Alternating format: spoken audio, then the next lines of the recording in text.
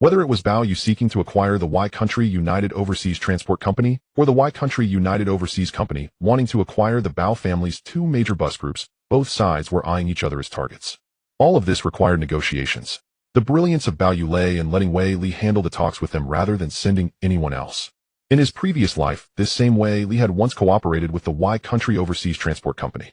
He had even hoped to acquire Zhonghua Bus, then resell it at a high price to the Y Country United Overseas Transport Company, but in the end he had lost to the Yin family. Now things were different. The Bao family's advantages were overwhelming. Not only had they swallowed the two major bus groups in Xinjiang, they also controlled the global shipping group held by the Bao father and son. This was the world's foremost commercial and civilian shipping giant. If this maritime titan were to deepen its cooperation with the land-based Y Country United Overseas Transport Company, it would be advantageous to both sides. Yet the first round of negotiations ended in a discordant agreement. David had no desire to let the Bao family acquire the Y Country Overseas Transport Company, while the baseline for Wei Li representing the Bao family was to acquire, or at least gain controlling shares in the Y Country United Overseas Transport Company. If talks fell below that bottom line, there was naturally nothing more to discuss. Being white himself, though an Australian white, Wei Li understood those people all too well, especially the arrogant Y Country whites. From what he knew, the Y Country United Overseas Transport Company would not easily abandon this merger opportunity. However, even as the current figurehead, David could not make the decision alone. He wanted to confer with other shareholders and senior executives. Wei Li knew that during this period David was still vacationing in Australia with his family, so he was in no hurry. With the two sides unable to continue the talks, David still shook hands with Wei Li before taking his leave. Wei Li sat there for a while, then put on his sunglasses. Before leaving, he learned that David had already settled the bill. Wei Li took a car back to the beach once more and saw his wife and children still playing by the sea. "Sir, you finished your business so quickly?" His wife came over to ask. "My dear, this is only the beginning. During this period you can enjoy a proper holiday here in Australia. Think of it as easing that homesickness we've carried for so many years." In truth, Wei Li knew that he had left Australia at 19 to develop in Nanyang and Malaya, and he felt little genuine attachment to this land. The headquarters of the Y Country United Overseas Transport Company was in London, with regional branches scattered across various foreign countries, including one here in Australia. After meeting Wei Li, David had not expected that young Master Bao's appetite would be so enormous that he would actually seek to acquire the Y Country Overseas Transport Company. In fact, David understood well that Bao Xiao now held a tremendous advantage. Beyond having just swallowed the two highly valuable bus groups in Xinjiang, the key point was exactly as Wei Li had said: the Bao father and son's global shipping group had already become the largest commercial shipping group in the world. If this maritime group and the land-based Y Country United Overseas Transport Company were to cooperate, then once efficiency, resources, and various other integrated advantages were merged, the result would be fundamentally different. For both companies it would be immensely beneficial. However, the scale of the Bao family's global shipping group was simply too vast. He had never before contemplated such a possibility. David stood there gazing out of the window. This time he had flown from London to Sydney, Australia, not only for a vacation, but also to inspect the Y Country Overseas Transport Company's development in Australia. He had simply not expected Wei Li to contact him claiming there was something of great importance to discuss, so he had agreed to the meeting. Although the encounter had ended with both parties parting on unpleasant terms, David knew this was a rare opportunity. Back in 1973, even with the intervention of the Xinjiang governor's office, the Y Country United Overseas Transport Company had failed to swallow those two Xinjiang bus groups. In contrast, the Bao family had taken less than a week to devour them. David looked out the window, then sat down again. If he were to outright reject cooperation with the Bao family, there would be no need to continue any further discussions with Wei Li. Yet David felt this was a tremendous opportunity, one he was reluctant to abandon. Beyond the Bao family's current advantages, as Wei Li had said, once the Bao family held controlling shares in those two Xinjiang bus groups, they would never confine their market to Xinjiang alone, they would inevitably step beyond it. It was entirely possible that they would later enter the Australian market as well. In that case, the Y Country Overseas United Transport Company might instead become their competitor. Apart from Y Country itself, the Y Country United Overseas Transport Company had in fact penetrated many colonial markets. Perhaps with the exception of Canada, they held a presence in almost all other territories. From the conversation with Wei Li just now, David learned that besides the Bao family's close cooperation with Huifeng Bank, Bao Yu had already acquired the Y Country Rediffusion Company's Hong Kong television station Rediffusion Television, thereby freeing Rediffusion from its bottomless hemorrhaging of funds. On the contrary, after being acquired by Bao Yu and renamed Global Television, the Hong Kong station had already become the largest television network in Xinjiang and was now moving toward profitability. From this alone, David knew that the so-called heir of the shipping king whom he had never met was anything but simple. Sydney lay in the Eastern Time Zone, London in the Central Time Zone. Sydney was 10 hours ahead of London. This so-called 10-hour time difference meant that when it was evening in Sydney, it was still afternoon in London. That night, David personally stayed late in the office of the Y Country United Overseas Transport Company's Australian headquarters in Sydney and called the London headquarters via international long distance, asking the key executives and shareholders to come to Sydney to meet him. At a five-star hotel in Sydney, at 10 o'clock in the evening, Wei Li knew that it was around 8 at night in Xiangjiang, with a time difference of 2 hours. In the study of the hotel's luxurious suite, Wei Li personally dialed the number of the Bao family study, where Bao Yu was. At that moment, Bao Yu was soaking in the bath. Daisy went to answer the call and learned it was Mr. Wei Li. "Young master, it's a call from Mr. Wei Li." Hearing this, Bao Yu did not even finish his bath. He rose in haste, wrapped himself in a bathrobe, and went over to pick up the landline handset. Just as Daisy was about to speak, she hurried to drape the bathrobe over his shoulders. "Bao Yu," said Wei Li, "it's me." "Boss, I hope I'm not disturbing you," came Wei Li's voice. Wei Li had assumed that Bao Yu had already finished dinner and his bath. "Not at all," Bao Yu replied. "Boss, earlier this morning, I already met on your behalf and on behalf of Global Investment Company with Mr. David, the current head of the Y Country United Overseas Transport Company, and discussed our intention to acquire or merge with them. However, David was extremely resistant at first," Wei Li reported. So Wei Li laid out the situation. This unfolded exactly as Bao Yu had anticipated. "Boss, given the Bao family's advantages in capital and maritime shipping, I don't believe David will give up this chance of a merger. I will take my time and negotiate patiently with him and return to Xiangjiang once the matter is settled." Bao Yu had already entrusted this matter to Wei Li. In the meantime, the most important task with Hutchison Whampoa was to send senior managers north to conduct on-site inspections, a responsibility handled by Xia Boyan and Wei Bide. Since Wei Li had handed that task to them, he could devote himself fully to this negotiation.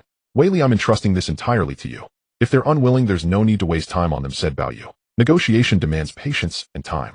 After people in Xiangjiang discovered that Wei Li had acquired Zhonghua Bus on behalf of Bao Yu, they no longer saw any sign of the counterpart. They assumed he had taken the senior executives of Hutchison Whampoa back to the mainland for investigation. Yet neither the mainland authorities nor the newspapers in Xiangjiang carried any news on this matter. Instead, reports stated that Xia Boyan and Wei Bide had respectively led senior executives to the mainland for inspection. At that time, while vacationing with his family in Australia, Wei Li was simultaneously making contact with senior executives from the United Kingdom Joint Overseas Transport Company. After David, the senior management, and the major shareholders of the United Kingdom Joint Overseas Transport Company held talks, they concluded that cooperating with the Bao family in this area would in fact be advantageous to their company. It was precisely by relying on the Bao family's current monopoly over the Xiangjiang Bus Group's operations, as well as the father and son's dominance in global shipping, that such talks became possible. Afterwards, Wei Li, David, and the others held many more secret negotiations. The discussions included the Bao family acquiring a controlling stake in the UK Overseas Transport Company, with Bao Yu assuming the position of the new chairman. In addition, the headquarters of the United Kingdom Joint Overseas Transport Company would be relocated from London to Xiangjiang. Clearly, these terms imposed numerous constraints. Few companies would choose to move their headquarters from London to Xiangjiang. More often, it was Xiangjiang companies relocating to London. There were also many other conditions, large and small. The two sides kept negotiating. Once Wei Li became involved, it was apparent that the probability of success had risen considerably. On Friday, October 20th, 1978, at 5 in the afternoon at Xiangjiang's Kai Tak International Airport, Wei Li and his family concluded their half-month vacation in Australia and flew back to Xiangjiang. After leaving Kai Tak International Airport, Wei Li's wife and children returned first to the mid-levels villa on Taiping Mountain, while Wei Li took a car toward the Hillside Villa at Deepwater Bay. At the Hillside Villa in Deepwater Bay, the Bao family residence, Wei Li stepped out of the car and had just entered the villa. Bao Yu and his father Bao Yugong had already finished work and were about to have dinner when they saw that Wei Li had arrived. "Boss, I'm back," Wei Li said. He already knew that Bao Yu was aware of his return that day. "Wei Li, you've come at the right time. Join us for dinner first," Bao Yu invited. Though he had eaten on the plane and was not really hungry, Wei Li accepted the invitation and shared dinner with the Bao family. Afterwards, they went upstairs to the study. Once Bao Yu closed the study door, Wei Li said, "Boss, after no fewer than 10 rounds of negotiations with the United Kingdom Joint Overseas Transport Company, their leader, Mr. David, has agreed to merge with our bus group. However, they still wish to fly to Xiangjiang and meet you in person. Tomorrow morning, we will meet them at the Global Investment Center building, and if they consent, we will sign that merger contract." "Wei Li, whether it succeeds or not, you have worked hard this time," Bao Yu acknowledged. Although Wei Li and his wife had brought their children back to Australia for vacation, he had devoted most of his time to these negotiations. From this alone, Wei Li's capability was undeniable, though unfortunately there were few who could truly harness someone like him. "Boss, in the final analysis, it is the Bao family that holds the greater advantage. They are hoping to hitch a ride on the Bao family's express train," he added. He was referring precisely to the Bao family global shipping group. On this point, Bao Yu had long surmised as much, otherwise those white executives would never have agreed to such a merger. After the two sides had finished discussing matters, Wei Li left first. Daisy escorted him downstairs. Wei Li did not drive back to the Taiping Mountain Villa, but instead returned to the Hutchison building to handle company affairs. Bao Yu stood on the study balcony, gazing into the distance. Sometime earlier, Li Jiaqing and his wife, along with members of the Zhuang family, had returned to their hometown of Chaozhou after many years to visit relatives and pay respects to their ancestors, an event that caused quite a stir. However, knowing Li Jiaqing's character, he was unlikely to invest in his hometown lightly. For Li Jiaqing, this trip allowed him to witness the current development of his hometown. In reality, Chaozhou's GDP remained modest, yet its private sector thrived, especially in import and export trade. In fact, in Bao Yu's previous life, it was precisely owing to such conditions that Chaozhou became one of the earliest export-oriented special zones, followed later by economic special zones, such as Pengqing. Li Jiaqing was well aware of the situation in his hometown. On this visit, beyond seeing relatives and honoring ancestors, he also donated a sum of money to his hometown. For some time, Li Jiaqing's hillside villa in Deepwater Bay had remained dark. Only upon the couple's return did its lights come on again. Bao Yu withdrew his gaze and saw his father coming down from upstairs. "Dad, I have something to discuss with you," he said. "Go ahead," replied Bao Yu Gong. Bao Yu continued, "In recent days, apart from Wei Li returning to Australia for vacation, his main task has been to represent me and our two major bus groups in negotiations with the United Kingdom Joint Overseas Transport Company regarding an acquisition." The United Kingdom Joint Overseas Transport Company. Of course, Bao Yu Gong knew of it. It had once been considered a giant in international transport, though focused mainly on colonial markets. Despite covering many countries, its scale was not as large as people imagined. He had not expected that Bao Yu had already set his sights on this company. In truth, they have taken a fancy to the maritime advantages of our Bao family global shipping group. After Wei Li's negotiations, the deal is essentially in place, Bao Yu said. "Bob, then what are you proposing?" his father asked. "We will have the Bao family hold a controlling stake in this multinational company. Besides my serving as chairman, its headquarters will be moved from London to Xiangjiang," Bao Yu replied. "In other words, if we develop the United Kingdom Joint Overseas Transport Company, well, we will be able to control transnational land transport, and combined with our advantages in maritime port transport, our business volume and resources will taken together give us far greater overall strength." At this moment, Bao Yu Gong looked at Bao Yu with a hint of shock. His own global shipping group was the fruit of decades of struggle. He had not imagined that Bao Yu was already laying out such a far-reaching plan. It meant that apart from aviation, both land and sea would bear the Bao family's business imprint. Most crucially, it was now Bao Yu who represented the Bao family in navigating the Xiangjiang market. After finishing his talk with his father, Bao Yu rested for the night. Early the next morning, he rose and had breakfast together with his grandfather and parents. Bao Yu had matters to attend to that day. Besides meeting representatives of the United Kingdom Joint Overseas Transport Company, he did not plan to return for dinner that evening. Knowing that Bao Yu had important discussions ahead, Bao Yu Gong let him depart. Bao Yu got into the car, and Chen Zhihao drove away toward the Global Investment Center building. In fact, David and the senior executives of the UK Overseas Transport Company had already arrived in Xiangjiang several days earlier. They had inspected the Kowloon bus and Zhonghua bus operations, noted the city's prosperity and the volume of bus business, and had also seen the Bao family's freight ships and tankers plying Victoria Harbor. In the morning after breakfast at their hotel, they took a car to the Global Investment Center building, gazing up at the more than 20-story tower before them. Though not the tallest in Xiangjiang, it was already among the most advanced modern office buildings. They were quietly impressed. Dressed in suits, David and the other white executives stepped out of the car and stood for a moment studying the building. When they spotted a familiar figure approaching, Wei Li, the executive president and general manager of Hutchison Whampoa, accompanied by a young Chinese woman, he personally greeted them and led them to the elevators to go upstairs. Global Investment Center building, 21st floor, Bao Yu's office, 8:30 a.m. Bao Yu, Mai Lizi, Nan Shi Zhao, Xiuzhen Chao Jiming, along with Wei Li and Lin Gaoyan, had a discussion for half an hour. Half an hour later, 9:00 a.m. A group of executives and shareholders from Y Countries United Overseas Transport led by David had arrived downstairs, where they were personally greeted by Wei Li and Zhao Xiuzhen. Now David and the others were taking the elevator up, first arriving at the conference room on the 21st floor. Zhao Xiuzhen brought in tea and coffee to welcome them. David looked out of the window in the conference room. After a while, Zhao Xiuzhen returned to Bao Yu's office. "Boss, Mr. Wei Li has brought Mr. David and his party to the conference room." "Then let's meet this Mr. David." Bao Yu stepped out of the office, called for Mai Lizi, and went to the conference room, where he found Wei Li speaking with several well-dressed Western men. At first glance, Bao Yu could tell that these were very typical Anglo-Saxons. Most of them were tall, had slightly hooked noses, and their hair was either golden or light brown with relatively fair skin. Many of the white executives beside Bao Yu, such as Mai Lizi, Ma Shimin, and Li Chashin, were typical Anglo-Saxons. When David saw a young Chinese man in a suit and a middle-aged white man enter, he already knew that one of them was Bao Yu, the legitimate son of the shipping king and the current boss of Global Investment Company, while the other was Mr. Mai Lizi, the vice general manager of Global Investment Company. Hello Bao Xiao. David directly extended his hand to greet Bao Yu. The current Bao Yu is not only the younger version of the shipping king, he had also developed a different aura of authority due to his accomplishments. Boss, this is Mr. David, the chairman of Y Countries United Overseas Transport Company.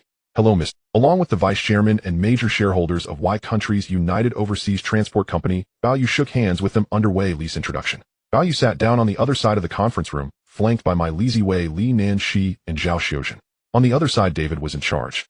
As David and the others took their seats, he realized at first glance that this Bao Xiao would not be easy to deal with.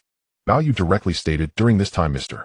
Wei Li has represented me and Global Investment Company and has had extensive discussions with your company, which are nearing conclusion. My bottom line is that the chairman of Y Countries United Overseas Transport Company must be me, while Global Investment Company must hold a controlling stake in this company, and the headquarters will also be relocated from London to Shanjiang. In fact, Wei Li has already negotiated these points with David and the others at least 10 times, and they had tentatively agreed. However, David still wanted to meet Bao Yu before proceeding further. Bao Xiao, what you just mentioned, Mr. Wei Li has indeed discussed it with us. In terms of overall scale, our Y Countries United Overseas Company is still larger than the two bus groups in Shanjiang. Hearing David about to express his opinions, Bao Yu directly replied, regarding these matters, Wei Li has already discussed them with you. What I want to say is that on the surface, Y Countries United Overseas Transport Company is spread across former Y Country colonial markets, but in those markets, it is not monopolistic. I have also carefully examined your company's scale and revenue, and many times it is still in a state of loss. On the contrary, the two bus groups in Shanjiang completely monopolize the bus routes in Shanjiang and are profitable. Moreover, due to the valuable properties accumulated over the years, they are also worth a lot. Furthermore, if your company is unwilling to merge or restructure, then the two bus groups I control in Shanjiang will also expand beyond Shanjiang, leveraging the resources of Global Investment Company. At that time, they will not lose to your company, although it may take more time. David wanted to say something more, but Bao Yu continued, in addition, our company has advantages that are different from yours. Firstly, Chung Kong Holdings, before being controlled by Huifeng Bank, had Mr. Chi Dezun ensure that Chung Kong International's ports were spread across the globe. Back then, Chung Kong International's chairman Mr. Chi Dezun also considered the future market of Shanjiang, which is why he worked hard to expand the overseas market, leading to the acquisition of many ports abroad. These ports are spread across Southeast Asia, Australia, the Americas, and even Africa. In fact, this is one of Bao Yu's greatest advantages. Secondly, my father's global shipping industry is also spread across the globe. With the ports I control and those controlled by my father's global shipping group, we have effectively tapped into this market in ocean ports. Time is of the essence, and efficiency equals money.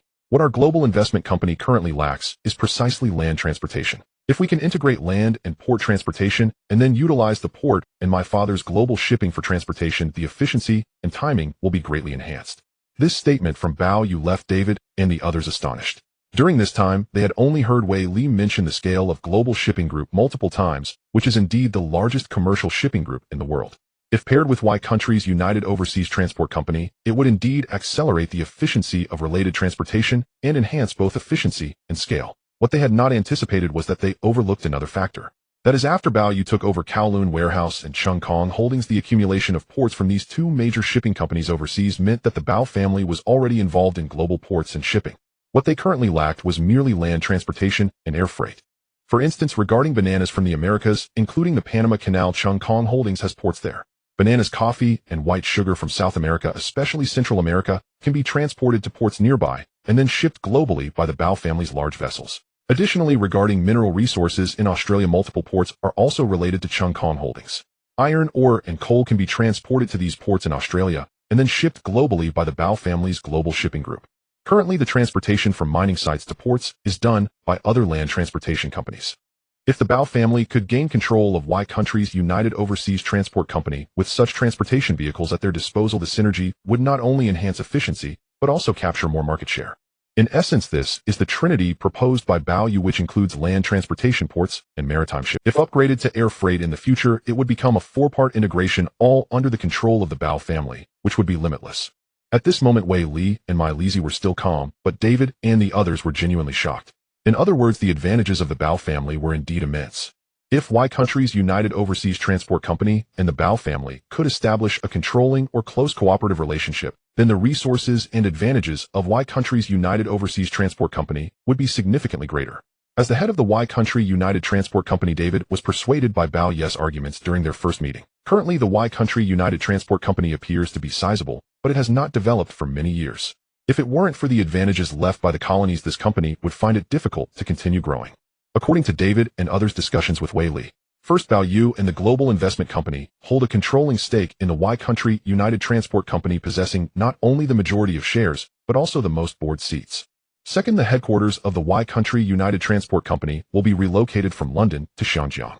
Third, David will serve as the general manager of the Y Country United Transport Company. Fourth, Xianjiang Zhonghua Bus and Xianjiang Kowloon Bus will merge into the Y Country United Overseas Transport Company, with assets needing evaluation by a third party. Fifth, the 3 listed companies involved will suspend trading and then restructure, after which they will relist under the name of the Y Country United Transport Company in Xianjiang. Sixth, the new Y Country United Transport Company will gradually cooperate with Hutchison Whampoa regarding ports, Global Shipping Group, and Asian Shipping Group. Seventh, the new Y Country United Transport Company will retain bus routes from various countries and regions while focusing on developing the land transport industry. Bao Yu, Li Siwei Li and David and others ultimately came to an agreement. Both parties signed their names on the cooperation agreement. However, David still needs to fly back to London. By next Monday, after the 3 companies suspend trading, they will jointly announce this news. Bao Yu, Li Si and Wei Li shook hands with David and others, while Zhao Xiuzhan represented Bao Yu in seeing them off. David and others took the elevator down. Bao Yu, Li Si and Wei Li returned to his office. The 3 of them talked for a while. Bao Yu and Nan Shi then. At 10:30 p.m. at the Deepwater Bay Villa, Bao Yu returned to the living room and saw his dad and mom still waiting for him. However, Grandpa should have already gone to rest. Dad, Mom, I'm back. Dad, I'm going to take a shower first. Oh, I have something very important to discuss with you later. Bao Yu went up to take a shower, and when he came out, Bao Yu Gang was already waiting in the study. Bob, what's the matter? Dad, didn't I tell you yesterday? I sent Wei Li to Australia to discuss with Mr. David, the head of the Y Country United Overseas Transport Company, for a long time. This morning, I basically reached an agreement with their chairman, David. Reached an agreement. Bao Yu Gang couldn't quite believe it. So fast. Dad, if it were just the 2 bus groups in Xianjiang, they wouldn't be willing.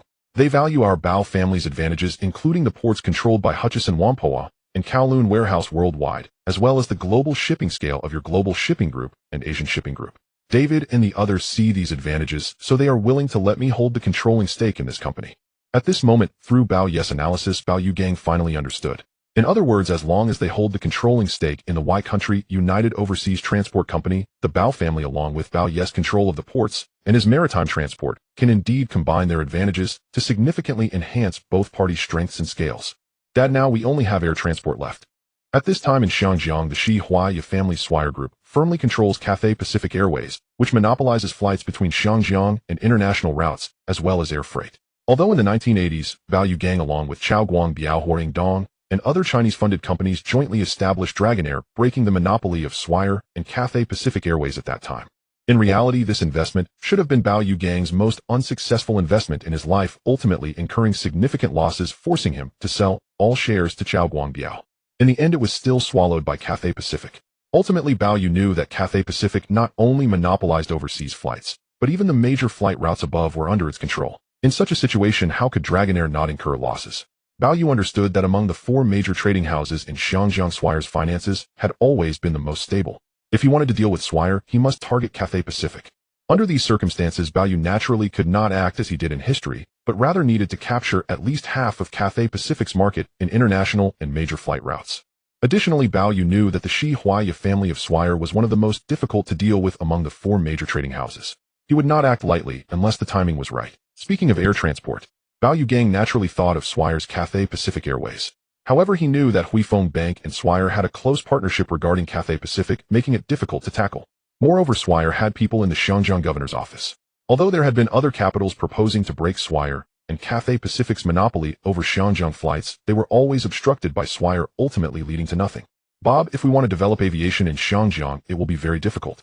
Dad, of course I know that if we are to take action, it must be in a way that leaves Swire without the capacity to resist. Otherwise, if we want to develop air transport, Swire will not give us the opportunity. Bao Yu Gang smiled. He knew his son was clear-headed. After discussing this matter, Bao Yu Gang was even more satisfied. Now his global shipping was a shipping enterprise spanning the globe, and with his son soon to control the Y Country United Overseas Transport Company, which almost covered the former Y Country colonies, it could be said to monopolize many global land transport routes. Under the combination of both, the advantage of the Bao family in the transport industry has undoubtedly increased. Bao Yu Gang was still in the study. Bao Yu returned to his study and finished reading the evening newspaper. After resting for a night, the next morning he did not go out, but stayed home to accompany his mom and grandpa. At 4 p.m., a Mercedes-Benz car arrived at the entrance of the Deepwater Bay Villa, and the person getting out of the car was Huang Yaonan. It was Huang Yaonan's first time visiting the Bao family. Previously, he mainly interacted with Wei Li, and that morning he suddenly received a call from Zhao Xiuzhen's secretary asking him to come at 4 p.m. to meet the boss. Huang Yaonan rang the doorbell, and Daisy took him inside. In addition to meeting his boss Bao Yu, Huang Yaonan also met Bao Yu Gang and his wife, as well as Bao Xiaolong. After greeting each other, Daisy brewed a cup of coffee for Huang Yaonan. After more than 10 minutes, Ding Zhao Jian also arrived. He came by car with his own private driver. Boss, the Bao family has arrived. As the car door opened, Deng Zhaojian, dressed in a suit, looked at the luxurious Bao family villa in Deepwater Bay. The dedicated driver went to ring the doorbell. Daisy took the two of them inside. In addition to seeing Bao Yu and Huang Yaonan, and Deng Zhaojian also met Bao Chuan Wang and Bao Xiaolong. Yaonan, general manager Deng, let's talk in the study. The two went up to Bao Yes study. Yaonan, how is your control over Zhonghua Bus now? Boss, with Chun Reason's assistance, the Yin family has completely withdrawn from Zhonghua Bus. Give me another 6 months, and I believe Zhonghua Bus will definitely have a transformation. With Chun Reason's assistance, Huang Yaonan has fired or eliminated some executives who were previously promoted by the Huang family, and now some have gradually returned. Bao Yu nodded. As for Deng Zhaojian, he was already the chairman of Kowloon Bus, and was now just serving as general manager, which actually did not change much. The reason I called you here is related to the Y Country United Overseas Transport Company. Y Country United Overseas Transport Company. Deng Zhaojian's expression changed several times, and Huang Yaonan was also aware of this British company. In 1973, this British company tried to swallow or invest in the two bus groups in Xinjiang through the Xinjiang governor's office, but faced opposition from both bus groups. Ultimately, the Y Country United Transport Company was unable to enter the Xinjiang market. In 1973, a British capital was still very strong, while Chinese capital had not yet risen. At that time, the Kowloon Bus Group, led by Deng Zhaojian, and the China Bus Group, headed by Yin Qingquan, were both publicly listed companies under Chinese capital and part of the public utilities sector in Hong Kong. The Hong Kong Traffic Advisory Committee under the governor's office believed that the service levels of the two bus groups were not high, and thus suggested to the governor's office to let the Y Country United Overseas Transport Company collaborate with the two British companies in Hong Kong to jointly take over the two bus groups, or else the contracts would not be renewed after they expired in 1975. There were actually several issues at play. Aside from the early 1970s, when British capital was still very strong, Chinese capital had not started its real rise. At that time, the two bus groups were already being eyed by the Y Country United Overseas Transport Company. Now, at the end of the 1970s, the Chinese capital had risen, while British capital was starting to decline, including the Bao's successive acquisitions and takeovers of several British firms. What the two did not expect was that Bao Yu had already reached an agreement with the Y Country United Overseas Transport Company. Boss, could there be a trick in this? I've heard those white people are quite cunning, Huang Yaonan said directly. Back then, although he was a major shareholder of the China Bus, it was Yin Qingquan who managed it, and he understood why Yin opposed the acquisition or share exchange of the two bus groups by the Y Country United Overseas Transport Company. Yaonan, no matter how cunning they are, what can they do?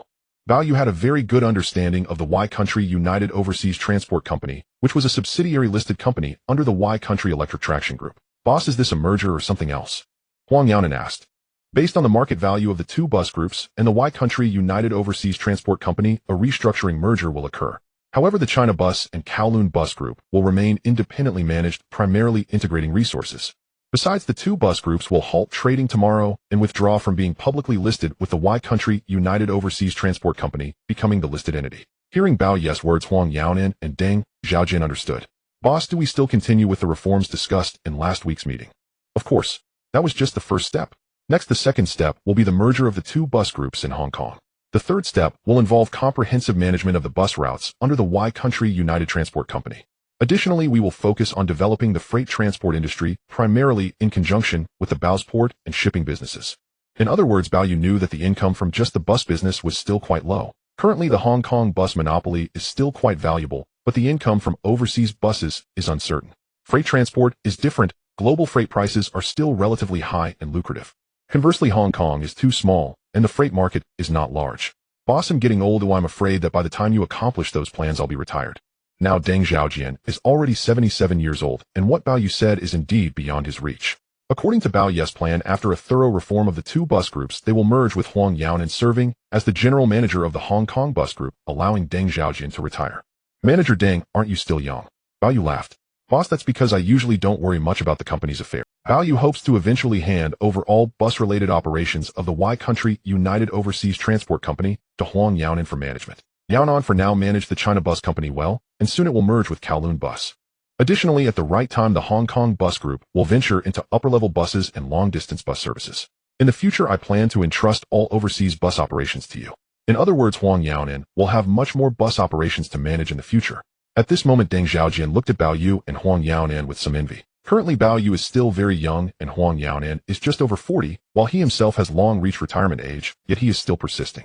According to Bao Yu's planning and development, the future bus business alone is unimaginable in scale. Bao Yu talked with the two for over an hour. At this point, it was already past 6 in the evening. Dinner at the Bao family was ready. After dinner, Bao Yu Gang, Bao Xiaolong, Deng Xiaojian, and Huang Yaonan gathered together. The two of them left by car. Rest for a night. The date is now October 23, 1978. It's a Monday. Early in the morning, Bao Yu had breakfast early with his parents and grandfather before wearing a suit and taking a car back to the Global Investment Center building. On the 21st floor, when Bao Yu arrived, Zhao Xiuzhen was already there. At 9 in the morning, the Hong Kong Securities Supervisory Office suddenly announced the suspension of trading for the two major bus groups in Hong Kong. At 9:30 in the morning, the four major exchanges in Hong Kong were operating normally, while the China Bus and Kowloon Bus were both suspended from trading. This news caught the attention of many investors. Last week, Bao Yu had already acquired and gained control over these two bus groups, and even if trading were to resume, the stock prices had already begun to fall. Unexpectedly, this Monday, trading was suspended again. Some investors thought the Bao family would completely privatize these two bus groups. However, they felt it was unlikely. At 11 in the morning, in the conference room of the Global Investment Center building. At this time, many journalists had already arrived, all from major mainstream media outlets in Hong Kong, as well as reporters from the two major radio stations and television stations, even representatives of overseas reporters based in Hong Kong. On the other hand, representatives from Global Investment Company, including my Lizi Nancy Zhao Xiuzhen, and the general managers of China Bus and Kowloon Bus, Huang Yaonan and Deng Xiaojian, attended this press conference. Also present were representatives from the Y Country Electric Traction Company and the chairman of the Y Country United Overseas Transport Company, David, along with several shareholders and senior executives for this press conference. This press conference was hosted by my Lizi. At the press conference, my Lizi looked at the journalists present, first introducing the responsible persons and representatives from the Y Country Electric Traction Company and the Y Country United Overseas Transport Company. My Lizi continued. This press conference is to announce the significant news of the merger and restructuring of the two major bus groups in Hong Kong with the Y Country United Overseas Transport Company. With the consent of Mr. Bao Yu, the chairman of the two major bus groups in Hong Kong, and after multiple secret negotiations with the Y Country United Overseas Transport Company under the Y Country Electric Traction Company, both parties have unanimously agreed to this merger and restructuring. First, starting today, the two major bus groups in Hong Kong will cancel their public trading and suspend their listings on the four major exchanges in Hong Kong. Second, all stocks held by investors in the two bus groups will be exchanged for new stocks of the Y Country United Overseas Transport Company. Third, the Y Country United Overseas Transport Company will replace the two major bus groups in Hong Kong for public listing. Fourth, the headquarters of the Y Country United Overseas Transport Company will be relocated from London to Hong Kong. Fifth, the branches of the Y Country United Overseas Transport Company in various countries and the two major bus groups in Hong Kong will continue to operate independently. Sixth, the new chairman of the Y Country United Overseas Transport Company will be Mr. Bao Yu, with Mr. David as the general manager, and the board seats will consist of 5 from the Bao family and 3 from the Y Country Electric Traction Company. Seventh, in addition to integrating the bus operations under its umbrella, the Y Country United Transport Company will focus on developing freight operations, including integrating the Bao's global port and shipping businesses. Eighth, after the Global Investment Company and the Y Country Electric Traction Company hire a third-party financial firm to confirm the asset evaluation of both parties, the new Y Country United Transport Company will be relisted in Hong Kong, which may take about 3 months. My Lizi detailed each point, leaving the reporters below in shock. What the reporters did not expect was that besides just swallowing the two major bus groups in Hong Kong, Bao Xiao was now also poised to take over the Y Country United Overseas Transport Company, based on the foundation of these two bus groups. The press conference held by the Bao family Global Investment Company and the UK Electric Traction Company lasted from 11:30 a.m. to 1:30 p.m. During this time, apart from Mr. Molly C. hosting, representatives from David and the Y Country's Electric Traction Company also expressed their opinions, all of whom agreed and acknowledged the merger of Bao family's two major bus groups in Hong Kong and Y Country's Overseas Transport Company. In particular, they believe that Bao family's Kowloon warehouse and Hutchison Whampoa involved in ports globally, combined with Bao family's Global Shipping Group and Asian Shipping Group's engagement in the shipping industry, would significantly benefit all parties by integrating land freight, port, and maritime resources. After the press conference concluded, journalists present continuously posed questions to Mr. Ma Lixi, Huang Yaonan, and Deng Xiaojian, and also interviewed David and others. Among them was a question regarding why the Y country's United Overseas Transport Company failed to acquire or invest in the two major bus groups in Hong Kong back in 1973, while now it has succeeded. At that time it was British capital in charge, but now it is Bao family's Chinese capital in control. At 2 p.m. reporters from major newspapers in Hong Kong hurried back to their offices to write their articles as they needed to publish this major news in tonight's evening papers. During this press conference, Bao Yu did not personally attend. He was in his office, and upon seeing Mr. Ma Lixi and Zhao Xiuzhen arrive, he realized the press conference had already ended. Dressed in a suit and wearing glasses, Li Jiacheng sat in his dedicated Mercedes-Benz vehicle, leaving the North Point Changjiang Center in Hong Kong and heading back to his villa in Deepwater Bay. On the way, he kept his feet crossed while reading the newspaper. Last week, before he and his wife and the Zhuang family visited their hometown for the first time to pay respects to their ancestors, he had learned that Bao Yu had just returned from Yanjing and immediately moved to acquire China Bus from Yin Chengkuan. Before Li Jiacheng left for his hometown, he had already known that Yin Chengkuan would likely lose control of China Bus. Indeed, upon returning to Hong Kong, he found that Bao Yu had successfully swallowed China Bus, forcing his fellow townsman Yin Chengkuan to exit. What surprised Li Jiacheng and his wife was that Bao Yu not only successfully acquired China Bus, but also took over Kowloon Bus as well. From their perspective, it was already impressive for Bao Yu to take over China Bus. They had not expected him to acquire Kowloon Bus simultaneously. Li Jiacheng envied Bao Yu Gang and his son as they could monopolize Hong Kong's bus routes and obtain a continuous cash flow, while also knowing that the cheap land accumulated by these two bus groups over the years had now turned into prime real estate. Just as he had guessed, Bao Yu, in controlling the two bus groups, not only implemented sweeping reforms, but also partnered with Kowloon Warehouse Real Estate Company and Hutchison Real Estate Company to jointly develop the land parcels with China Bus and Kowloon Bus. While Li Jiacheng kept his feet crossed reading the newspaper, he was deep in thought. At that moment, the car's radio broadcasted a news report. Our reporter Wang Huiying attended the press conference hosted by the Global Investment Company and the Y Country's Electric Traction Company at the Global Investment Center building. During the press conference, Mr. Ma Lixi, the general manager of Global Investment Company, announced the restructuring merger with Y Country's United Overseas Transport Company. The host was speaking at that moment. Li Jiacheng was taken aback as he did not expect Bao Yu to have such significant moves after acquiring the two major bus groups in Hong Kong. In other words, compared to the acquisition of the two major bus groups in Hong Kong, this news of the restructuring merger with Y Country's United Overseas Transport Company was what truly surprised Li Jiacheng. To him, this seemed somewhat reminiscent of Bao Yu's initial takeover of Hutchison Whampoa. This time, Bao Yu was using the two major bus groups to swallow the Hong Kong United Overseas Transport Company. At this moment, Li Jiacheng, wearing glasses, appeared somewhat uneasy. However, the dedicated driver, while focused on driving, did not notice the change in Li Jiacheng's expression. At 6 p.m., the dedicated driver pulled over. Mr. Li, we've arrived. The car door opened. Li Jiacheng got out of the car and entered the living room on the first floor of the villa. He saw his wife, Zhuang Yuming, waiting while his younger son Li Zexie and his mother Zhuang Baiqin were watching television. Sir Zhuang Yuming handed over the suit that Li Jiacheng had taken off to a nearby maid who hung it up properly afterward. Sir, it seems there was significant news from the Bao family around noon. Zhuang Yuming handed the newspapers to Li Jiacheng to look at.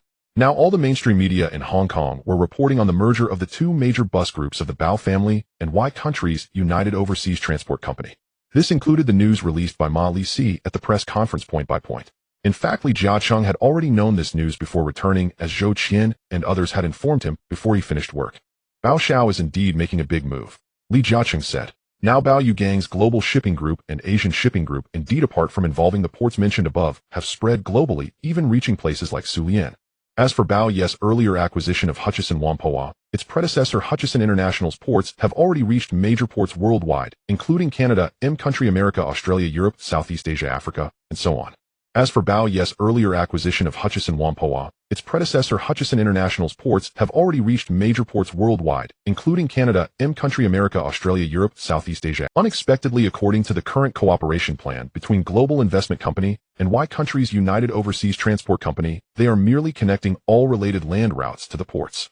Undoubtedly, this will further enhance transportation efficiency and scale. From the perspective of land, port, and maritime transport, the Bao family is indeed formidable. Currently, what makes Li Jiacheng most unhappy is that Bao Yu has taken away Hutchison Whampoa from him, which he had a very good chance of acquiring. If Shun Yin had entrusted Hutchison Whampoa to him back, then those ports would probably be in his hands now instead of being taken by the Bao family. Now both Li Jiacheng and his wife do not understand why Bao Yu, who had no fame in the past, has gained more and more renown since last year. Now with the acquisition of Y Country's United Overseas Transport Company, Li Jiaqing feels that even if Bao Yu relies solely on himself, his momentum has already built up. In contrast, his eldest son, who is merely 4 to 5 years younger than Bao Yu, is indeed unable to compare. Sir, I believe that relying solely on Bao Xiao, he probably hasn't considered such long-term implications. There should still be operations behind this by the Bao Shipping King and Mr. Mali C. Perhaps Li Jiaqing had already seen Bao Yu at Yinjing Lu, and he felt that this Bao Yu was definitely not as simple as imagined. While Li Jiaqing continued to read the newspaper, a maid came over and said, "Mr. Li, Mrs. Li, dinner is ready. You all go ahead and eat." Li Jiaqing said, not feeling particularly hungry. October 30th, 1978. Monday. Global Investment Center Building. Office on the 21st floor. Bao Yu returned to the company for work as usual. At this moment, Bao Yu was still standing by the window looking out. In the distance stood the Hong Kong Hilton Hotel, now shrouded in black cloth except for the exterior.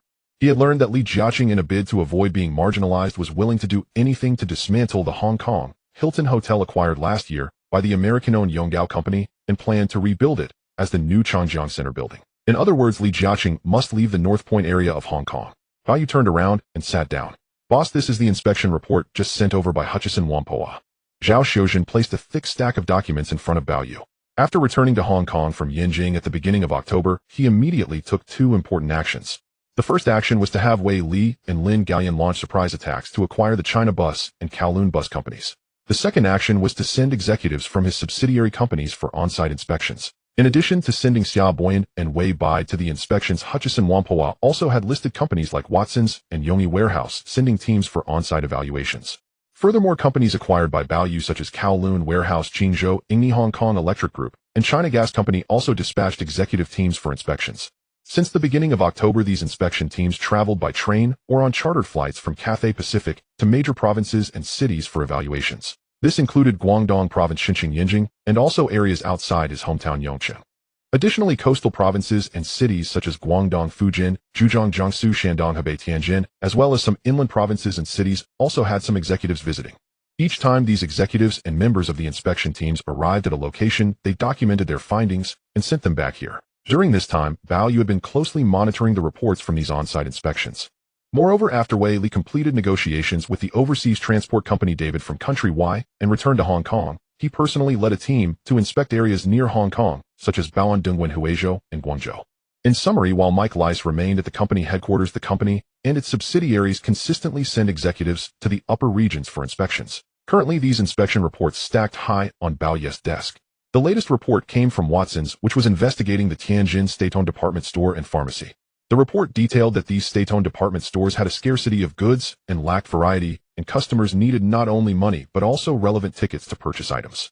Additionally, the members of the inspection team believed that the attitudes of the sales staff in these department stores were extremely poor, showing no respect for the local customers. From the insights of some executives, the sales staff at these department stores felt that the items were already limited, and it was up to the customers whether they wanted to buy or not.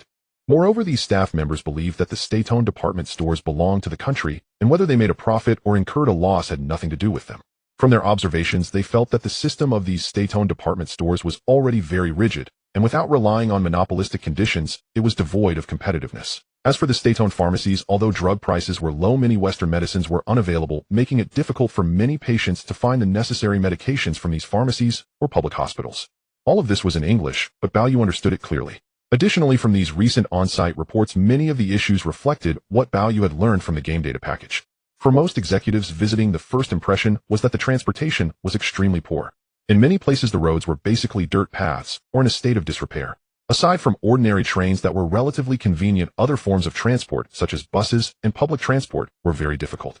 Outside of urban areas, transportation was nearly non-existent, and most travel relied on walking or cycling. Furthermore, there was a severe shortage of electricity. This was not only the first impression of executives from Hong Kong Electric Group, but also shared by executives from other companies. They discovered that while large cities had electricity outside of core areas, most places lacked power, and many city residents relied on kerosene lamps instead. Ultimately, it boiled down to a severe lack of electricity. In addition to poor transportation and electricity shortages, there was also a scarcity of goods and resources. These were the most direct findings from their inspection reports. From the summaries of many executives' inspection reports, it was clear they generally advised against investing in that area. They believed there were multiple reasons. Firstly, they believed the investment risk was quite high. This was due to their lack of confidence in the current system, and they felt that investing under such circumstances posed great risks. Secondly, they recognized that despite the large population in cities, there was a certain market. However, they felt that this market lacked any purchasing power primarily because the income of ordinary people was too low, fearing that products from global investment company and its subsidiaries would be unaffordable for consumers there. In conclusion, the executives who acknowledged the possibility of investing there were likely less than one-tenth.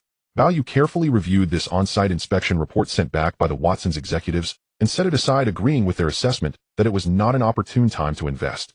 Zhao Xiaojin, you come from a background as an intern reporter and you've seen many of these inspection reports. Do you think this area is suitable for investment? Boss, well, just speak honestly.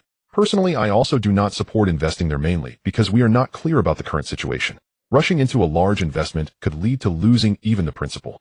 Zhao Xiaojin, who has a background in finance and has interned at the Hong Kong Economic Journal for a while, has been with Value for over a year and has gained considerable insight. She also believes that now is not the right time to invest in that area. At this moment, it seemed that Zhao Xiaojin and others viewed the situation there as similar to many impoverished and backward countries. Value nodded. It was evident that many people in this era still had limitations. Of course, those who advised against investment felt directly that the risks were too great. Zhao Xiaojin, I also heard that many Chinese merchants in Nanyang have begun inspecting and investing there. Do you think they are taking a high risk? Perhaps so.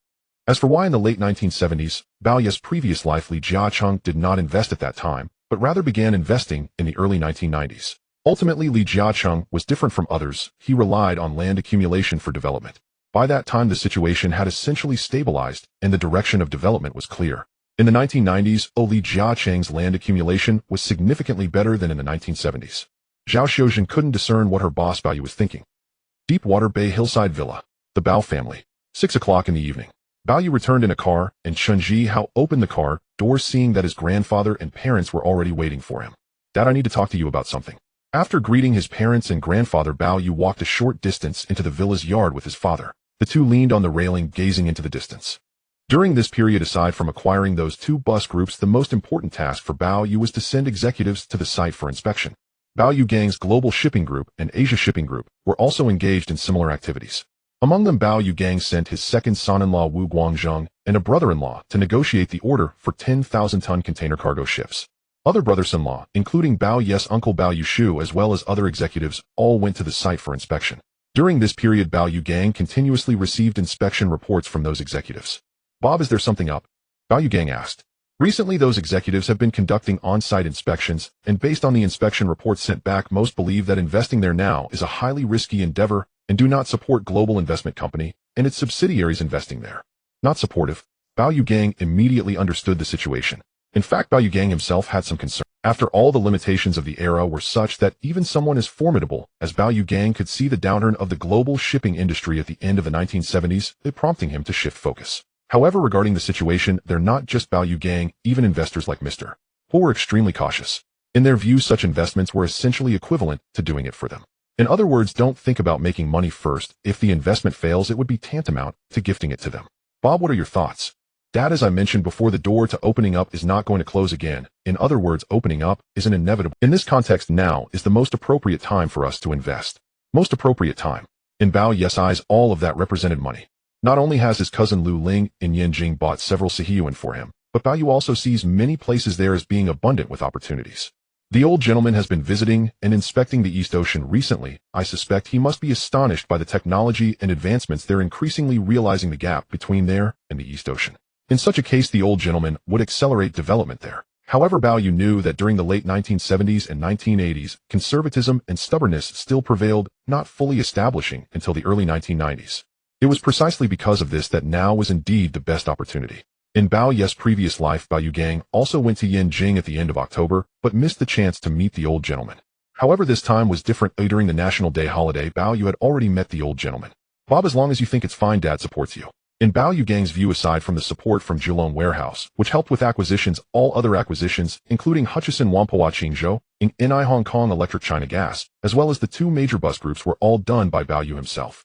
Even if Bao were to fail in his investment, he still had the Global Shipping Group. Thank you, Dad, for your support and trust. Bao and his father Bao Gang had reached an agreement.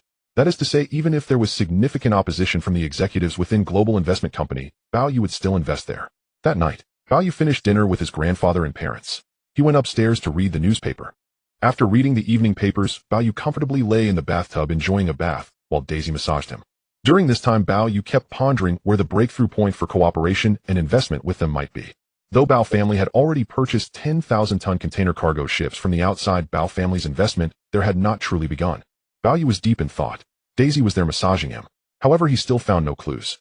Time passed. The date was November 3rd, 1978. Friday. In the morning, Bao Yu returned to work at the Global Investment Center building, as usual. On his desk, the on-site inspection reports sent by the executives still lay untouched. This should be the last batch of executives' inspection reports. Bao Yu discovered that they still did not agree with the investment by Global Investment Company and its subsidiaries. Bao Yu carefully reviewed them and set them aside. Zhao Xiaojin did not know what Bao Yu was thinking. However, she was aware that most executives of Global Investment Company, including Mai Li Si and Wei Li, did not support Bao Yu's investment there. In such a situation, it was easy to imagine how great the internal resistance would be for Bao Yu to invest there. In the afternoon, Bao Yu picked up the telephone on his desk and dialed a number. After work, Bao Yu got into his car. Jihao first go to Mississippi Quan's place. Victoria Peak. Quan Ka-wei's home. Just after 6 o'clock in the evening. Chen Jihao drove the car here. Bao Yu got out of the car and rang the doorbell. A maid immediately came to open the door. Hello, young Master Bao. Is Miss Quan back? Miss Quan returned this afternoon. She knew young Master Bao was coming and is already waiting for you upstairs. Bao Yu immediately went upstairs. On the second floor. As soon as Bao Yu entered the living room, a striking figure jumped out and hugged Bao Yu. Quan Ka-wei was currently a sixth form student at the secondary school, still in her first semester, and stayed at school from Monday to Friday, only returning home on Friday afternoons. Bao Yu hadn't visited for half a month. The two sat down on the sofa, and Quan Ka-wei began chattering about matters. To Quan Ka-wei's surprise, after Bao Yu last visited her, he returned and directly acquired the two major bus groups. How are your parents doing lately? Sir, my parents are either filming or filming. However, I heard from my mom that they have purchased a large flat in Kowloon, though they've only paid the down payment and still have monthly payments. And when I return, I will have a room that belongs to me. Since last year, the property market in Hong Kong has been recovering, and this year the prices have risen even faster. Among them, the sale of Kim Mun Building by Jardine Matheson and Hong Kong Land to Chin Song Ching is a very typical example. If Quan Ka-wei's parents had bought those luxury homes in Hong Kong 2 years earlier, the prices would have been 2/3 lower. Now that they have bought it in 2 years, it is highly likely that the price of that apartment will double. Especially next year. Bao Yu knows that the Hong Kong governor's office is issuing 27 financial licenses to banks and financial companies from M country, the East Ocean, and Europe to develop into an international financial metropolis. After these overseas banks obtain licenses issued by the Hong Kong governor's office, they flooded into Hong Kong. Not only does this solidify Hong Kong's status as an international financial metropolis, but it also allows more hot money from overseas, especially from the South Seas, to enter the Hong Kong market through these banks, resulting in a faster increase in Hong Kong stock and property markets. Quan Ka-wei nestled beside Bao Yu couldn't figure out what Bao Yu was thinking, but she felt that he seemed to have something on his mind. Sir, what are you thinking? Some matters related to work. Quan Ka-wei knew that she could not alleviate Bao Yu's worries about work, nor could she. It was 10 o'clock in the evening. Although Guan Jiahui hoped that Bao Yu would stay, Bao Yu never spent the night outside. Guan Jiahui and the maid could only see him off at the door. After watching him get into the car and leave, Guan Jiahui went upstairs. Shinshui Bay Hillside Villa. It was 11:30 at night. Bao Yu looked at the villa still lit up. Getting out of the car, he only saw Daisy and his father Bao Yu Gang waiting for him. Grandpa Mommy should have gone to bed long ago. Dad, aren't you resting so late? Bob, this afternoon a guest brought you a visiting card from a guest. Bao Yu Gang asked Daisy to bring it over to Bao Yu. Bao Yu took it, and under the light he could see clearly that it was a visiting card sent by Zhang Guangdou, the general manager of China Resources Company. Although the visiting card didn't say much, it indicated that he would personally visit Bao Yu tomorrow morning. Bao Yu naturally knew about China Resources Company. One could say that China Resources Company was undoubtedly the most important Chinese-funded enterprise in Hong Kong. Previously, all major external purchases of goods, whether food, cotton, sugar, coal, iron, or even gold, and other important precious metals, were bought through this company from overseas and then brought into Hong Kong. Bao Yu didn't expect that the general manager of China Resources Company would personally visit him tomorrow morning. He thought about how he had already met Guan Jiahui tonight, and decided not to go out tomorrow morning. Instead, he would stay home with his grandpa and parents. Dad, this visiting card is from the general manager of China Resources Company, indicating that he will meet me tomorrow morning. Bao Yu Gang nodded. Bao Yu went upstairs, and with Daisy's assistance he took a bath. At first, Bao Yu was still pondering what the general manager of China Resources Company wanted to discuss with him. After thinking for more than 10 minutes, and combining the information from the game material, Bao Yu suddenly thought of something, and couldn't help but show a different expression. He had been contemplating the breakthrough point for the recent investment, and unexpectedly the breakthrough point had just arrived. Even though most executives at Global Investment Company opposed or advised against Bao Yu investing, he knew that not investing now would indeed be a missed opportunity. After finishing his bath, Daisy brought a bathrobe for him. Bao Yu returned to his study, read through the newspapers, and then the next morning Bao Yu got up early as usual. After washing up and coming down from upstairs, it was already past 7. After having breakfast with his parents and grandpa, according to the schedule, Zhang Guangdou, the general manager of China Resources Company, would come to visit him at 8:30. At this time, there was still half an hour left. At 8:15 in the morning, a black Mercedes-Benz sedan stopped at the gate of the hillside villa. General Manager Zhang, Deputy General Manager Zhang, the Bao family has arrived, said the dedicated driver in the car. The car door opened. An elderly man in a suit over 60 years old stepped out. It was Zhang Guangdou, the current general manager of China Resources Company. Next to him stood another elderly man also in a suit who was Zhang Zheng, the deputy general manager of China Resources Company. The dedicated driver went to ring the doorbell. Daisy heard the doorbell and came out seeing 3 people standing at the door. "Hello, may I ask if you are Mr. Zhang, the general manager of China Resources Company?" Daisy asked. "Hello, that's me." Daisy opened the door. The villa gate opened. Zhang Guangdou and Zhang Zheng had been in Hong Kong for many years, yet it was their first time visiting the richest man in Hong Kong, Bao Chuanwang. Their sudden visit to the Bao family was because of the performance of the Bao family in Yanjing some time ago, which made Zhang Guangdou and his colleague feel there was a possibility of contact. In addition, Bao Yu had already acquired Qingzhou. After a while, Bao Yu Gang and his wife along with Bao Yu came. Bao Chuanwang, Bao Fu Run, Bao Xiao hello. Zhang Guangdou immediately extended his hand to greet them. After the 3 greeted Zhang Guangdou and Zhang Zheng, they first sat down in the living room. Daisy brought red tea to serve Zhang Guangdou and Zhang Zheng. Last night, Bao Yu had already speculated on the reason for their visit. However, at first, both sides naturally did not discuss any serious matters. Half an hour later, Zhang Guangdou directly said, "Bao Xiao, we would like to talk to you about business." General Manager Zhang, Deputy General Manager Zhang, let's discuss it in the study upstairs. The 3 went up. Regarding the recent time, Zhang Guangdou and his colleague knew that the Bao family not only purchased 10 1,000-ton container ships, but also knew that the Bao family father and son donated 100 million Hong Kong dollars to support education. In addition, they knew that the Bao family had a familial relationship with Liu Shuzhong from the Tourism Bureau. Bao Yu stood there and directly said, "Whatever you need, just say it.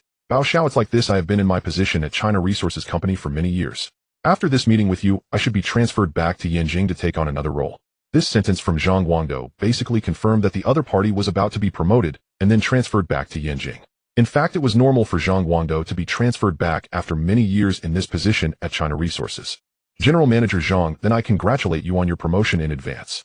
Zhang Guangdou laughed and said, "Bao Xiao, I haven't returned yet." Zhang Guangdou continued, "When I leave Hong Kong and return to Yanjing, this position should be taken over by Deputy General Manager Zhang." Zhang Zheng had been in the deputy position for many years, and his promotion also meant that Zhang Zheng would change from a deputy to a main position. Deputy General Manager Zhang, then I should also congratulate you in advance. Thank you, Bao Xiao. Besides, Zhang Guangdou directly said, now that the upper levels are opening up, various aspects are beginning to open up. The demand for building materials is increasing. I know that the Qingzhou Ingni you acquired last year is already the largest cement production company in Hong Kong. This time I hope to represent China Resources Company to establish a joint venture with Qingzhou Ingni to produce cement. Indeed, Bao Yes' speculation was accurate. In Bao Yes' past life in 1979, after Li Jiaqing successfully swallowed Qingzhou Ingni, the upper levels indeed established a joint venture with Li Jiaqing's Qingzhou Ingni to produce cement in Guangdong province. Now compared to the historical Li Jiaqing, Bao Yu swallowed Qingzhou Ingni even earlier. Therefore, now that China Resources proposed to establish a joint venture with Qingzhou Ingni. Among them, Qingzhou Ingni has very mature cement production technology and substantial capital. But why doesn't Qingzhou Ingni invest alone and instead wants to establish a joint venture with China Resources Company? Ultimately, it is because the upper levels have just opened up and many systems are not yet perfect. In this situation, the joint venture between Global Investment Company and China Resources is in fact a form of protection for Qingzhou Ingni or a way to reduce investment risk. China Resources Company is a state-owned enterprise in Hong Kong, and it offers better policies. Bao Yu and Qingzhou Ingni could refuse to establish a joint venture cement company with China Resources, but it would also be hard to say what difficult problems they might encounter later. Seeing that Bao Yu remained silent, Zhang Guangdou said, "Bao Xiao, for this joint venture cement company, we do not need half of the shares.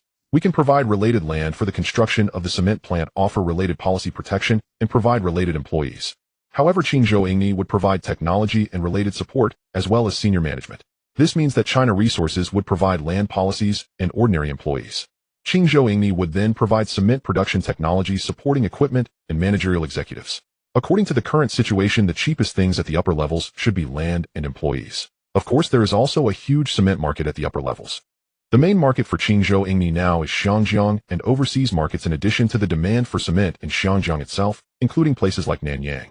However, when it comes to cement, its applications are vast, whether for houses or infrastructure. Now at the end of the 1970s, it is not like the 1980s or even the 1990s. The development of buildings is accelerating and the demand for cement as a construction material is increasing. Currently, there are two major advantages to producing cement here. First, the land is cheap. Baoyu is acquiring Qingzhou Ingni located at the Kowloon Hungham cement plant. He has also instructed Brook to look for new factories on cheaper land in the new territories while the land at the Hungham cement plant in Kowloon will be developed. Second, the wages of employees are low.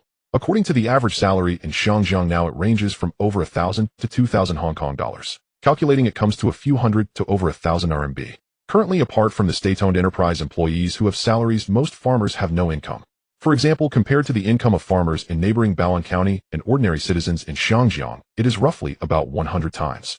Now Zhang Guangdou, the general manager of China Resources Company, and Zhang Zheng, the vice general manager, hope that Baoyu's Qingzhou Ingni and China Resources Company can jointly establish a cement factory. Of course, Baoyu agrees to this matter. In fact, this is also the first breakthrough for Baoyu's investment here. General Manager Zhang, Vice General Manager Zhang, I support your proposal to establish a joint venture cement factory. However, regarding the specifics of the joint venture, I will send Brook, the general manager of Qingzhou Ingni, to discuss with you. Bao Xiao, no problem.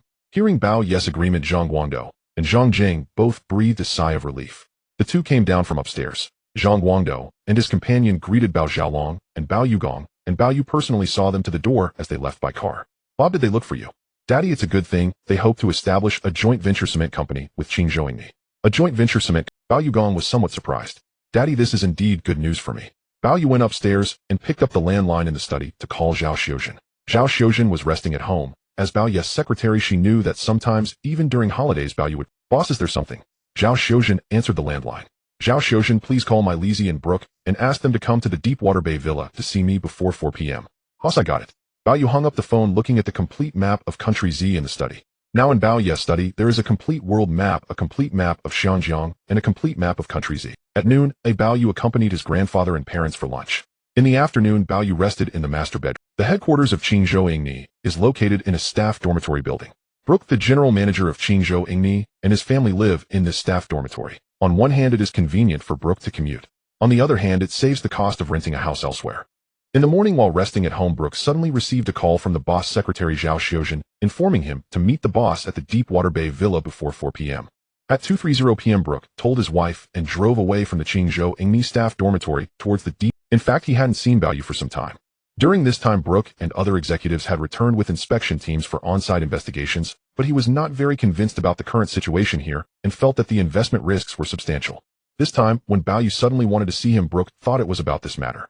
Deepwater Bay Villa. The Bao family. 3:45 p.m. Brook arrived early at the entrance of the Deepwater Bay Villa. He got out of the car and rang the doorbell, and Daisy recognized Mr. Brook. Bao Xiao and Mr. My Lizzie are waiting for you in the study. It turns out that My Lizzie had already arrived. Half an hour ago.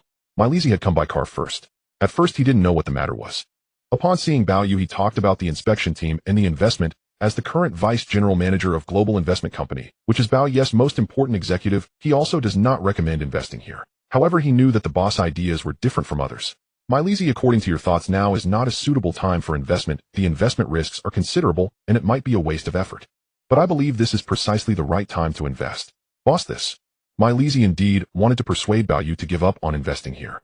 In his view, the core investment of the Bao family is in Xinjiang. If they are to increase investment, it should be in countries with more mature market economies. I want to invest here because I know some things.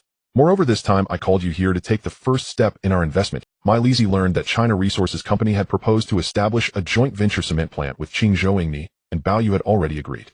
My Lizzie was indeed surprised. Qingzhou Ingni is not a large-scale subsidiary of Global Investment Company.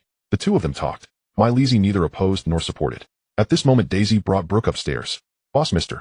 My Lizzie. After Brook entered, he greeted first. Daisy brought Brook a cup of red tea. She closed the study door. Brook, tell me about the current situation of Qingzhou Ingni. Boss, Qingzhou Ingni has been expanding its production capacity and scale, especially after you and Global Investment Company acquired it with the help of Global Shipping Group. Now Qingzhou Ingni exports a large amount of cement to several countries in Nanyang if our cement is of good quality and is well liked by overseas consumers. Furthermore, we are preparing to develop a new cement factory near Yunlong in the new territories. As for the land of Qingzhou Ingni in Hungham, we have established a joint venture with Hyson Development Company for joint development. In other words, Qingzhou Ingni is currently expanding both production and exports, as well as real estate development. Bao Yu nodded. How did your executives fare in the inspection here? Boss, I personally went to Guangdong province and other places for inspection, and I can see that there is still a great demand for cement here. However, I feel that there isn't much of a market here and the investment risks are relatively high. Why does Brooke say there is a large demand for cement here? Because Brooke can see that a large amount of cement and other construction materials are needed for building houses, roads, and on the other hand, Brooke feels that the buildings here are mostly mud brick houses, dirt roads, and dilapidated bridges with no possibility for development. Therefore, he is worried that producing cement here might lead to not knowing who to sell it to. Currently, the population of Xinjiang is only over 4 million thanks to the rapid development of real estate leading to a significant demand for construction materials, such as cement. The population above is nearly 1 billion 2 to 300 times that of Xinjiang. Even though the demand is not as high as in Xinjiang, it is still considerable. Moreover, we are now in a joint venture with China Resources Company, and given their status above, there will surely be Bao asked Brooke, do you not support investing up there? Brooke did not quite understand Bao Ye's meaning. Recalling from his past life, Bao Yu remembered that in 1979, Li Jiaqing completely took over and privatized Qingzhou Ingni, becoming its chairman, after which there was no further news of Brooke. It was likely because Brooke opposed the joint venture between Qingzhou Ingni and the company above, leading to his dismissal. It is also possible that Li Jiaqing's chairmanship forced Brooke out. Boss. Morris discussed the collaboration with China Resources Company with Brooke.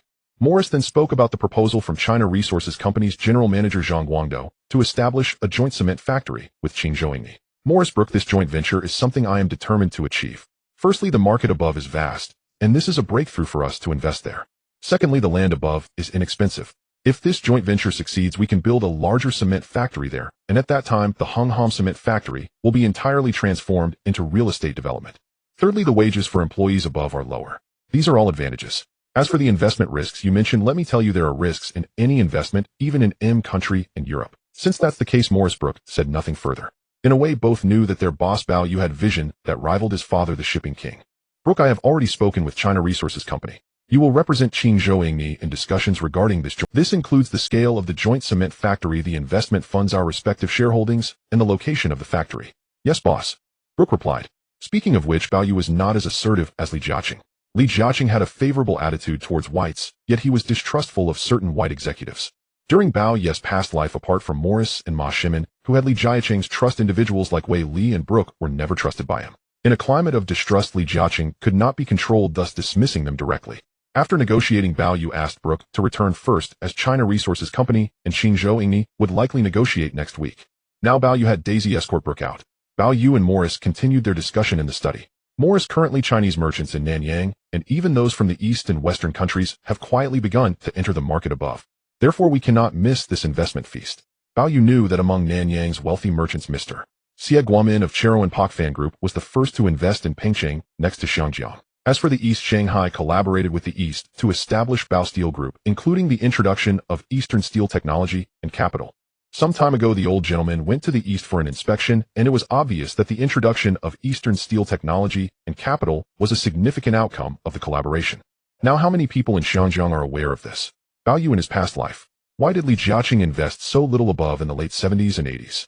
Bao Yu speculated that apart from Li Jiaqing's different investment philosophy, a key reason was that the white executives around him, like Morris, likely advised against investing above. As a result, Li Jiaqing did not start buying land there until the early 90s when he saw investment opportunities mature. If Bao Yu were to act like Li Jiaqing in his past life, he could indeed do so. However, he did not want to merely follow the path of hoarding land to accumulate wealth. Boss, I understand. Morris did not stay for dinner. After finishing his discussion with Bao Yu, he left. November 6, 1978. Monday. Kowloon, Hongham. Headquarters of Qingzhou Ingni Company. Zhang Guangdou, the general manager of China Resources Company, and deputy general manager Zhang Zheng arrived by car. Brooke and others personally welcomed Zhang Guangdou and his companion. Afterwards, they took them to tour Qingzhou Yingnis Research and Development Workshop, Production Workshop, and the nearby docks. Currently, many docks have moved at Tsingy Island, but there is still one port dock used for exporting Qingzhou Yingnis produced cement overseas. Apart from its own overseas orders, Qingzhou Ingni also has local distributors and agents overseas. Now Qingzhou Ingni collaborates with Global Shipping Group, where bags of cement produced here are delivered to the nearby port and then shipped overseas from the dock. As Zhang Guangdou and others observed, it seemed that the profit from a single bag of cement was not high, but with large volumes the profit was still considerable. Before our boss Bao Xiao acquired Qingzhou Ingni, our main sales were in Xinjiang. Xinjiang cement is easily affected by the real estate market there. When the market is good, the demand for cement is high. When the market is poor, demand decreases. Besides, currently apart from Qingzhou Ingni, there is another Xinjiang's country cement company. Additionally, the K.Wa Group, led by the K.Wa While family has established its own cement company, and they have gradually stopped using Qingzhou Yingnis cement for their developed communities, opting for cement produced by their own factory. Brooke felt that the technology could not match the highly mature technology of Qingzhou Yingni. Zhang Guangdou and his companion watched the busy port as workers loaded bags of cement onto ships. After the tour, Brooke brought Zhang Guangdou and the others back to the conference room at Qingzhou Yingni Company's headquarters. General Manager Zhang, Deputy General Manager Zhang, regarding the joint establishment of the cement factory between Qingzhou Yingni and China Resources Company, our boss Bao Xiao has entrusted me to discuss this with you. Mr. Brooke, no problem. They sat in the conference room and began discussions including shareholdings.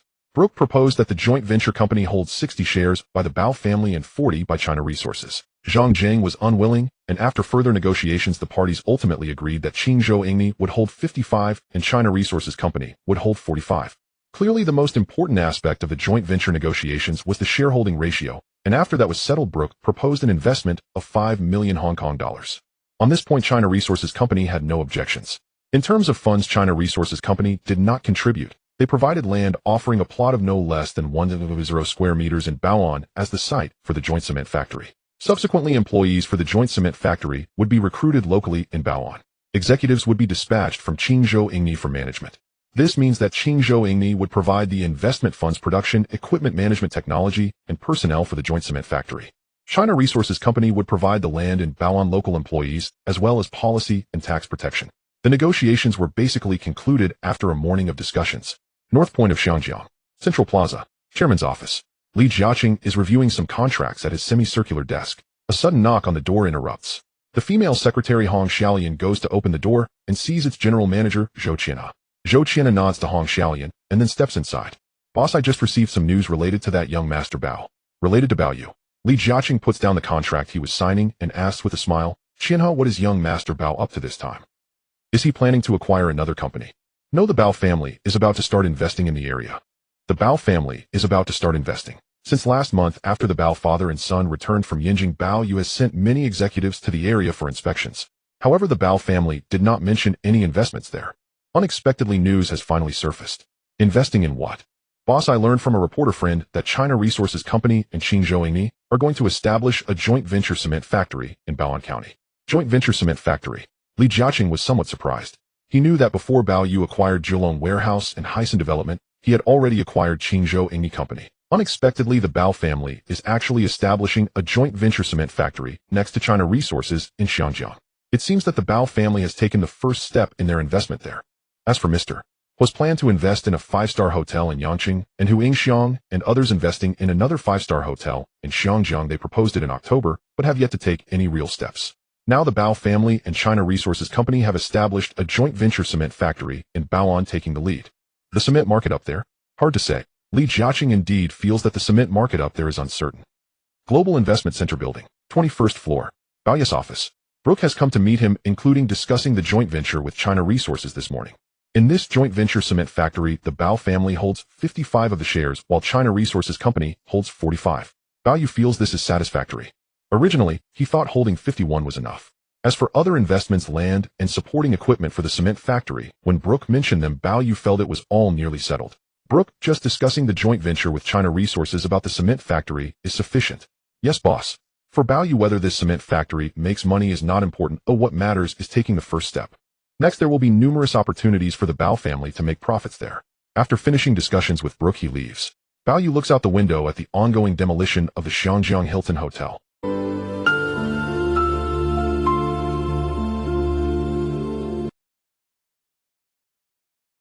Because according to Bao Yu's thoughts, when Li Jiaqing established a joint venture cement factory with the company up there, the potential for profit was likely not seriously considered, but rather a test of Li Jiaqing's investment in that area. Later, when Li Jiaqing realized it might not be feasible, he gave up on further investments and didn't start stockpiling land until the early 1990s. November 8, 1978. Wednesday morning. Headquarters of Qingzhou Yingni Company. General Manager Brooke of Qingzhou Yingni signs the joint venture agreement for the cement factory with General Manager Zhang Guangdou of China Resources. In the joint venture agreement, it states that Qingzhou Yingni will invest 5 million Hong Kong dollars. This joint venture cement factory is officially named Qingzhou Yingni China Resources Bao'an County Company. Among them, Qingzhou Yingni holds 55 of the joint venture shares, while China Resources holds 45. The joint venture factory is located in the Futian commune of Baoan County, covering an area of approximately 1,000,000 square meters with the potential for future expansion. The general manager of Qingzhou Yingni China Resources Cement Company will be Adam, the vice president of Qingzhou Yingni. This time, both parties only signed this formal contract under the witness of reporters from the Ta Kung Pao and Wenwei Pa. As Brooke and Zhang Guangdou shook hands, the reporters captured the moment. Applause erupted around them. At 9:30 m. that day, Qingzhou Yingni did not suspend trading and continued normal transactions. However, influenced by rumors, as soon as Qingzhou Yingni opened, the stock price immediately began to rise. By 4 p.m. that day, when the Shanghai stock market closed, Qingzhou Yingni's stock price had risen by 10 Hong Kong dollars per share compared to the previous day. That evening, the reports from the Ta Kung Pao and Wenwei Pa revealed to most citizens and investors in Shanghai that Qingzhou Yingni and China Resources had established a joint venture cement factory, which is located in Baoan County, next to Shanghai. This joint venture cement factory is clearly aimed at the cement market up there. Even so, this news has attracted considerable attention from investors. Deepwater Bay Villa. Li family. The black Mercedes-Benz sedan that Li Jiaqing was sitting in has just stopped. Li Jiaqing gets out of the car, and his wife, Zhuang Yuming, is already waiting. Sir, this morning Qingzhou Yingni's stock price rose, and tonight's reports from the Ta Kung Pao and Wenwei Pa announced that Qingzhou Yingni's general manager Mr. Brooke and China Resources general manager Mr. Zhang Guangdou have officially signed the joint venture cement factory contract. Li Jiaqing enters and directly sits on the sofa, picking up the newspaper next to him. He finds that indeed only the Ta Kung Pao and Wenwei Pa are reporting this news. Other mainstream media in Xinjiang have not reported this news, indicating they are likely unaware of the matter. This means the Bao family should have formally taken their first step in investing there. Undoubtedly, this news has had a significant impact in Xinjiang. Now the Bao father and son are already the largest Chinese capital in Xinjiang, even the largest capital consortium surpassing other British firms in Xinjiang.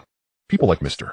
Hua Huing, Xiang Zheng Yutong, etc., after attending the National Day ceremony, were originally preparing to invest in 5-star hotels up there. Now, driven by the Bao family, it seems more Chinese capital from Xinjiang will head north to invest. Sir, should we follow suit? Zhuang Yuming asked. Last time the Li family and the Zhuang family returned to Chaozhou to visit relatives and pay respects, after many years they noticed that private development in Chaozhou is progressing rapidly. Li Jiaqing himself is from there. He knows those people and things too well. Even though he donated a sum of money to his hometown, he had not considered investing there. Now Zhuang Yuming thinks that since the Bao family has taken the lead in investing up there, it indicates that the investment risks are not as significant as imagined. Should the Li family also follow suit? Madam, the Bao family is the Bao family, but we do not need to learn from them. In Li Jiaqing's view, the area has just begun to open up, and they do not need to rush to follow. Zhuang Yuming wanted to say something. Li Jiaqing glanced at her. Zhuang Yuming could only sigh. In fact, since the 1950s, she has admired her husband's insight in investments. It was just that since last year, with Bao Yes emergence first seizing Hysan development, and then the rebuilt Chinese merchants building, Zhuang Yuming felt that the Li family seems to have encountered some issues and is not as smooth as before. This visit home for family reunions is also very important for Li Jiaqing. Even though both his father and brother are buried in Xinjiang, his grandparents and others are buried in his hometown. For Li Jiaqing, who has great faith in feng shui, he hopes that visiting home to pay respects could change their. November 10, 1978. Friday, 9 a.m. Global Investment Center Building, 21st floor. In the main conference room of the headquarters. Inside the conference room, besides Bao Yu, there are Nan Shi Zhao Xiuzhen, Chao Zhiming, and Mai Lizi. From the Hutchison Whampoa and its affiliated listed companies, including Wei Li Xiaoboy and Wei Bite, and over 140 top-level executive staff are present here. From the Wharf Group, the general manager Richard is leading nearly 30 executives attending this meeting. The Qingzhou Yingni Group is represented by General Manager Brooke and his 15 important executives. The Hong Kong Electric Group is led by General Manager Salmon and 25 key executives attending. China Gas is represented by General Manager Lin Gaoyan and 25 important executives. Additionally, the recently acquired Kowloon Bus and China Bus are still undergoing a merger with an overseas transport company from country Y. Thus, Bao Yu only invited Huang Yaon in to attend, while the general manager of Kowloon Bus, Deng Xiaojin, did not attend this meeting. On the other hand, the global gaming company established by Bao Yu with Mai Lizi as the general manager also has several executive representatives present. As for the global pharmaceutical company, besides General Manager Joseph, there are also a few executive representatives present. A glance around the conference room reveals that it is predominantly filled with white male executives. This important closed-door meeting is directly related to potential large-scale investments in the future. The seat of honor in the conference room is occupied by Bao Yu. Next to him on the left are Mai Lizi, Chao Zhiming, and Nan Shi, while on the right are Wei Li Xiaoboyan and Wei Bite. Naturally, the most executives present are from Hutchison Whampoa. The headquarters of Hutchison Whampoa has numerous executives, and with several important listed companies under its umbrella, there are even more senior management personnel. Bao Yu looked up and noticed so many white executives working for him, which put him in a good mood. However, he knew that these white executives were not Chinese, and the lack of Chinese executives was severely unbalanced. The two most important Chinese executives beside him are Chao Zhiming and Lin Gaoyan. Both of them were personally recruited by Bao Yu, and their capabilities are on par with most of the white executives present. Additionally, there is Huang Yaonan, who is currently the general manager of China Bus, whose capabilities are somewhat lacking. Boss, all invited participants for this meeting have arrived, and we can begin now. Zhao Xiuzhen reminded from behind Bao Yu. Bao Yu nodded and addressed the over 200 executives present. You are all the most important executives of myself and Global Investment Company and its affiliated companies. This internal meeting may involve investment matters for the next few decades, so it is of great significance. Once this meeting concludes, the content cannot be disclosed to anyone outside of our company and related personnel. Bao Yu's statement has already indicated the importance of this meeting. The executives present clearly appeared excited, especially Huang Yaonan, who was attending such a high-level meeting. Brooke, you are the general manager of Qingzhou Ingni. Oh, please discuss the establishment of the joint venture cement plant with China Resources Company. Bao Yu called on Brooke. Brooke stood up and said, Boss, fellow executives, regarding the establishment of the joint venture cement plant by Qingzhou Ingni and China Resources in Baoan County, let me explain the details. Brooke elaborated on the matter. In fact, it was not significantly different from the news reports over the past few days. This was also a breakthrough point for Bao Yu's investments. At least this type of investment does not carry the risks that are as great as imagined. Brooke spoke for half an hour in English, and when he finished, he sat down. Bao Yu continued. At the beginning of October, after returning from the National Day celebration in Yanjing, I immediately had you lead other executives and staff to inspect the situation. Except for Mr. Milesi, who has been handling affairs at headquarters for me, everyone else has returned after their inspections. I hope everyone here can speak openly about their findings from the inspections. Bao Yu's statement made the executives present exchange glances.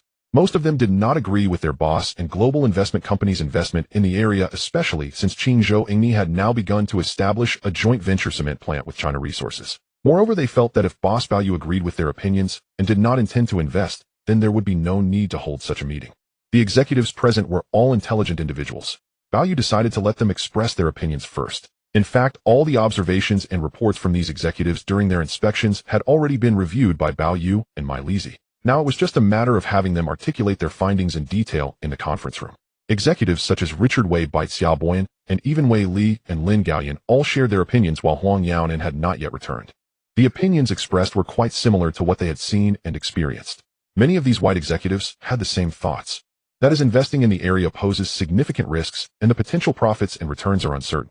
Considering all factors, they do not recommend the boss and Global Investment Company to invest in the area. Clearly, judging from the opinions of these executives, it seems that the majority are against investing in the area, which indicates the extent of the resistance. Bao Yu realized why in his previous life someone like Li Jiaqing did not invest in the area until the late 70s, but only began to hoard land in the early 90s, which is likely related to his own astuteness, as well as facing strong opposition from internal executives. 11 a.m. By this time, the meeting had been underway for 2 hours. Bao Yu's expression remained calm, which was all within his expectations. Bao Yu signaled, and the conference room finally quieted down. All the executives present turned their attention to Bao. As the legitimate son of the shipping tycoon Bao Chuanwang, aside from the acquisition of Kowloon warehouse, which was supported by his father Bao Yugong, most of the acquisitions of other large companies have been operated solely by him. Although he is still very young, he has changed somewhat. From Bao Yu's arrangements regarding those two brothers-in-law, at least in their eyes, Bao Yu's methods and strategies are distinctly different. Bao Yu directly stated, all executives, setting aside other elements and considering the commercial aspects, please raise your hands if you oppose investing in the area. Bao Yu's statement prompted the executives to react. Now, except for Lin Gaoyan, Chao Zhiming, Milesi, Wei Li, and Nanshi, the majority of other executives, such as Richard Wei Bai and Xiaoboyan, all raised their hands. These executives are all opposed to investing in the area. Bao Yu nodded. Considering various factors, please raise your hands if you believe investment in the area is feasible. At this moment, among the executives present, besides a few over 10 executives, including Chao Zhiming, Lin Gaoyan, Huang Yaonan, and Nanshi, all agreed to invest in the area. The majority of senior executives at Global Investment Company do not support investing in the mainland, which has long been anticipated by Bao Yu. In Bao Yu's view, this stems from the limitations of the times. If Bao Yu's soul did not come from decades later, and if he were not familiar with that game, his mind filled with game data packages, he would likely be just like most of the senior executives present. In his past life, Bao Yu's academic performance was mediocre, but there was one subject in which he excelled: geography. Geography was the subject Bao Yu was most interested in his past life, as he particularly enjoyed studying maps from around the world. Later, when he worked as a delivery driver after becoming familiar with the city maps of Pengcheng, it seemed that his delivery speed was significantly faster than that of other drivers. Upon arriving in this world, Bao Yu understood that as a businessman from Xiangjiang, being unfamiliar with maps would be unacceptable. His father Bao Yu also had a keen interest in studying world maps and maps of various countries. In his father's office as the chairman of Global Shipping Group, and in his study there were large world maps indicating various ports and where the Bao family ships docked. Now Bao Yu clapped his hands. In the large conference room, he had 3 maps brought in. Bao Yu looked at the attendees and said, "Here are 3 maps. These maps varied in scale.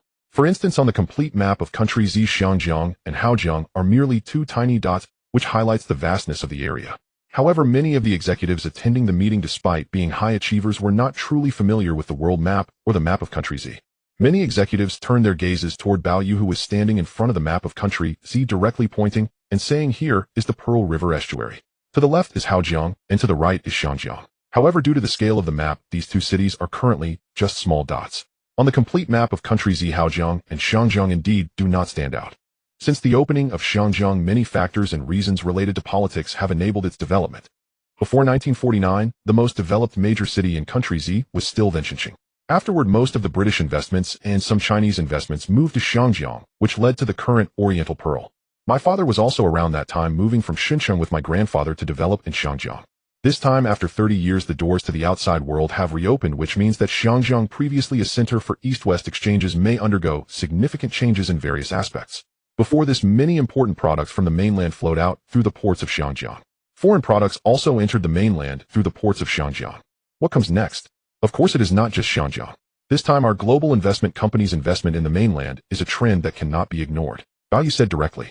The executives exchanged glances, clearly surprised and somewhat incredulous. As long as everyone pays attention to the news, soon there will be significant announcements made to the public. Therefore, this investment in the mainland will be highly profitable.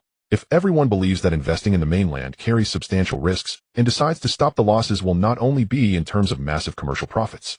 Bao Yu pointed to the map of country Z and continued, "There are many coastal provinces and cities. The primary areas I have instructed you to investigate in the mainland include Guangdong Province, Xinjiang, Yinjiang, and my hometown Yongqing. Among them, I will start with Guangdong Province." The executives in the conference room looked at Bao Yu. Just a river away from us in Xiangjiang is Baoan County, which now belongs to the Huizhou area. Based on the information I have received, I speculate that by next year this area will become a forefront of reform and will be upgraded to a new prefecture-level city. This area will be the most important commercial development region in the mainland in the future. The location Bao Yu pointed out was precisely the future Pengcheng Economic Special Zone. Of course, everyone must remember that this trend of opening up the mainland is not just limited to that. In addition, more capital and industries from country Dongyang and other places will shift, with most industrial activities transitioning to this area, including Dongguan, Huizhou, and Zhujiangkou. Indeed, this industrial shift is a trend that cannot be ignored. Why does the industrial shift occur? Firstly, it is related to politics.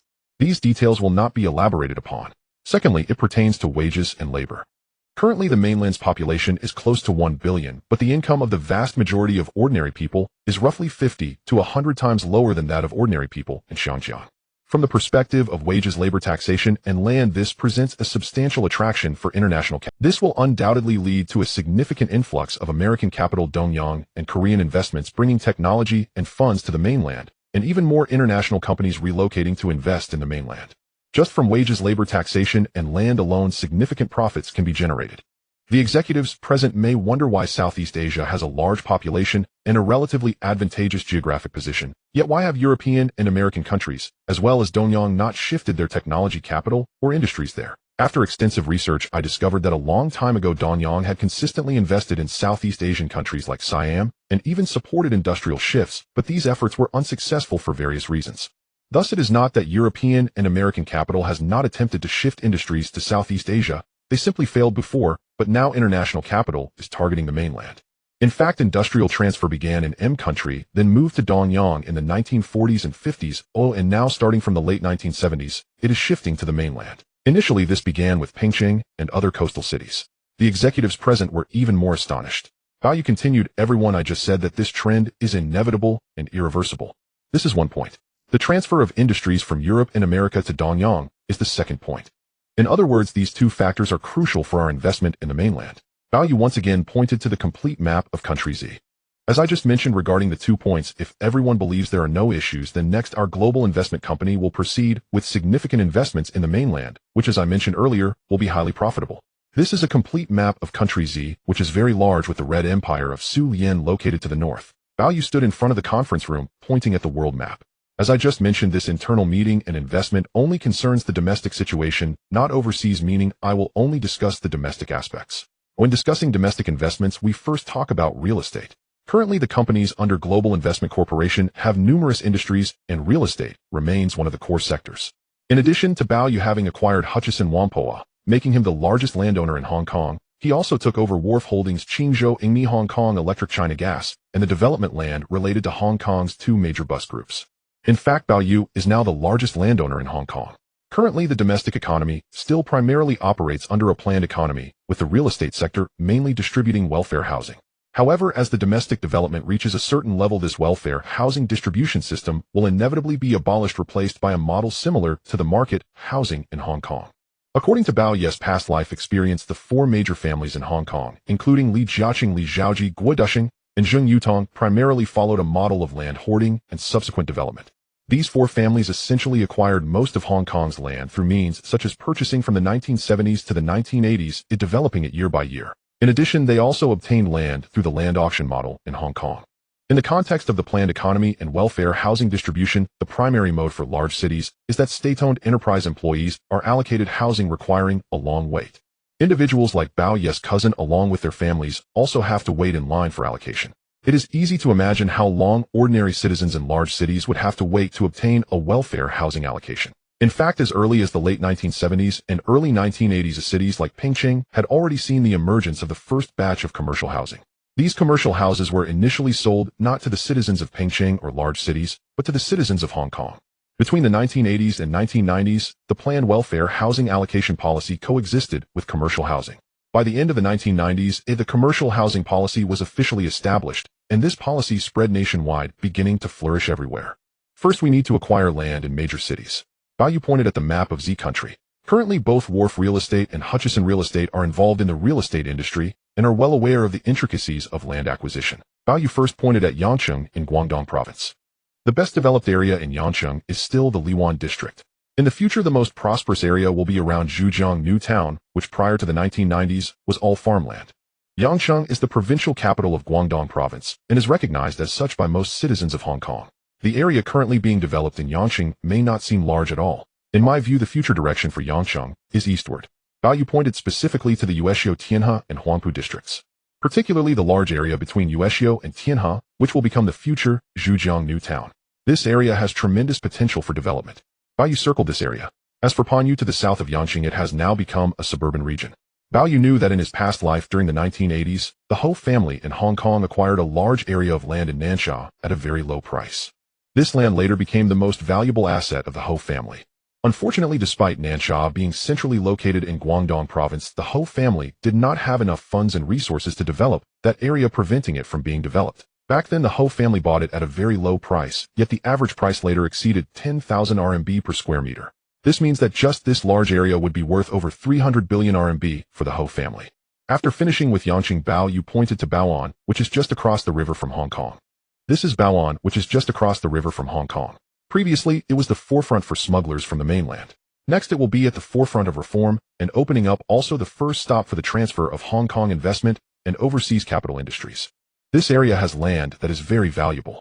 Bao Yu circled the future Pingcheng Special Economic Zone entirely. The executives present looked on in astonishment. Bao Yu knew that while he could circle the area, how much of it could actually be acquired was another matter. This is Xinjiang, once known as the Pearl of the East and the center of the Yangtze River Delta, as well as the outlet of the Yangtze River.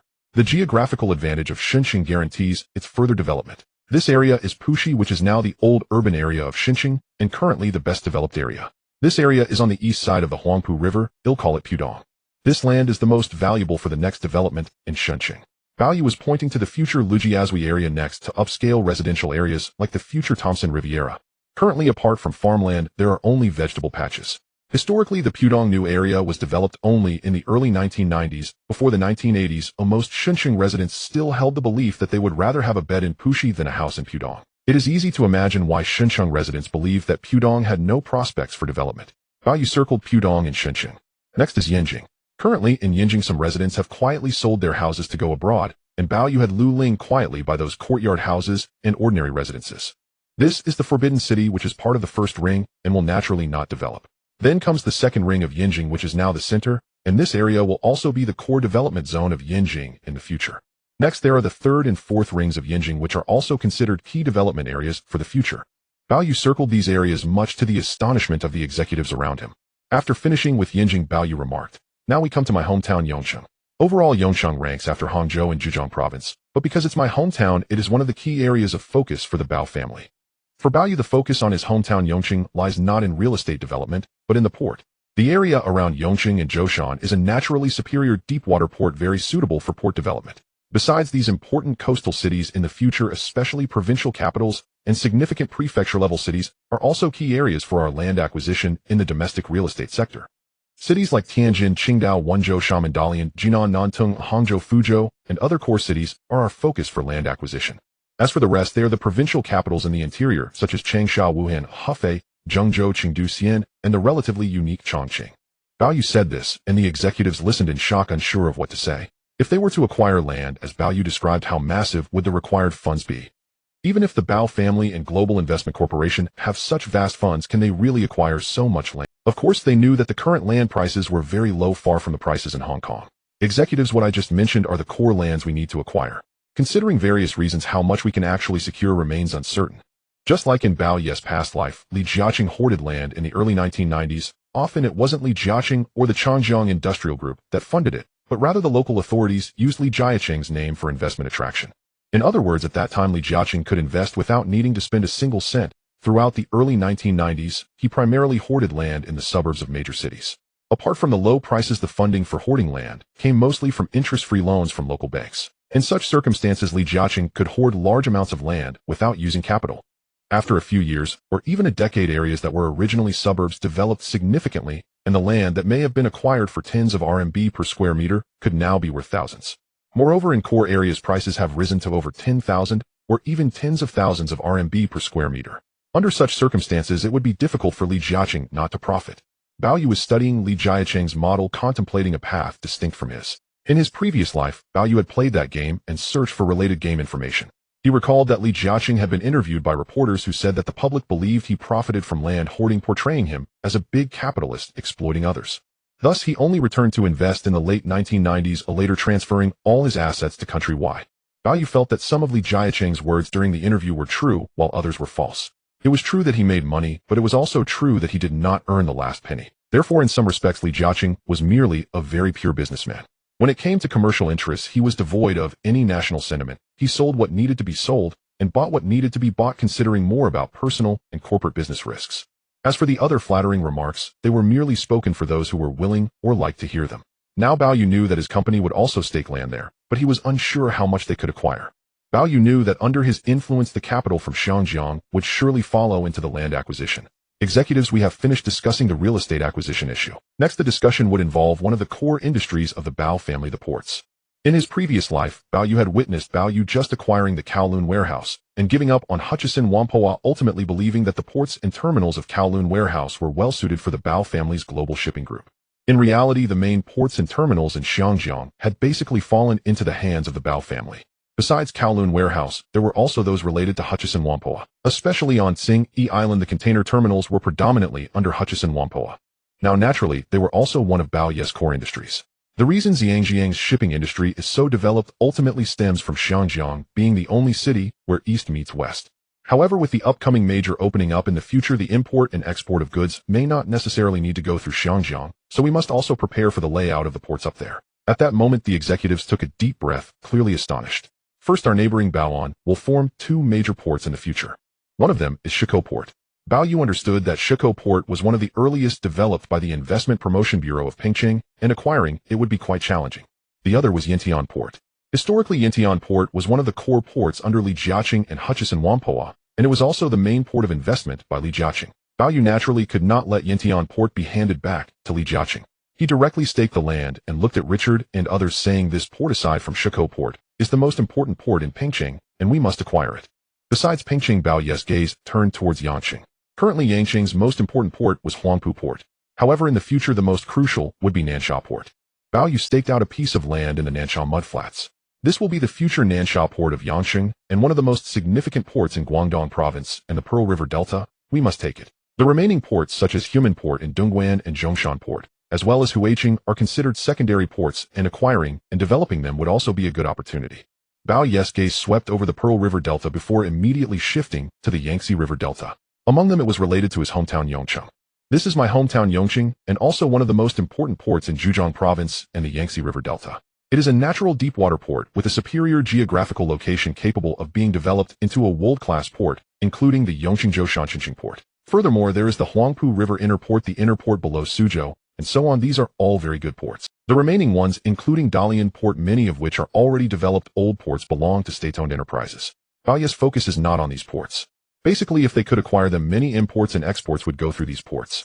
This would be crucial for the development of the Bao family's global shipping group and the Asian shipping group. Despite McLi Shui Li and Chao Zhiming having heard Baoyu mention them earlier, they still felt shocked upon hearing him. Everyone remember the development of the ports up there is not only related to the development above, but also significantly connected to our Bao family's core industry, the shipping group. Baoyu knew that in his previous life without him as a son, his father had given the global shipping group to his brother-in-law Su Haifan. Why did the global shipping group under Su Haifan's management eventually decline to such a degree? Ultimately, besides Su Haifan's lack of capability, it was more due to his distrust towards the developments above, as he had prematurely shifted the core industries of the global shipping group to Europe. At that time, European ports were already well developed, and the Bao family did not have the means to control those ports in Europe through Hutchison Whampoa. Naturally, the global shipping group under Su Haifan would decline. In contrast with so many ports above, Su Haifan had not invested in a single one, highlighting how many investment opportunities he missed. At this moment, someone raised their hand. It was a senior executive from Hutchison Whampoa named Evans. Boss, I have a question. Go ahead. Why did you not mention Zhancheng Port while discussing the ports for investment? Previously, F country had mistakenly believed Zhancheng to be Yangqing, thus naming it Yangqing Bay. Actually, aside from being somewhat amusing, Zhancheng's location is quite advantageous, especially in relation to the countries of Nanyang. Moreover, Zhancheng is also a deep-water port. However, why did it fail to develop over the decades? Baoyu knew there were multiple reasons. The executives did not know this, especially Evans, who felt that if the boss intended to develop ports up there, why was Zhanjiang Port, such an important natural deep-water port, not being considered? The most developed area in Guangdong province is the Pearl River Delta, which also meant that very few products were exported through Zhanjiang Port to overseas markets, making it difficult for the area to develop. The executives did not know this, especially Evans, who felt that if the boss intended to develop ports up there, why was Zhanjiang Port, such an important natural deep-water port, not being considered for investment? Evans, there are multiple reasons for that. First, this current opening up focuses on the Pearl River Delta area, and not many products flow through Zhanjiang Port, so developing this port wouldn't be very meaningful. Second, this is a military zones port. If the military does not open up, it will be very challenging for private enterprises and state-owned enterprises to enter. Third, from what I understand, there is no immediate need for investment. Evans understood at this point. Baoyu knew that developing Zhanjiang Port would be quite significant, as it could stimulate the western Guangdong area, and goods from places like Guizhou and even Shanghai could be transported in and out through Zhanjiang Port. However, Baoyu considered that in his previous life Zhancheng Port still failed to develop even after decades, and even if he wished to participate, he feared that the investment would still end in failure. From the perspective of the executives, although Baoyu attended the National Day ceremony in Yinjing, he did not follow them for a deeper inspection. So how does Baoyu understand all this? It is evident that in the eyes of these executives, their young boss may truly be different from ordinary people. Gentlemen, I have just discussed the development of real estate and ports with you, and next I will address the infrastructure on the... First, regarding infrastructure, it involves the Xiangjiang Electric Group. As Baoyu mentioned the Xiangjiang Electric Group, General Manager Salmon and the other executives immediately listened attentively. From your recent inspection, you have learned that many major cities on the upper side are still severely lacking in electricity, and the vast rural areas are even worse. This represents a substantial market for us. Our Xiangjiang Electric Group has monopolized the electricity supply for 1 to 200,000 residents on Hong Kong Island, including the electricity for the office buildings in the Central District, but in my view this is far from enough. At that time, I also mentioned that the Xiangjiang Electric Group must venture beyond the Xiangjiang market. In addition to expanding overseas, we must also penetrate the upper market. Currently, the upper market is severely lacking in electricity, which is precisely the advantage for our Xiangjiang Electric Group. We possess substantial capital, accumulated power generation technology, and relevant patents. I believe that for the upper side to develop, capital must enter and establish factories. Electricity is one of the most crucial elements. Without electricity, machinery cannot operate, and development is inconceivable. Moreover, the electricity consumption of urban residents also requires a significant amount of power. Currently, our Xiangjiang Electric Group mainly relies on the North Point power plant, with another power plant under development on Lamo Island. At present, we mainly use coal for thermal power generation. In this context, we can establish numerous power plants on first around Bao'an, which is just across the river from Xiangjiang, we can establish multiple power plants. Secondly, in the Pearl River Delta cities, including Guanqing, Huiqing, Yangqing, and Zhuqing, we can also build thermal power plants. Additionally, places like the Yangtze River Delta and Yanjing can also accommodate thermal power plants. The main source of power generation for thermal power plants is coal, which is relatively inexpensive. Besides, coal can be imported in bulk from Australia, and M country in the upper side also has relatively abundant coal resources. Furthermore, there is also oil power generation. However, in the coming years, the world will experience a second oil crisis leading to skyrocketing oil prices, making oil power generation clearly less competitive than coal. Secondly, there are numerous rivers on the upper side rich in hydroelectric resources. We can build a large number of hydropower plants there, which is also a significant advantage. Moreover, once a hydropower plant is established with sufficient water resources, it continuously generates power akin to a money printing machine. Thirdly, nuclear power generation. Currently, our Xiangjiang Electric Group does not possess nuclear power generation technology, but we can collaborate with nuclear power nations such as F country, Y country, and M country. Baoyu is well aware that the Kadoorie family in Xiangjiang began to engage with the upper side in the early 1980s, subsequently cooperating to develop the Daya Bay nuclear power plant next to Pingqing, utilizing F country's nuclear power technology. In this scenario, how could Baoyu possibly relinquish investment opportunities to the Kadoorie family? As for investments in thermal power plants in his past life, Huang Xiang was the one who developed them extensively on the upper side. At that time, Huang Xiang built multiple thermal power plants in Pingqing, Guanqing, Yangqing, and others. Subsequently, the company Asia Power, which operated these thermal power plants, went public in Xiangjiang. Fourthly, future new energy generation, including offshore wind power and solar photovoltaic power generation, etc. These are already being researched by Europe, America, and the East, and will be crucial development directions in the future. In this regard, we can invest a portion of our funds annually for RD, but currently the priority remains on thermal and wind power generation, followed by nuclear power generation. At this moment, aside from Macri and Wei Li, the other executives were astonished as they looked at Baoyu. If these thermal and hydropower developments materialize, they could potentially bring immense wealth to the Bao family. However, this primarily pertains to the Xiangjiang Electric Group managed by Salmon. Salmon, did you take notes? This means that electricity is one of the most essential foundations for industrial development and civilian life on the upper side. Without electricity, development is utterly impossible. At this moment, Salmon and the executives of the Xiangjiang Electric Group were naturally astonished. It was evident that Bao Ye's acquisition of the Xiangjiang Electric Group was precisely a preparation for the discussions taking place today. Besides electricity, the next concern is transportation. There is a saying, where roads are open, wealth flows. Nowadays, it is still quite difficult for us to return to the upper side, mainly due to the severely underdeveloped transportation there. For the upper side, the impending global industrial transfer presents a challenge. Even if capital and factories move there, if the produced goods cannot be delivered to the port in time, then producing more goods is futile.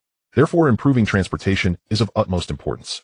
In addition to discussing the critical development of deepwater ports and inland river docks, I want to emphasize the development of highways on the upper side. Currently, M countries, fully developed countries in Europe as well as the East, and even South Africa, have well developed. In fact, the old gentleman was not only surprised by the new Shinkansen in the East, but was more astonished by the elevated bridges and highways in the Tokyo area. Upon returning to Yanjing recently, Baoyu visited places like the Badaling Great Wall in the suburbs and realized that there are no highways there, only ordinary cement roads. Such cement roads will not last long before turning into muddy paths. In other words, if the upper side wishes to accelerate its development, especially in transportation, it must develop highways, specifically asphalt-paved highways. Highways. The executives present were once again struck with astonishment. Now I wish to discuss the highways, mainly focusing on 3 routes. First, the highway connecting Yangqing Bao'an, future Pingqing Xiangjiang. In fact, this is the Guangshan Expressway from Bao Ye's past life. This highway was initially proposed by Huang Xiang in the 1980s and completed in the 1990s. This highway undoubtedly ranks among the most profitable highways in the upper side, and even the world. With the rapid development of the upper side and the increasing number of vehicles, a substantial number of private cars and trucks traverse this highway daily, akin to a money printing machine. During holidays, it can even experience severe traffic jams. This is a golden passage. If it can be constructed, it would also serve as a money printing machine. Baoyu pointed to the Guangshan Expressway he had planned. On the surface, it is the Guangshan Expressway, but it actually passes through Yangqing, Guanqing, and Pingqing, which belong to the most prosperous and populous area in the Pearl River Delta. Second, the Yanjing-Xinqing Expressway. This is the expressway from Yanjing to Xinqing, passing through multiple provinces and cities. It is also one of the cities on the upper side with the highest vehicle and passenger flow, making it one of the most profitable highways. This expressway spans over 1,200 kilometers with a huge investment amount. Third, the Xinjiang-Jiaxing-Hangqing-Yongqing Expressway. This expressway is also one of the most developed in the Yangtze River Delta and is related to my hometown Yongcheng.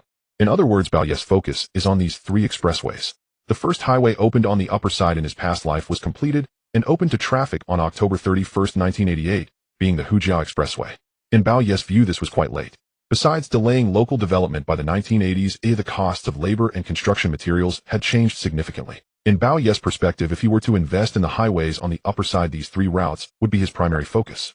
Investing in them not only bears no risk, but could yield substantial profits with very high returns.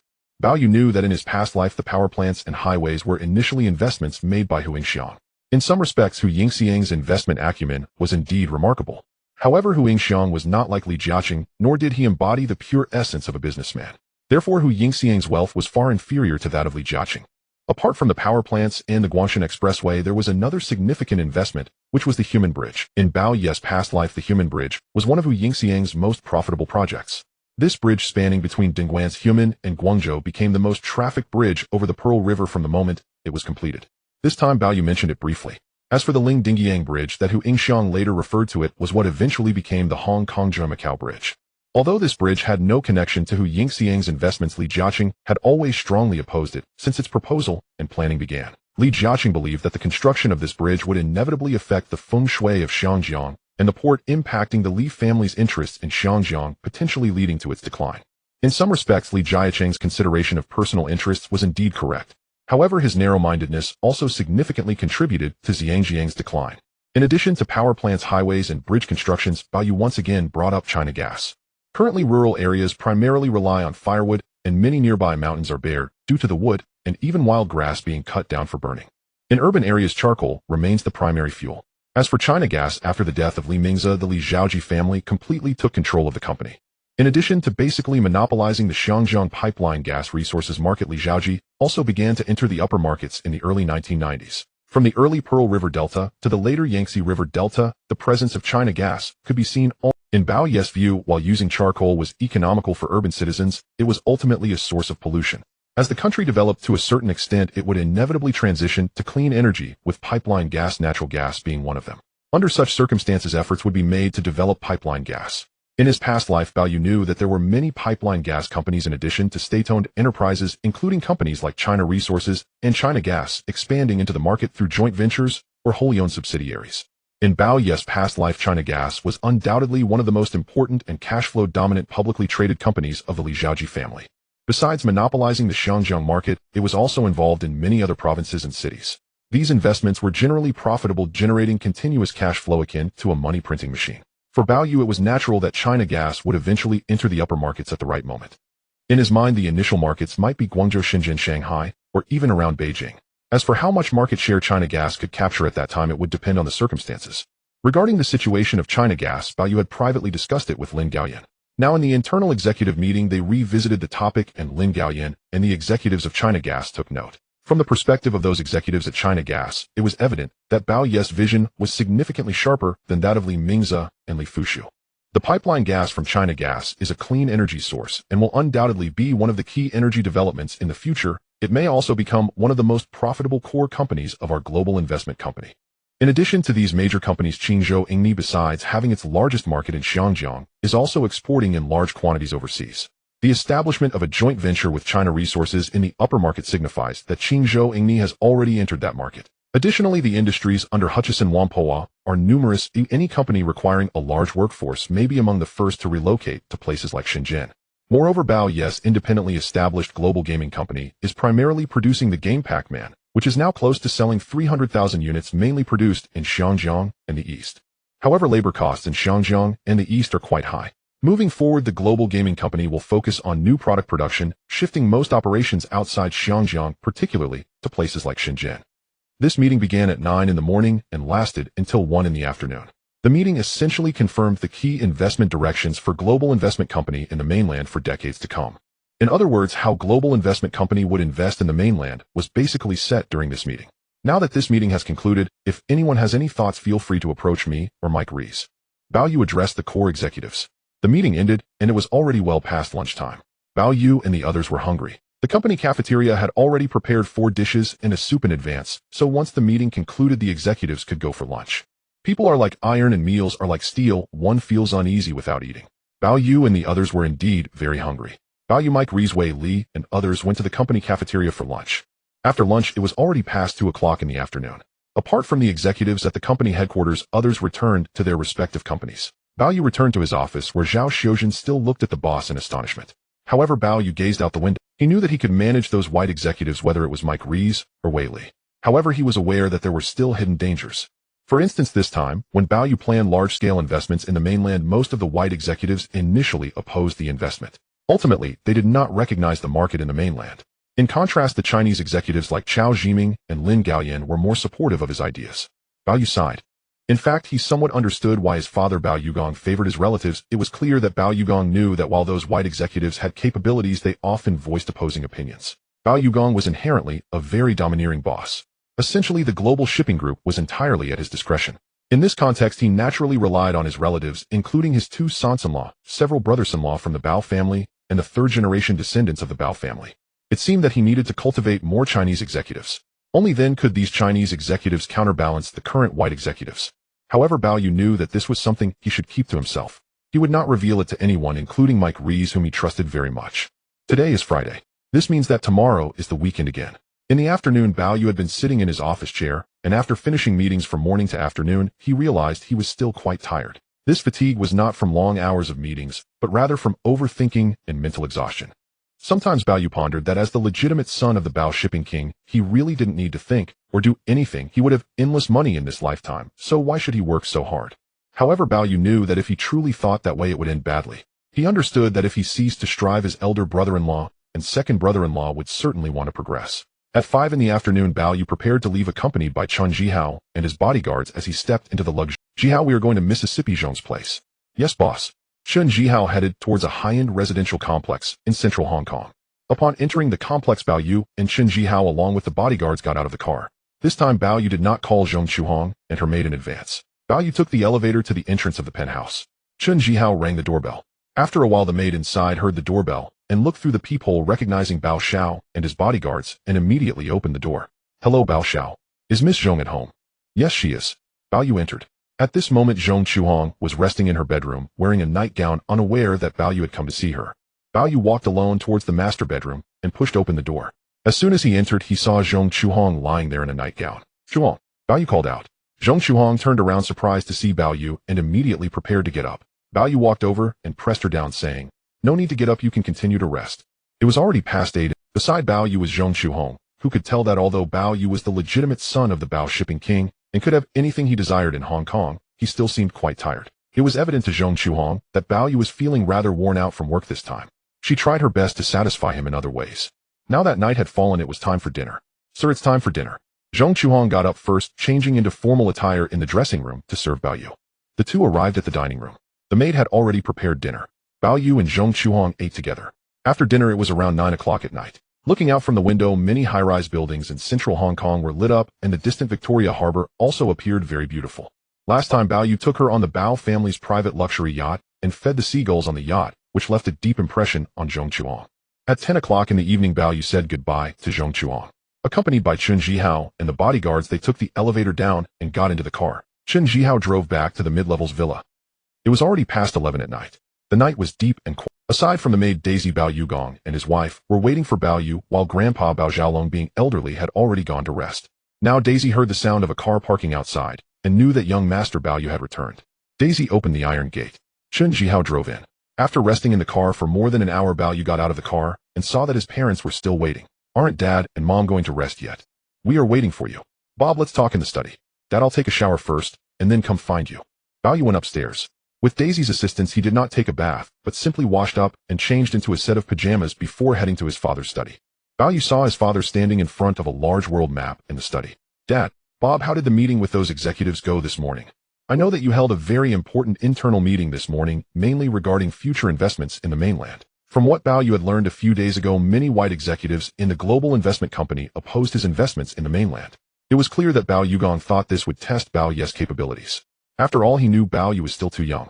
"Dad, our internal executive meeting started at 9 in the morning and went on until 1 in the afternoon.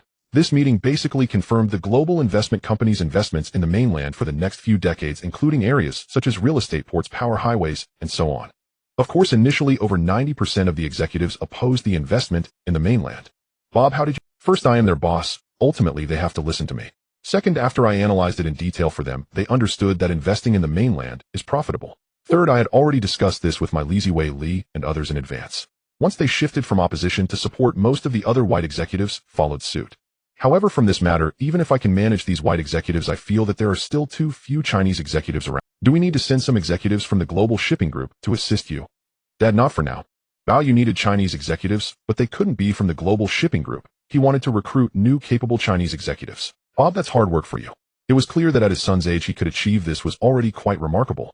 Dad, as long as you and Mom support me, I won't fear anyone. Bao Yugan smiled and patted his shoulder with sadness. Bao Yu returned to his study. After finishing reading the mainstream media publications from Hong Kong that Daisy brought, it was already past midnight. After resting for a night, Bao Yu got up, and it was already past 7 in the morning the next day. Bao Yu had now become accustomed to getting up early and had breakfast with his grandfather and parents. Bao Yu did not prepare to go out, but stayed at home. That afternoon, he informed his grandfather and parents. He got into the car and headed towards Nancy's house on Victoria Peak. At 5 in the afternoon on Kowloon Road at Victoria Peak, Bao Yu arrived at Nancy's house. Nancy was already waiting for him at the villa. For Nancy, Bao Yu was not just her boss, but also the most important person to her. Bao Yu and Nancy went upstairs. In fact, she also knew that Bao Yu's series of investment plans had encountered a lot of opposition and resistance within the global investment company. However, from beginning to end, Nancy supported Bao Yu and understood that Bao Yu's vision was different from others. November 13, 1978. Monday. Global Investment Center Building. 21st floor. Bao Yu returned to the company to work as usual. Last Friday, Bao Yu held an internal executive meeting focused on investment projects for the continent over the next few decades, which had a significant impact within global investment company and its subsidiaries. The plans for investing in the continent will be gradually implemented. Now Bao Yu stood there looking out at the distant Hong Kong Hilton Hotel, still shrouded in multiple black coverings. It seemed that the demolition would likely be completed by the end of the month. Bao Yu turned around and sat down in his boss chair as Zhao Xiuzhen brought over a cup of brewed coffee. Bao Yu took a sip and pulled out the project proposal for the development of a new arcade game. Zhao Xiuzhen, please inform my Lizzie that we are going to check on the global gaming company department together. Zhao Xiuzhen immediately went to notify my Lizzie.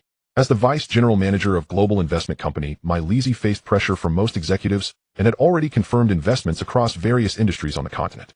His current responsibilities were increasing. In addition, my Lizzie also served as the general manager of global gaming company. Mr. My Lizzie, the boss wants you to go down and check on global gaming company with us. All right. My Lizzie organized the documents in front of him. He adjusted his suit and stepped out of the office, finding Bao Yu already waiting. The three of them took the elevator down. Bao Yu saw the sign for global gaming company. This floor was entirely occupied by the headquarters of global gaming company, including the R&D and development departments. Aside from my Lizzie as the general manager, the other executives were all from the east. As Bao Yu, my Lizzie, and Zhao Xiuzhen descended, some passing employees of global gaming company recognized the three of them and stopped to greet Bao Yu.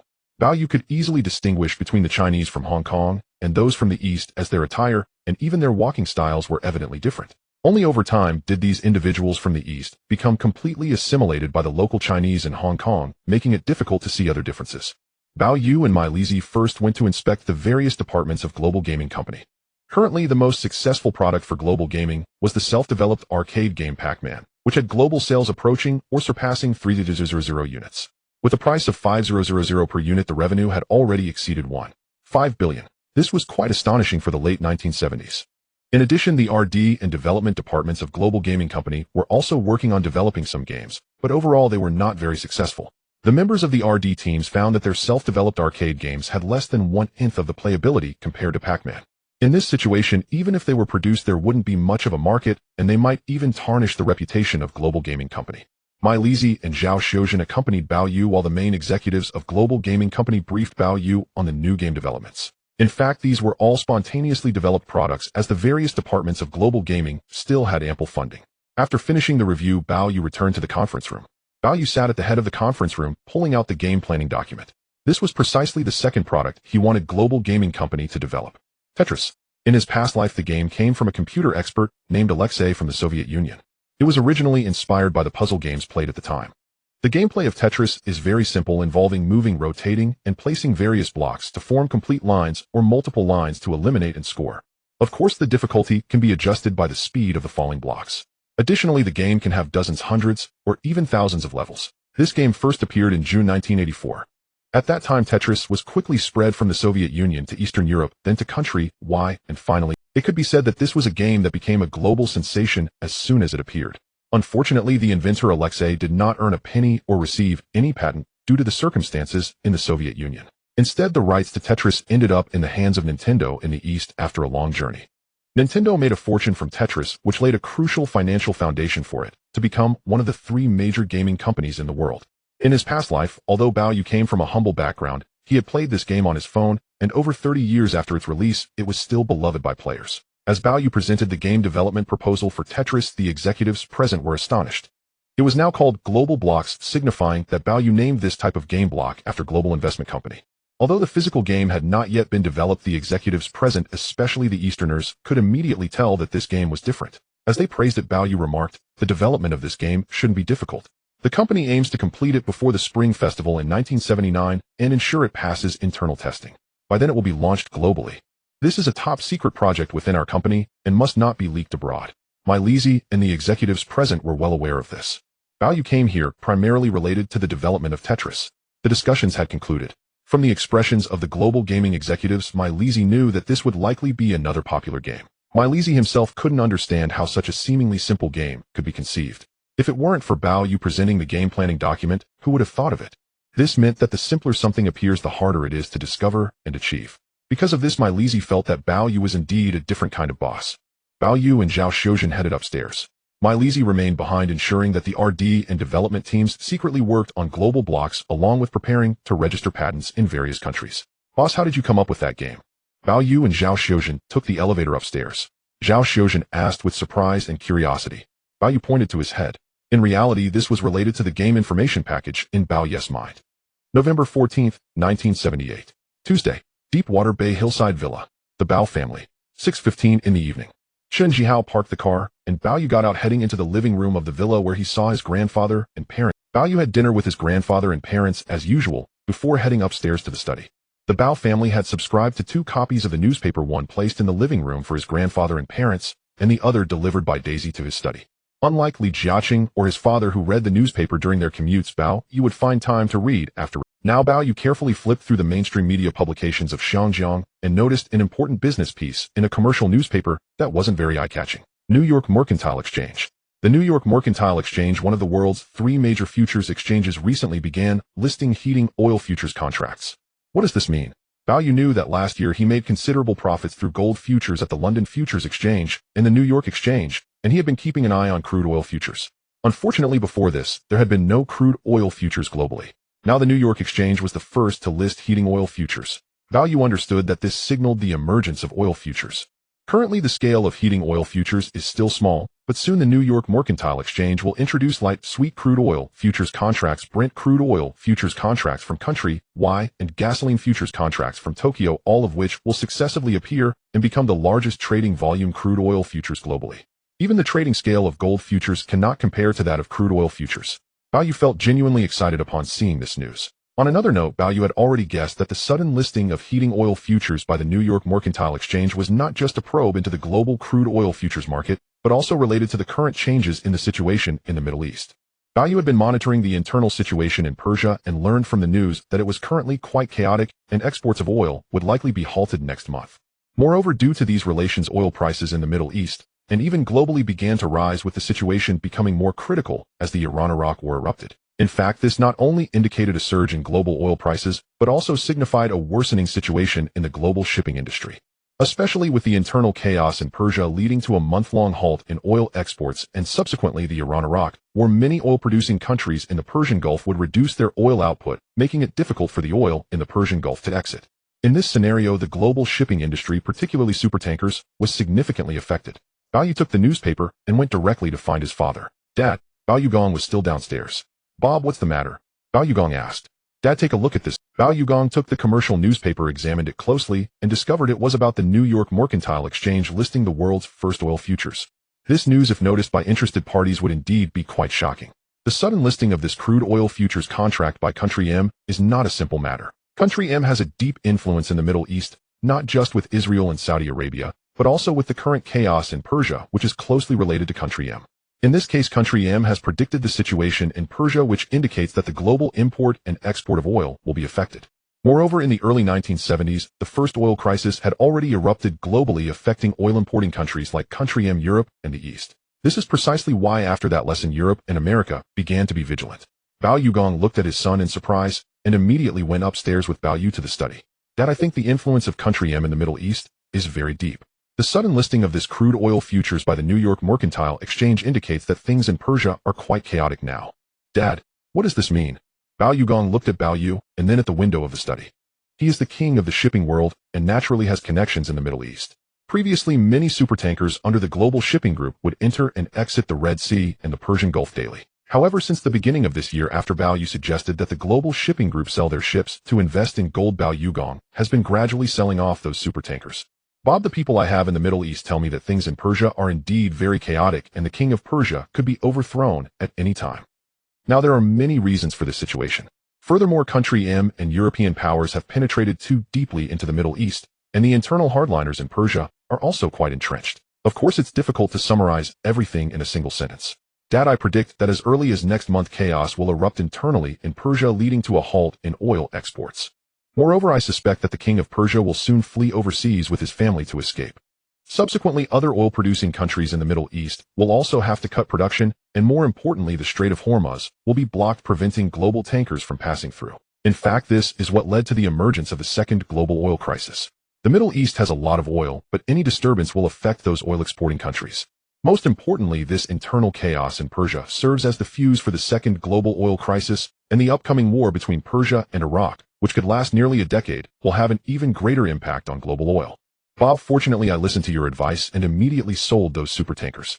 Now we no longer have many supertankers under the global shipping group, and even those we have are mostly rented to shipping companies in the East. Thinking of this, Bao Yugong was also quite surprised. It was not long after the Spring Festival that Bao Yu had proposed this, and now it has been a few months. Bao Yu knew that even without him, his father Bao Yugong would still have succeeded in selling off the ships. Dad, the international gold prices are also rising more noticeably now. Both Bao Yu and Bao Yugong had been keeping an eye on the situation of international gold prices. The father and son could both see that the rise in international gold prices was indeed becoming more pronounced. Bao Yu knew that by next year the rise in international gold prices would be even more insane, peaking around 1980 at over $800 per ounce. At that time, as long as the Bao family's gold was sold, the wealth held by Bao Yugong and Bao Yu could multiply several. After leaving his father's study, Bao Yu returned to his own study to continue flipping through the newspapers he hadn't finished. It was 9:30 in the evening. Bao Yu had finished browsing through the newspapers while Daisy was just preparing the hot water for the young master's bath. The young master can take a bath now. Bao Yu approached the bathtub in the bathroom and comfortably lay back to soak, while Daisy washed his hair and gave him a massage. With his eyes closed, Bao Yu was deep in thought. During this period, his acquisitions in Xinjiang had almost reached. This included the publicly listed companies mainly acquired by the Li family, including Li Jiaqing, Li Zhaoji, and the Guodashing family, which now all fell under his control. Only Zheng Yutong remained. However, in this situation, did the four major families of Xinjiang still have a chance to rise again? Yes. Bao Yu was certain that there was still a chance. However, he also knew that with his current layout in Xinjiang, he could only wait for the opportune moment to swallow more listed companies. In addition, the internal executive meeting Bao Yu held last week had basically determined the scale and direction of key investments on the mainland for the next few decades. The remaining task was to wait for implementation and harvest. In other words, Bao Yu had almost completed his layout in both Xinjiang and the mainland. So where did he plan to focus next? Bao Yu suddenly thought of Y Country, the so-called ancestral home of Xinjiang. Currently, Y Country was still under the control of the state, primarily dominated by state-owned enterprises. But he knew that next year, when conservative Prime Minister Sakhel took office, Y Country would enter an era of large-scale privatization.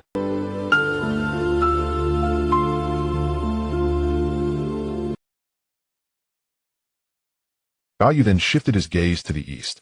It was now late 1978, and since the early 1950s, with the support of M Country, the East had developed rapidly, especially entering the 1960s and 1970s, becoming one of the most developed places in Asia and even the world. Even now, the average salary in the East was much higher than that in Xinjiang. In fact, until the late 1980s, the East was likely the most developed place outside of M Country. Bao Yu suddenly realized this. He opened his eyes. After finishing his bath, he dressed in casual clothes under Daisy's assistance. Returning to his study, he carefully examined the world map, focusing on the East, which resembled a worm. Half a year ago, Bao Yu had sent his third brother-in-law and sister back to the East, and he had already begun laying the groundwork there. Back then, it was just the beginning. Now things were different from now until next year. It should be the key period for Bao Ye's layout in the East. Before this, although his third sister had always hoped Bao Yu would visit the East, he felt the timing was not right. Now it seemed the time had come. Thinking of this, Bao Yu went to the adjacent study where he saw his father reading. Dad, Bob, what's the matter?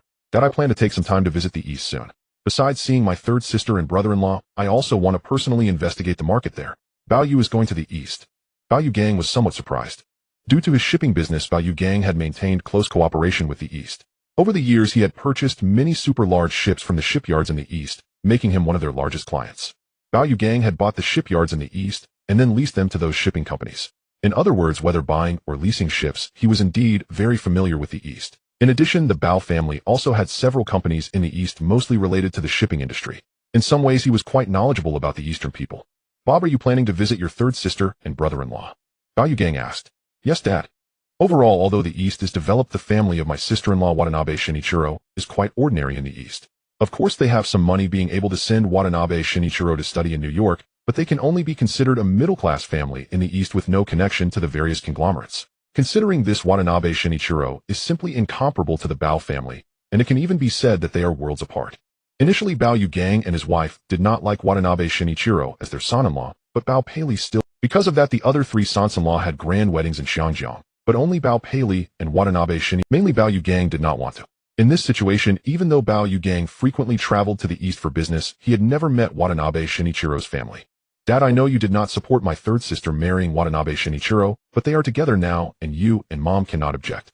Now that my third sister and brother-in-law are together, they cannot be forcibly separated. Over the years, I think you and Mom have not met Watanabe Shinichiro's family. Although my brother-in-law and sister have not said anything, I think they must be quite unhappy privately. Bob, of course Bao Yu Gang knew. He had seen Bao Pei rebel against him since childhood and not listen to his words, which was why Dad, the Watanabe family and our Bao family are not a match. However, since my sister has already been with him and things have escalated, I can only do this. This time I go to the East, I will represent the Bao family to meet my brother-in-law's family, so at least they won't think the Bao family looks down on them. Bao Yu's words took Bao Yu Gang by surprise. He knew his son spoke the truth. Now Bao Yu was destined to be the future heir of the Bao family and could certainly represent himself and the Bao family. Bao Yu's words took Bao Yu Gang by surprise. He knew his son spoke the truth. Now Bao Yu was destined to be the future heir of the Bao family and could certainly represent himself and the Bob, you thought this through well, praised Bao Yu Gang. Bao Yu then said, Dad, this trip to the East is for visiting my sister and brother-in-law who are far away, but I also want to investigate the East and see the market there. We have many companies in the East. If you need anything, just contact them. In March, Bao Yu had sent Milezi to investigate the arcade market in the East, having utilized the manpower from the Bao family's companies there. Since then, Bao Yu and the Global Investment Company also had several companies in the East, and many of the legal representatives were his brother-in-law Watanabe Shinichiro. Bao Yu and Bao Yu Gang finalized this matter. As Bao Yu was preparing to leave, Bao Yu Gang asked, Bob, be honest with your dad, which sister do you like the most? Dad, I see all four sisters the same. All the same. Is that possible? Bao Yu had already left his father's study and returned to his own study. November 16, 1978. Thursday. Setagaya, Tokyo. Generally speaking, there are many affluent areas in the Tokyo metropolitan area, and Setagaya is one of them. It is renowned for its tranquil residential streets, quality schools, and rich natural scenery. Additionally, Setagaya is conveniently located, making it an ideal residence for many celebrities, entrepreneurs, and high-ranking professionals in the East. Currently, a quiet villa-style mansion serves as the residence of Watanabe Shinichiro and Bao Pei. Since the end of the Spring Festival this year, with the permission of the Bao family and the suggestion of Bao Yu, Watanabe Shinichiro and Bao Pei left Hong Kong to return to the East for work and residence.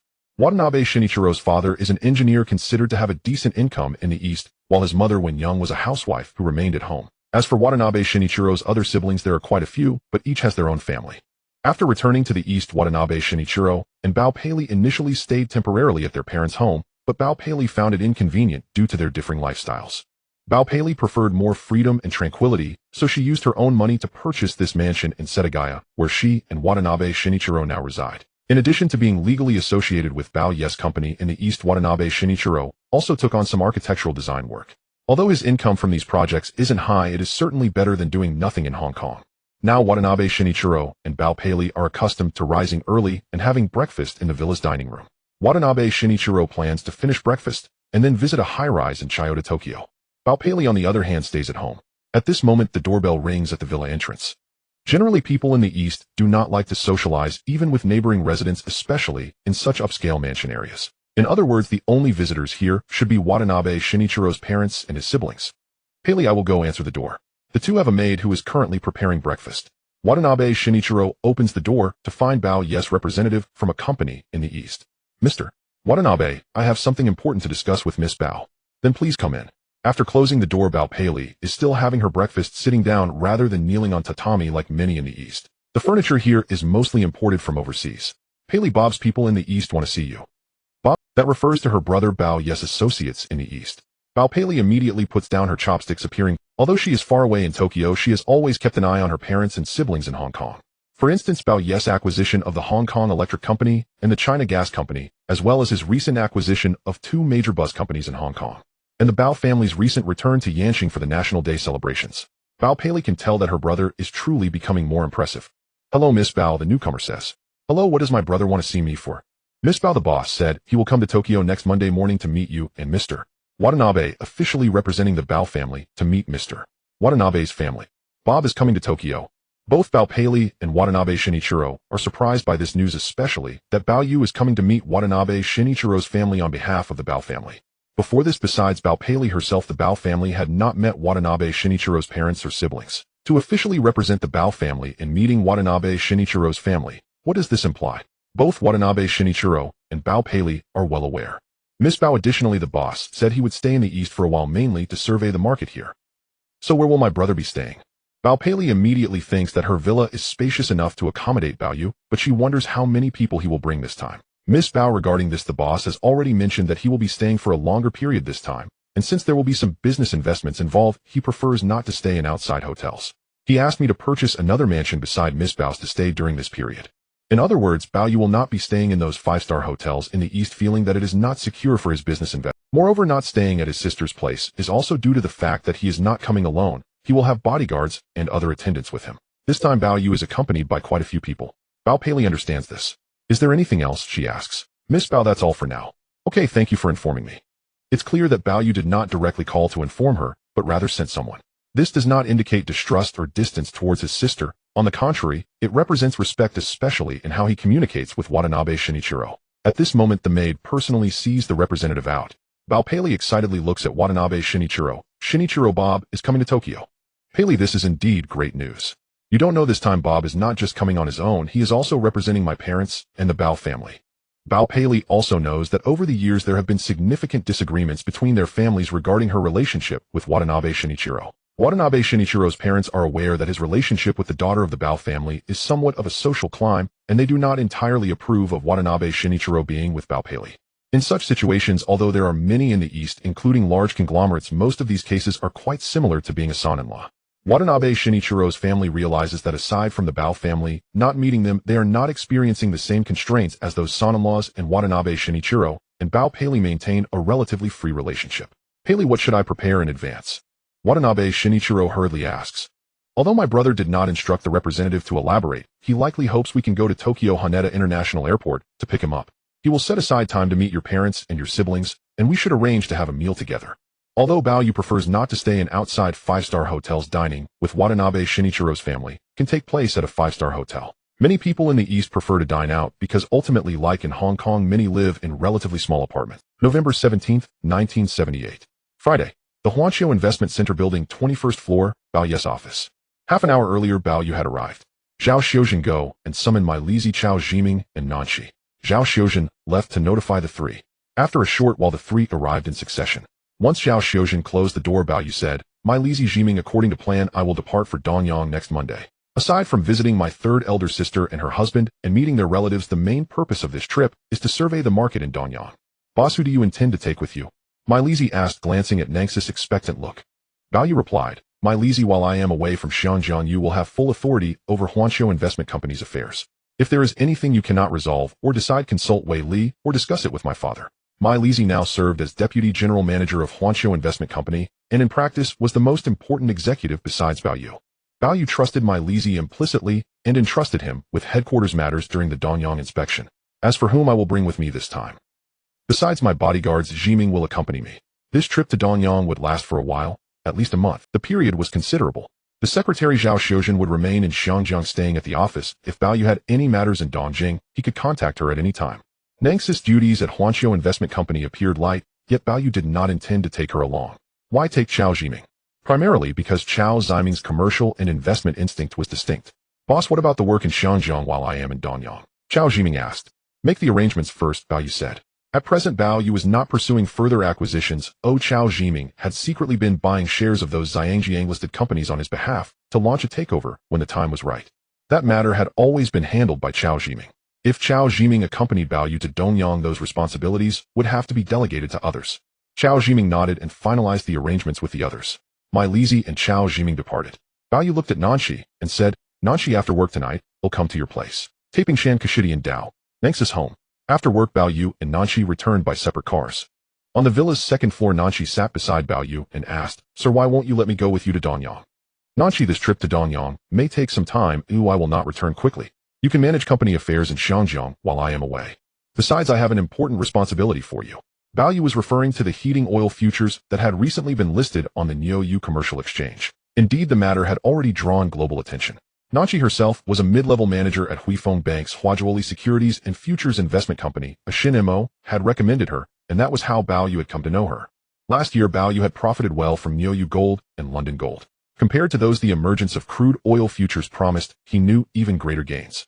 But heating oil futures had only just appeared. It was not yet the time to harvest inexperienced investors. Sir, you mean crude oil futures? Indeed. In the future, the global crude oil futures market will far exceed the scale of gold futures. For now, I want you to monitor the heating oil futures on the Niuyu Commercial Exchange. When the moment is ripe, we will move in.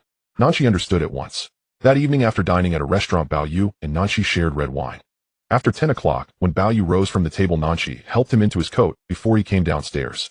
She watched him climb into Chun Zihao's car. Chun Zihao drove off toward the Shinchuan Banshan Villa. Shinchuan Banshan Villa. 11:30 at night. Bao Yu returned by car and found Dai Shi and his parents still waiting. Dad, Mom. Bao Yu, are you really leaving for Dongjing next Monday?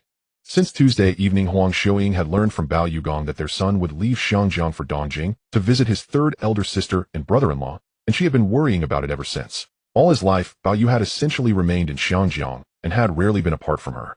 Originally last year, Bao Yugong had planned to send Bao Yu abroad to study. In the end, the couple did not let him go. Then with another world Bao Yu arriving in this world, Bao Yu had stayed in Xianjiang. This trip to Dongjing would be the first real time he left Huang Xiuying's side. Mom, I have already instructed my Lizi and the others about company matters and sent word to my third sister and brother-in-law in Danyang. The plan to go to Dongjing will not change. You child, you have never left us. Of course I am worried, Huang Xiuying said. Mom, I will take the bodyguards with me. You need. In addition to Chen Jihao and the existing guards this time, Bao Yu would bring 8 more bodyguards. He was not fully familiar with circumstances in Donyang, only mindful that many social organizations existed there and that safety must come first. Huang Xiuying began to protest further, but Bao Yugong cast her a look. He knew their son had grown and could no longer always hide behind them. In Bao Yugong's view, the more independent and self-reliant his son became, the more reassured he felt. Otherwise, with the vast Bao family fortune, if it were not entrusted to Bao Yu in the future, would it fall into the hands of son-in-law? He felt gratified by Bao Yu's change. Bao Yugong knew that Li Jiaqing's eldest son had already been sent alone to study in Canada at only 13 or 14 years old. Bao Yu understood his parents' worries. He went upstairs to bathe, then returned to the study to read the papers, repeatedly confirming there were no outstanding issues. Bao Yu knew Xianjiang passports still afforded considerable convenience abroad. Holders such as himself, Chao Zhiming, and Chun Jihao could travel to Danyang visa-free for this trip, which made matters very convenient. After a night's rest the next morning, Bao Yu rose, and after breakfast with his parents and grandfather spent the morning. He took an afternoon nap and woke to find it already past 4. Mom, I'm going out to meet a friend who I won't have dinner with. With Huang Xiuying and Dai Shi watching, Bao Yu climbed into the car, and Chen Jihao drove off. Go to Mississippi Guan's place. Chen Jihao drove toward Taping Shan Kashidi and Dao. November 20th, 1978. 1:20 p.m. At the waiting hall of Tokyo Haneda International, a young woman with large wavy hair dressed in a blue dress looking quite fashionable stood next to a young man in a suit and glasses who appeared to be tall and slender. It was Watanabe Shinichiro and Bao Paley. The couple had already known in advance the flight time of Bao Yu's arrival in Tokyo. Even so, Bao Paley and Watanabe Shinichiro arrived here over an hour early from their mansion in Setagaya to wait. Long waits can be quite tedious. However, Watanabe Shinichiro merely read the newspaper, while Bao Paley occasionally glanced at her Patek Philippe watch. Shinichiro, do you think Bob is almost here? The direct flight from Hong Kong to Tokyo generally takes about. Due to the time difference, Tokyo is 1 hour ahead of Hong Kong, meaning that passengers can actually spend nearly 5 hours on the plane, arriving in Tokyo after about 4 hours. Bao Yu, Chao Jiming, and those 10 or so bodyguards boarded the flight at 8:30 a.m. Hong Kong time, so they should arrive in Tokyo around 1:00 or 1:30 p.m. Bao Pei felt that her brother Bao Yu should be nearing Tokyo. Pei Bob should be arriving soon, Watanabe Shinichiro said patiently, not in a hurry. This was a Cathay Pacific flight from Hong Kong to Tokyo. Bao Yu did not charter a plane, but booked a ticket like other passengers. In the first class of this aircraft besides Bao Yu there were also Chao Jiming and the bodyguards Chen Jihao and others. Bao Yu was dressed in a suit and Chao Jiming and the others appeared to be no different from other passengers. However, the duration on the plane was still quite long. During this time, Bao Yu chatted with Chao Jiming while reading books, newspapers, and drinking beverages. Jiming, have you ever been to the East? Boss, I've never been there before. Chao Jiming indeed had never been to the East. He knew that the economy of the East had begun to recover in the 1950s and had developed significantly in the 1960s and 1970s. Chao Jiming was quite wealthy in the early 1970s when he was trading stocks, but he had never been to the East. Instead, he had spent a long time in the South. This was his first time accompanying Bao Yu to the East. Chao Jiming knew that many wealthy people and celebrities from Hong Kong like to travel to the East. Then you should take a good look at the market in the East this time.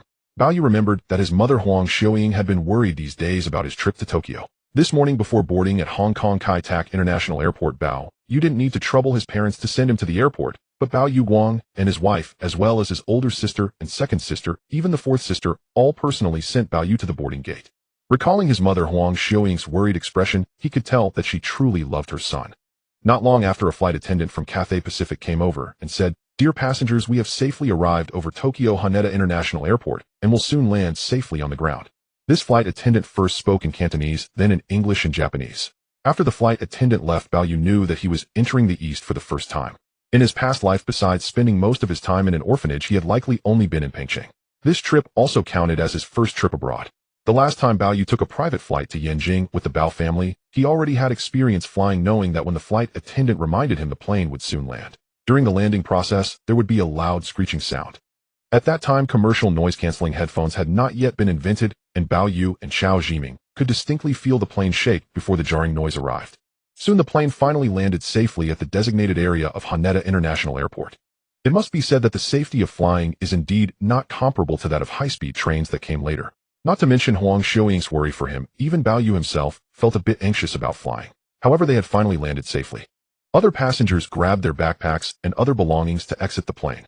Bao Yu, Chao Jiming, Chen Jihao, and the other bodyguards also took their backpacks, still appearing quite vigilant. In a foreign land, who knows what might happen? Exiting the plane's corridor, Bao Yu soon arrived outside the waiting hall, where many people were still waiting to greet those arriving. Dressed in a suit with a hat and sunglasses, Bao Yu, despite being followed by more than 10 people, still attracted some attention. He looked out into the crowd. Bao Yu noticed his third sister and brother-in-law holding up a sign. "Welcome, Bob. Jiming Jihao, my third sister and brother-in-law, are over there." Bao Yu and Chao Jiming walked over. At first, Bao Pei and Watanabe Shinichiro did not recognize Bao Yu. When Bao Yu got closer to his third sister and brother-in-law, he took off his sunglasses. Third sister, brother-in-law. Bob, you finally made it. Bao Pei came over and directly embraced her brother, clearly very excited. It had been several months since they last met. After a while, Bao Pei released Bao Yu, and he shook hands with his brother-in-law Watanabe Shinichiro, then introduced Chao Jiming beside him. "Third sister, brother-in-law, this is Mr. Chao Jiming, one of the most important Chinese executives by my side." "Hello, Mr. Chao." Watanabe Shinichiro and Bao Pei certainly did not underestimate Mr. Chao Jiming and greeted each other. Bao Yu noticed that besides Watanabe Shinichiro and his wife welcoming him, there were also representatives from Ma Li Si who had already established several companies in the East months ago waiting here. Bao Yu exchanged a few words with them before exiting the airport.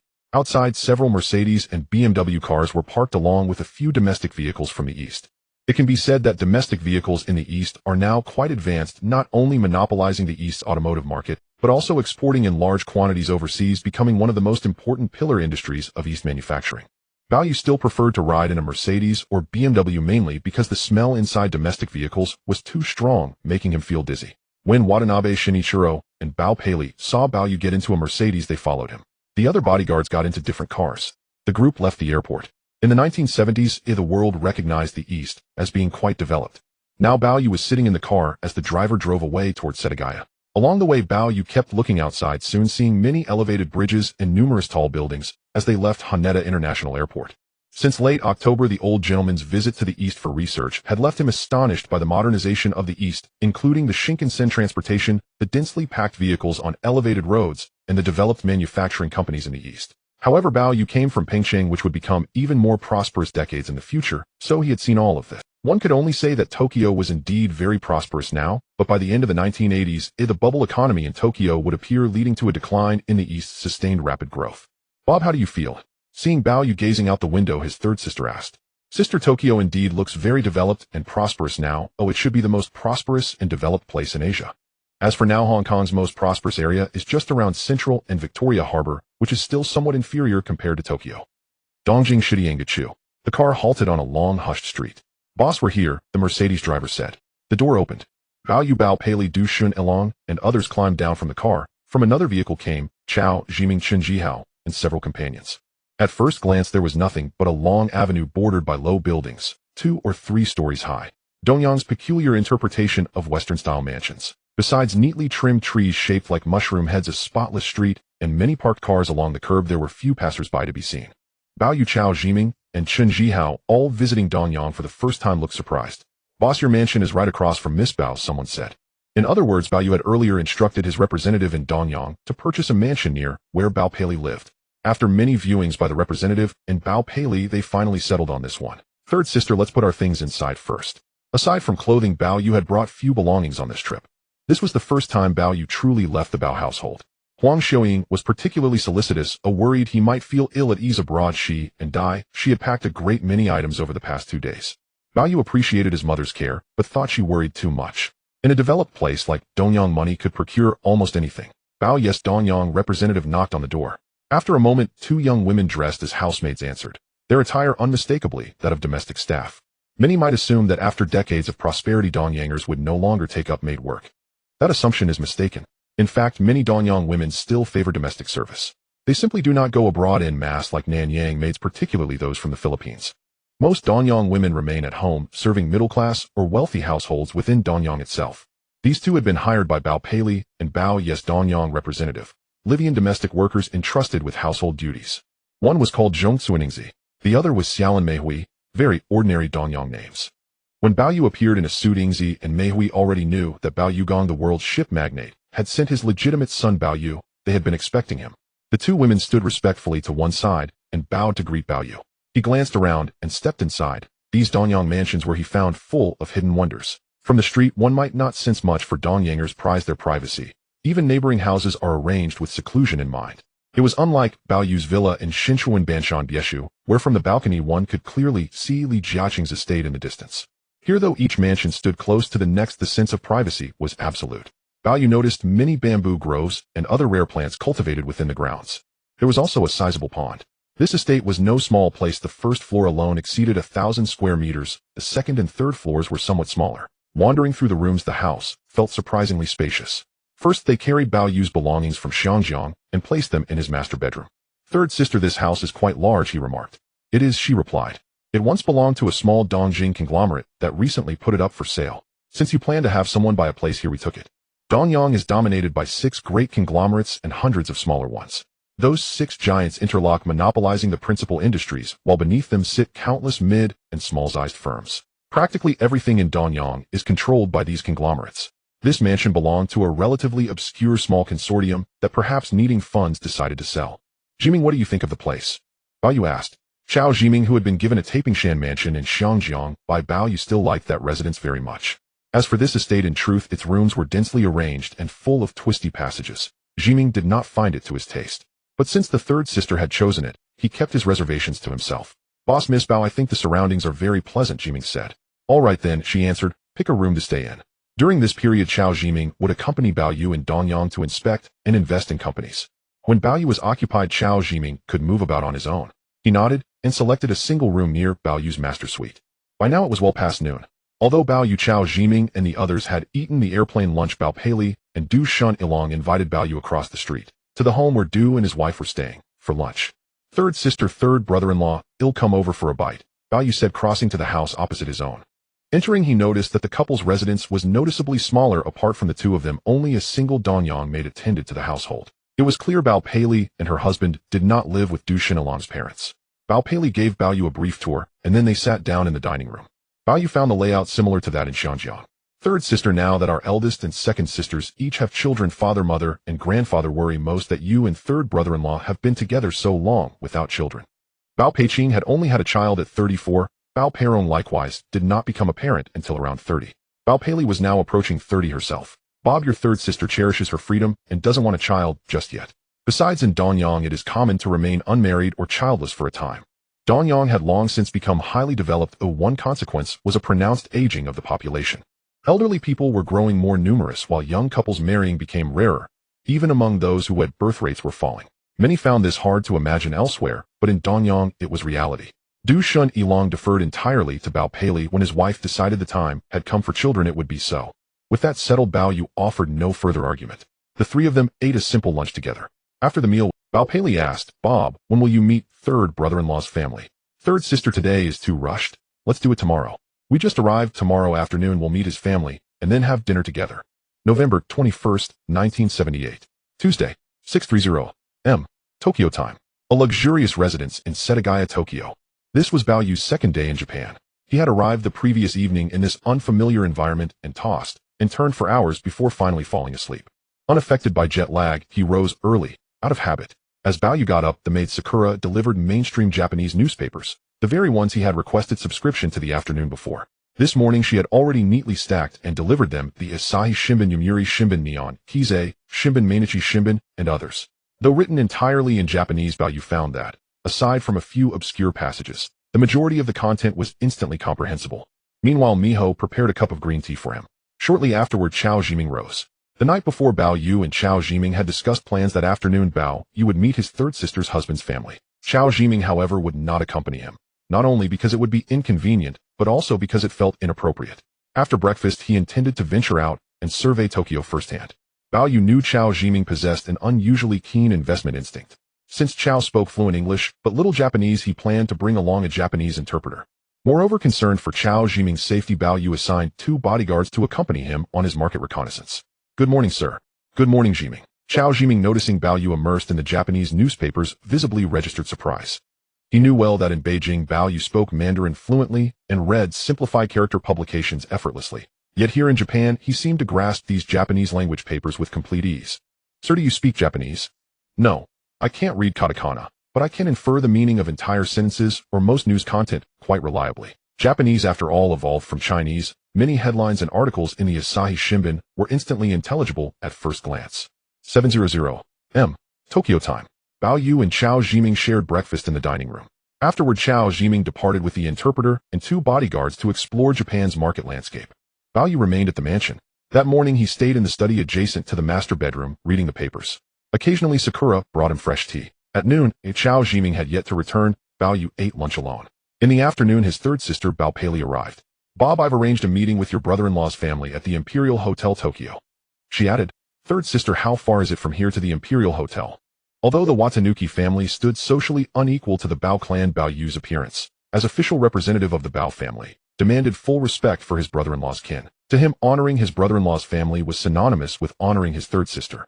Bob, it's roughly 20 kilometers. Under normal conditions, the drive would take half an hour, but given Tokyo's frequent traffic lights, arriving 30 minutes early would be prudent. Third sister will depart 30 minutes ahead of schedule.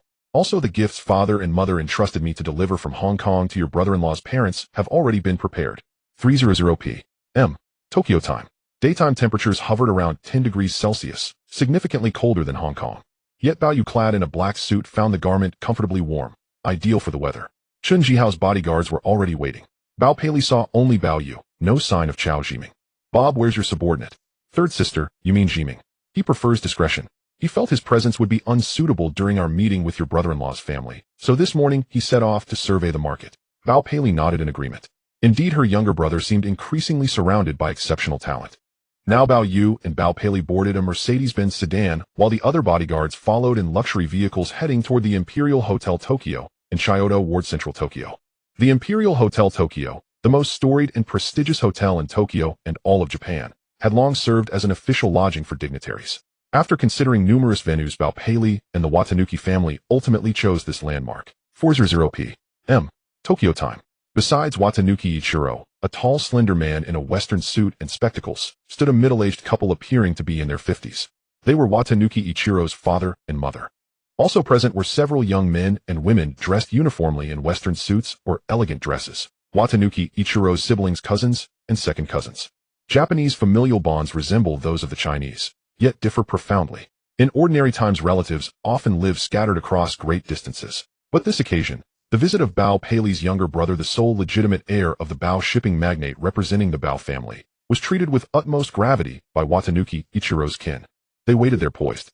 Though Japan was highly developed, the Watanuki family belonged to the solidly established middle class. Most of its members earned incomes commensurate with that stratum. Only Watanuki Ichiro, supported by his parents, had studied at a university in New York, where he met Bao Pei, the third daughter of the Bao shipping magnate. In essence, this marriage represented a significant upward match for the Watanukis. When Watanuki Ichiro's parents first learned their son was courting the shipping magnate's third daughter, disbelief overwhelmed them. Once confirmed, they feared losing him entirely, assuming he would remain in Hong Kong as a son-in-law. Instead, this year he returned directly to Japan. Moreover, Bao Yugong wielded immense influence across Japan, not only through collaborations with Japanese shipyards, but also via leasing colossal vessels to Japanese transport firms. Beyond that, Bao Yugong owned multiple enterprises in Japan, and earned profound respect from the Japanese imperial household, receiving repeated imperial commendations for his extraordinary contributions to Japan's shipbuilding and maritime industries. Regrettably, prior to this meeting, Bao Yugong and his wife had never met the Watanuki family. This encounter was scheduled for Friday. Only then did Watanuki Ichiro's parents learn that the Bao shipping magnate's legitimate heir, the sole younger brother of Bao Pei, would formally visit them in Japan on behalf of his parents. Instantly, they elevated the meeting's importance, summoning relatives working in other cities and meticulously preparing for the young master's arrival. Fundamentally, the Japanese temperament is outwardly warm, yet inwardly reserved, revering strength while subtly marginalizing weakness, a trait deeply rooted in the island nation's geography, history, and social fabric. Bao was not merely the heir apparent to the Bao shipping empire. His recent acquisition spree in Hong Kong alone signaled to the Watanukis that this young master was no ordinary scion. Thus, to Watanuki Ichiro's parents and extended family, Bao transcended mere ethnicity or familial connection. He was above all a formidable force in the realm of commerce. Outside the Tokyo Imperial Hotel, Bao had not yet arrived, yet the parents of Watanabe Shiro were already anxious about how they would appear before him. In truth, Shiro himself found his younger brother-in-law increasingly enigmatic. In the past, he had regarded his brother-in-law as unremarkable, disinclined to socialize with his four elder brothers-in-law. But after last year, Bao transformed utterly, as if reborn. "Shiro, does my attire look appropriate?" asked Shiro's father, dressed in a tailored suit and rimless spectacles, bearing the refined air of a university professor, though in reality he was an engineer who also undertook freelance engineering projects. In Japan, holding multiple jobs and earning diverse incomes is commonplace. As for Shiro's mother, advanced in years, her figure softened by time, wearing a modest skirt, she had devoted herself entirely to homemaking, seldom venturing beyond the domestic sphere. Deep down, she feared the Bao family would look down upon her. Precisely for this reason, she chose not to live with her daughter-in-law Bao Pei, finding far greater freedom and comfort in her own quiet independence. "Father, there's no need to worry. Bob is remarkably easygoing," Shiro assured him, gently glancing at his wristwatch. He knew Bao Pei, and Bao, you were likely arriving imminently. It was 3:46 p.m. in Tokyo. First, a black Mercedes-Benz drew to a halt, followed closely by a procession of luxury vehicles. Shiro recognized Bao's arrival instantly. "Father, Mother Pei and her younger brother have arrived." At his words, his parents straightened their posture, bracing themselves. The car door opened. Bao's gaze first fell upon the imposing gray facade of the building, vast and stately. Then he saw a group approaching. Aside from his elder brother-in-law Shiro, none were familiar to him. Bao Pei stepped out of the car beside him. Shiro immediately introduced Bao to his extended family, his parents, uncles, aunts, cousins, elder and younger brothers, sisters, nephews, and nieces, more than 30 individuals, a formidable clan in its own right. Bao greeted each warmly with a smile and a firm handshake, speaking Mandarin while they conversed in Japanese. Clad in a sleek black suit, Bao struck Shiro's parents as the very embodiment of the young Bao shipping magnate, a future heir whose commanding presence and aristocratic poise unmistakably proclaimed his lineage from Hong Kong's legendary shipping dynasty. Indeed, Bao stood tall, and over the past year he had cultivated an aura of innate authority that lent him an unmistakable gravitas. Yet it was more than mere stature. Upon learning that the heir apparent of the Bao shipping magnate had arrived for a family dinner, the general manager and senior executives of the Tokyo Imperial Hotel extended exceptional warmth and deference. Earlier, Bao Yugong had visited Japan on business, and his Japanese partners had hosted him here, making this venue both prestigious and symbolically resonant. Flanked by Shiro and Pei, and surrounded by Shiro's extended kin, the entourage proceeded into an opulent private dining hall. Chun Jihao and the other bodyguards followed closely, entering one of the hotel's grandest banquet suites. Bao Yu seated himself beside Shiro, and Pei Li then turned courteously to his host's uncle aunt. I am here on behalf of my parents who, owing to their demanding responsibilities, and my mother's rare departures from Hong Kong, have long been unable to meet you formally. Today I represent both them and the Bao family. Very well, they replied, exhaling deeply at last. For years the absence of Bao Yugong and his wife had left them quietly apprehensive, wondering whether they were deemed unworthy of recognition. Still they understood. They suspected Bao Yugong and his wife had originally disapproved of their daughter's union with Shiro, given the chasm between nations' ethnicities, faiths, and cultures. Bao Yu then glanced toward the nearby security detail, who promptly presented the gifts pre-selected by the Bao family. Uncle Aunt, these were personally chosen by my parents for you. One exquisitely crafted box held a Vacheron Constantine timepiece of extraordinary value, another contained a lustrous strand of South Pacific white pearls, each orb as thick as a fingertip, gleaming under the chandelier's golden light. Bao Yu placed the boxes directly before them. Shiro's parents were visibly taken aback, unprepared for such thoughtful generosity. Father, mother, won't you open them? Urged Bao Pei Li standing nearby. Bao Yu remained silent as Shiro's father lifted the lid, revealing the Vacheron Constantine. Its craftsmanship alone bespoke immense worth. Truly the Bao family's generosity was nothing short of staggering. Shiro's mother opened her box next, her breath catching at the sight of the pearl necklace, its luminous orbs radiating brilliance beneath the restaurant's soft, opulent glow. Its splendor was self-evident, far beyond ordinary measure. This is far too precious. We cannot accept it, they protested, flustered. Though unaware of the exact price, they knew that even at $180 Japanese yen, a USD 1 euro timepiece would cost nearly 1.8 million yen, equivalent to several months' salary for even highly paid Japanese professionals. The assembled members of Shiro's family watched, duly impressed by the Bao family's magnanimity. Uncle Aunt, this is our family's sincere gesture. Please accept it without reservation. Reluctantly they acquiesced. Shiro's mother cradled the pearl necklace reverently. Such extravagance was something even her husband had never bestowed upon her. Bao Yu exchanged light, courteous conversation with Shiro's parents, aided by Pei Li's fluent translation. It was 5:30 p.m. in Tokyo. The restaurant began serving courses. The Tokyo Imperial Hotel specialized in refined Japanese cuisine, but also offered Western fare, including French delicacies. Chinese cuisine was likewise available.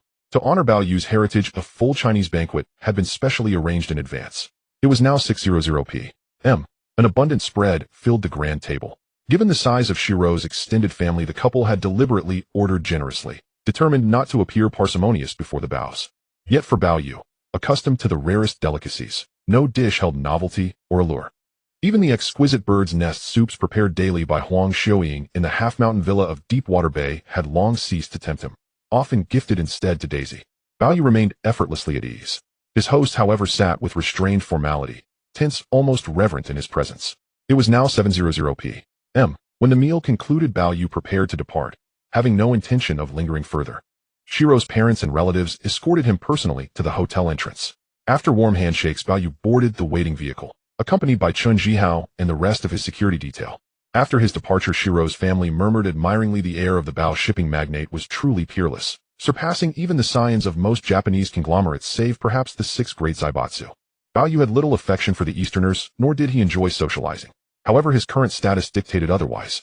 Sitting calmly in the Mercedes, the bodyguards Chun Jihao and others could not discern what Bao Yu was thinking. 40 minutes later, at the luxury residence in Setagaya, the Mercedes came to a halt. Bao Yu stepped out of the car, and upon entering found the maids Sakura and Miho already waiting. The night outside had turned colder. Back at the mansion, the heating was on, maintaining a cozy temperature of around 27 to 28 degrees Celsius, and Sakura helped Bao Yu change out of his suit. At this moment, Bao Yu had already met with Chao Jiming. Jiming, when did you return? Boss, I got back around 7 this morning. Chao Jiming, accompanied by a translator, and Bao Yu's 2 bodyguards, traveled around the Tokyo region. In 1978, the Eastern population was around 1.2 billion. The total population of the Tokyo area was close to over 10 million, indicating that more than 1/10 of the Eastern population was concentrated in the Tokyo region. In the future, almost 30 of the Eastern population would be concentrated in Tokyo.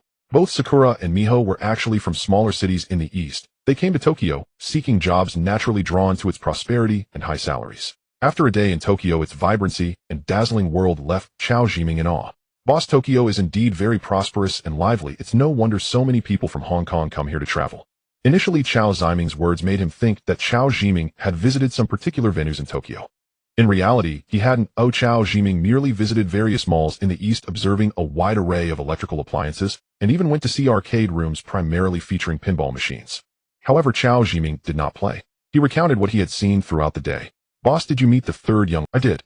Starting tomorrow, I will go out with you to explore Tokyo and officially assess the Eastern market. This time Bao Ye's visit to the East was not merely to meet his third brother-in-law's family. It was primarily to investigate the market and harvest Eastern wealth. Although Bao Yu already had his plans in mind, he had yet to voice them. Practical investigation was essential. After chatting with Chao Jiming for a bit, Bao Yu entered the study to call his mother, who was far away in Hong Kong. Hong Kong was still 1 hour behind Tokyo. Huang Xiuying and Bao Yu had just learned that Bao Yu had met the family of his third brother-in-law and was preparing to start market investigations the following day. After finishing his conversation with his parents, Bao Yu came out from the study and asked the maid Sakura to prepare his bath. Young Master Bao, I will prepare it right away. It must be said that the service attitude of these two maids was truly commendable. After Sakura prepared the hot with the cold weather outside, taking a bath was truly comfortable. Bao Yu sat in the bathtub soaking while closing his. Sakura was beside him washing his hair and massaging his shoulders, while Miho occasionally came over to add hot water. Half an hour later, after Bao Yu finished his bath, he returned to the study. Sakura brought in the folded evening newspaper, and Bao Yu carefully read through it, circling what he did not understand. At 10:30 in the evening Tokyo time, Bao Yu fell into a dream. Resting for the night, the date turned to November 22nd, 1978. Wednesday at 6:30 in the morning, Bao Yu got up, refreshed, dressed, and stepped outside to find Sakura and Miho. Young Master Bao, Mrs. Watanabe, just arrived. Sakura was referring to Bao Ye's third sister Bao Pei. Yesterday afternoon, after Bao Yu represented the Bao family in meeting Watanabe Ichiro's family, it was evident that Watanabe Ichiro's parents and family felt that the Bao family respected them and did not look down on them. In such a context, Watanabe Ichiro and Bao Pei naturally appeared much better in front of their families. Sister, you're here. Bob, are you starting the market investigation today? Do you need me and brother-in-law to accompany you? Bao Pei could see that her younger brother was indeed a diligent person, unlike other rich second-generation youths of Bao Ye's age who either continued their studies or simply played around. Who else works as hard as Bao Yu? Sister, I will go out for the investigation with Jiming after breakfast. No need to trouble you and brother-in-law. This meant that Watanabe Ichiro and his wife would not be accompanying him. Moreover, unlike in Yanjing, where the itinerary had been arranged in advance, this time in Tokyo, Bao Yu had not arranged any relevant itinerary in advance. The places he aimed to investigate would primarily be in the Tokyo area. This time Bao Yu focused on Akihabara. Alright, if you need sister to take you out later, just let her know then. Tokyo time at 7:30 in the morning, Bao Yu, Chao Jiming, and Bao Pei had breakfast together. After finishing, Bao Pei returned home. Bao Yu, Chao Jiming, and the bodyguards along with Bao Ye's company representatives in the east got into the car. We will head to Akihabara first. Akihabara is a street in the Chiyoda district of Tokyo which is very famous both in the East and international. In his past life, Bao Yu had heard of Akihabara, but he felt that its role should be similar to Zhongguancun in Yanjing or Huiqiangbai in Pengcheng. He had never been to Zhongguancun in Yanjing. He had visited Huiqiangbai and Pengcheng many times in his past life, as he often needed to buy accessories for the game he played, since the old service machine would easily get stuck after prolonged use.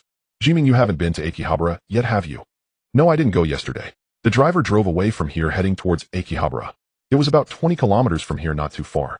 Due to numerous traffic lights requiring waiting, Bao Yu looked out the car window at the tall buildings, knowing that the late 1970s were the peak of the East.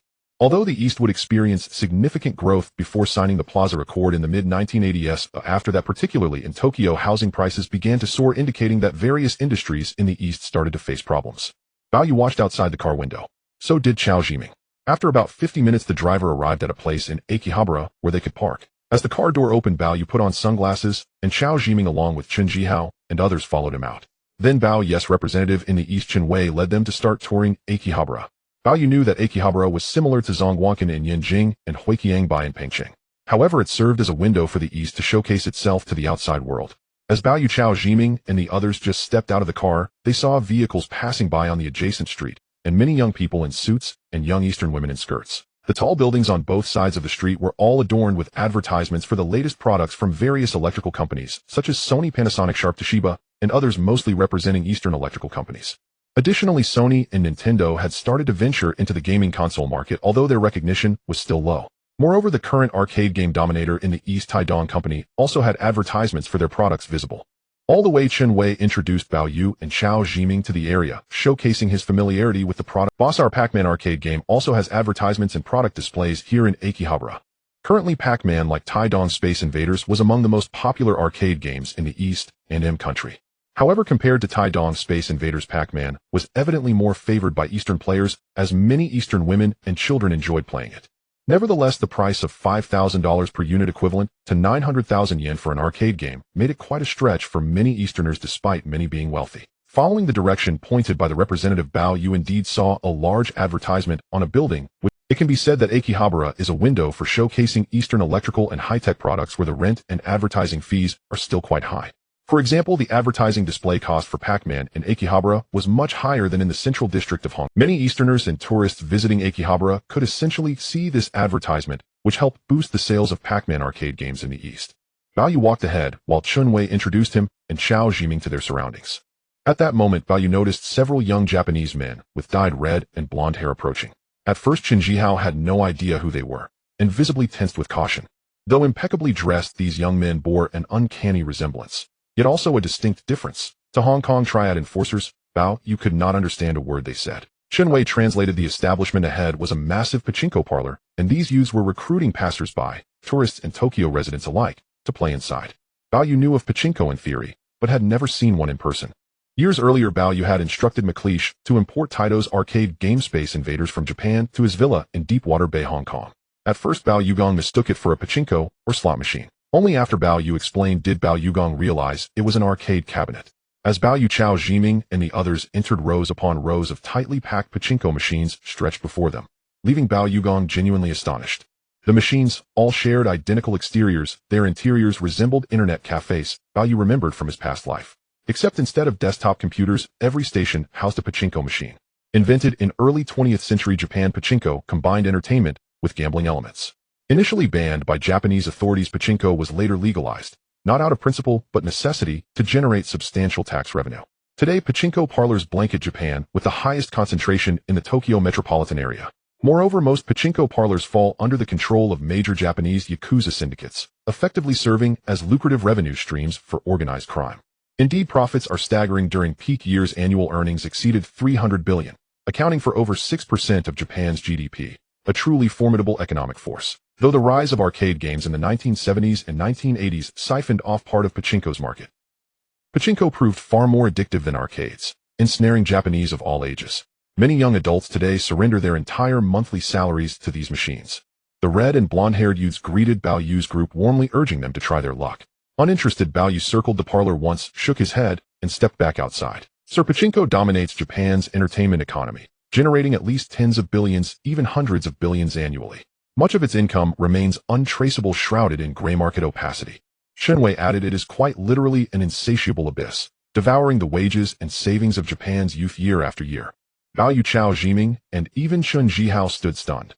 This relentless extraction of wealth from Japanese youth rivaled Macau's famed casinos just across the border from Hong Kong. Yet Japan tolerates pachinko with deliberate ambivalence, its true motive being fiscal, to maximize. I have no interest in this, Bao Yu replied. His fascination lay with arcade cabinets, less addictive than pachinko, yet brimming with playful ingenuity. Most importantly, though Japanese firms like Taito, Sony, Nintendo, and Namco had already entered the gaming industry, the arcade era had yet to fully dawn. At present, Taito remained Japan's preeminent arcade manufacturer, producing its own titles and collaborating with U.S. based Atari on a suite of groundbreaking arcade games.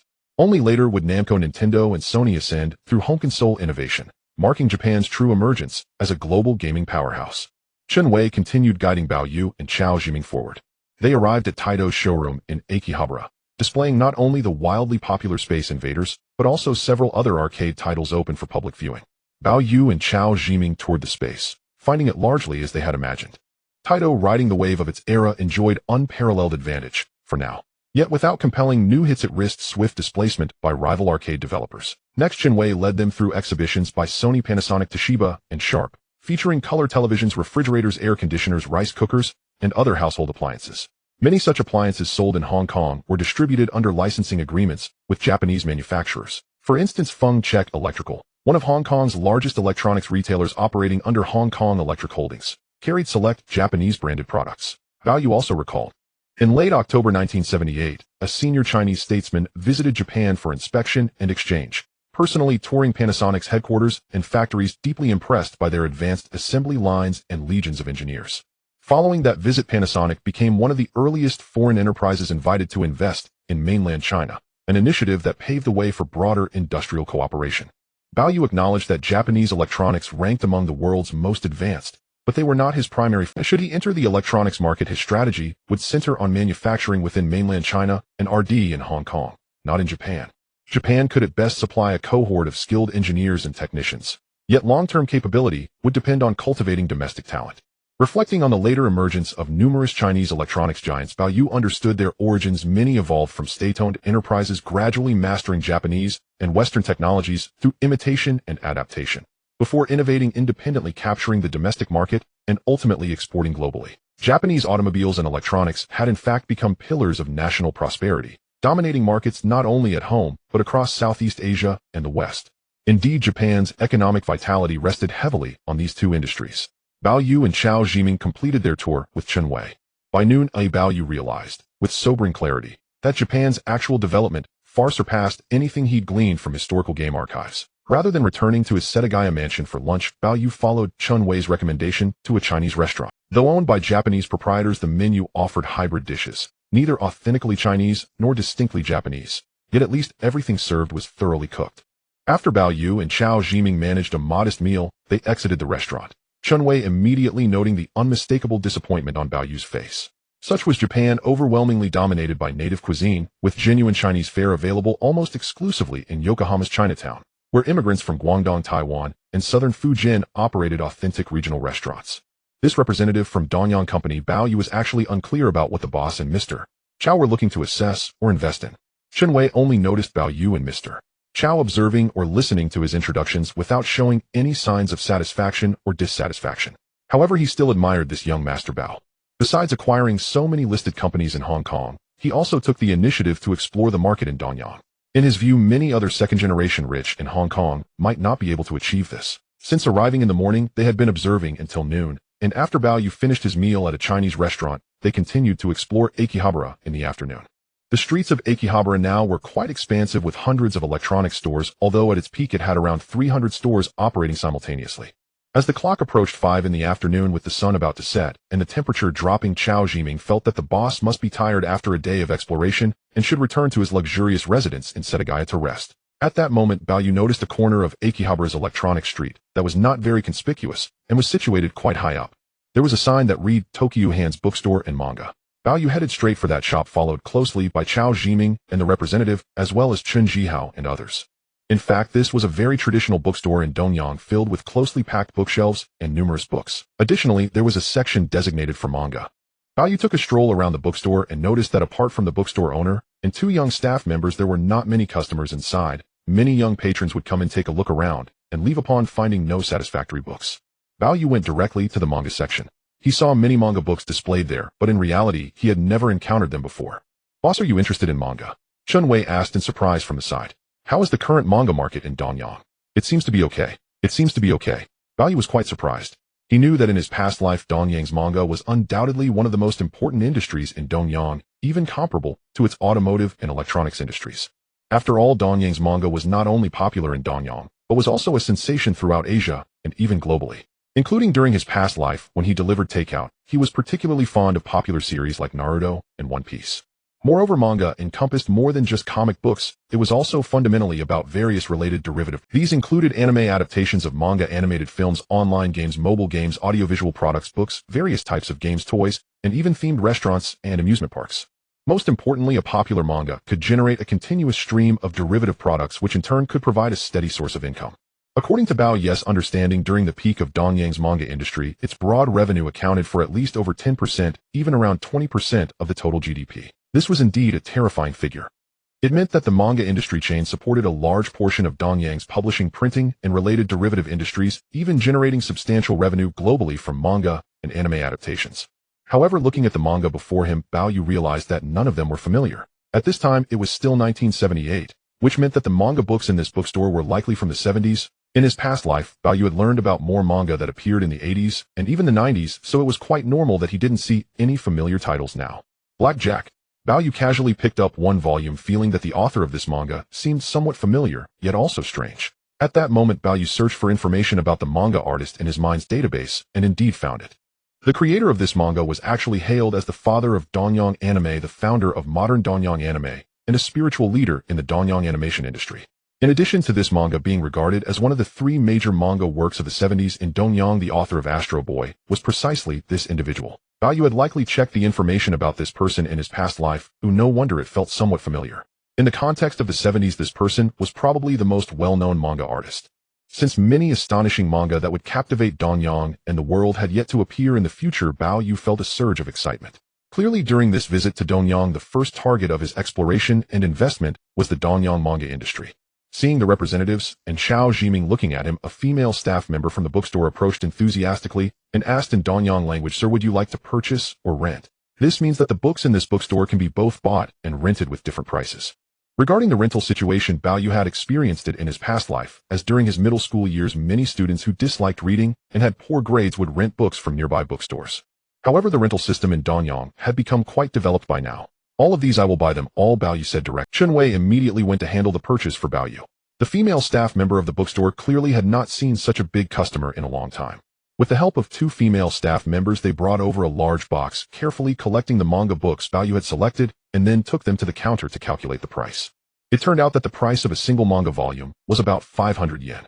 Considering $1 was approximately equal to 180 yen, it came out to around $8. With $1 being roughly 5 Hong Kong dollars, it amounted to about 14 Hong Kong dollars per volume. That price was indeed not cheap. Now Bao Yu had bought dozens of volumes in one go, spending several hundred Hong Kong dollars. Chun Wei went to pay for Bao Yu while the two bodyguards helped carry the manga books packed in the large box outside. By the time the Mercedes-Benz Bao Yu was in arrived, the bodyguards moved the box into the car. Bao Yu naturally didn't. Once inside the car, Bao Yu looked at Xiao Jiming and Chun Wei and said, "After we return, I want to gain a clear understanding of the current situation of the Donyang manga market. Although there are some materials in my database about the Donyang manga market, most of it relates to the late 70s to the 80s and 90s. Before this, the information was not detailed." "Yes, boss." Earlier, Chun Wei thought that the boss had suddenly developed an interest in reading manga. Little did he realize that Bao Yu was focused on the manga market. An hour later, at the luxurious residence in Setagaya, Tokyo, the Mercedes-Benz came to a stop. Bao Yu, Xiao Jiming, and Chun Wei got out of the car, while the two bodyguards helped carry the large box of manga inside. Following Bao Yu's instructions, they directly took it to his study. It was 6:30 p.m. Bao Yu and Xiao Jiming had dinner first. Afterward, Bao Yu strolled leisurely through the mansion before instructing Sakiko and Misuzu to prepare hot water for his bath. Having spent the entire day exploring Akihabara, Bao Yu felt a dull ache settling into his feet. After bathing, he returned to his study, where Sakiko had already arranged the day's major Japanese newspapers. Bao Yu leafed through them idly. "Sakiko, bring me those manga volumes." Though Sakiko and Misuzu understood rudimentary Mandarin, they could not follow fluent conversation like that between Bao Yu and Xiao Jiming. The two women opened the large crate and found to their surprise that it truly overflowed with manga volumes. They had assumed Bao Xiao had purchased an eclectic assortment of items during his outing. Instead, every single item was Japanese manga. Back in their schoolgirl days, both had cherished manga. Seeing Bao Xiao return with such a vast collection, they quietly wondered whether he too harbored the same nostalgic affection they once held. They carried each volume out and meticulously arranged them on the shelves, grouped by series and ordered sequentially from volume 1 to the final installment. Bao Yu picked up Black Jack and began reading intently. Sakiko and Misuzu stood nearby, careful not. As he read, Bao Yu reflected, overall this manga, hailed as one of Japan's 3 greatest works of the 1970s, remained remarkably engaging. Yet Bao Yu was different. In his previous life as a food delivery rider, he had not only played that landmark era-defining game, but also explored its Japanese spin-offs, and occasionally watched Japanese anime on computers and mobile devices. Back then, manga were not what they later became, especially not the vibrant, dynamic works that emerged in the 1980s and 1990s, and which would ultimately captivate generations. Thus, while these current manga were certainly well-crafted and absorbing, they belonged to an earlier, more restrained aesthetic. After finishing several volumes, Bao Yu rose, stretched languidly, and glanced at the clock. 1:30 p.m. Tokyo time. He set the manga aside. Leaving Sakiko and Misuzu to tidy up, he retired to his master bedroom and slept soundly through the night. Bao Yu awoke, eyes opening to sunlight filtering softly through the curtains, and realized he had spent the night immersed in dreams, all woven from the threads of those very manga. He also dreamed of Guan Jiahui and Joey Chung, both far away in Hong Kong. He had not brought them along. At his age, he knew full well he could have invited either Joey or Nancy, had he chosen to. No wonder Nancy had once offered to accompany him to Japan. She must have anticipated precisely this. "Good morning, Bao Xiao." Sakiko and Misuzu stood waiting at his door the moment he rose. "I need a shower," he said. "Shall we prepare the bath?" "No." Puzzled, Sakiko immediately turned on the water heater and adjusted the temperature to perfection. Once Bao Yu had bathed luxuriously, he stepped out dressed in casual attire, donned his outerwear, and prepared for a stroll around the mansion's garden.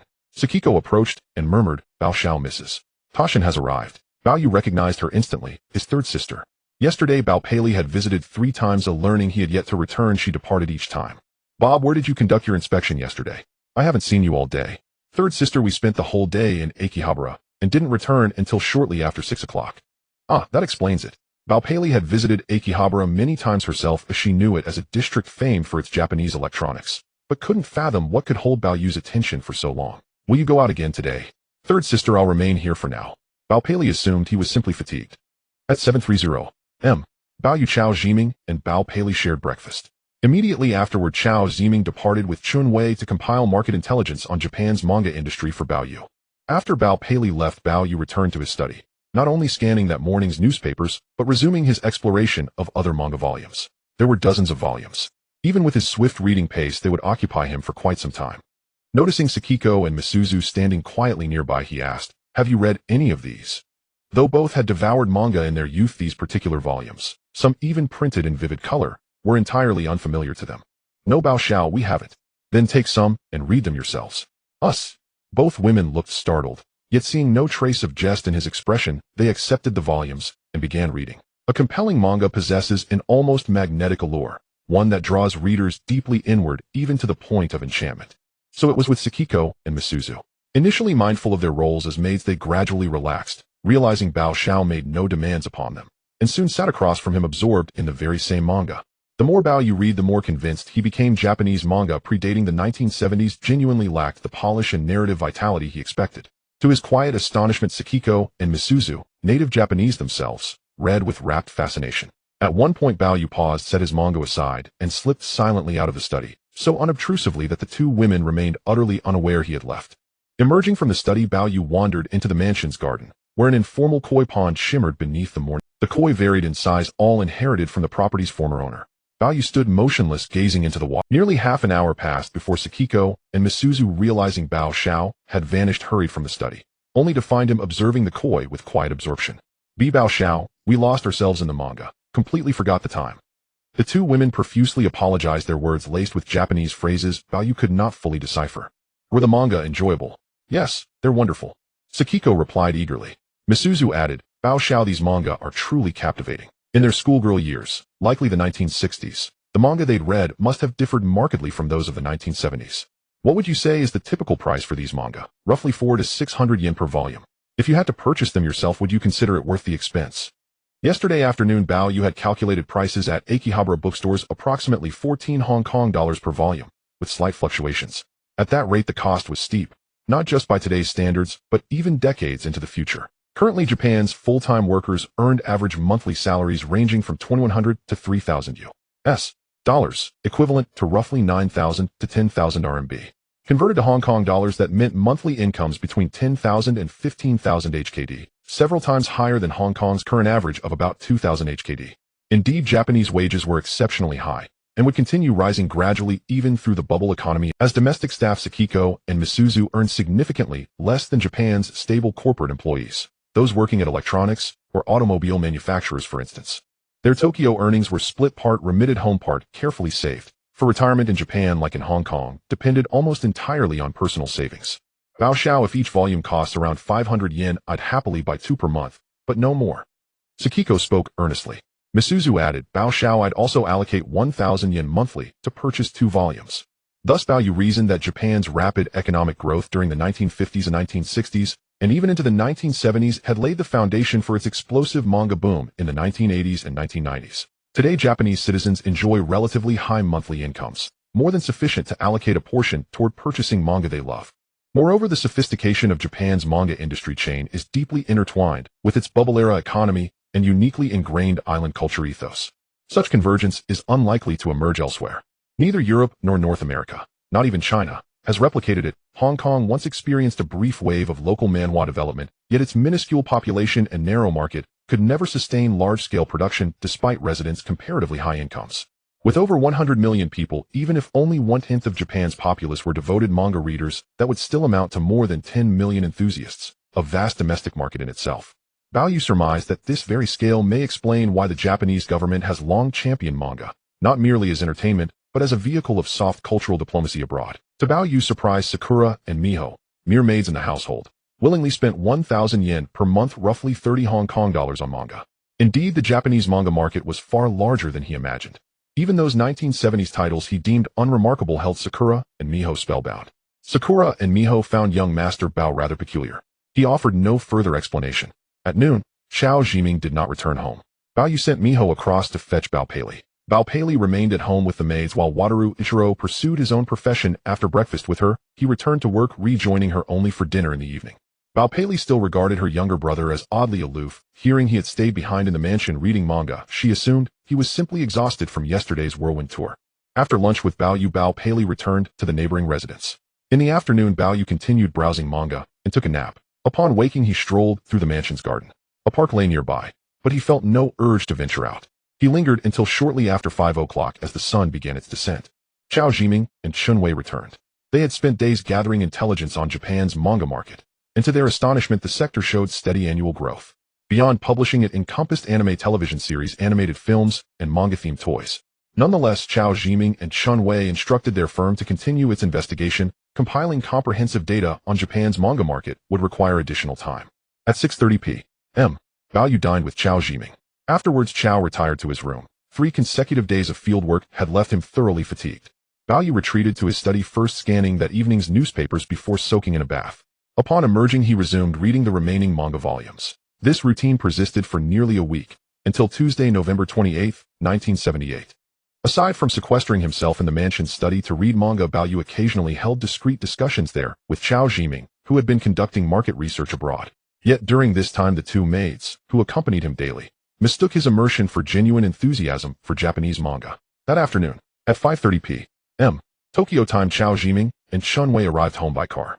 After a full week, assisted by dozens of employees from Baoyu's Japanese subsidiary, they had finally compiled exhaustive data on Japan's current manga market. A thick dossier meticulously organized and translated entirely into Chinese now rested in Chunwei's hands. Boss, all the materials you requested have been compiled. Excellent. Thank you, Chunwei.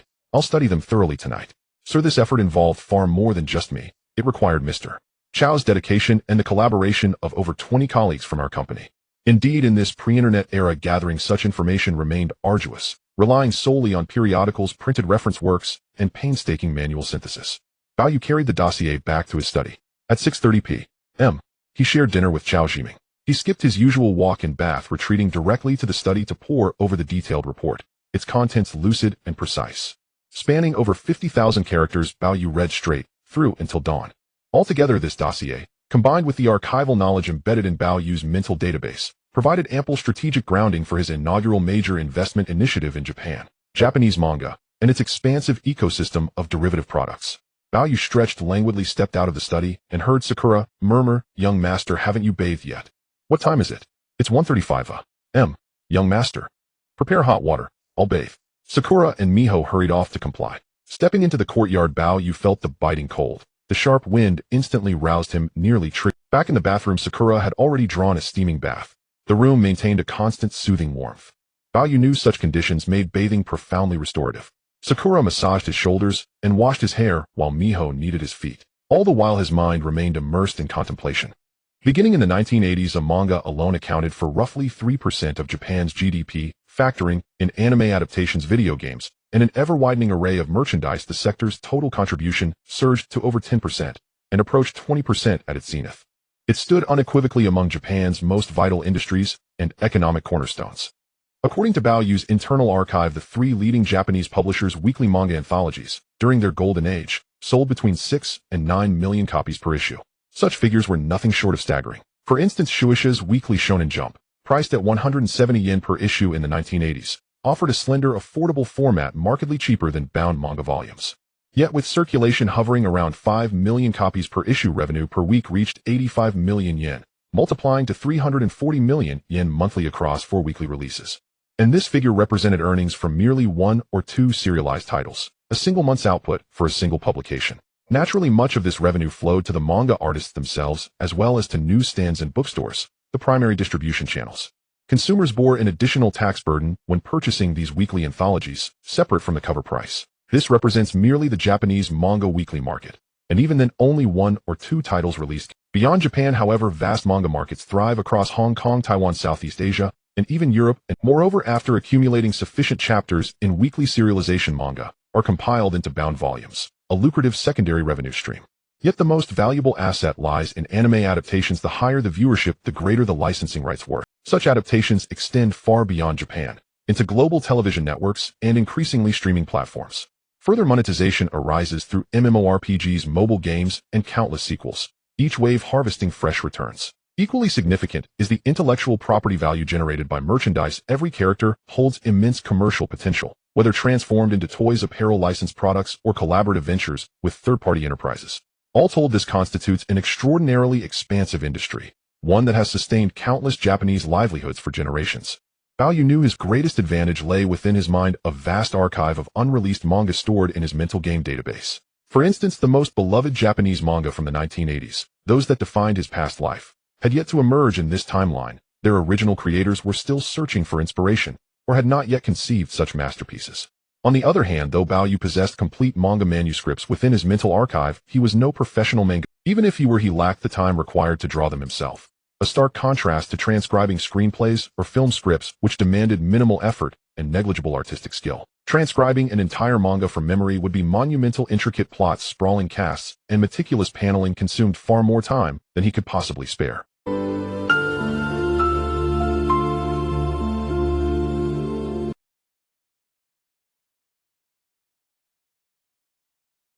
It was already late. It's late. You should rest now, Bao Yu said, retreating to his master bedroom and pulling the covers. Exhaustion claimed him instantly. He slept soundly, dreaming neither of Zhong Chuhong, Guanjiahui Nancy, nor Zhu Lin far away in Yanjing. Instead, his thoughts remained fixated on manga. When he awoke, it was already 8:00 m. Tokyo time. He dressed in his usual casual attire and outerwear. Stepping outside, he found Mei Sui and Sakurako waiting. Young Master Bao, Mr. Chow left over an hour ago. What time is it? 8:43 m. Already so late. Bao Yu first headed to breakfast. Afterward, he strolled to the garden pond and gazed silently upon its still waters. Having finished, he returned to his study, not reaching for manga again, but pondering how best to monetize the colossal manga archive sealed within his mind. These manuscripts constituted his true wealth, his most vital strategic asset. He knew full well he could never replicate them panel by panel as a traditional mangaka might. Even a single page demanded days of labor. Glancing at Sakurako and Mei Sui beside him, he asked, "Do you know how professional mangaka produce their works?" "Young Master Bao, I don't know." Sakurako replied directly, genuinely ignorant of the creative process behind manga. Young Master Bao Yu smiled faintly. These two maids hailed from remote Japanese towns who, despite high school education, their understanding of the manga industry remained non-existent. Asking them was futile. He sat down and carefully reread Chun Wei's comprehensive market report on the Japanese manga industry, the same document he'd scrutinized extensively the previous night. After finishing the report, a sudden insight struck him. While some manga were indeed solo creations, Bao Yu recalled that titans like Naruto and One Piece, beloved in his past life, were produced by teams, often multiple studios collaborating under a single nominal author. Why then were such works publicly attributed to a sole creator? Numerous practical and commercial reasons dictated this convention. Crucially, Bao Yu realized if entire manga could be co-created by teams, then his own unreleased manuscripts could be adapted similarly. He need only extract the core narrative framework, then entrust it to skilled mangaka for collective execution. Under such arrangements, the artists would hold no proprietary rights. Copyright and ownership would reside exclusively with Bao Yu's company. Thus, all intellectual property, including future adaptations, would ultimately belong solely to him. Of course, Japanese legal frameworks required meticulous navigation. That complexity demanded thorough resolution.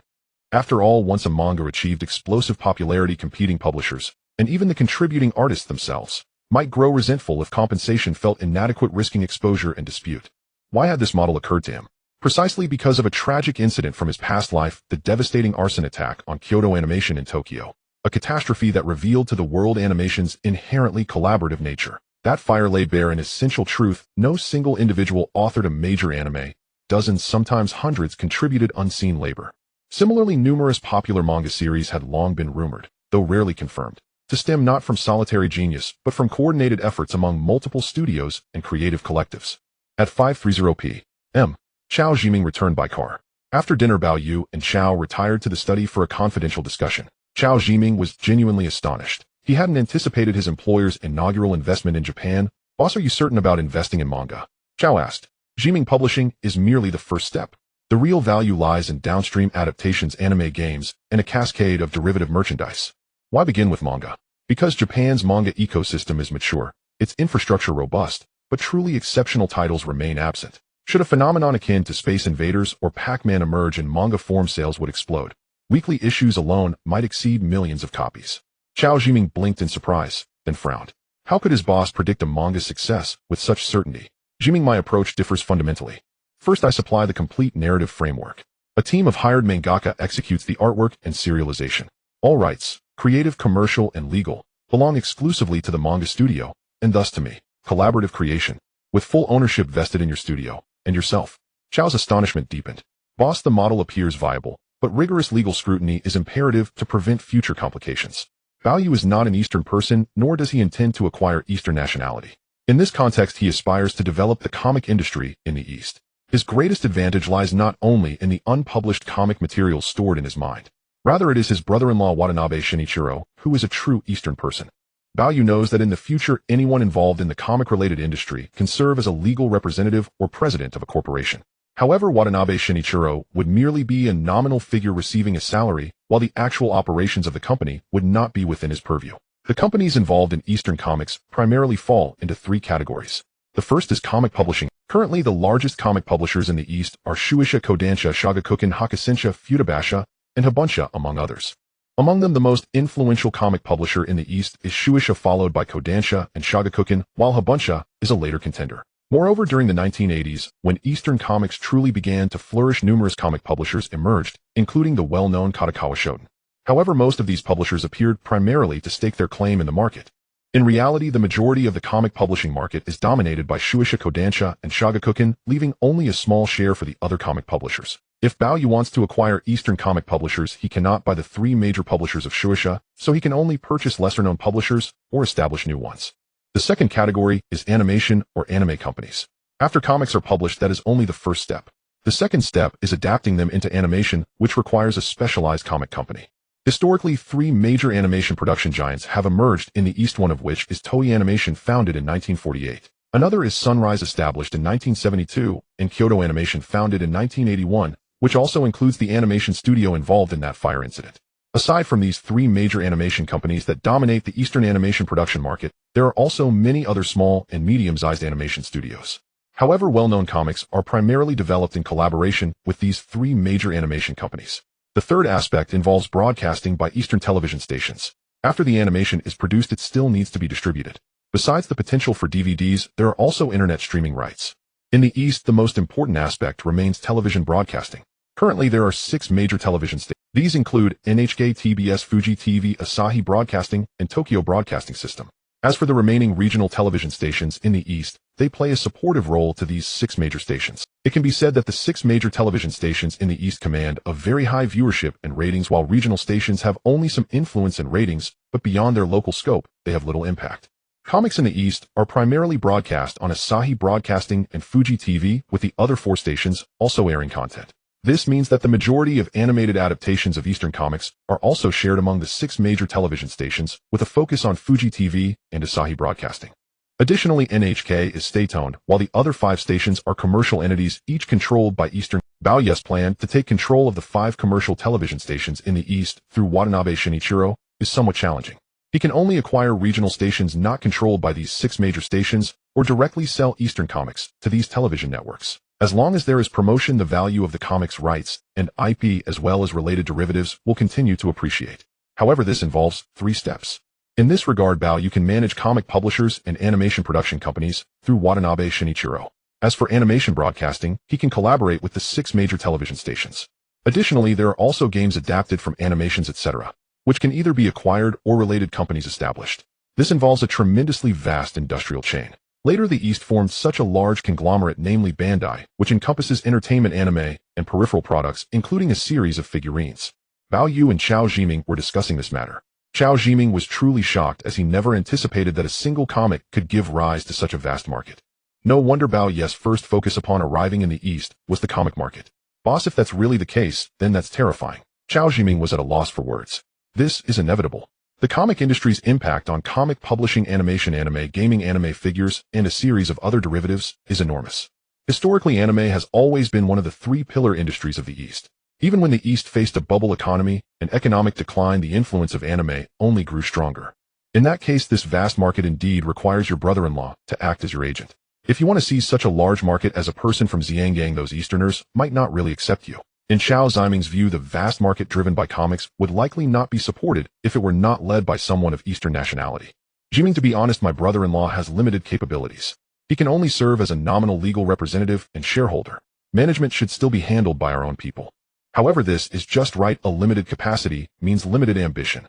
After discussing with Chao Ximing, Bao Yu decided to visit his brother-in-law personally. Chao Ximing chose not to accompany him. Now Bao Yu and his bodyguards arrived at the opposite mansion. It was past 8 in the evening, and Bao Yu knew that his sister and brother-in-law had not yet gone to bed. Chun Jihao rang the doorbell. After a while, the maid inside recognized Bao Xiao and opened the door, allowing Bao Yu and his bodyguards to enter. Currently, Watanabe Shinichiro and Bao Pei are watching television. When they saw that their brother Bob was visiting, the couple felt a surge of excitement. "Bob, have you eaten dinner?" Bao Pei asked. "Sister, I've already eaten. I wanted to discuss some matters with my brother-in-law." Watanabe Shinichiro guessed it might be business-related. He learned from Bao Pei that Bao Yu and Mr. Chao had spent the day in Akihabara and did not go out again, instead staying in the mansion study to read comics. During that time, it was Mr. Chao Ximing who went out. Bao Yu and Watanabe Shinichiro arrived at his study. "Brother-in-law, are you currently working in architectural design?" "Pretty much." He graduated from New York University with a degree in architectural design, but before this he had not been hired by anyone in Xiangang. After returning to the East, the real estate market here is quite good, so there are naturally plenty of job opportunities in this field. Bao Yu knows that the real estate market in the East truly exploded in the 1980s, especially after the Plaza Accord was signed. The market surged until the late 1980s and early 1990s, when the real estate bubble burst, leading to a decline. Watanabe Shinichiro graduated from the architecture department of the University of Tokyo and later pursued further studies at New York University, during which he met Bao Ye's third sister Bao Pei. In terms of education, Watanabe Shinichiro is indeed a top student, especially in architecture, which is a prestigious major at the University of Tokyo. However, from the perspective of Bao Ye's past life, Watanabe Shinichiro, who inherited a fortune of 10 billion Hong Kong dollars from the Bao family, surprisingly invested most of his assets into Toyo real estate, ultimately incurring significant losses, indicating that he is not adept at investing. At this moment, Watanabe Shinichiro looked at his brother-in-law. The day after Bao Yu arrived in Toyo, he met with the Bao family on behalf of his family, giving due respect to his parents and relatives, which made both Watanabe Shinichiro and Bao Pei feel quite good. Bao Yu said, "Brother-in-law, I heard that working on construction sites is very dangerous. If you are going to be frequently present at those sites or high buildings for the sake of my sister and your safety, I do not recommend you take this job." Bao Yu knew very well that construction site work is indeed dangerous, with frequent reports of fatalities. Even in a developed country like Toyo, there are still certain risks involved when working on construction sites. "Bob, rest assured, I will only be working in completed buildings, not in those under construction." Bao Yu realized that the other party was engaged in interior design and did not say anything further. "Brother-in-law, do you like comics?" Did Watanabe Shinichiro like comics? Bao Yu really asked the right person.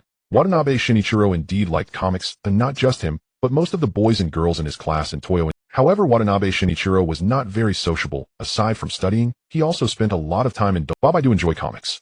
I heard from your sister that you bought many comic books in Akihabara. Bao Ye's guess was indeed correct. He did not expect that the two Toyo maids Sakurako and Miho also liked comics, and even Watanabe Shinichiro, such a high-achieving student from Toyo, liked them. This is enough to demonstrate that the comic market in Toyo is still quite large.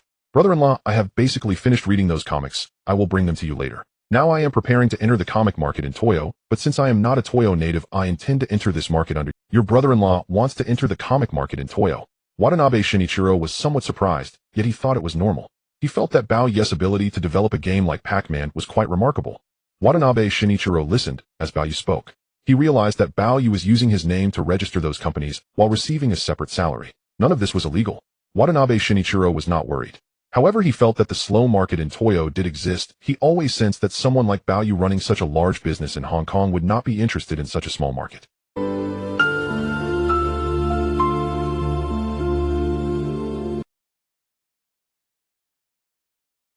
"Ichiro, did Bob come to see you? He said he wants to enter the Toyo comic market." 5 minutes later, Bao Yu had most of the comic books he bought from Akihabara delivered to Watanabe Shinichiro by the bodyguards.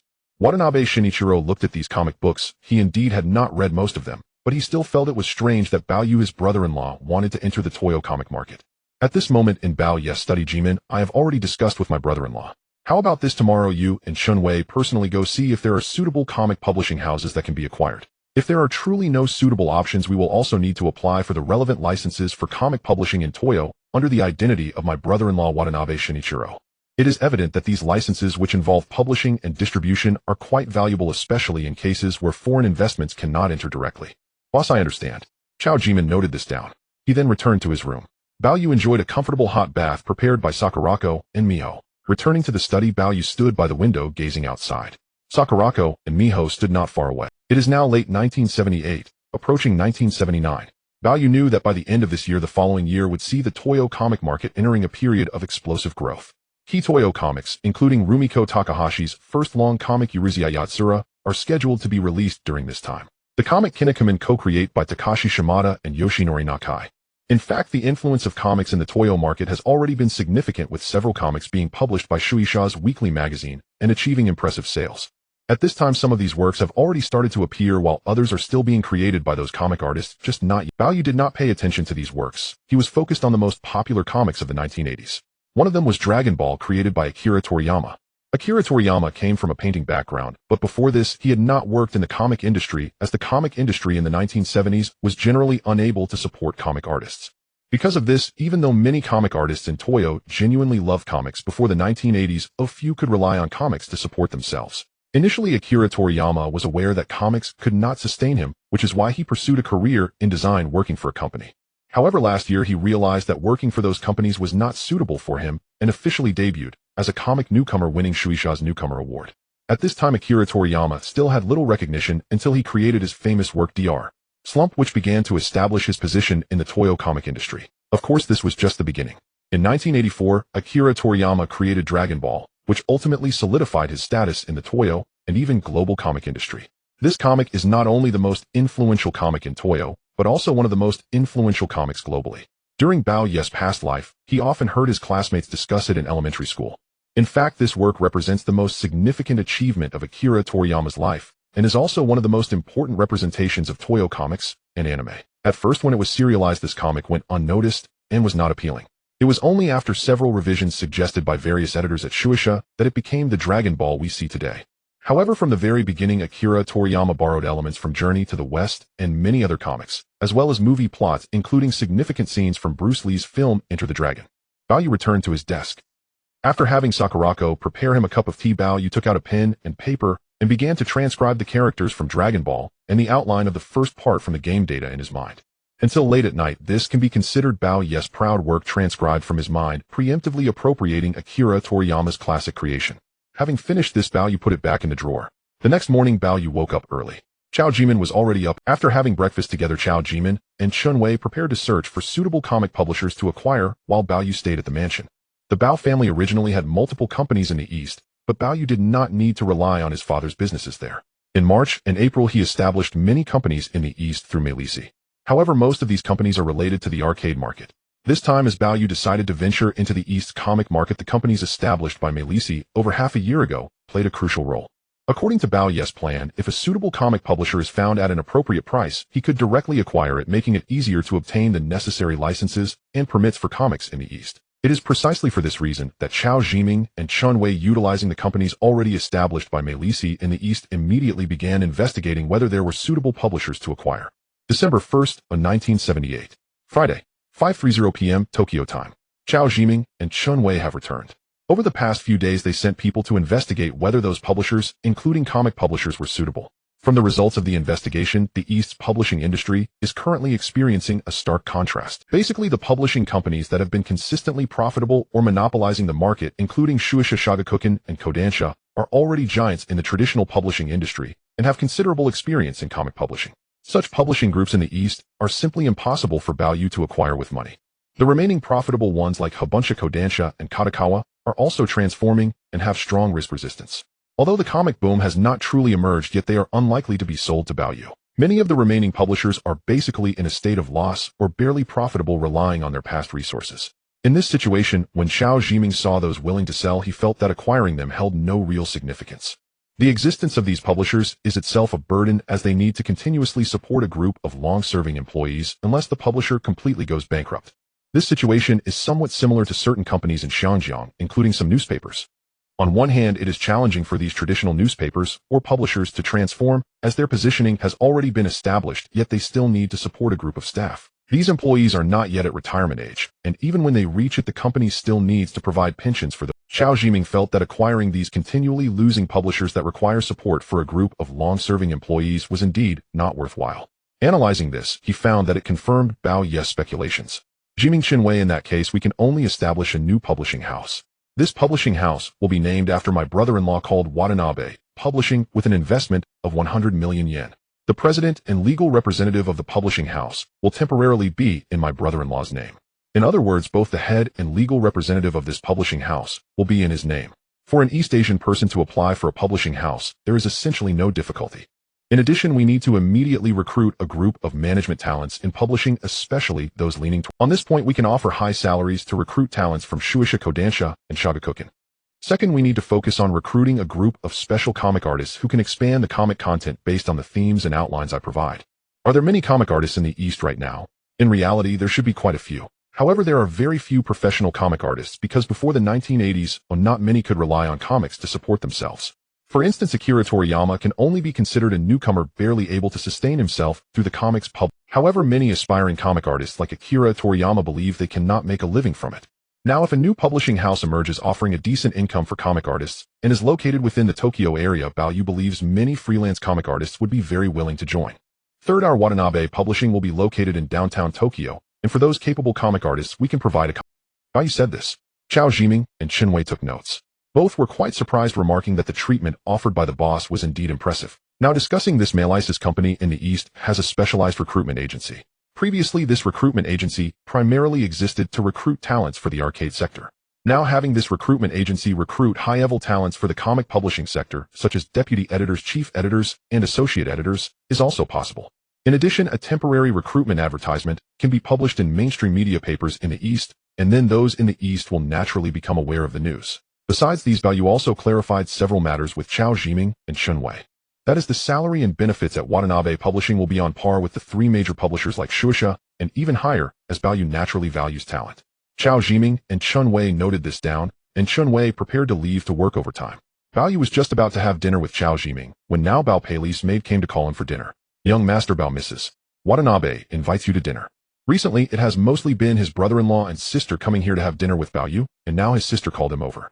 Bao said, Jiming, do you want to come with me?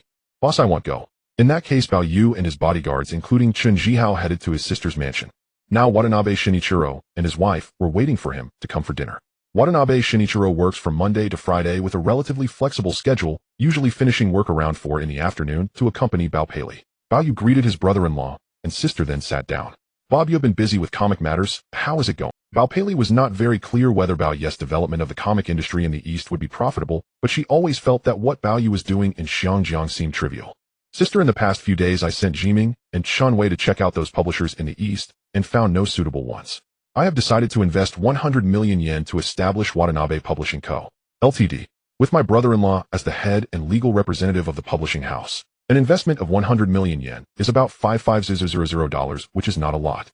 This is just the investment capital. Beyond this, more staff will need to be hired, requiring additional investment. For example, if we are to operate in the Tokyo area, the rent for office buildings or workspaces in Tokyo is not cheaper than in the central area of Xiangjiang. Bob, so it seems your brother-in-law has gained another company title. Bao Pei asked. Sister, it amounts to your brother-in-law receiving an additional salary. Watanabe Shinichiro knows that he enjoys reading comics, but he is entirely clueless about comic publishing. Now his brother-in-law Bao is even using his surname as the name of the publishing company. He wonders if this is a December 4th, 1978. Monday. Idago Award. This area belongs to one of the special districts of Tokyo and is part of the Tokyo metropolitan area where many streets still appear lively.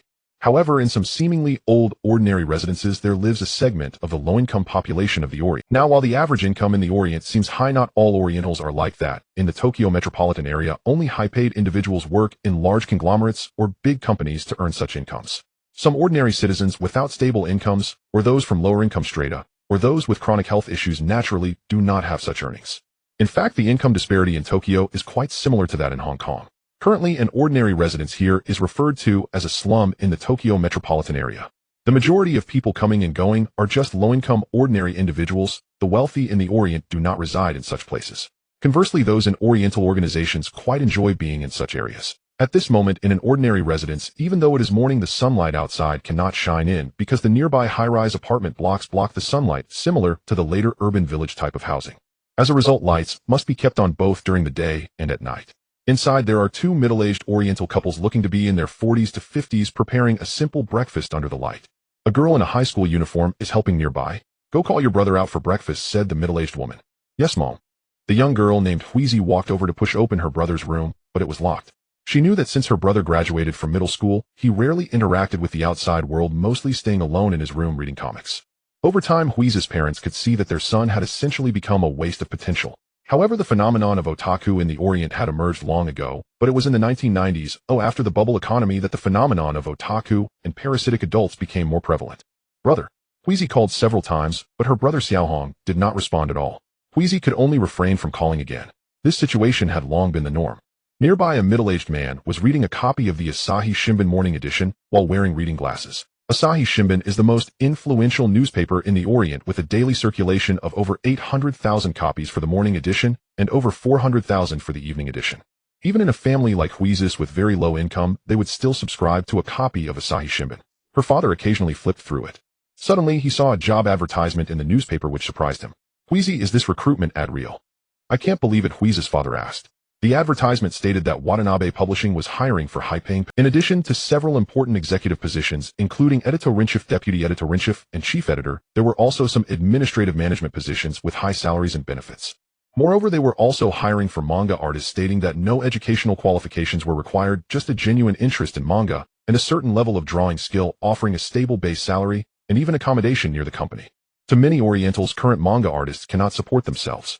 Generally, they must submit comics to large publishing houses, and upon acceptance and signing with the publisher, can earn related remuneration through comic magazines. Even so, few can sustain themselves. Now, the advertisement clearly states that no educational qualifications are required, but it demands a genuine interest in manga creativity and drawing, and as long as one passes the company's written and interview tests, they can secure a reasonably good income, including accommodation. This was something Wheezy's father had never imagined for their son Xiaohong. He knew that he had loved manga since childhood. However, from their perspective, manga could not support him, and it would be better to learn electrical maintenance or automotive repair skills. Currently, electrical engineers and automotive engineers in the Orient are among the most stable and highest paid work. Engineers at Panasonic and Toyota are not only well paid, but also the objects of envy for many ordinary Orientals. Whether working as engineers in the Orient or overseas at branch companies, the income is indeed very high. Wheezy's father did not expect that Watanabe Publishing could actually offer such high salaries to recruit talent. However, he believed that Asahi Shimbun, being such an influential publication, would not publish false advertisements. Wheezy took the newspaper and examined it carefully, discovering that it was indeed real. "Dad, from the content of the newspaper, it should be true." "Wheezy, then it's perfect for your brother to try applying," her mother chimed in. They were both quite worried about their son Xiaohong. For years after finishing high school, he had not interacted with society at all, and it was as if he had completely fallen out of touch with the outside world. Many Orientals have such personalities, not liking to engage with the outside world or communicate with others, and they worried that their son would completely become a useless person. Now, the job for manga artists is quite good, providing both income and the opportunity for accommodation and interaction with the outside world. "Dad, Mom, there are so many manga artists in the Orient, they must have all seen this advertisement. I'm afraid that by the time my brother goes to apply, he might not get the position." Aside from his love for reading manga, Wheezy had also seen her brother's own drawings, which seemed to have a foundational understanding of manga, but he had never completed a full volume, making submission impossible. Wheezy felt that this recruitment advertisement was written too well. Whether it was the stable monthly salary or the provided accommodation, it was the dream job for manga artists. In such circumstances, how could her brother compete with others? "Wheezy, don't you want your brother to become a complete waste?" her mother said. "Mom will talk to my brother about it. However, I need to head back to school soon. After my class at noon, they'll personally call Watanabe Publishing to register for him." Wheezy was just in her first year of high school, but dressed quite maturely, looking similar to a university student. After finishing her breakfast quickly, Wheezy left her brother Xiaohong's breakfast and the Asahi Shimbun at his room. In the morning, Wheezy attended class as usual, but kept thinking about what her parents had asked her to do. After class at noon, instead of going directly to the school cafeteria for lunch, Wheezy went to the public telephone booth at school to call the number provided by Watanabe Publishing in the newspaper. After a while, the call was connected. "Hello, is this Watanabe Publishing? I'm calling to apply for my brother for the manga." The recruitment staff at Watanabe Publishing asked Wheezy to provide her brother's name, age, current residence, and home phone number, etc. However, due to their limited family circumstances, they could not afford a landline, so Wheezy reported truthfully, including her brother Xiaohong's name, age, and residence. Since they did not have a home phone, she could only provide the convenience store's landline number downstairs. Please be prepared to arrive at Watanabe Publishing by 2 p.m. tomorrow for the interview. There will be a written test and an interview. As long as you pass both, we will consider your brother for hiring, the recruitment staff said. That afternoon after school, Wheezy hurriedly left for home. Not seeing her parents at home, she noticed a few empty bowls and plates outside. The newspaper must have been taken inside by her elder brother Nagahiro. Wheezy knew that her elder brother's meals were brought to the door by her and their parents, and when they went out, Nagahiro would take them inside to eat. Aside from not having his hair cut for a long time, Nagahiro would still bathe every few days with his clothes being thrown to their parents for washing. To their parents and acquaintances, Nagahiro appeared almost like a good-for-nothing. Brother, did you read that newspaper? Wheezy had already called to register for him at noon. She knew her brother was excellent at drawing comics, and she was confident he would get the job. Wheezy said at the door. Not hearing any response from inside the room, she wondered if her brother was reading comics, drawing, or possibly asleep. When Wheezy's parents returned, she mentioned that she had successfully registered and that they must arrive at Watanabe Publishing by 2 o'clock for the written test and interview. Wheezy's parents were pleased to hear that registration was successful. The only concern now was whether they could get their son to go. Nonetheless, this was indeed a rare opportunity. December 5, 1978. Tuesday. Idagawa District. Ordinary residential house. Today, Wheezy deliberately took a leave of absence and did not return to school.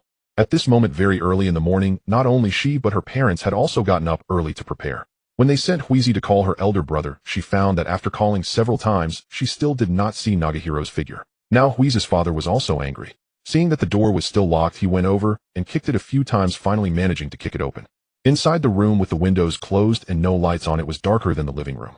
A young man with long hair around 23 or 24 years old was their eldest son, Nagahiro. Inside the room, apart from the scattered comic books, there were also sheets of paper strewn across the floor, already doodled on, which should have been drawn by Nagahiro himself, but they looked disjointed. Wheezy has already registered for you. You have to go no matter what, said Wheezy's father. As for the eldest son, whom he had once valued highly and believed could change the family's fate, after high school, Nagahiro suddenly gave up on his studies and hid at home. Wheezy's father had naturally long been frustrated with his son's lack of ambition. Looking at his son with long hair, neither masculine nor feminine, only added to his anger. When he tried to pull Nagahiro to cut his hair, the pale-faced Nagahiro clearly showed signs of not having seen sunlight. Nagahiro struggled a bit, but was still unwilling to get up. Dad, don't pull on my brother like that or it will hurt his arm. Wheezy knew that her brother had not been exposed to sunlight for a long time. Aside from his deathly pale complexion, he was clearly lacking calcium. In such a case, his bones were very brittle, and with just a little force they could fracture or even break. What a waste. Wheezy's father found it hard to believe that a good-for-nothing like this could appear in the modern world. Years ago, he had taken Nagahiro to see doctors and had consulted psychologists and psychiatrists, only to find out that Nagahiro had neither psychological nor mental illness. He was simply lazy. In the modern world, such individuals were becoming increasingly common. On one hand, society was developing rapidly and material wealth was growing. On the other hand, it seemed that the number of such good-for-nothings was also increasing. Wheezy's father was very angry. Wheezy could only go in and slowly talk to her brother Nagahiro, and in the end he neither opposed nor approved. That morning, Wheezy's parents dragged Nagahiro, a young man who had not seen sunlight for a long time, outside where the sun was shining. In December, when the daytime temperature was only a little above 10 degrees Celsius, with sunlight not being too strong, Nagahiro actually found the sunlight glaring and could only cover his face with his coat. Wheezy and her parents dragged Nagahiro out of the residential house, hailed a taxi outside, and headed to Watanabe Publishing. Upon arriving there, it was clear that it was still early. They rarely came here, and Wheezy, her parents, and her elder brother Nagahiro waited in the nearby park. At noon, they had a simple lunch at a noodle shop before heading to Watanabe Publishing. Since the morning of Monday, when the Asahi Shimbun and many mainstream media outlets published the news, many people from all over the modern world called to register. As of this morning, nearly 1,000 people had registered. Watanabe Publishing arranged the applicants according to their registration times and locations. This afternoon, the first round of hiring officially began. First, there was a written test followed by interviews. The written test primarily focused on comic-related knowledge. If one did not even understand basic comic knowledge, they would likely be a fraud. After the written test concluded and confirmed there were no issues, the interview would proceed. The interview focused on two main points. First, whether the applicants were open to collective comic creation. In other words, whether they were willing to accept working as a comic artist for the company. Second, whether the applicants were willing to accept that the rights to collectively created comics belonged to the company. This point was aimed at the comic outlines and themes provided by Bao Yu. He sought ownership of the comics. If some comic artists became envious of the success of their comics and claimed ownership, it would naturally pose a problem. In fact, for the works published by the publishing house, whether novels or comics, collective creation by studios had long been the norm, but they were always presented under a single name, leading outsiders to believe it was the work of a single author. In places like Hong Kong or modern day, some column works might also carry the same pen name, which could actually involve several people behind it. For instance, after Chao Zhiming joined Bao Yes Company, his pen name in the newspaper was reclaimed by Lin Shanmu and the newspaper as company assets, and it had nothing to do with Chao Zhiming. By raising these 2 points, Bao Yu was effectively screening comic artists. If they disagreed with either point, there was simply no need for Watanabe Publishing to hire them. At this time, Huizi and her parents brought Nagahiro to the exterior of the Watanabe Publishing office, where they noticed a lot of people had arrived, all there to apply for the job. It was evident that many of these comic artists were not used to interacting with others and preferred to stay at home. However, with the rare opportunity of a publishing house offering such high salaries, these individuals came to try their luck in pursuit of work they loved. Those preparing to participate in the first round of written tests were predominantly from the Tokyo area, ranging in age from their 20s to 40s, including both men and women. Watanabe Publishing Co., Ltd., President and Editor-in-Chief's Office. Bao Yu is currently in this office, which is nominally reserved for his brother-in-law Watanabe Shinichiro. However, Watanabe Shinichiro is currently focused on his own architectural design company. On Monday, Bao Yu officially published a recruitment advertisement for Watanabe Publishing in mainstream media, such as Asahi Shimbun and others. There are many applicants, including those applying for positions such as Editor-in-Chief, Deputy Editor-in-Chief, Chief Editor, and Deputy Chief Editor. Originally, Bao Yu intended to recruit some executives from more experienced comic publishers like Shueisha Kodansha and Shagakukan. What Bao Yu didn't expect was that not many executives were willing to jump ship from these 3 major publishers.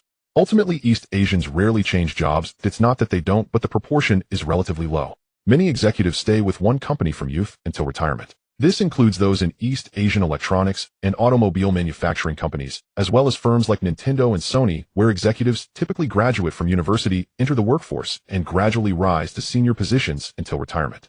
Bao Yu hoped to lure some high-level executives from Shueisha, but ultimately not many applied. However, there were candidates from other publishers.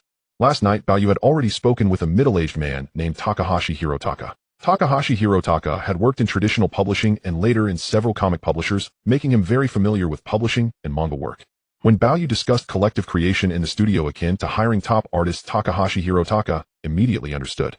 He was very familiar with this, and even informed Bao Yu that the best-selling works in traditional East Asian publishing were indeed those that publishers invited top artists to create. The names of renowned creators seen on the covers were often fabricated or merely the name of a chief editor.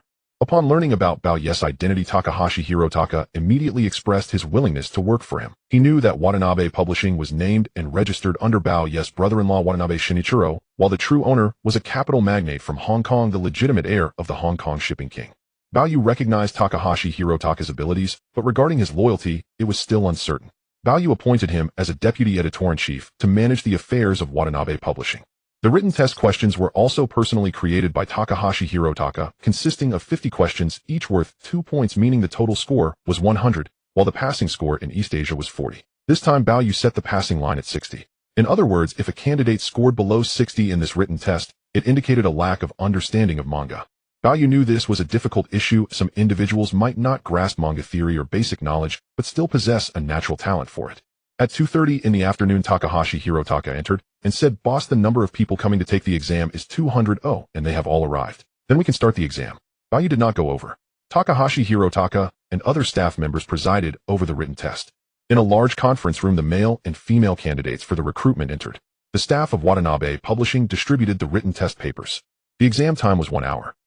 Keiko and her parents did not expect so many candidates for the Watanabe Publishing recruitment. Initially, Nagano Takahiro resisted such recruitment. In the end, he still sat down in the conference room under his father's threat. As Nagano Takahiro sat there looking at the unfamiliar men and women around him, he suddenly felt like he was back in high school, realizing that competition pressure among East Asian students is also quite intense. Although there are many universities in East Asia, only a few are renowned, including the University of Tokyo, which was attended by Bao Yu's brother-in-law Watanabe Shinichiro. It can be said that the University of Tokyo is the most difficult university for East Asian students to enter. Nagano Takahiro is interested in manga. However, in the 1970s, although manga had developed significantly, it had not yet become as popular as in the 1980s and 1990s, and thus could not be truly recognized by the majority. Prior to this, Takahiro's parents felt that no matter how much their son liked manga, it would be of no use, as it could not sustain oneself, let alone support a family. This time, Takahiro had not even brought a pen, but the words and questions on the paper were very familiar to him. Keiko and her parents anxiously waited outside. They had learned that there were 200 people participating in the recruitment written test, and the test lasted 1 hour. If a candidate failed the written test, they would be directly eliminated. Keiko also worried whether her brother would be able to answer the questions. However, judging by the manga in her brother's room, it seemed he would manage. Takahiro looked at the questions on the test paper, which were quite simple. He just didn't have a pen and didn't speak. Takahashi Hirotaka came in and saw that most people were working on the questions while some applicants were sitting idly, clearly unprepared with a pen. In his eyes, these individuals should be eliminated. Given the importance of the written test and prior notification, it was unacceptable that they came unprepared for such a high-paying job. However, he still had those unprepared applicants escorted out. Nagano Takahiro received a signing pen, wrote his name, and quickly began working on the test paper. The 50 questions were all fill-in-the-blank. For those familiar with manga, the test was genuinely not difficult, as Takahashi Hirotaka designed the questions with the understanding that they were hiring individuals knowledgeable about manga creation, not manga teachers. An hour later, the written test concluded. A responsible person from Watanabe Publishing announced that the list of successful candidates would be released in an hour along with those eligible for the second round of interviews. The candidates could only leave the conference room and wait. Takahashi Hirotaka, along with other staff from Watanabe Publishing and the recruitment company, prepared to grade the papers. In fact, they only needed to grade according to the standard answers. With over 20 staff members available to handle 200 papers, each could easily manage several. Half an hour later, all 200 papers were graded. The number of candidates who scored above 60 was 112, while the remaining 88 were below 60 and directly eliminated. Those who scored above 90 were a total of 35. Only 5 achieved full marks: Kobayashi Kenta, Ida Taifu, Nagano Takahiro, Nakamura Taiyu, and Tanaka Keiko. For males, 1 female. It was astonishing that they could achieve full marks. Now the written test results were out, and the 200 people outside were waiting. Takahashi Hirotaka brought the results to show Baoyu. "Boss, the written test results are out," said Takahashi. Baoyu glanced at the list of those who scored full marks and immediately recalled some of them. The applicants waiting outside at this moment, Huizi and her parents, were also waiting, unaware if her elder brother had answered any questions inside. If he did not answer even a single question, it would mean that they had come in vain. 4 o'clock in the afternoon. Takashi Oda and others came out, and the person beside him announced the names of those who passed the written test. Each name would be read 3 times. In total, 112 people passed the written test, while those who did not pass would be eliminated. Although those who failed felt regret, there was nothing to be done. It was already quite fair. Huizi and her parents listened as they heard the name of her elder brother Nagano Takahiro, and they finally breathed a sigh of relief. This meant that her elder brother indeed participated in the written test and had qualified. "Ladies and gentlemen, I am Takashi Oda, the Deputy Editor-in-Chief of Watanabe Publishing Co., Ltd. Those who have successfully passed the written test will now proceed to the second round of interviews. After the results are announced, you may go home and wait for the outcome. If you were successfully recruited, you will receive a phone call from the company to come and sign the contract, and then you can officially start working." Takashi Oda set aside. The 112 individuals would then queue for interviews in different offices. The interview would consist of those 2 questions. Inside one of the offices, Kobayashi Kenta was waiting outside. Kobayashi Kenta. The person inside the office called out his name. Kobayashi Kenta was now around 25 years old, having graduated from a vocational school, but he did not like being a technician and had moved back home. However, he truly loved comics. He had seen basically all kinds of Eastern comics. This time, upon learning that Watanabe Publishing was recruiting comic artists with high salaries and providing accommodation in Tokyo, he applied, without needing his parents to urge him. Compared to Nagano Takahiro, Kobayashi Kenta was quite cheerful, just not fond of interacting with many people. Kobayashi Kenta pushed the door open and entered, seeing 2 people seated inside. "Hello, interviewers." Kobayashi Kenta entered, bowed, and greeted them before sitting down. "Mr. Kobayashi, there are only 2 questions. You just need to answer yes or no. The first question is, do you accept collective comic creation?" The interviewer asked. "Are you willing to accept collective comic creation?" Kobayashi Kenta immediately realized that this was the collective creation model of studio ghostwriters. This model is quite common in Eastern publishing. For some comics, Kobayashi Kenta could tell that at least 2, if not 3, or a group of comic artists collaborated. Sometimes at most it would just have 2 names or 1 name. Kobayashi Kenta did not think much and directly answered. This meant that he was willing to accept this collective comic creation model. If he were unwilling, he could send his own comics to those publishers alone, but he knew that would be very difficult. In fact, he had tried many times, but the publishers had never responded, meaning that those editors did not recognize it. The 2 interviewers nodded at each other and recorded it. The second question is, are you willing to accept that the ownership of collectively created comics belongs to the company? Upon hearing this, Kobayashi Kenta was somewhat taken aback. He felt this was very normal. Originally, works created collectively or by studio ghostwriters were actually owned by the company, which he knew was the case with some publishers. "Yes." Kobayashi Kenta replied again. "Mr. Kobayashi, don't you need to think about it more?" Seeing his quick response, one of the interviewers asked him. "No need, I am very clear about these things," Kobayashi Kenta said. "That's it, you can go back and wait for a phone call." Kobayashi Kenta thought there would be many questions including his comic creation experience, but unexpectedly they asked none, which made him feel his preparation was in vain. It seemed that Watanabe Publishing did not ask those at all. It was clear that they first eliminated those unfamiliar with comics in the written test, and then proceeded to the interview. This was the key. Kobayashi Kenta felt suspicious that it was too easy, or would Watanabe Publishing really recruit him with a high salary? Kobayashi Kenta went out and waited for the next interviewee to enter. They were all asked these two questions.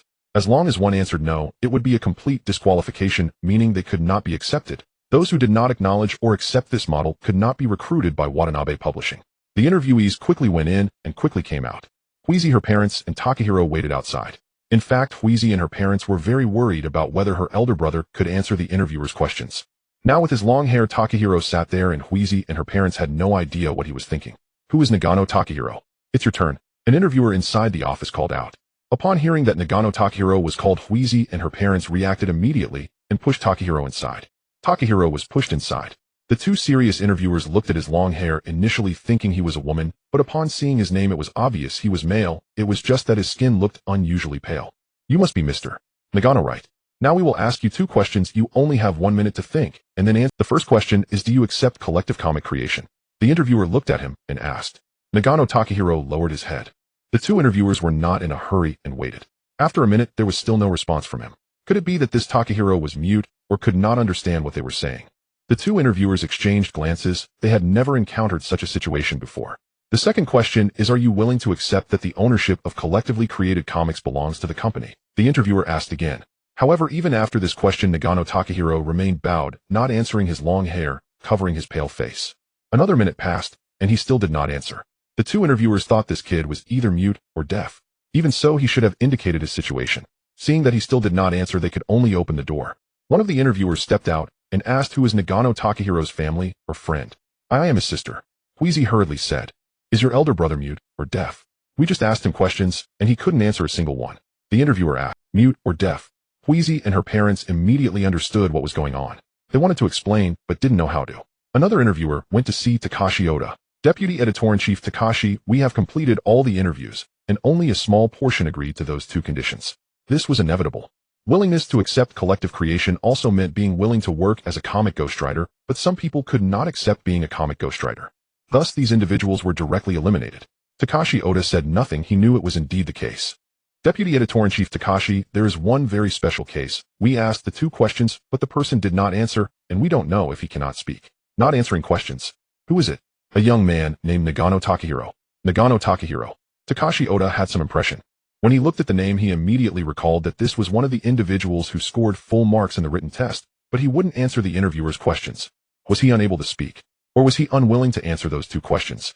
Or was he unwilling to be a comic ghostwriter? Now Huizi and her parents were somewhat disappointed, feeling that Takahiro might have been isolated in a room for too long and could no longer communicate with others. If that were truly the case, then he would be considered a failure. Huizi explained to the interviewer. Her father angrily scolded Takahiro as a good-for-nothing, a freeloader, a parasite, and his words were quite harsh. Originally, this was how Eastern parents behaved. Fathers often suppressed their sons. Additionally, in this island nation of the East, there is a pervasive sense of oppression from top to bottom, which leads some individuals to avoid reality. At this time, Takashi Oda went to see Baoyu. Baoyu was reviewing the interview results. Now 112 people passed the written test, and only 18 of these individuals passed the interview. This meant that most people were unwilling to participate in the collective creation model, and many were unwilling to give the ownership of collectively created comics to the company. Thus, these people were naturally eliminated. Boss, there is actually one person who did not answer those two questions. We don't know if he was unwilling or not. However, he scored full marks on the written test, which is quite difficult. Takashi Oda said. Who? Today 200 people took the written test, and only 5 scored full marks, which is indeed rare. Nagano Takahiro. Baoyu seemed to have some impression after hearing that. Shall we go see what's going on? Baoyu and Takashi Oda went over. They saw a short, ordinarily dressed Eastern middle-aged man violently beating a young man with long hair in his 20s, even punching and kicking him. A young woman in a school uniform and a middle-aged woman tried to pull the two apart, but were afraid of the middle-aged man. Baoyu did not want to see someone get killed here and instructed people to pull that middle-aged man away. Baoyu walked over and noticed the young man on the ground with a bleeding mouth. What's going on? Why are you fighting here? Baoyu asked. Takashi Oda learned from the interviewer nearby that the young man on the ground was Nagano Takahiro, and the one beating him was his father. After Baoyu and Takashi Oda understood what was happening, they were somewhat speechless. Although Baoyu had heard in his past life that many otaku in the East There were even hundreds of thousands to millions of them. Basically did not interact with society outside, they relied on their families to support them or lived off their parents. Without family support they might die alone, and no one would know. Unexpectedly now in the late 1970s, these individuals were already appearing. Bao Yu looked at the young man sitting on the ground, his lips bleeding, his complexion pale and devoid of any color. His long hair nearly reached his shoulders, likely a result of prolonged lack of sunlight and nutrition. He appeared tall and thin, and if one did not look closely they might have mistaken him for a young woman. It was indeed quite comparable for such a young man to be scolded as worthless by his own father. Huizi stared at Bao Yu, who looked even younger than her elder brother, with disbelief, realizing that he was actually the owner of Watanabe Publishing. If we cannot communicate normally, then perhaps it's better to end this here. Give them some transportation fee and let them go back. Despite knowing that Nagano Takahiro had scored full marks in the written exam, Bao Yu was hesitant to recruit him if they could not communicate properly. Takahashi Daisho immediately arranged for some money to be given to Nagano Takahiro's parents to bring him back. Seeing this scene, Huizi's parents felt even more disappointed and hopeless. Bao Yu turned to leave, but Huizi hurriedly chased after him, repeatedly saying, "Sir, my brother is truly talented in drawing. Please give him a chance." For Huizi, this was not just about giving her elder brother a chance, it was also about providing an opportunity for her parents and her family. Now that her brother had become like this, there was a real fear that he might die alone in his room. Especially considering that her parents would grow old, and she would eventually marry, and who would take care of her brother. Huizi kept pleading from behind, hoping Bao Yu would give Takahiro a chance. Although Bao Yu did not fully understand what the other party was saying, he could still gauge from their tone and demeanor. Next to him, Takahashi Daisho tried to have someone stop Huizi. Bao Yu said, "Let her come to the office." Takahashi Daisho was somewhat surprised, while Huizi appeared delighted and followed him to the office. Bao Yu picked up Nagano Takahiro's written exam paper to show Huizi. To her surprise, her brother had actually scored full marks, which truly astonished her. "Your brother is indeed very knowledgeable about comics, but our interview is also very important. The interviewer has asked him 2 questions, and he couldn't answer either. What should we do? If he cannot communicate with other colleagues while working at the company, how can he complete the tasks assigned?" Bao Yu explained while the interpreter translated for Huizi. Huizi responded, "Boss, my brother can speak. It's just that he might have been traumatized in the past. I hope you can give him." After Huizi finished speaking, she bowed repeatedly. Bao Yu thought for a moment and said, "Regarding the 2 questions from the company interview, if your brother believes he can handle them, then I will give him a 1-month trial period." Bao Yu instructed Takahashi Daisho to convey this. Huizi understood immediately. She hurriedly left to inform her brother Nagano Takahiro, sitting on the ground along with her parents, about the 2 questions. Nagano Takahiro had naturally heard everything clearly, he just hadn't spoken up. For Nagano Takehiro's parents, this was just a job. They were not concerned about collective creation or that the copyright of the comics would belong to the company. They simply did not want their son to completely fall into a state of being a useless person devoid of any survival skills, completely removed from society. "Brother, you are actually very capable. I just saw with my own eyes that you scored full marks on your written exam. Brother, if you think it's okay, just nod your head.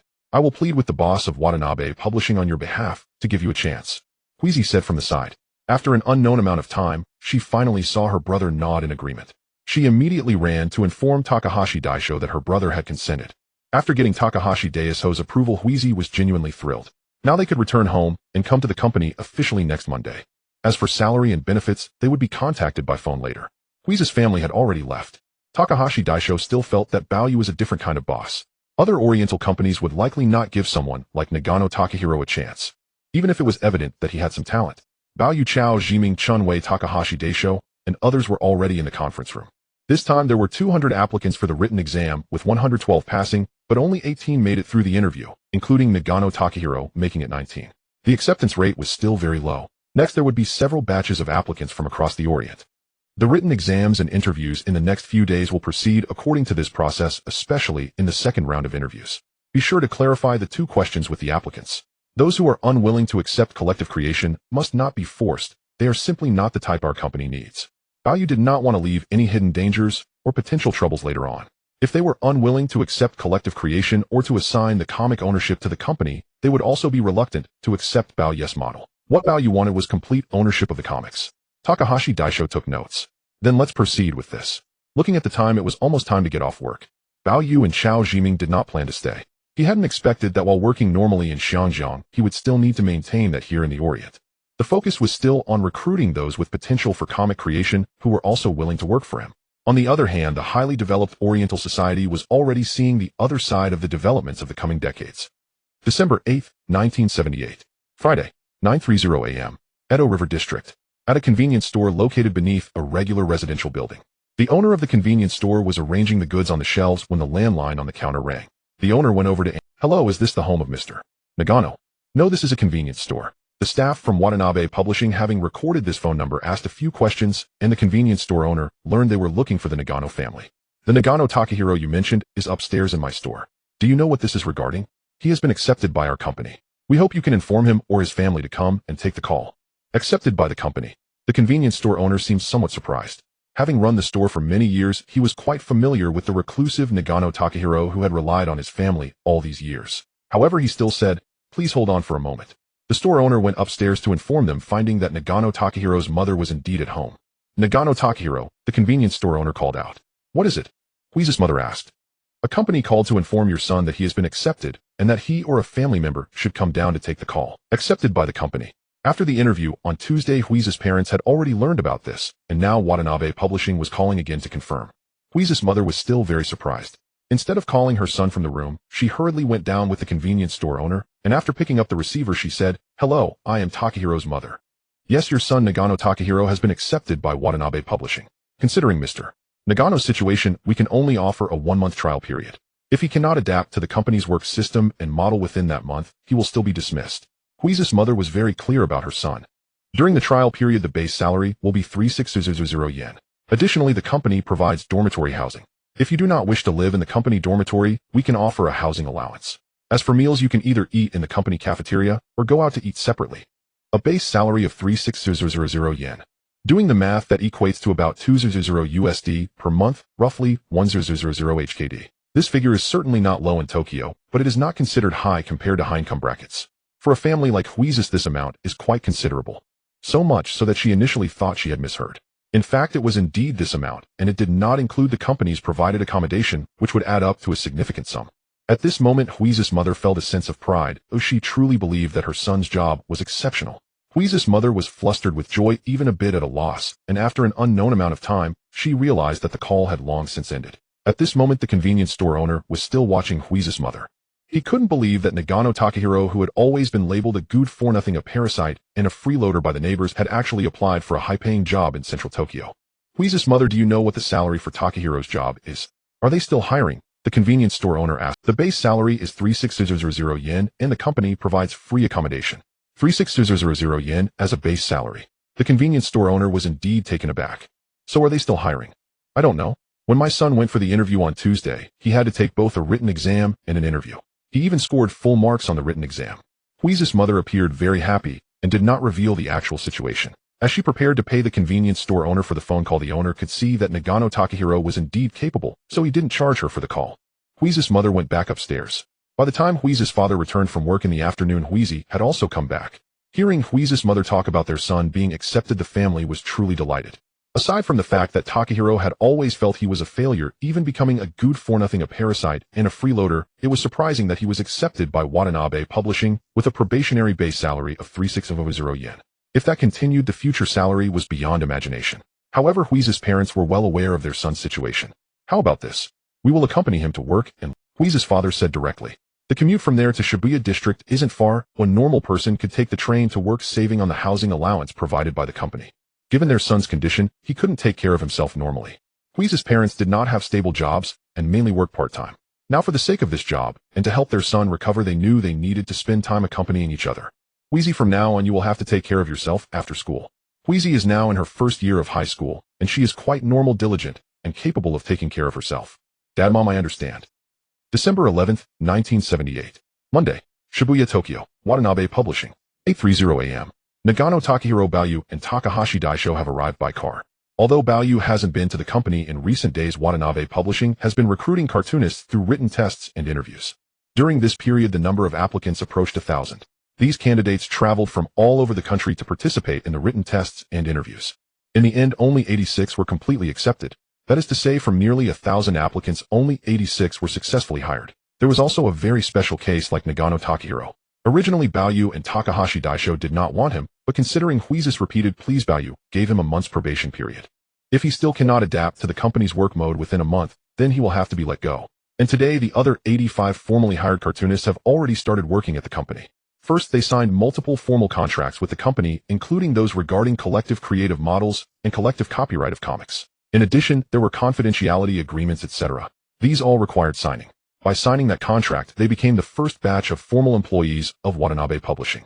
Among them, each cartoonist has a base salary of 3,600 yen plus accommodation or housing allowances. These are aimed at those who are not from Tokyo or do not have housing in Tokyo, saving them a significant amount of extra expense. As for those who have housing in Tokyo or are originally from Tokyo, the company provides them with additional subsidies and their salaries exceed 4,000 yen. They were indeed very satisfied with this income. As for meals, the company also has a cafeteria where they can eat.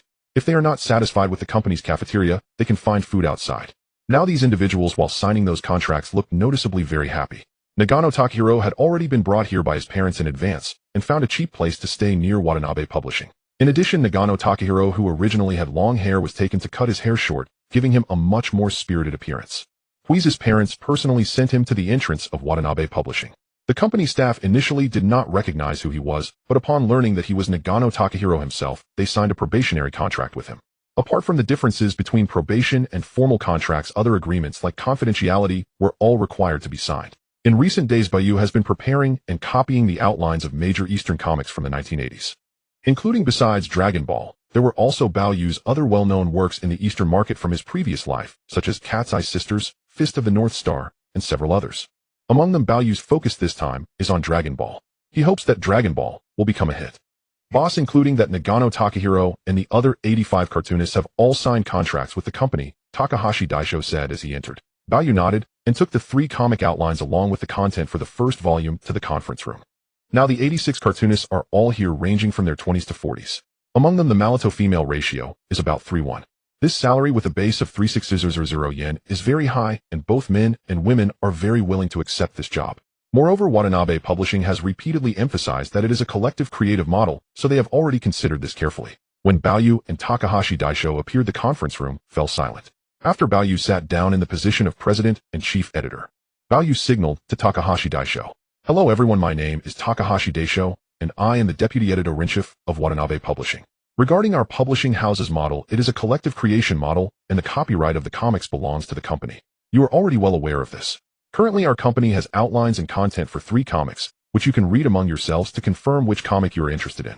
At that time, you can work on the creative part of one of the comics." As expected, just as the cartoonists present speculated, Watanabe Publishing provides specialized outlines and content for the comics, and they purely rely on the outlines and content to create. This model has long existed in Eastern publishing houses, so it is not particularly surprising. Now the outlines and contents for the 3 comics have been printed in multiple copies, and they are passing them around.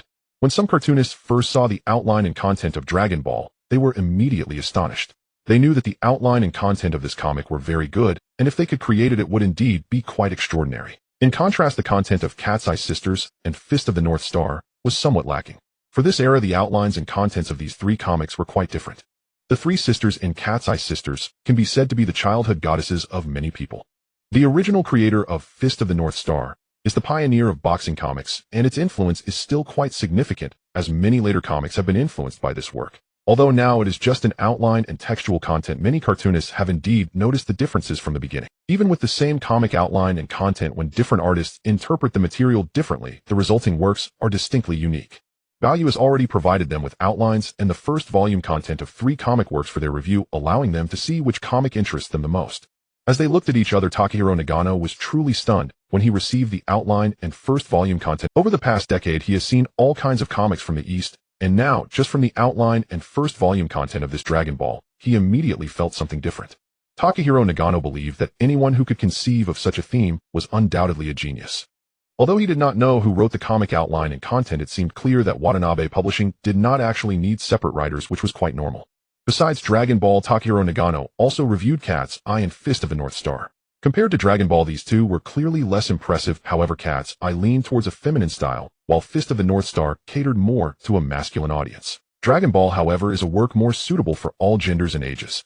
Baoyu observed the situation without rush. With 86 people present, he planned to split them into 3 groups to create 3 comic works. Calculated each comic would have over 20 people, and if more than 20 individuals could not perfectly illustrate a comic, it would be a problem with their abilities. Of course, each comic involves numerous characters. For instance, in Dragon Ball, characters like Sun Wukong, Bulma, Oolong, Krillin, Master Roshi, the Ox King, and Shishi are all understood differently by each individual. When they envision the characters within their imaginations, and bring them to life on paper. The outcome of different comics will vary. Although Bao Yu's character designs stored in his mind, he would not draw them himself. Even if he tried to replicate them, it would still be challenging to achieve an exact likeness. He preferred to let these artists create, and then select the suitable ones later. For now, he would first group them based on their preferences and understanding of the three comics. 1 hour later, Takahiro Nagano looked at Bao Yu and said, "Everyone, we have just completed reviewing the outlines and first volume content of the three comics. Please step forward if you feel particularly interested in any comic or believe you can do a better job." Team Dragon Ball, Team Cats, I Team Fist of the North Star. The artists exchanged glances before dispersing. Clearly, Team Dragon Ball had the most members, totaling 40, while Team Cats I had 15 and Team Fist of the North Star had 31. Among them, Team Cats I mainly consisted of female artists, while the original creator of Cats I was male. Takahiro Nagano stood with Team Dragon Ball. First, you must collaboratively refine the content of the first volume's outline. Second, confirm the illustrations of the main characters involved. Third, illustrate the entire content of the first volume and connect it cohesively. These artists had just joined Watanabe Publishing, and no one was familiar with each other's skills, so the leaders and deputy leaders of each group had not yet been established. Initially, the responsibility for each group would fall to the already hired editors. Now arrangements had been made. Bao Yu decided not to stay any longer. He left the conference room and returned to the office of the president and chief editor. Inside, Takahiro Nagano and the others returned to their respective offices to discuss. It was almost Keiko's parents had been wandering outside Watanabe Publishing, unaware of whether their son Takahiro could adapt to his new job inside. If he could not even complete the probation period and was dismissed by Watanabe Publishing, Keiko's parents naturally thought that would be a great pity. Now it was lunchtime. Keiko's parents entered to find their son finally spotting him in an office. Earlier, the other artists, editors, chief editors, and deputy editors had been discussing, while Takahiro quietly listened without speaking, clearly appearing not to be the talkative type in the eyes of others. However, everyone had sufficient drawing paper, pens, and paints available. In this situation, as long as they could draw, it belonged to the company. They just could not take it away. In Takehiro's mind, he already had a strong impression of characters like Sun Wukong and was aware that Sun Wukong is derived from Journey to the West, but he was distinctly different from the traditional depiction of Sun Wukong. While Takahiro was still immersed in his grand comic world, he heard someone calling him. He realized it was his parents, as everyone else had gone out to prepare for lunch. "Takahiro, how does your first day at work feel?" his mother immediately asked. Takahiro remained silent. He knew that besides the artists, no one else was allowed in. Takahiro had to step outside. Watanabe Publishing's cafeteria provided lunch, and if one didn't like it, they could eat out. Bao Yu finished his lunch at the company. At 3 in the afternoon, he arrived at the office responsible for Dragon Ball. The content of the first volume had basically been perfected. Bao Yu looked over it, and it was quite similar to what he had envisioned in his mind, essentially an expansion of the first volume content he provided. The remaining task was to illustrate the characters, scenery, plot, and even the battles and dialogues in a coherent manner, which constituted the content of the first volume of the comic. Now over 40 artists were simultaneously creating Dragon Ball. Each artist's depiction of the characters, especially Sun Wukong, varied uniquely. "Boss, please take a look." As Bao Yu approached, a chief editor presented the works of the artists. Aside from their names, each artist's image of Sun Wukong was distinctly different. In fact, even Akira Toriyama took a long time to create the character of Sun Wukong for Dragon Ball, ultimately selecting one he deemed suitable, drawing thousands of drafts and sending them to Shueisha's editors. Now with over 40 artists, different understandings led to diverse illustrations. Bao Yu examined them and compared each one to the image of Sun Wukong stored in his mind. In his past life, Akira Toriyama's Dragon Ball received market recognition, especially after Toriyama adhered to the editor's suggestions for multiple revisions, resulting in soaring sales. In this case, Bao Yu saw no need for further changes. Based on the illustrations of Sun Wukong from these artists, particularly the exceptional works of Kenji Kobayashi and Takahiro Nagano, especially Takahiro Nagano's depiction of Sun Wukong closely resembled Akira Toriyama's portrayal. Moreover, Nagano's Sun Wukong appeared more spirited and agile, while Kobayashi's was also good, though slightly less impressive compared to Nagano's. "Both of these are excellent, but this one is even better," Bao Yu stated directly. The chief editor and other artists agreed, surprised that the Sun Wukong created by the previously quiet Takahiro Nagano turned out to be so appealing. "Boss, let's confirm this image of Sun Wukong." In Bao Yu's past life, whether in the present or future, the East has many manga magazines primarily divided into two categories, those aimed at boys and those aimed at girls. Among the boy-oriented ones are Shueisha's Weekly Shonen Jump, Kodansha's Weekly Shonen Magazine, and Shagakukan's Week. Additionally, the girl-oriented manga magazines include Shagakukan's Shoujo Comic, Kodansha's Good Friends, and Hakusensha's Hana to Yum, and Lela, among others. Overall, Shueisha, Kodansha, and Shagakukan's boy-oriented magazines have a tremendous influence, especially Shueisha, which has sales exceeding 6 million copies during peak periods. The highest sales even reached 800,000 or even 900,000 copies. Now Bao Yu and Takahashi Daisho and others are preparing to officially launch a magazine for Watanabe Publishing. The so-called weekly magazine is published once a week, with Shueisha releasing theirs on Mondays while Kodansha and Shagakukan publish on Wednesdays. Now in Bao Yu's view, with so many excellent manga in his hands, it is impossible to release them once a week. Instead, he plans to publish twice a week. However, it does not mean that more frequent releases are necessarily better, as consumers need to spend money to purchase. According to the prices of those manga magazines, even if calculated at 500 yen per copy, consumers would spend around 14 Hong Kong dollars each week. If 2 issues are released each week, that means consumers would have to spend 1,000 yen a week, which is about 30 Hong Kong dollars. This is just for 1 week. Over 4 weeks in a month, it would amount to 4,000 yen, or 120 Hong Kong dollars, to buy, which might be too much for some consumers. Thus, the 3 major publishers in the East issue once a week, totaling 4 times a month, which comes to about 2,000 yen, roughly 60 Hong Kong dollars, significantly less. The main strategy is to increase revenue and sales through high volume. At this time, Bao Yu and Takahashi Daisho are discussing that they can name it Shonen Weekly XX. Now everyone has different ideas. Bao Yu immediately thought of a name, Shonen Weekly World. As for the girl-oriented market, it is actually not as large as imagined, as many females directly purchase boy-oriented manga magazines. Conversely, other major publishers release once or twice a month, essentially becoming monthly publications. This sufficiently illustrates that the female manga market in the East is not that large. Ultimately, it is still the case that manga favored by men is also liked by women. Manga magazines targeted at girls may not necessarily appeal to men. Takahashi Daisho and several other executives from Watanabe Publishing exchanged glances. They found Bao Yu's suggestion quite good. Ordinary people can understand it as well. They know that the boss-chosen name is quite good. Then let's go with this name and register the relevant patents. In the future, we will launch on Mondays and Wednesdays. On Mondays, we compete with Shueisha, while on Wednesdays, we compete with Shagakukan and Kodansha. Aside from these, the most important aspect is the sales channels. Shueisha, Shagakukan, and Kodansha are traditional publishers. They sell through major bookstores, newsstands, and even some comprehensive stores across the East. It can be said that their sales channels are very extensive. Currently, Watanabe Publishing is a new publisher and does not have these sales channels. Thus, before the first issue of the weekly magazine is released, it is necessary to establish relevant channels similar to how Bao Yu's global gaming company handled its first arcade game. This includes bookstores, newsstands, comprehensive stores, subway stations, train stations, bus stations, and so on. Any potential sales point should be contacted. Furthermore, because the manga taxes in the East are paid by consumers as additional costs and are not included in the company's expenses, partnering with those channels means they also need to profit, which can be referenced from the 3 major publishers. Bao Yu knows that once those manga magazines become successful, sales channels will come knocking. We can first expand the relevant sales channels. We can offer the first issue of the magazine for free to consumers and then start charging them from the second issue. Aside from these methods, Bao Yu and Takahashi Daisho are discussing. In Takahashi Daisho's view, even though Bao Yu is from Xinjiang, he seems to understand just as much as they do. Setagaya Mansion, 6 o'clock in the evening. Bao Yu and Xiao Jiming are returning by car and see his sister Bao Pei waiting. Bao Pei learned from the maids Sakura and Miho that Bao Yu would leave after breakfast the next morning and would not return for lunch, only to come back at night. In Bao Pei's eyes, her father Bao Yu has always been a workaholic in her impression since childhood. Unexpectedly, her brother Bao Yu came to Tokyo and is the same. Now he is indeed going out early and returning late. Bob, you're back. Sister, I didn't expect Tokyo to be so congested. Bao Yu left around 5 o'clock with Xiao Jiming and indeed encountered rush hour traffic. Bob, do you plan to stay in Tokyo for a long time? During this time, seeing her brother busy in Tokyo, Bao Pei thought Bao Yu intended to stay for a while. Sister, I plan to return to Xinjiang before Christmas. I've been busy with the publishing house, which makes me seem very busy. In other words, according to the timing and plan, Bao Yu's visit to Tokyo is likely to last about a month. Now Bao Yu is still waiting for the results of the launch.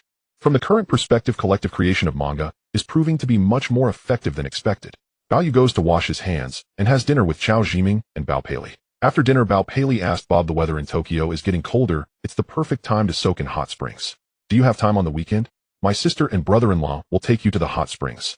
The natural hot springs around Mount Fuji in the east are quite famous. Bao Pei noticed that Bao Yu had been busy with work and planned to take him to relax in the hot springs. Sister, let me think about it. Bao Pei went back first. Bao Yu returned to his study, looked through some magazines, and then went to take a bath. Under the service of Sakura and Miho, Bao Yu enjoyed a pleasant bath. December 15, 1978. Friday, early morning.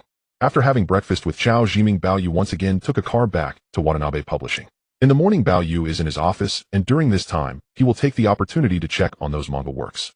It must be said that collective creation has significant advantages over individual writing. Moreover, discussions among creators can happen at any time, leading to very high efficiency. This does not mean that collective creation lacks individual benefits. In fact, they are still evaluated based on their contributions to manga creation. In this regard, publishers in the East have established such evaluation models. Takahashi Daisho used the existing model, and Bao Yu made some slight adjustments. In other words, in the future, the income of these manga artists will not only consist of a uniform base salary, but will also include housing subsidies, performance bonuses, and commissions based on the sales of each issue of the magazine. Calculating it all, their income will already be quite high. December 15th, 1978. Friday. Tokyo time, 6 o'clock in the evening. Setagaya. The door of a Mercedes-Benz sedan opened, and Bao Yu and Chao Jiming stepped out. They had just finished work at the Watanabe publishing headquarters in Shibuya. As the two entered, they saw the maids Sakura and Miho, and Bao Yu had already spotted his sister Bao Pei. After greeting Bao Pei, Bao Yu said, "Bob, you and I will go eat dinner together, and then I need to talk to you about something." "Jiming, are you coming along?" "Boss, Miss Bao, I won't be joining you." Although Chao Jiming could tell that the boss' attitude towards him was different, he did not want to participate in the meal with the Bao siblings. Bao Yu and Bao Pei went to the mansion across the street. Besides the maid who was preparing dinner, her brother-in-law Watanabe Nobuchiro was also present. Bao Yu and his brother-in-law greeted each other, and then sat down in the dining room. Now in mid-December, Tokyo's temperature was getting colder. Even during the day, the sun barely raised temperatures to around 10 degrees Celsius, and at night it might drop to 2 or 3 degrees. Given this temperature, it wouldn't be long before snow would fall in the Orient, even in Tokyo. Due to the cold weather, knowing that Bao Yu liked hot pot, Bao Pei specifically had the maid prepare fresh meats, seafood, and vegetables for a hot pot dinner with Bao Yu and Watanabe Nobuchiro. Seeing the bubbling hot pot, Bao Yu remarked, "Sister, with the weather getting colder in Tokyo, having hot pot is a great. Then make sure to eat more later." In addition to the fresh ingredients, there was also sake from the Orient and red wine from Europe. Perhaps due to the environment, both men and women of all ages in the Orient loved to drink. Bao Yu, Bao Pei, and Watanabe Nobuchiro clinked glasses and drank the sake, which was similar to the rice wine Bao Yu had drunk in his past life. The alcohol content of this sake was likely low. "Bob, are you sure you will return to Hong Kong for Christmas?" Bao Pei asked. "Sister, my plan for this trip to the Orient for inspection and investment is only for a month. I have already promised Dad and Mom that I will return before Christmas." During this time, Bao Pei noticed that Bao Yu was indeed more and more like the father she knew. Bao Yu was going to work normally every day, and sometimes he even worked overtime in the study of the mansion across the street. How could such a brother not inherit their father's company? Moreover, Bao Pei could see that the company Bao Yu currently controlled was even larger than their father's global shipping group. "You've really worked hard during this time. You haven't had the chance to have fun in Tokyo. Last night, I asked if you wanted to go to a hot spring this weekend. Have you thought about it? Currently, the most famous thing in the Orient is not comics, but hot springs. The entire island nation of the Orient, resembling a bug, is situated within a range of many dormant volcanoes or earthquake zones, and it is precisely because of this that there is a great deal of geothermal heat underground. This geothermal heat has also led to the emergence of many natural hot springs in the Orient. In contrast, it is nearly impossible to find a natural hot spring in Hong Kong. If we talk about artificial hot springs, they are merely heated water. True hot springs contain minerals such as sulfur. Speaking of which, Bao Yu had heard about hot springs in his past life and knew that there were quite a few hot springs in Huizhou, located in the northern part of Guangdong province, but he had never actually visited a hot spring. This time, considering that he would soon return to Hong Kong and had not had the chance to have fun, his sister planned to discuss with Watanabe Nobuchiro to take Bao Yu to a hot spring. "Sister, do you know where you and brother-in-law plan to go for the hot springs?" "Near Mount Fuji, I suppose." Mount Fuji is a volcanic crater, and the hot springs nearby are especially good. It's only about 100 kilometers from here. Mount Fuji. Actually, when Bao Yu first arrived, he saw this famous mountain of the Orient from the plane, but only. "Sister, make the arrangements then." "Bob, our plan is to leave tomorrow morning, stay overnight at the Hot Spring Resort Hotel, and return the day after tomorrow." "How does that sound?" "Sister, no problem." After finishing this sumptuous hot pot meal, Bao Yu and his sister discussed their departure for the Hot Spring Resort near Mount Fuji before he returned to the mansion across the street. At this point, Chao Jiming had already finished dinner and was reading the newspaper. "Jiming, I need to tell you something." "Boss, my sister and brother-in-law invited me to the Hot Spring Resort near Mount Fuji tomorrow morning. Would you like to join?" The hot springs in the Orient are indeed quite famous. Like Bao Yu, it was also Chao Jiming's first time here, and he had been busy with inspections and matters concerning Watanabe Publishing during this time. "Boss, I won't be going with you." This time it was Bao Yu, his sister, and brother-in-law going, and even if Bao Yu regarded him highly, it wouldn't be appropriate for him to follow along. Chao Jiming did not follow along, and Bao Yu did not say anything either. Moreover, Chao Jiming had to work overtime preparing to return to Watanabe Publishing tomorrow. On the following Monday, Watanabe Publishing would officially release the first issue of its comic weekly. After finishing his conversation with Chao Jiming, Bao Yu first read the evening newspaper in the study. After reading the evening newspaper, it was already past 10 o'clock in the evening in Tokyo. The outside was probably even colder now with the wind howling. If it weren't for the heating in the room, Bao Yu might not be able to adjust to the current temperature in the Orient. Sakura and Miho had prepared hot water for bathing. Bao Yu went over undressed and entered the bathtub. In Bao Yes' view, soaking in a natural hot spring would likely be similar to soaking in this bathtub. Sakura Miho, have you ever soaked in a hot spring before? Bao Yu suddenly asked. Young master, I haven't done that. Miho also expressed that she had never soaked in a hot spring. Although hot springs are scattered across the Orient, Sakura and Miho, coming from small low-income families in remote areas, had never had the opportunity to enjoy such an experience. With his eyes closed, Bao Yu knew that during this hot spring trip there would surely be staff from the resort to serve him. However, Bao Yu felt uncomfortable and thought it would be better to bring these two women along. Since that's the case, why to go soak in a hot spring with young master? Sakura and Miho both appeared very surprised. Pack your things tonight, and tomorrow evening we will spend the night at the hot spring resort before returning. After soaking, Bao Yu returned to his master bedroom. Sakura and Miho had already gone to pack their things. Bao Yu stood by the window in the study.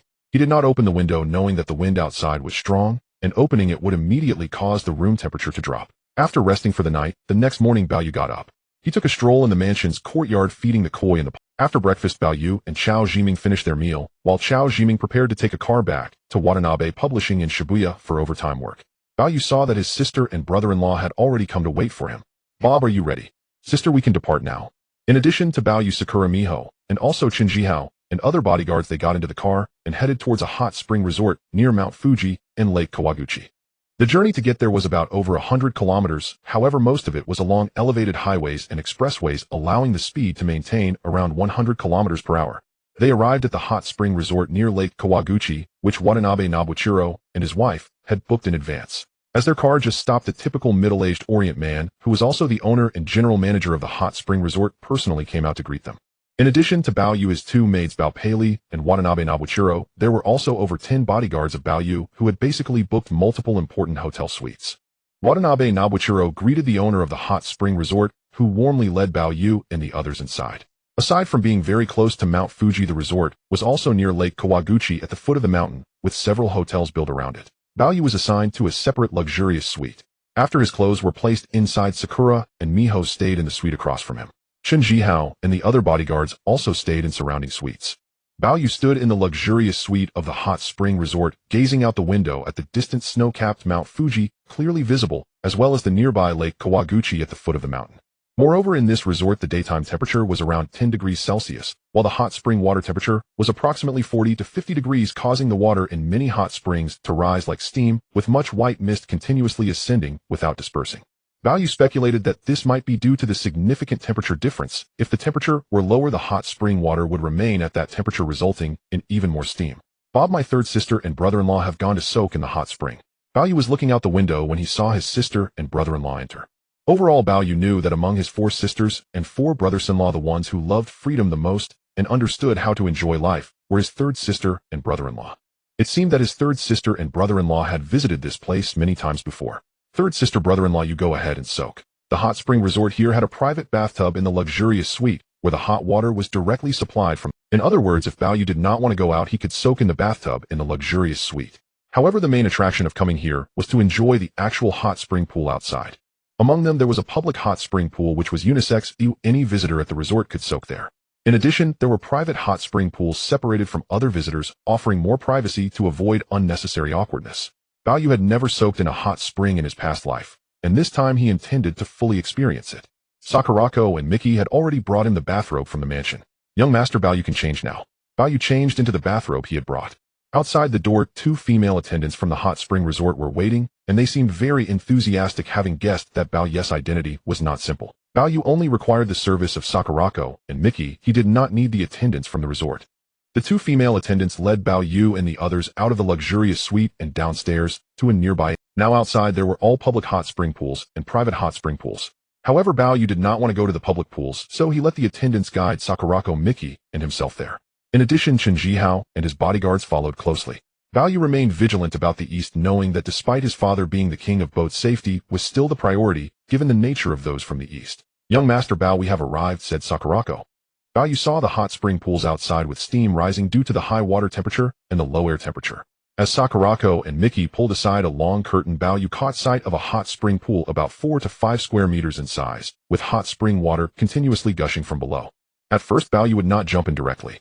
Instead, he tested the water temperature and found it to be around 40 to 50 degrees Celsius. Considering that the outside temperature was only around 10 degrees Celsius, Bao Yu knew the hot spring water would not be. He tested the water with his hands and feet, and found it quite suitable. Bao handed his bathrobe to Sakurako and slowly descended the stone steps, entering the hot spring pool halfway. At that moment he had to admit it was indeed very comfortable, far more enjoyable than soaking in his own hot tub at home. Moreover, Bao could already smell the strong sulfur scent. No wonder the East was a sulfur-rich country. The hot spring water here must be mixed with plenty of natural sulfur. Bao relaxed in the hot spring pool. Mickey asked young Master Bao, would you like something to drink? The resort offered sake, red wine, fruits, pastries, and more. At first Bao did not understand why one would need to eat while soaking in a hot spring. After soaking for over 10 minutes, he suddenly felt a bit uncomfortable. Upon exiting the hot spring pool, he realized he felt quite different. Besides feeling a bit fatigued, he surprisingly felt hungry. He clearly remembered having breakfast before coming, and it had only been less than 2 hours since then. Red wine then. Mickey poured him a glass of red wine and brought it over. Bao took it and drank it. During this time, he also had some snacks before re-entering the hot spring pool to continue soaking. Bao found that each time he soaked for more than 10 minutes, he would feel uncomfortable and had to exit the hot spring pool, noticing he was sweating. After Sakurako dried him off, Bao felt not only fatigued, but also hungry. In other words, soaking in the hot spring left him feeling both tired and hungry. This is why visitors to hot spring resorts feel tired after soaking and need to rest, and often need to eat something. In fact, many visitors soak, spend the night, and return the next day because some might feel too exhausted to drive back and must wait until they are well rested. Bao soaked in the private hot spring pool for 2 hours. When he felt very tired, he decided he did not want to continue. Moreover, Bao could already smell the strong sulfur scent. No wonder the East was a sulfur-rich country. The hot spring water here must be mixed with. Upon returning to the luxurious suite and closing the door, Bao realized he was genuinely exhausted, far more so than after a normal bath, likely due to being busy with Watanabe publishing recently. Bao quickly fell asleep under the covers. During this time, Watanabe Shinichi and his wife came by and learned that Bao had soaked for 2 hours and was tired, so they left him to rest. Watanabe Shinichi and his wife guessed that Bao might not have soaked in a hot spring before, or that he had been too busy at work recently. Bao indeed enjoyed a comfortable nap. When he woke up, Bao called out, and Chun Jihao, Mickey, and Sakurako entered. Sakurako, what time is it now? Young Master Bao, it's 2:45 in the afternoon. This meant that Bao had finished soaking around 11 in the morning, returned to rest here, and had directly slept for about 3 hours. However, it felt truly refreshing to wake up now. Perhaps it was because he had been eating while soaking in the hot spring in the morning. Even without having lunch, he did not feel hungry. It was indeed past lunchtime. Watanabe Shinichi and his wife did not wake him. Bao went with Sakurako and Mickey to the hot spring resort for a simple lunch before returning to the luxurious suite. At 4:30 in the afternoon, Bao, Mickey, and Sakurako returned to the private hot spring pool to soak again, almost mirroring the morning's experience. Each time, Bao soaked for 10 to 20 minutes, then exited the hot spring pool to drink some wine or eat a snack. Unknowingly, time quietly passed. Even though there was a curtain separating them from the outside, Bao knew the sky had darkened because the stone lanterns around the hot spring pool were already lit. While still in the hot spring pool, Bao looked up at Sakurako and asked, what time is it? Young Master Bao, it's almost 6. No wonder it was getting dark so quickly. Bao planned to soak a bit longer before returning to have dinner with his third sister. At that moment, Bao closed his eyes, spread his arms, leaned against the edge of the hot spring pool, and comfortably enjoyed the experience. Suddenly, it seemed as if something crashed in from outside. This startled Chun Jihao outside and the others inside, including Sakurako and Mickey. Bao also opened his eyes. Miss, there's someone here, Sakurako said hurriedly. Bao looked over and under the dim light of the stone lanterns saw a young girl, seemingly frightened, hiding behind Mickey and Sakurako. Bao understood that his trip with his third sister and brother-in-law did not mean they had booked the entire hot spring resort, which implied there were still other visitors coming to soak. Bao looked at the young girl, who appeared to be around 10 years old, thinking she was just another visitor. She simply did not realize he was soaking alone. However, seeing her flustered expression, it seemed otherwise. I snuck in without a ticket. Please don't let the staff find, the young girl whispered. At first, Bao did not understand what she and the two girls were saying, but once they finished, he began to grasp the situation. Sakurako and Mickey had already realized that this extraordinarily beautiful girl had sneaked in with her class. Originally, they had come to visit Mount Fuji today and planned to soak in a hot spring resort nearby tonight. However, they discovered they did not have enough money, preventing them from enjoying the hot springs around Mount Fuji or staying. In this situation, the young girl and her classmates believed they could sneak in from one place, hoping the other attendants would not recognize them as they pretended to be visitors. Yet upon seeing the staff inside, the young girl became frightened and flustered amidst the thick white mist. As night fell, the outside temperature dropped even lower, causing the mist around the entire hot spring resort to become thicker. Sakurako and Mickey briefly explained to Bao. In fact, the two girls' Mandarin was not very good. Bao understood the gist of the matter. Yes, I'm sorry, I was caught up in the moment with my classmates, and it's my first time doing such a thing. The young girl continued. Now, entering here to soak in the hot spring required a ticket costing over 1,000 yen per person, and other expenses added up to a considerable amount, all of which came from their parents. Since they hadn't brought enough money, they didn't want to leave empty-handed, so they sneaked in. One must admit that this young girl and her classmates were quite bold. At that moment, they heard the voice of another female attendant from the resort outside, asking Mr. Bao, do you need any services? No, I don't need anything. At this time, the young girl was unaware that the female attendants from the hot spring resort had already caught those classmates of hers who had sneaked in. However, Nakakami Akina was truly frightened, thinking she might be in trouble. If the resort contacted their families or school, it would have a significant impact. Seeing the pleading look in the young girl's eyes directed at Bao Yu, he said, let's go check it out. The hot spring resort has a main entrance and a back entrance, otherwise one must climb over the walls to get in. Currently, it is the season for enjoying hot springs, and with it being the weekend, there are quite a number of visitors in the resort. Some visitors are solely here to enjoy the hot springs, while others stay overnight at the hotel after soaking. Just now, Nakazono Akina and 3 other girls from her class climbed over a shorter wall to enter. Since it was their first time doing such a thing, they felt a bit guilty. When approached by staff inquiring whether they had bought tickets and their names, it wasn't long before Nakazono Akina and her 3 classmates were exposed, clearly having entered without paying. In a hall of the hot spring resort, the 3 young girls in school uniforms squatted there in fear, and apart from the 3 girls, they did not see Nakazono Akina. A person in charge of the hot spring resort and a female staff member were asking them about their identities, what school they attended, who their parents were, and for the contact numbers of their families in school. In addition, they asked if they had any accomplices who had entered without paying. The laws in the East also target ordinary people, meaning that this time they were caught not only put them on the blacklist of the hot spring resort, but if it spread back to their school, it would likely have significant repercussions. Although the entrance fee of 1,000 yen per person is not high, the costs for food, drink, and accommodation inside are additional expenses. Bao Yu learned from Sakurako and Miho that apart from the young girl before him, there were actually 3 other girls who were leaving the private hot spring pool. Bao Yu, Sakurako, Miho, and Nakazono Akina just arrived at the lounge when Nakazono Akina immediately recognized her 3 classmates being scolded by the hotel manager and a female staff member. "They are my classmates," Nakazono Akina said. Bao Yu glanced at Nakazono Akina and then at the 3 girls nearby who appeared to be of similar age to her, and he couldn't help but think they were quite bold. Bao Yu asked Sakurako to go over and communicate. The 3 girls recognized Nakazono Akina as well. "Mr. Bao, they entered without going through the proper channels, and we can only call the police and notify their families and school. I will cover all their expenses while they are here," Bao Yu said. "If you think that's not enough, I can double the amount." "There's no need for that, Mr. Bao," the person in charge replied. Although this manager was not very clear about Bao Yu's identity, he knew that this young Mr. Bao and Miss Bao were certainly not ordinary people, and he did not want to offend such distinguished guests. As for the girls who evaded the ticket, he initially planned to contact their parents and school, even giving them a serious lesson to make them understand the consequences of sneaking in. Now that Mr. Bao was willing to pay for them, he decided not to pursue the matter further.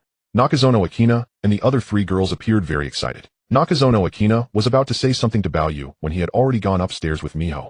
During this time in the East, whether in Akihabara or on his way to or from work, Bao Yu had actually seen quite a few. These Eastern women appeared very well dressed and unique. However, most did not meet Bao Yu's aesthetic standards, with many girls wearing thick high heels and masks. In other words, many of these girls were not tall, and some Eastern women who liked to wear masks did so primarily to cover their buck teeth. Both Sakurako and Miho had mentioned that there are many Eastern women with buck teeth, possibly due to the environment or the food they consume. Dental care in the East is quite expensive, and ordinary Eastern families are generally reluctant to spend so much money to correct buck teeth, which leads to people wearing masks while working or riding the subway. Bao Yu returned to the luxurious suite and changed into a set of clothes he had brought. He originally planned to soak in the hot spring and then have dinner with his 3rd sister and her husband, but he just happened to run into Nakazono Akina and her 3 girls. 3rd sister, brother-in-law. Bao Yu saw Bao Pei and Watanabe Aikaru sitting there drinking tea and waiting for him. "Bob, did you just go soak in the hot spring?" "Yes, I did." "How was it?" Bao Pei asked. "3rd sister, there are no real hot springs in Xianjiang. I usually soak in hot water at home. I didn't expect that after soaking in the hot spring, aside from feeling very hungry and tired, I actually woke up feeling so refreshed." Bao Pei knew that it was quite normal for Xianjiang to lack natural hot springs due to its small size. However, if someone in Xianjiang wants to enjoy a hot spring, they have to leave Xianjiang. It seems it can relieve the fatigue you've been feeling from work lately. Bao Yu and his 3rd sister and brother-in-law arrived at the restaurant of the hot spring resort. Here, apart from standard Eastern cuisine, there is also a Western-style buffet, which is charged separately. Bao Yu, Bao Pei, and Watanabe Aikaru approached, and Sakurako had already brought Nakazono Akina and her 4 girls over. Seeing the abundance of food at the buffet, it was clear that Nakazono Akina and her 3 girls were genuinely hungry. "Bob, do you know them?" Bao Pei asked, somewhat surprised. "3rd sister, I suppose I've done a good deed." Bao Yu, Bao Pei, and Watanabe Aikaru sat down nearby. and the couple then learned that the 4 girls had sneaked in and were caught by the staff. Watanabe Ikuru felt that this was very embarrassing. He believed that ordinary Easterners would not do this. It was only these immature girls who had the audacity. Their audacity is truly astonishing. If they report it to the police, their parents and school will find out, and their lives might be ruined. Bao Pei was also very surprised. Bao Yu was indeed surprised when he first saw the face of the young girl in the private hot spring pool. Considering that there are over 1 billion people in the East, it is quite normal for some beautiful young girls to appear. Nakazono Akina and the other 3 girls had gone to Mount Fuji today, and although they brought some money, most of it was spent on transportation. They had only eaten a simple bowl of noodles for lunch and were already very hungry. Their families were all of average means, and seeing so much delicious food here, they were ready to eat heartily. Sakurako watched the 4 girls from the side. Nakazono Akina then sat down next to Sakurako and asked Sakurako, "What is your master's name?" "His surname is Bao, but you can call him Mr. Bao," Sakurako replied. "Sakurako, my name is Nakazono Akina. We didn't intend to sneak any this time, Mr. Bao is covering our expenses, and we will return the money to him when we go back." Nakazono Akina paused and said. Sakurako knew that with Bao Xiao's status, that amount of money was really nothing. She did not elaborate on Bao Ye's identity. This might be the best buffet Nakazono Akina and her 3 classmates had ever had, with steak, lamb chops, seafood, vegetables, fruits, and many other dishes they had never tasted before. According to the current price of the buffet here, each customer needs to pay 500 yen, which is indeed not cheap. In other words, the entrance fee for enjoying the hot springs might be the cheapest part. The food and lodging are the most expensive. After Nakazono Akina and her 3 classmates had their fill, Sakurako took them to a private suite for them to stay in. Once everything was arranged, Sakurako went back to report to young Master Bao. "Young Master Bao, the 4 girls have been arranged for their stay in that suite." Bao Yu did not go out to soak in the hot springs again, but stood by the window looking outside. Apart from vaguely seeing the distant Mount Fuji and the nearby Lake Kawaguchi, the increasing fog outside was also noticeable. At this moment, the deeper the night, the colder it became, and the more white fog appeared. Sakurako mentioned the names of the 4 girls, which were Mariko, Meyer, Natsumi, and Nakazono Akina. Bao Yu felt that Eastern names are essentially quite similar. Apart from the fact that surnames are generally 2 characters, first names can be 1 or 2 characters, and one could tell they are distinctly Eastern. Young Master Bao, Nakazono Akina said she is very grateful for your help. If the hot spring resort really calls the police, they would be in trouble. They plan to prepare that money to return to you after they go back. Nakazono Akina. Bao Yu had heard this name from Sakurako's mouth twice, and he suddenly found it somewhat familiar. However, like the Chinese, Bao Yu thought it was quite possible for people to have the same name. Yet Nakazono Akina was still such a unique name.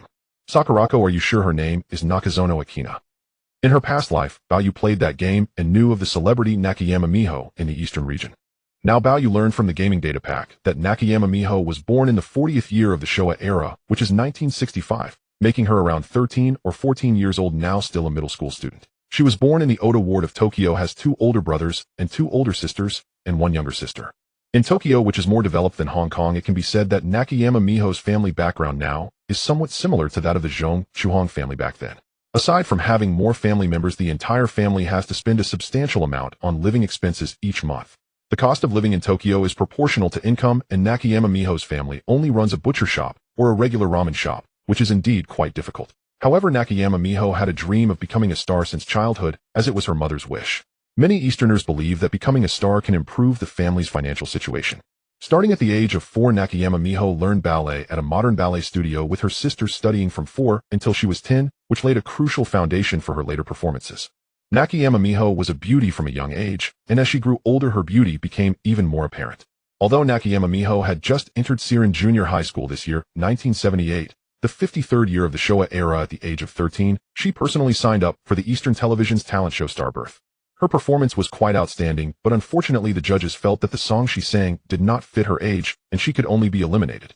If that young girl was indeed the Nakayama Miho that Bao Yu learned about from the data pack, then everything makes sense. Due to her family's limited means, Nakayama Miho could not afford to spend more money on other activities such as visiting Mount Fuji or even enjoying hot springs in a resort. At the age of 10, because her sister's earnings had to be given to their parents for living expenses, they naturally could not support her and her sister in continuing ballet lessons.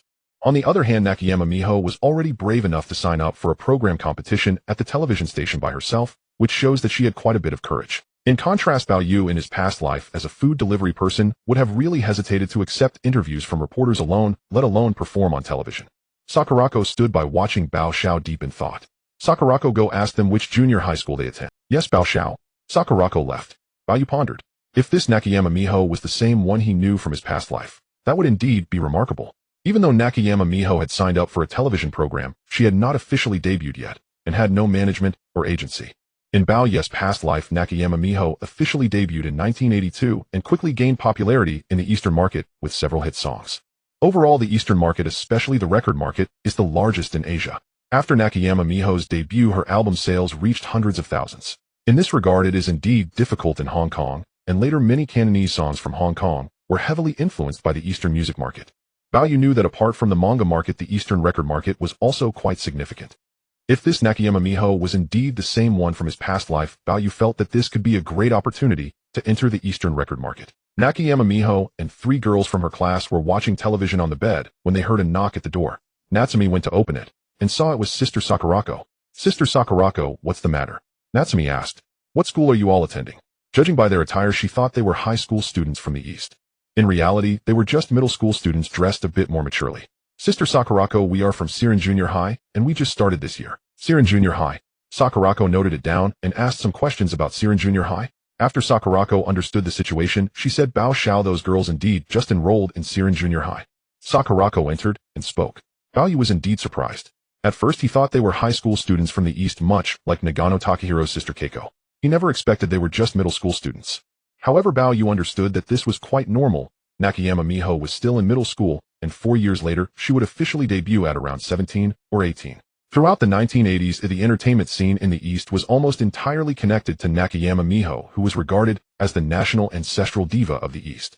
If it weren't for the rumors about her and Kondo Masahiko in the late 1980s, the Eastern record market in the 80s and 90s would have been dominated by Nakayama Miho. In other words, the rumors about Kondo had a significant impact on Nakayama Miho's career in the Eastern entertainment industry. Even though Nakayama Miho later intended to withdraw from the Eastern entertainment scene and hoped to cultivate her sister, Nakayama Mihoho, to replace her. Unfortunately, Nakayama Mihoho did not possess her sister's beauty, nor did she have her musical and dancing talents. Even though the management company and record label, as well as Nakayama Miho, placed great importance on nurturing her sister, Nakayama Mihoho just fell short in every aspect. "Sakurako, I understand now."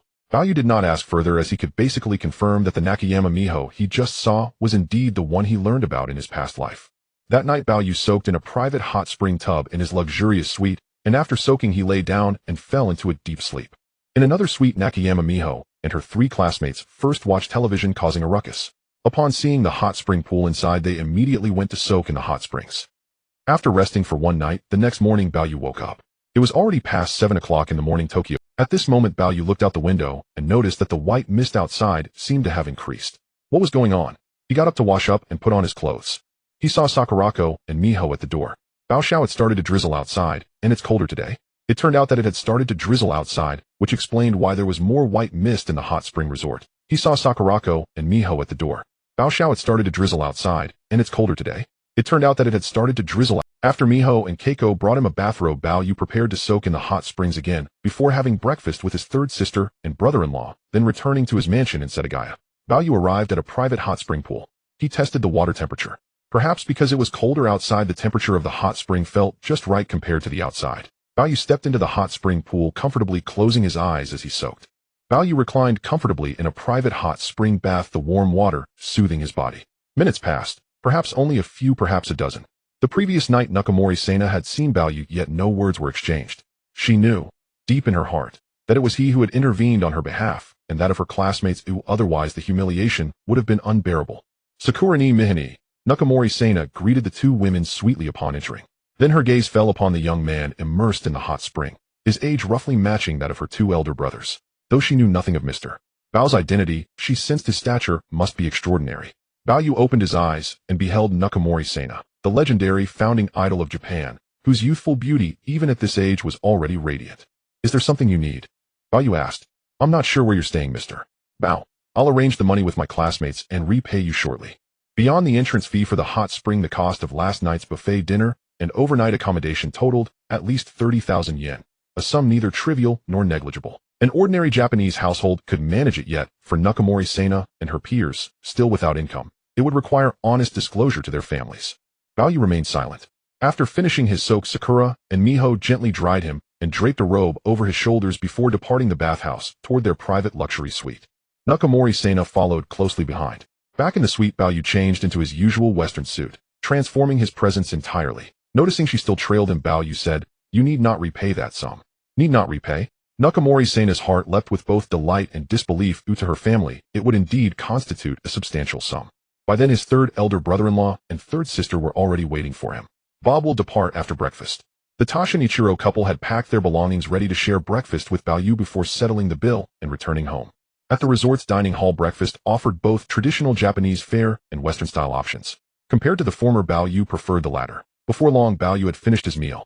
Tasha and Ichiro and his wife prepared to settle the entire bill, including expenses for Baoyu, his 2 maids, over a dozen bodyguards, and the 4 young women from the previous night, totaling well over 100,000 yen. That sum meant little to the couple.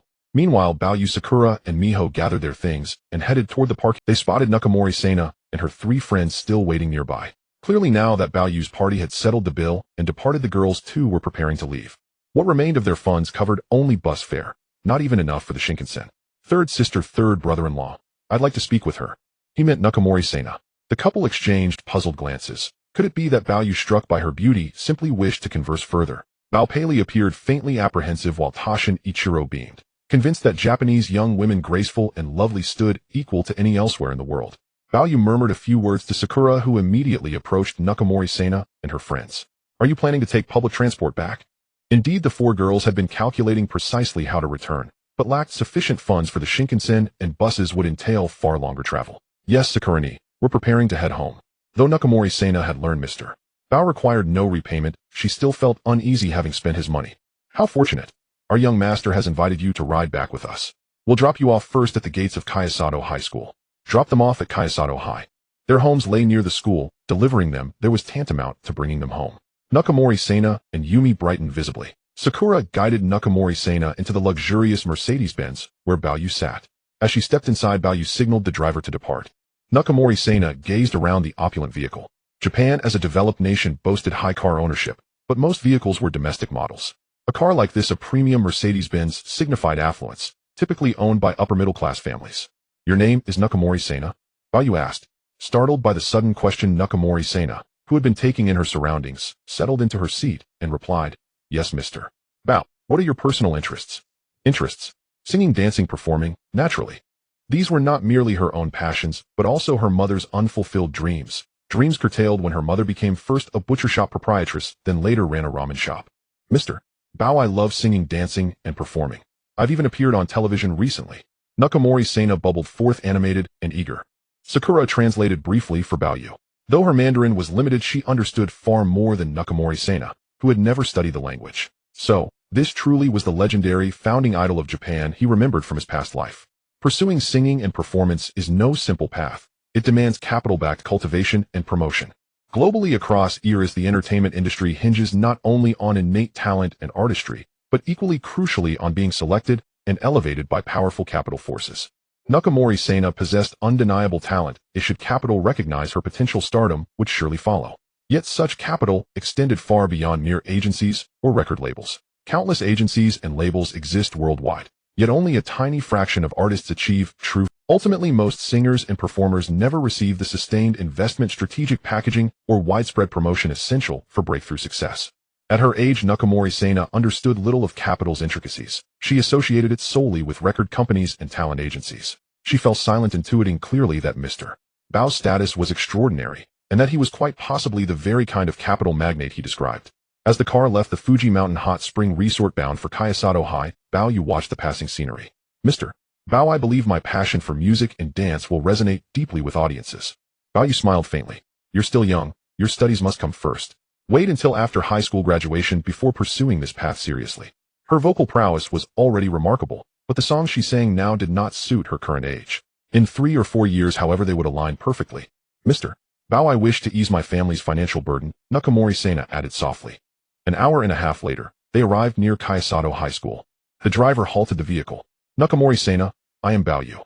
I own a record label and talent agency in Hong Kong. 4 years from now, if you choose to debut and enter the Japanese entertainment industry, seek out my company. Clearly she was not yet ready. Baoyu. Nakamori Sena resolved firmly to remember that name. As Nakamori Sena prepared to alight, Sakura whispered a few parting words. Words she committed to memory. The door closed. The chauffeur drove away, heading toward the estate in Setagaya. The other 3 girls disembarked as well. For Nakamori Sena and her friends, this experience felt like divine favor. If the resort manager had contacted authorities or alerted their school or families, the consequences would have extended far beyond mere monetary compensation. Only Nakamori Sena possessed even a partial understanding of Bao Yu's true identity. The others remained entirely unaware. They had only heard him speak Mandarin, observed his numerous bodyguards, and noted the attentive care of Japanese maids like Sakura and Miho. A young master of such stature was unquestionably wealthy, and in their eyes strikingly handsome as well. Nakamori Sena, we were incredibly fortunate to meet Mr. Bao. Not only did he waive repayment, but he personally arranged transport to bring us home. For them, yesterday had offered more than just breathtaking views of Mount Fuji. It had granted their first taste of an extravagant resort buffet, a culinary experience previously unimaginable. They had even soaked in natural hot springs near Mount Fuji. Now they watched Nakamori Sena stand motionless, gazing down the street where the gleaming Mercedes-Benz had vanished. Sena, what exactly is Mr. Bao's background? Is he Chinese, or a Chinese resident of Japan? Yumi asked. In truth, Sena knew only that he hailed from Hong Kong. Bao Yu had made it clear she was still too young. Her education came first. Should she genuinely wish to launch a career in Japan's music industry, that moment would arrive 4 years hence, upon reaching adulthood. Television judges had voiced similar counsel. Her age rendered her repertoire unsuitable. A premature debut would be ill-advised. Now Nakamori Sena understood Mr. Bao owned not just a record label, but also a talent agency in Hong Kong. Meaning, should she pursue this dream, she would gain access to precisely the capital cultivation and promotion she needed. December 18, 1978. Monday. Shibuya, Tokyo. Watanabe Publishing Co., Ltd. Headquarters. President and Editor-in-Chief's office. It is Monday. Bao Yu and Xiao Jiming finished breakfast and took a car back to the publishing house. Over the weekend, Bao Yu visited Mount Fuji with his sister and brother-in-law to enjoy some hot springs, which indeed alleviated their fatigue. However, Xiao Jiming, Chunwei, Takahashi Daisuke, and other executives at Watanabe Publishing were busy over the weekend preparing for the official launch of the first issue of their comic magazine, Weekly Shonen World, on Monday. Bao Yu originally intended to give away the first and even the second issue of the comic magazine for free to attract consumers. However, the executives, led by Takahashi Daisuke, firmly opposed this idea. The market in the East is different from that of other countries. Many Easterners not only recognize their domestic market, but also believe that cheap goods are of poor quality. Moreover, Shueisha, Shogakukan, and Kodansha have spent years cultivating a paid comic market. Now, with Watanabe Publishing suddenly offering free issues, it could impact the Eastern comic market, and even just 1 or 2 free issues could be seen as unfair competition by those 3 major publishers. Takahashi Daisuke and other Eastern executives outright rejected the idea of promoting through free. Additionally, the executives at Watanabe Publishing unanimously believed that the content of the 3 current comics had already surpassed that of the weekly magazines from Shueisha's 3 major comic publishers, and therefore there was no need for them to offer free issues. In other words, they believed that if the content had received unanimous approval from their executives, and even the editors at Watanabe Publishing, there was even less reason to give it away for free to external consumers. Furthermore, the reality is that the cost of providing a free issue of the magazine also requires a substantial. According to Takahashi Daisuke's initial thoughts, even if the print run for 1 issue is 1 million copies, it still requires a huge amount of paper, printing, ink, and labor, which amounts to a considerable sum of money. Moreover, based on the current sales of 1 issue at 500 yen per copy, 1 million copies amount to 500 million yen. What does that mean? Based on the current exchange rate of yen to dollars, that translates to approximately 2.8. Currently, Watanabe Publishing Co., Ltd. has only invested 100 million yen, and now providing 1 free issue incurs costs of 500 million yen, or even more. Under these circumstances, Takahashi Daisuke and the other executives are truly reluctant to go along with this. Bao Yu originally intended to attract consumers through this free method, and then sell subsequent issues for a fee. Takahashi Daisuke and the other executives disagreed, and Xiao Jiming and Chunwei, considering the Eastern comic market and cost issues, also did not support it. At this moment, Bao Yu thought about the fact that in March and April of 1971, the sales of Shueisha's Weekly Shonen Jump had already surpassed 1.15 million copies. With 4 issues published in a month, that means about 3,000 copies per issue. This sales figure is comparable to the daily circulation of the Oriental Daily in Hong Kong. By 1973, the sales of each issue of Shueisha's Weekly Shonen Jump had exceeded 1 million copies, resulting in monthly sales exceeding 4 million copies. Of course, this number continues to rise. Now in 1978, the sales of each issue of Shueisha's Weekly Shonen Jump have already surpassed 2 million copies, and are even close to 3 million copies, with monthly sales fluctuating between 8 million and 12 million copies, roughly around 10 million copies. Takahashi Daisuke and others know that Shueisha, Shogakukan, and Kodansha have accumulated a vast fan base over the years, while Watanabe Publishing has only been established for less than a month. Under these circumstances, after discussing with Chao Jiming and Chun Wei, they decided to print the first issue of the comic magazine with an initial print run of 1 million copies, which is about 1/3 to 1/2 of the sales of Shueisha's comics. If they can exceed sales of 1 million copies in the eyes of Takahashi Daisuke and the other executives, that would already be quite successful. Gaoyu gazed out of the office window. Now Chao Jiming, Chun Wei, Takahashi Daisuke, and others are busy in the office. It is 9 a.m. A knock is heard at the office door. Gaoyu said, "Come in." Takahashi Daisuke opened the door and entered excitedly, saying, "Boss, our comic is a..." Just now Takahashi Daisuke learned that the first issue of Weekly Shonen World published by Watanabe Publishing has officially launched in the Tokyo area and nearby cities. The first issue of the comic magazine has been frantically printed and distributed to subway stations, bookstores, newsstands, convenience stores, and more for sale. As for these channels, they were opened up by the staff some time ago. Whether these channels can gain the recognition of consumers ultimately depends on the content of the comic magazine. After the first issue of Watanabe Publishing's comic was sent to these channels today early in the morning office hours, it officially began to compete with Shueisha's Weekly Shonen Jump. Among them, Weekly Shonen Jump has accumulated over the years and is now the most famous comic magazine. Watanabe Publishing, apart from gaining some recognition from recruiting comic artists in various Eastern media, such as Asahi Shimbun, has not been heard of since. Now with the first issue of the comic magazine just released, the owners of subway stations, bookstores, newsstands, and convenience stores are all somewhat skeptical about this comic magazine. Tokyo Edogawa Ward. This morning, Keiko, who woke up early, looked at the empty house. Since her older brother Takahiro and their parents moved to Shibuya Ward for work and living, Keiko has been living here alone. She is not a boarding student. Apart from having lunch at the school cafeteria, she comes back here for breakfast and dinner. From the recent phone calls with her mother, she learned that her older brother Takahiro has started working normally at Watanabe Publishing. This means that as long as he passes the probation period this month, he can sign a formal contract with the company and will receive a stable and high salary at the publishing house. This not only changes Takahiro's life, but also alters the fate of their entire family. From her mother, Keiko learned that her brother has been working at the company on weekends. At this time, having finished breakfast, Keiko, dressed in her high school uniform skirt, left the house and rode her bicycle to the nearby middle school. As soon as Keiko returned to the classroom, she saw many classmates gathered around discussing something. At first, she didn't know what they were gathered for. Today is the release day of Shueisha's Weekly Shonen Jump.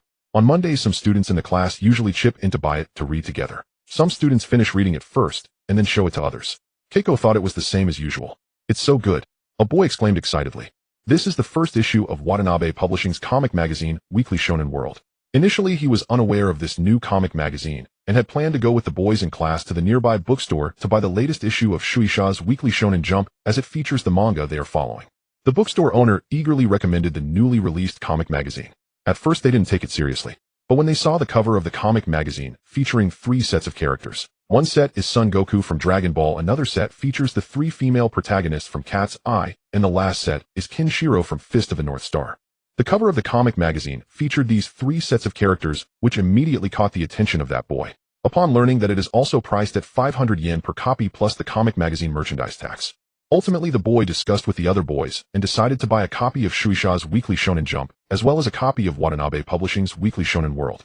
Shinjuku Station in Tokyo. This is the most bustling and heavily trafficked subway station among many subway lines in Tokyo, with a daily passenger flow exceeding 600,000 in the 1960s. The bustling passenger flow has led to the entrances and exits of the subway station being filled with numerous shops, including bakeries and other convenience stores. Among them, a convenience store not only sells various goods, but also offers major newspapers from the East and weekly publications from the 3 major manga publishers, Shueisha, Shogakukan, and Kodansha. On Mondays, the latest edition of Shueisha's Weekly Shonen Jump is available for sale. What sets today apart from usual is the edition of Weekly Shonen World from Watanabe Publishing. Initially, the store manager was skeptical about Watanabe's manga publications, ordering only 50 copies and stating that if they did not sell, they would all be returned at original price. What the store manager and staff did not expect. At this time, while thick stacks of Shueisha's Weekly Shonen Jump gradually sold, Watanabe's Weekly Shonen World was quickly sold out. Not only that, after all 50 copies of Watanabe's manga weekly were sold, other passing passengers seeing someone reading it hoped to try their luck to see if there were any more copies available. The answer was always no. At this moment, whether at the convenience store, in the subway station, the newsstands outside, or bookstores in Tokyo, they realized that the previously underestimated Watanabe's Weekly Shonen World had been completely sold out, far surpassing the latest edition from Shueisha in popularity. All public phones in Watanabe Publishing's various departments were overwhelmed.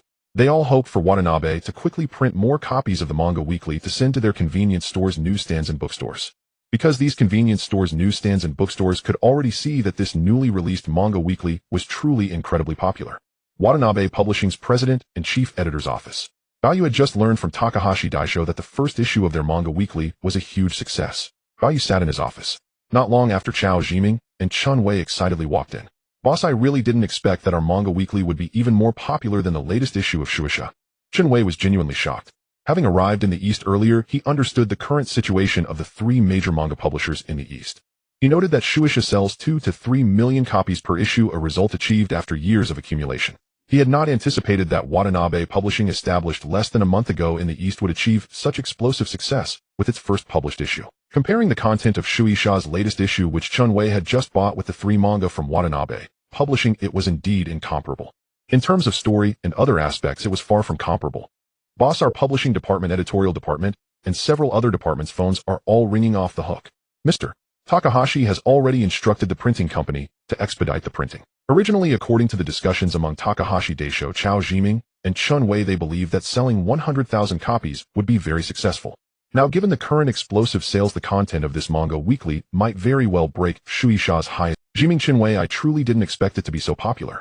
Baoyu knew from his past life that Dragon Ball, Cat's Eye Sisters, and Fist of the North Star were indeed extremely popular, having solidified Shueisha's monopoly and giant status throughout the East in the 1980s. Each of these manga was among the most beloved of that era. Baoyu's simultaneous release of 3 manga was indeed far more welcomed than he had imagined.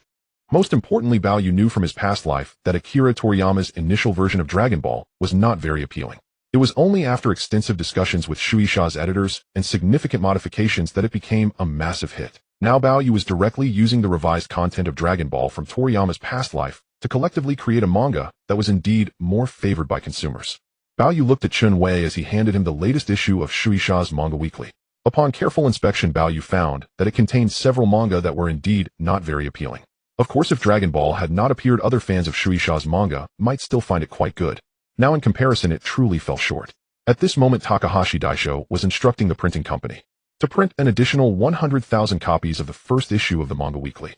Once these manga weeklies are printed in large quantities, they will be immediately sent to Tokyo's major bookstores, convenience stores, and newsstands. An hour later, the public phone lines at Watanabe Publishing were still overwhelmed as major bookstores, convenience stores, and newsstands in Tokyo continued to request more copies of the first issue of the manga weekly, as they were simply not enough to meet demand. Now more consumers are waiting. Theoretically, Shueisha's manga sells 2 to 3 million copies per issue, meaning there are at least 2 to 3 million manga consumers in the East. Additionally, there are manga fans and consumers from Shogakukan and Kodansha, some of whom might overlap with Shueisha's audience, while others may not. In other words, less than half a morning has passed, and Watanabe Publishing's first issue of the manga weekly, which had just been printed a few days ago, has already sold out 1 million copies. Now printing an additional 100,000 copies will still be delivered quickly. An hour later, after reporting to Baoyu, Takahashi Daisho instructed the printing company to print an additional 300,000 copies of the first issue. In total, that would be 140,000 copies. This large-scale printing company, which had recently received a substantial order, did not expect to have to print more continuously.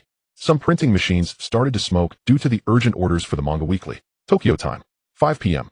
Baoyu had been sitting in his office all day. During this time, besides the excited reports from Takahashi Daisho, Chao Jiming, and Chun Wei about the print numbers of the manga weekly, Baoyu gradually shifted from a hint of excitement to calmness. "Jiming, it's time, let's go back." "Boss, I have to stay here and work late into the night before I can go back," Chao Jiming replied as Baoyu called him to leave. Baoyu then took the car back alone. Tokyo Setagaya Mansion, 6:25 p.m. Baoyu got out of the car and saw Miho and Sakura already waiting. Not long after Baoyu entered, his sister Bao Pei came over. Today is December 18th, 1978, and Christmas is drawing closer. Bao Pei knew her brother would return to Hong Kong before Christmas. "Bob, I heard that the manga from your publishing house was released today. How did it go?" Bao Pei asked as she entered. "Third sister, the sales are quite good." "Quite good." 8 p.m. Chao Jiming still had not returned. After dinner at his sister's house, Baoyu returned to his own mansion study. In Baoyu's view, for Watanabe Publishing to achieve such results, there were still quite a number of issues. At 11 p.m., Chao Jiming finally returned by car. He was genuinely excited. Tonight, Takahashi Daisho had instructed the printing company to print an additional 300,000 copies of the first issue of the manga weekly overnight. This means that today's manga weekly alone had an additional 70,000 copies printed. If we add the 100,000 copies printed before yesterday, that totals to 170,000 copies. However, based on the current sales of the manga weekly, it seems that tomorrow will be even more explosive. According to the predictions of Chao Jiming, Takahashi Daisho and Others. Watanabe Publishing's first issue of Weekly Shonen World is expected to break the highest sales record in the history of East Asian manga, while directly surpassing Shueisha's manga weekly sales. December 19, 1978. Tuesday. Due to the overwhelming success of the first issue of the manga weekly published by Watanabe Publishing, the sales have already surpassed 1.7 million copies in the Tokyo metropolitan area. Today, Takahashi Daisho, with the approval of his boss Value, instructed several collaborating printing companies to reprint 500 copies in the morning and another 500 copies in the afternoon. Although the orders for the reprints of the manga weekly seem significant for these super large printing companies, the printing volume of a single issue is not substantial. The work is all done by large automated printing machines operating every second. In total, the first issue of the manga Weekly Shonen World from Watanabe Publishing has printed 2.7 million copies, surpassing the latest issue of Shueisha's Manga Weekly. This news is enough to create a sensation throughout the Eastern publishing and manga industry, and it has especially shocked the three major manga publishers in the East. At the headquarters of Watanabe Publishing, President and Chief Editor's office, Value is in his office. Takahashi Daisho excitedly reports the sales of the first issue to Value, clearly indicating that these sales are far more successful than he and the other executives had anticipated. Moreover, the success of the first issue has laid a very important foundation. Tomorrow is not only the release day of the second issue of Weekly Shonen World, but also the launch day for the manga weeklies from Shagakukan and Kodansha. On Monday, Watanabe Publishing and Shueisha are in a competitive arena. Overall, Watanabe Publishing has been very successful, with sales far exceeding those of Shueisha, which has also been impacted to some extent by Watanabe's manga. On Wednesday, in addition to the release of the second issue of Watanabe Publishing's Manga Weekly, there will be competition with the manga weeklies from the other two major publishers. From the perspective of Takahashi Daisho and others, the sales of the second issue of the Manga Weekly are expected to be even higher. Yesterday, Takahashi Daisho had arranged for the collaborating printing companies to simultaneously print 3 million copies of the second issue. Boss, tomorrow is Wednesday, the release time for the second issue of Watanabe Publishing's Manga Weekly. I believe it will definitely be more popular than the first issue. Takahashi Daisho is now very confident. Let's hope so. At 5 in the afternoon, Value normally finishes work and takes a car back to his luxurious home in Setagaya. Chao Jiming, Chunwei, Takahashi Daisho, and others continue to work overtime. At 11:30 at night, Chao Jiming finally gets off work and takes a car home. Upon returning, he finds the lights still on in the boss' study. Boss. Jiming, thank you for your hard work. Boss, I have something I want to discuss with you. Go ahead. The study door closes. Chao Jiming says, Boss, the success of Watanabe Publishing this time far exceeds my expectations. I never imagined that the sales of a single manga weekly could be 10 times that of the best-selling Oriental Daily in Hong Kong. 10 times the best-selling newspaper in Hong Kong. Value knows that this is just the beginning. In the 1980s and even the 1990s, during the peak sales period when Value was in his past life, Shueisha could sell 6 million copies or even 9 million copies of each issue. If a manga weekly were launched during the peak period, it could possibly exceed 10 million copies. This is also the terrifying aspect of Eastern manga, equating to at least 1 in 10 Easterners purchasing a legitimate manga weekly. Of course, this is just the Eastern market. In addition, markets in Taiwan, Korea, Hong Kong, Southeast Asia, Europe, and America collectively have even more massive sales. In fact, the sales figures are almost impossible to tally. According to the most popular mangas in the East, the sales can reach tens of millions or even hundreds of millions. Jiming, the environment in the East is quite special. It is this unique environment that allows for such a massive manga market, which is difficult to replicate in Europe and America. This indeed contributes to the large manga market in the East. However, it is still hard to say in other countries. Including the domestic manga market later, it remains very challenging. Boss, the manga sales of Watanabe Publishing have far exceeded my expectations. Now Watanabe Publishing collaborates with those printing companies. I believe Watanabe Publishing is at a disadvantage. We should acquire a printing company or establish our own printing company. Many newspapers in the East, such as the Oriental Daily, Sing Tao Daily, Ming Pao, and even the Xinhua Daily, which only have sales of 1,010 copies daily, all have their own printing factories or printing companies. Now that Watanabe Publishing's manga has such a large printing volume for each issue, there is no need to offer discounts and collaborate with other printing companies. Jiming, I have considered what you said. For our manga publishing company, the printing company still has a bright future. I will arrange it before leaving the East. In addition to the printing factory, Baoyu is also about to leave Tokyo and return to Hong Kong. This also means that the creative content of those mangas or other new outlines and creative ideas need to be transmitted to the East through some means. Originally, according to Bao Ye's thoughts, he intended to establish a manga studio in Hong Kong and even let some of the manga artists go to Hong Kong for development. However, Bao Yu knows that the environment in the East is different from that in Hong Kong, which naturally affects the creativity of those manga artists. Even if he digs these manga artists to develop in Hong Kong, collective creation will still be affected. Bao Yu knows he still needs to transmit the outlines and creative content of the mangas to Tokyo via fax. Without the internet at this time, this should be the fastest and safest way. Otherwise, he would have to wait a while for someone to bring the handwritten outlines and creative content from Hong Kong to the east. In addition, Bao Yu knows that he needs to establish an animation or anime production company, which is the second step in Bao Yu's plan for developing Eastern manga. Bao Yu plans to name this manga production company Tohoku Kyoto Animation Co., Ltd., with the president and legal person being Watanabe Shinichiro. These arrangements were made before Bao Yu left Tokyo to return to Hong Kong. However, for Bao Yu, his brother-in-law Watanabe Shinichiro is only a nominal head who is not interested in these matters and lacks the capability. Looking at it now, after Bao Yu leaves the East, the chief editor of Watanabe Publishing will be Takahashi Daisho, who is the true person in charge of the publishing house. Chen Wei is the supervisor for Bao Yu in Tokyo, supervising Watanabe, Shinichiro, Takahashi Daisho, and others. After Bao Yu finishes discussing with Chao Jiming, after resting for a night, the time comes to December 20th, 1978. Wednesday. Today marks the release date of the second issue of Weekly Shonen World from Watanabe Publishing and the launch date for the manga weeklies from Kodansha and Shagakukan. After breakfast, Bao Yu does not return to Watanabe Publishing. After finishing breakfast, Chao Jiming immediately takes a car back to Watanabe Publishing. Early that day, 3 major publishers released their mangas simultaneously. In the past, while the manga weeklies from Kodansha and Shagakukan could not match Shueisha, the difference was not too vast. Now that the second issue from Watanabe Publishing has just launched, it is once again igniting the Eastern manga market. Especially after many consumers read the content of the first issue, they are willing to spend money to buy the second issue. With the printing volume reaching 3 million copies, there has temporarily been no shortage of stock. That evening, Chao Jiming returns home late at night. Boss, the second issue of the manga weekly, is even more explosive with daily sales approaching 3 million copies. Takahashi Daisho has instructed the printing company to continue printing an additional 5,000 copies. December 22, 1978. Friday, 9 a.m. Shibuya, Tokyo. Headquarters of Watanabe Publishing Company. In the office of the president and chief editor, Bao Yu stood by the window gazing outside. Looking at the sales of the second issue of the comic magazine from Wednesday, his plans for the comic industry were indeed very successful, as the sales of the second issue had exceeded 3 million copies. The former #1 comic magazine under Shueisha took more than 10 to 20 years to reach this figure, which is enough to illustrate the importance of the content in comics. Bao Yu was contemplating some matters. A knock at the door interrupted his thoughts, and in walked Chao Jiming and Chen Wei. After a while, Takahashi Daisho also entered.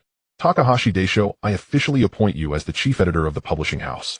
You will be fully responsible for the affairs of Watanabe Publishing Company. Yes, boss. Takahashi was indeed very surprised. He knew Bao Yu's identity and understood that the publishing house was just a small venture for Bao Yu, but he never expected that the success of Watanabe Publishing Company would exceed his imagination. In addition to appointing Takahashi Daisho as the chief editor of Watanabe Publishing Company, there were also plans for talent reserves for the publishing house and the establishment of a printing company dedicated to printing their comic magazines. Moreover, there were plans to establish Toei Kyoto Animation Co., Ltd., and recruit more talents in the animation field from Toei ahead of time. Bao Yu knew that this involved a vast comic industry chain and derivatives. There were indeed many aspects to consider.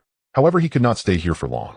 Bao Yu, Chao Jiming, Chen Wei, and Takahashi Daisho had a confidential discussion for over an hour. After Takahashi returned to his office to work, Bao Yu said, Chen Wei, you should know what you were supposed to do while staying in Tokyo, right? Yes, boss. 5 p.m. Before finishing work, Bao Yu personally went to the collective comic creation office to glance at the busy comic artists. Bao Yu did not linger and left with Chao Jiming, taking a car back to their mansion in Setagaya Mansion. As soon as Bao Yu stepped out of the car, he saw his third brother-in-law and third sister waiting for him. Bob, come with me for dinner. Bao Yu knew that Chao Jiming did not want to go, so he followed his third brother-in-law and sister to the mansion across the street. Watanabe Shinichiro and his wife knew that Bao Yu would return to Hong Kong tomorrow morning.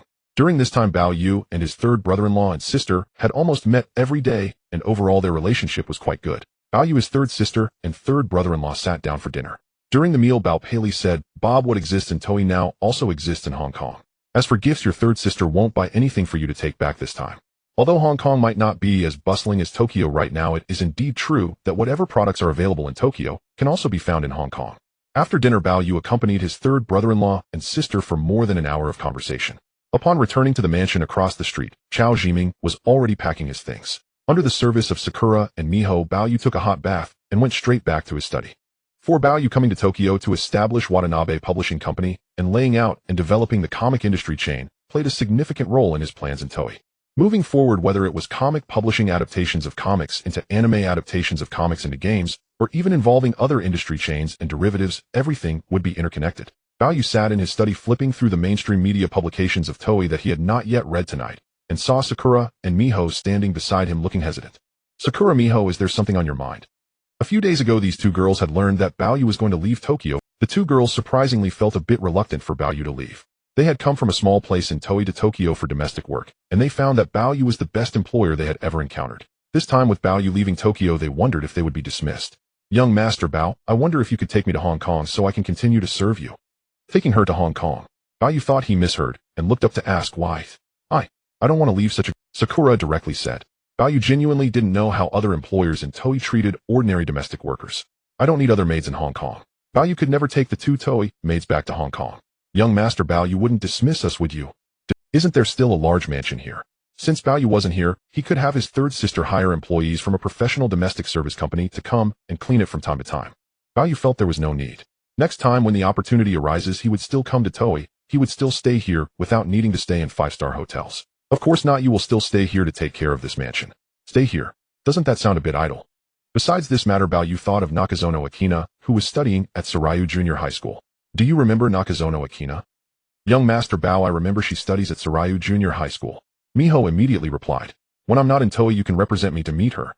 If she encounters any difficulties you can help her out then. Sakura and Miho were clearly surprised to hear this.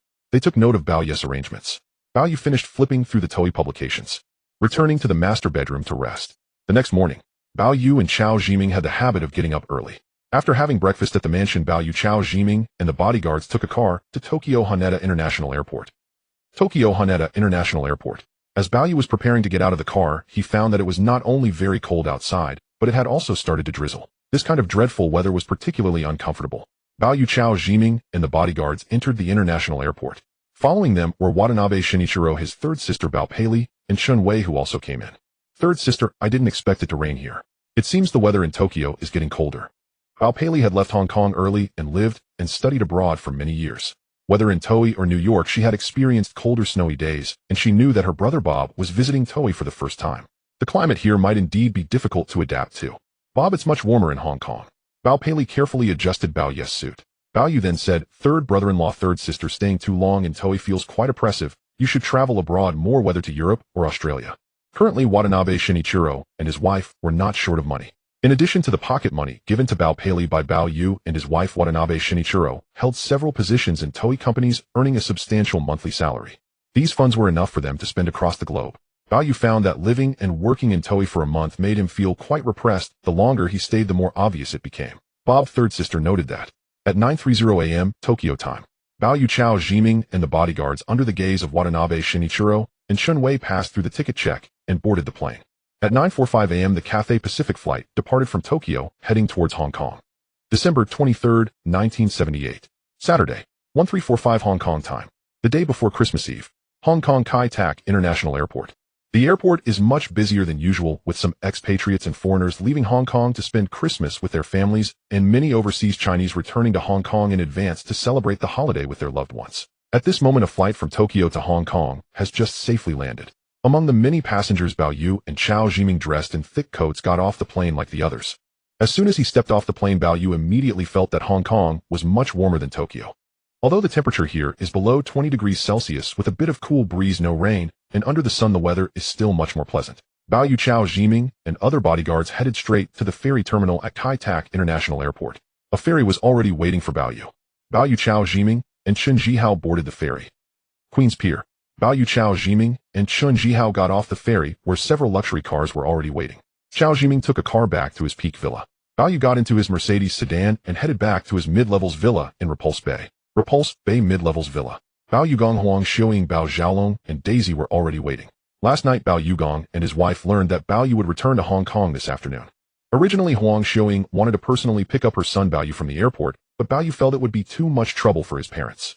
The sound of a horn echoed outside the door. Daisy immediately went to open the door and found that the young master had returned. The young master is back. The luxurious Mercedes sedan stopped. Grandpa, Dad, Mom, and back. As soon as Bao Yu got out of the car, he saw his grandfather and parents waiting beside him and immediately went over to greet them. It's good to be back. Seeing Bao Yu finally return safely, Huang Xiaoying let out a sigh of relief, looking him up and down. She noticed that Bao Yu had indeed lost some weight after being away from Hong Kong for a month. During this time, Huang Xiaoying had been worried about whether her son would be hungry or cold in the east, which caused her to not sleep or eat well. Bob, didn't you eat well in the East? You look a bit thin. Mom, there aren't many overweight people in the East, mostly they are slim. I guess I wasn't used to the food there, so I lost some weight. Huang Xiaoying felt both amused and heartbroken for her precious son and prepared to make him some nutritious stews to replenish his strength. Bob, come talk to me in the study. Huang Xiaoying asked her son while noticing that Bao Yugong had already called Bao Yu followed Bao Yugong upstairs. In the study, Bao Yu had two main reasons for going to the East. One was to officially meet the family of his brother-in-law, Du Shinichiro. The other was that Bao Yu had already entered the comic industry after researching the East market. What do you think of your brother-in-law? Dad, my brother-in-law's family can only be considered average middle class in the East, neither particularly good nor bad. However, my brother-in-law can still play a significant role for me. Bao Yugong asked a few questions and sighed inwardly. Back then he opposed Bao Pei being with Du Shinichiro, but ultimately there was nothing he could do. Now that the die was cast, he could only accept it.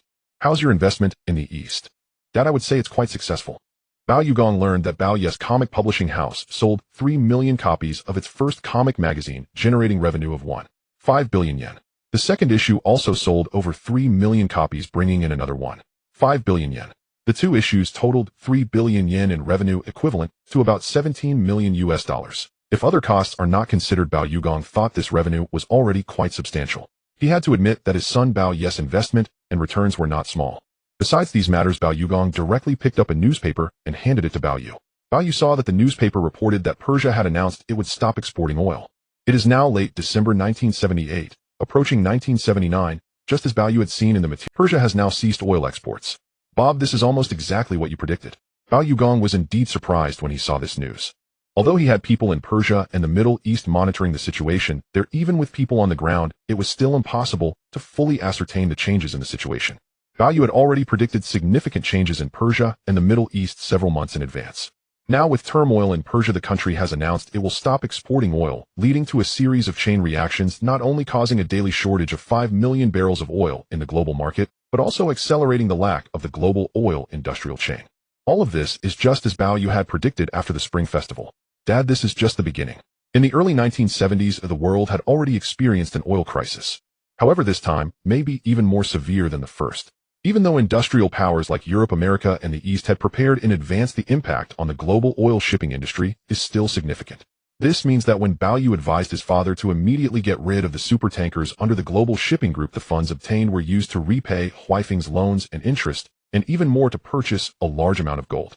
Bao Yu already knew why in his previous life after Shun Ban replaced Sanders as the new chairman of Huifeng Bank in early 1978, his attitude towards Bao Yugong and the global shipping industry was relatively cold. Ultimately, it was because Shun Bai analyzed many internal materials and concluded that the global shipping industry was destined to be depressed. In this situation, Shun Bai could not support Bao Yugong's shipping industry as vigorously as Sanders had. On the other hand, Li Jiaqing and Shun Bai had known each other since then. Li Jiaqing was involved in the real estate industry, and it was evident that the recovery of the Hong Kong real estate market further piqued Shun Bai's interest. This comparison led Bao Yu to guess why in his previous life Shun Bai supported Li Jiaqing in acquiring Hutchison Whampoa instead of his father Bao Yugong. Bob, take a look at this newspaper. Bao Yu saw that the newspaper reported that international gold prices have soared to $240 per ounce, up from $170 per ounce in March and April, an increase of $70. Dad, I suspect that in the second half of next year, international gold prices will soar to even more frightening levels. This means that the fuse of the second global oil crisis has already been ignited, leading to the downturn in the global shipping industry. On the other hand, various industries worldwide are affected by the oil crisis, and in the economic downturn, international gold prices are rapidly rising. By selling a large number of supertankers in advance, the Bao family obtained a substantial amount of cash, which not only reduced the shipping industry's debts, but also the large funds used to buy international gold significantly multiplied Bao Yugong's assets. Despite having eaten the lunch provided by the airline on the plane, Bao Yu and his father Bao Yu had just finished a conversation in the study when they were called by his mother Huang Xiaoying to have lunch again. Additionally, a stew was prepared for him. Bao Yu finished his meal quickly. He returned to the master bedroom and took a short nap. He woke up just after 4 in the afternoon. Nancy, Zhong Chuhong, Guanjiahui. Bao Yu ultimately chose Guanjiahui. Taipingshan Kasha Road. Taipingshan Villa. At Guanjiahui's home. Today is Saturday and Guanjiahui has just returned from Takian Girls' School. She knew that Bao Yu was in the East for exploration and investment in the market, but having not seen him for nearly a month, Guanjiahui felt that Bao Yu's figure lingered in her mind. At this moment, Guanjiahui, dressed in a white nightgown, was comfortably reading a book on the balcony on the second floor. Miss Guan Bao Xiao just called to say he is coming to see you. Bao Yu has returned to Xianjiang. Hearing that Bao Yu was coming to see her, Guan Jiahui immediately put down her book and walked to the dressing room next to the master bedroom. The dressing room was now filled with her personal clothes, and the collection was growing. Thinking that she hadn't seen Bao Xiao for several days, Guan Jiahui knew she had to show him her most beautiful side. Guan Jiahui changed her clothes in the dressing room. An hour and a half later, the doorbell rang. The maid looked out and recognized it was Bao Xiao and his bodyguards. The maid immediately opened the door. Bao Xiao, Miss Guan is upstairs. Bao Yu and his bodyguards, Chen Jihao, entered. Chen Jihao and the others waited on the first floor. Bao Yu went upstairs, and Guan Jiahui had already changed into a beige dress. Jiahui, Bao Yu called out. Guan Jiahui immediately ran out of the room. Seeing Bao Yu, whom she hadn't seen for a while, she noticed that not only had his hair grown, but his beard had also become quite long. Bao Yu opened his eyes again and saw that it was already dark outside. Jiahui, what time is it? So let me check. Guan Jiahui got up to turn on the lamp and saw that it was already past 8 in the evening. No wonder it was so dark outside. Bao Yu first went to the bathroom next to the master bedroom for a quick shower. He then came down with Guan Jiahui. The maid had already prepared dinner. Bao Yu and Guan Jiahui had a simple dinner. With Guan Jiahui seeing him off, Bao Yu left in the car. December 24th, 1978. Sunday. That afternoon, Bao Yu went to Taipingshan Villa to see Nancy. December 25th, 1978. Monday. Today is Christmas, celebrated by Westerners. In Xinjiang, this day is also a holiday, a public holiday, including the governor's office of Xinjiang, and the 4 major exchanges in Xinjiang also ceased trading for the day. After finishing breakfast, Bao Yu prepared to return to work at the Global Investment Center building. Before leaving, Huang Xiuying said, Bob, today is Christmas. Your 3 sisters and 3 brothers-in-law are coming over for dinner tonight. Come back early. Mom, I got it. Huang Xiuying knew that Bao Yu had his own friends outside and was worried he would go out with them and not return in time for dinner. At 8:30 a.m., Global Investment Center building, 21st floor. Bao Yu had just arrived and entered his office, where he saw Zhao Xiuzhen. Boss, good morning. Secretary Zhao, good morning. During this time, Zhao Xiuzhen had not seen Boss Bao Yu's figure and found it quite uncomfortable. Now finally seeing the boss return, she felt it was different. At 9 a.m., Bao Yu met with Ma Lisi, Nancy, and Chao Zhiming in a small meeting room. For Westerners, Christmas is like their spring festival, and people like Ma Lisi and Nancy should be on holiday with at least a week off for the Christmas holiday. However, Ma Lisi and Nancy still returned to work as usual. Boss, the Y Country Overseas Joint Transportation Company has merged with our 2 major bus groups, and the negotiations have been finalized. Since Bao Yu acquired the 2 major bus groups in Xinjiang, negotiations for restructuring with the parent company of the Y Country Overseas Joint Transportation Company, Y Country Electric Traction Company, have taken place. From October, November, and December, it has actually been less than 3 months. During this time, the negotiations have indeed been fully completed. According to the shareholding ratio, Bao Yu and the Global Investment Company hold 39 of the new Y Country Joint Overseas Transportation Company, making them the largest shareholder. The parent company of Y Country Overseas Joint Transportation Company, Y Country Electric Traction Company, holds 21 of the shares, making them the second largest shareholder. The remainder is made up of small shareholders from Xinjiang, as well as Y Country Electric Traction Company and original shareholders of the Y Country Overseas Transportation Company. Originally, the Y Country Joint Overseas Transportation Company had a market value of around 3 billion Hong Kong dollars, while the Xinjiang Bus Group had a market value of 400 million Hong Kong dollars, and Xinjiang Kowloon Bus had a market value of 500 million Hong Kong dollars. Considering the land value held by these 2 major bus groups combined, they have a market value close to 1 billion Hong Kong dollars, making an estimated total market value of around 2 billion Hong Kong dollars. Additionally, during the negotiations, Ma Lisi represented Bao Yu and the Global Investment Company to purchase some shares from other shareholders, ultimately confirming that Bao Yu and the Global Investment Company hold 39 of the new Y Country Joint Overseas Transportation Company. Although this does not achieve a controlling status, they are already the largest shareholder, essentially controlling the management and voting rights of this listed company. David, the head of the original Y Country Joint Overseas Transportation Company, has been appointed as the new general manager, and Bao Yu has been appointed as the new chairman. Boss, this new Y Country Joint Overseas Transportation Company will officially relist in Xinjiang on December 29, 1978, which is Friday. Based on the current market value of this listed company, it is valued at least over 5 billion Hong Kong dollars. Congratulations, boss, you have another major group listed. All of this was within Bao Yu's expectations. In fact, Bao Yu was more optimistic about his own family's global shipping group, as well as Hutchison Whampoa's ports overseas, combined with the current Y Country Joint Overseas Transportation Company's land and sea transport. The significance of these 3 companies coming together to leverage their strengths and advantages is the essence of the restructuring of the new Y Country Joint Overseas Transportation Company. After discussing the upcoming relisting of the Y Country Joint Overseas Transportation Company, Ma Lisi also brought up the recent incident of Persia halting oil exports and the continued surge in international gold prices. From these 2 events, Bao Yu had already mentioned to these 2 at the end of last year. At that time, Chao Zhiming and Ma Lixi were still skeptical, but now a year later what Bao Yu predicted has indeed happened.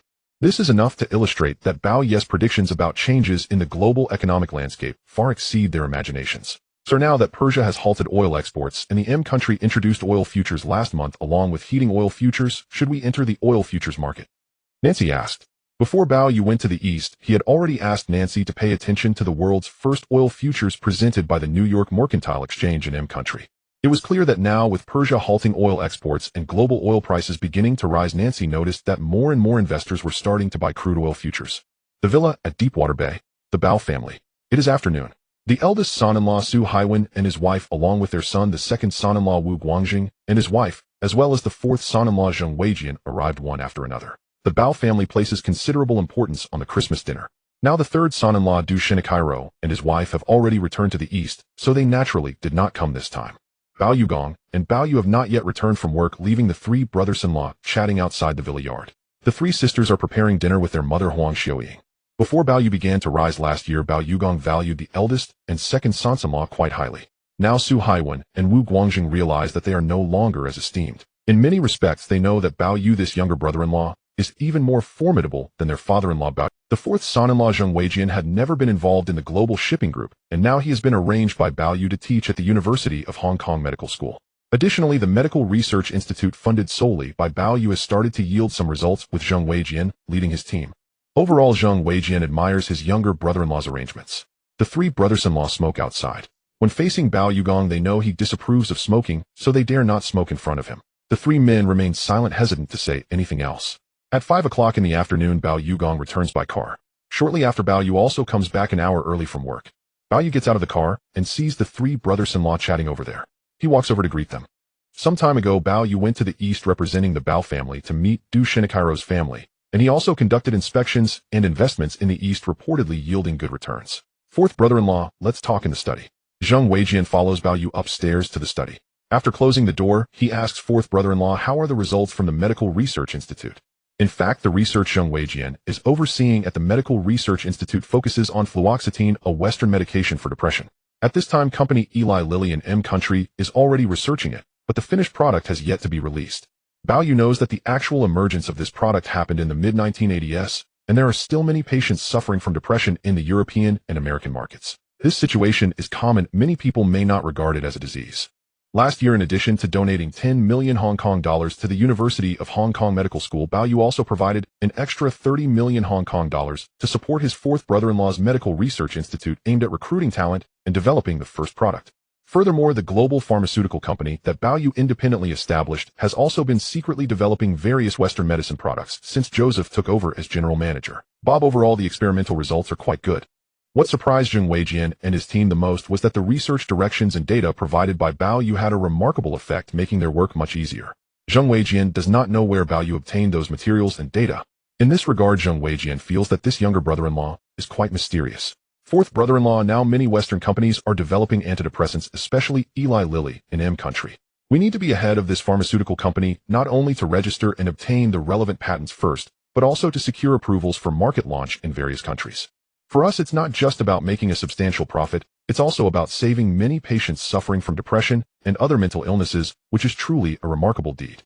Bao Yu and fourth brother-in-law Zheng Weijian discuss matters in the study. Outside, Su Haiwen and Wu Guangjing are naturally unaware of what the two are discussing, but they sense that Bao Yu is much closer to the third and fourth brothers-in-law. After their discussion, Zheng Weijian is also very pleased as Bao Yu promised to donate another 10 million Hong Kong dollars to the University of Hong Kong Medical School next year, and an additional 20 million Hong Kong dollars to his Medical Research Institute. At the end of 1978, or even into 1979, this is definitely a significant amount of money. Bao Yu and Zheng Weijian come out and descend to the first floor. After greeting his three sisters, Bao Yu goes to play with the two still infant nephews. Tonight, the Christmas dinner at the Bao family is quite lavish. Bao Yugong and his wife Bao Xiaolong Su Haiwen, and his wife Wu Guangjing, and his wife, and Zheng Weijian, and his wife all sit down for dinner together. They avoid discussing serious matters while eating. Huang Xiaoying mentions that Du Shinichiro and his wife are planning to vacation in Australia soon, mainly because it has started snowing in Tokyo and the east, making the weather quite cold. In contrast, it is now summer in the southern hemisphere with temperatures around 20 degrees Celsius, making it the most suitable time for people from the northern hemisphere to go south for the winter. Mommy, I really envy the third sister and her husband, Bao Peiqing says. I heard from Paley that it was Bob who suggested they go. Before Bao Yu left Tokyo to return to Hong Kong, he had told the Du couple that living in this island nation for too long can feel quite oppressive, and with the cold weather vacationing in Australia in the southern hemisphere is indeed the most comfortable option. Eldest sister, second sister, fourth sister, if you want to visit Australia, I support you going, Bao Yu says with a smile. Now he doesn't lack the money. After dinner, the three sons-in-law of the Bao family, along with the three daughters of the Bao family, do not stay overnight, and each takes a car back home. As the three sons-in-law of the Bao family leave with their children, the Bao family suddenly falls quiet. Bao Yu has already gone upstairs to the study. A night passes. Time comes to the second day of Christmas. The four major exchanges in Hong Kong resume trading, and currently there are not many changes in the stock market. In the following days, several newspapers in Hong Kong reported that the two major bus groups, China Bus and Kowloon Bus, acquired by Bao Yu some time ago, will successfully merge with Y Country's electric traction companies, Y Country Joint Overseas Transport Company, meaning they will officially go public on Friday. Bao Yu's acquisition of the two major bus groups in Hong Kong, particularly the acquisition of China Bus from the Yin family, caused quite a stir at that time. Before Bao Yu acquired these two major bus groups, one was valued at 400 million Hong Kong dollars, and the other at 500 million Hong Kong dollars. It wasn't until Bao Yu swallowed these two companies that the outside world realized their true value lies in the properties they own. As for Y Country's electric traction companies, Y Country Joint Overseas Transport Company, it is one of the old established giants in the stock market with industries spread across Y Country's former colonies. This merger is essentially equivalent to Bao Yu using the two major bus groups to swallow this old giant transportation leader. Moreover, now the outside world generally views Bao's Global Shipping Group's cooperation with Bao Yes Hutchison Whampoa's Port and Y Country's Joint Overseas Transport Company favorably, so this company's relisting in Hong Kong indeed has investment value. December 28, 1978. Thursday, 6 o'clock in the evening. Deepwater Bay Villa. The Li family. Li Jiaqing has just returned from the Chung Kong Center in North Point, Hong Kong. Although the Hilton Hotel in central Hong Kong has almost been demolished, reconstruction is expected to take at least 3 or 4 years. This means he needs to move the headquarters of Chung Chung Industrial Group from North Point to central Hong Kong, which will also take 3 or 4 years. For Li Jiaqing, this is still worthwhile, as it can help avoid being marginalized. He has just gotten out of the car. Seeing his wife Zhuang Yueming and the maid waiting, Li Jiaqing walks inside and sees his second son Li Zexi and his mother Zhuang Biqin watching television. Li Jiaqing says nothing and directly sits down on the sofa. Sir, the Bao family has another big company going. Li Jiaqing already knows that it is the recently sensational Y Country Joint Overseas Transport Company relisting in Hong Kong. They are issuing a total of 1 billion shares, each valued at 5 Hong Kong dollars, which amounts to 5 billion Hong Kong dollars.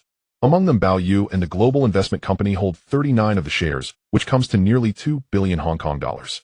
The second largest shareholder, Y Country Electric Traction Company, holds only 21, which is quite far behind. In contrast, shareholders of China Bus, such as Yin Qingquan and Huang Zhiguang, have seen their stakes significantly diluted. The shares of Kowloon Bus, held by families like Deng Xiaojian and Lei Rueda, have also been diluted to an insignificant level. It must be said that Bao Yu and the Global Investment Company's bold move truly makes Li Jiaqing envious. I can only envy Bao Chuan Wang for having such a good son. Looking at his second son Li Zexi, who is watching television with Zhuang Biqin not far away, according to Li Jiaqing's plan, after the Spring Festival in February 1979, he will also send his second son to study in M Country. December 29, 1978. Friday. Deepwater Bay's Mid-Levels Villa. The Bao Yu had a habit of waking up early, but given the cooler morning weather he refrained from swimming in the outdoor pool, not wanting to catch a cold, and end up taking medicine. On the first floor, he accompanied his father and grandfather as they read the newspaper. My precious grandson, is today the day your company is going public after restructuring?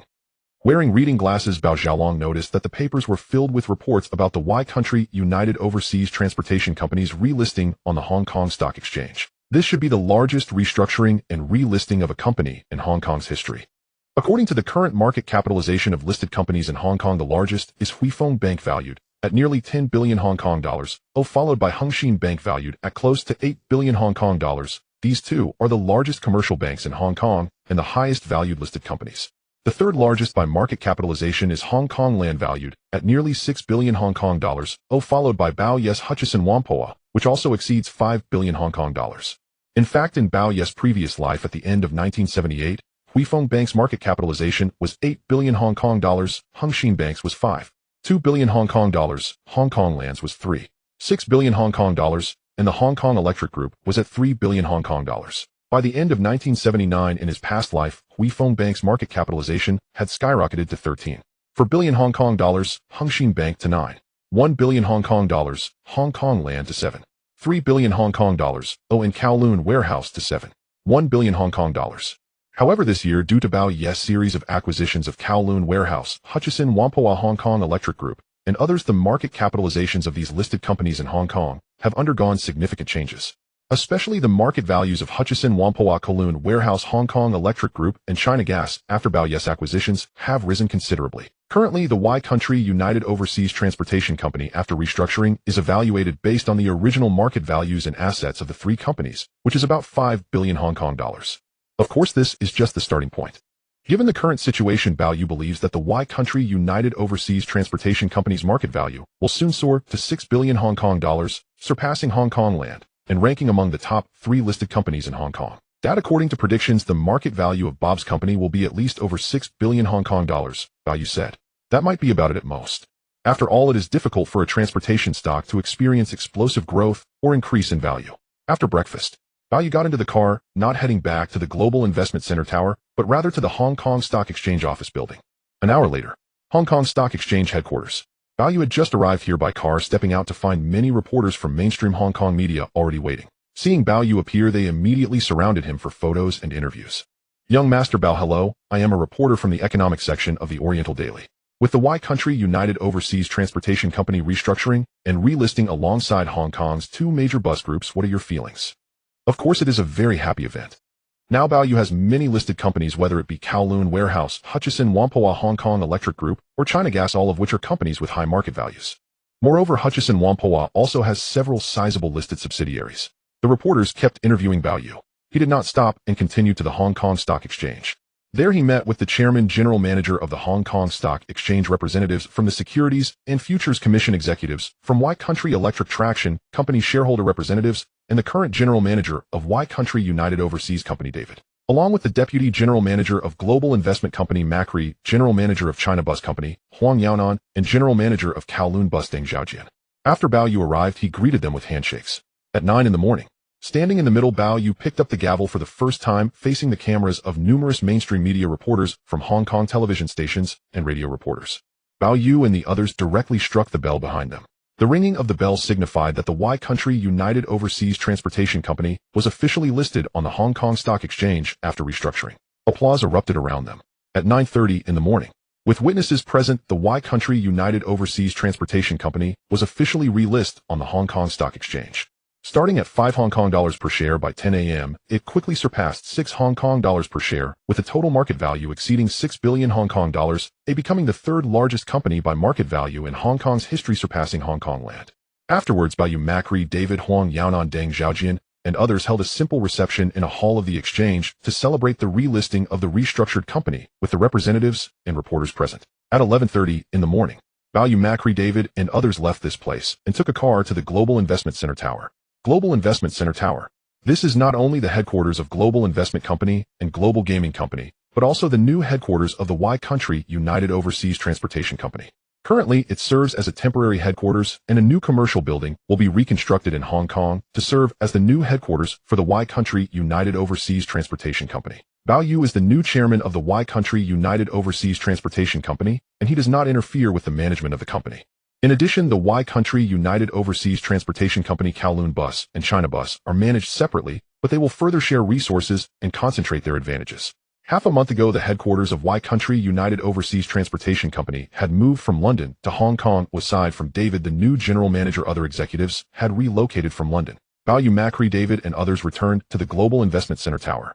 Bao-Yu first went to the headquarters of Y Country United Overseas Transportation Company, located on the 7th floor, accompanied by Macri, David, and others, to reacquaint himself with the executives of each department. Afterwards, Bao-Yu held a brief meeting in the conference room.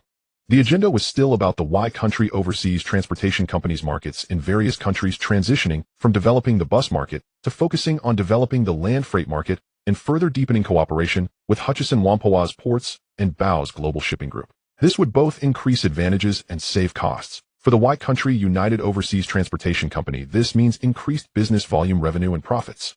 The current rise in the market value of the new Y Country United Overseas Transportation Company, aside from the company's own value, is also significantly related to the 2 major bus groups in Hong Kong, as well as Hutchison Whampoa at Overseas Ports and Global Shipping Group. This meeting lasted only an hour and a half.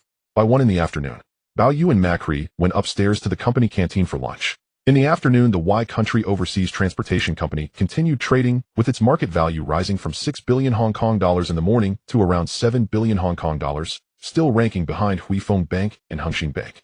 As long as no special circumstances or other events occur, the total market value of Y Country United Overseas Transportation Company is basically set to be the third largest listed company in Hong Kong. December 31st, 1978. Sunday. According to the Gregorian calendar, today marks the final day of 1978, with tomorrow ushering in 1979. Early in the morning, Bao Yu had once again risen early, sharing the morning with his father Bao Yugong and grandfather Bao Xiaolong as they read the newspaper. During their discussion, Bao Yugong mentioned that due to Persia halting oil exports, the price of oil continued to rise, leading to an emerging oil shortage. In addition, influenced by the oil crisis, international gold prices were also fluctuating daily, experiencing an increase of at least $6 to $7 per ounce each day. While this price may seem low, when calculated it equates to a daily surge of 30 to 35 Hong Kong dollars. The speed of the rise in international gold prices was remarkably swift, particularly as 1979 approached, when the surge became even more pronounced. Bob, next Friday, the Global Shipping Group will hold its annual meeting at the Marco Polo Hotel in Harbor City, and you must attend in person. Bao Yugong set down the newspaper and spoke to him. Generally speaking, companies from Europe, America, and the East hold annual meetings at the end of the year to celebrate and network. Participants in the company annual meetings are primarily shareholders and key executive representatives. The Global Shipping Group has held this event annually since the 1960s. Prior to this, Bao Yu had not attended. Now, as the vice chairman, director, and major shareholder of the Global Shipping Group, and also the son of Bao Yugong, he was naturally required to participate this year. Dad, I've made a note of it. In the morning, Bao Yu stayed home to accompany his grandfather and parents. In the afternoon, he took a car to the high-rise luxury apartment in central Hong Kong to meet Zhong Chuhong. That night, Bao Yu returned from Zhong Chuhong's place. After taking a shower, he read the evening news.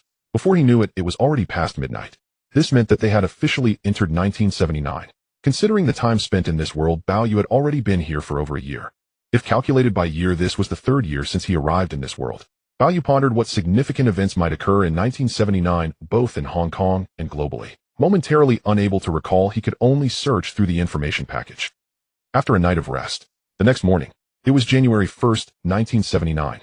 Today is New Year's Day. Currently, this holiday in Hong Kong is not a public holiday. After the Western Christmas holiday, the Hong Kong Governor's Office and other expatriates have returned to their normal work schedules.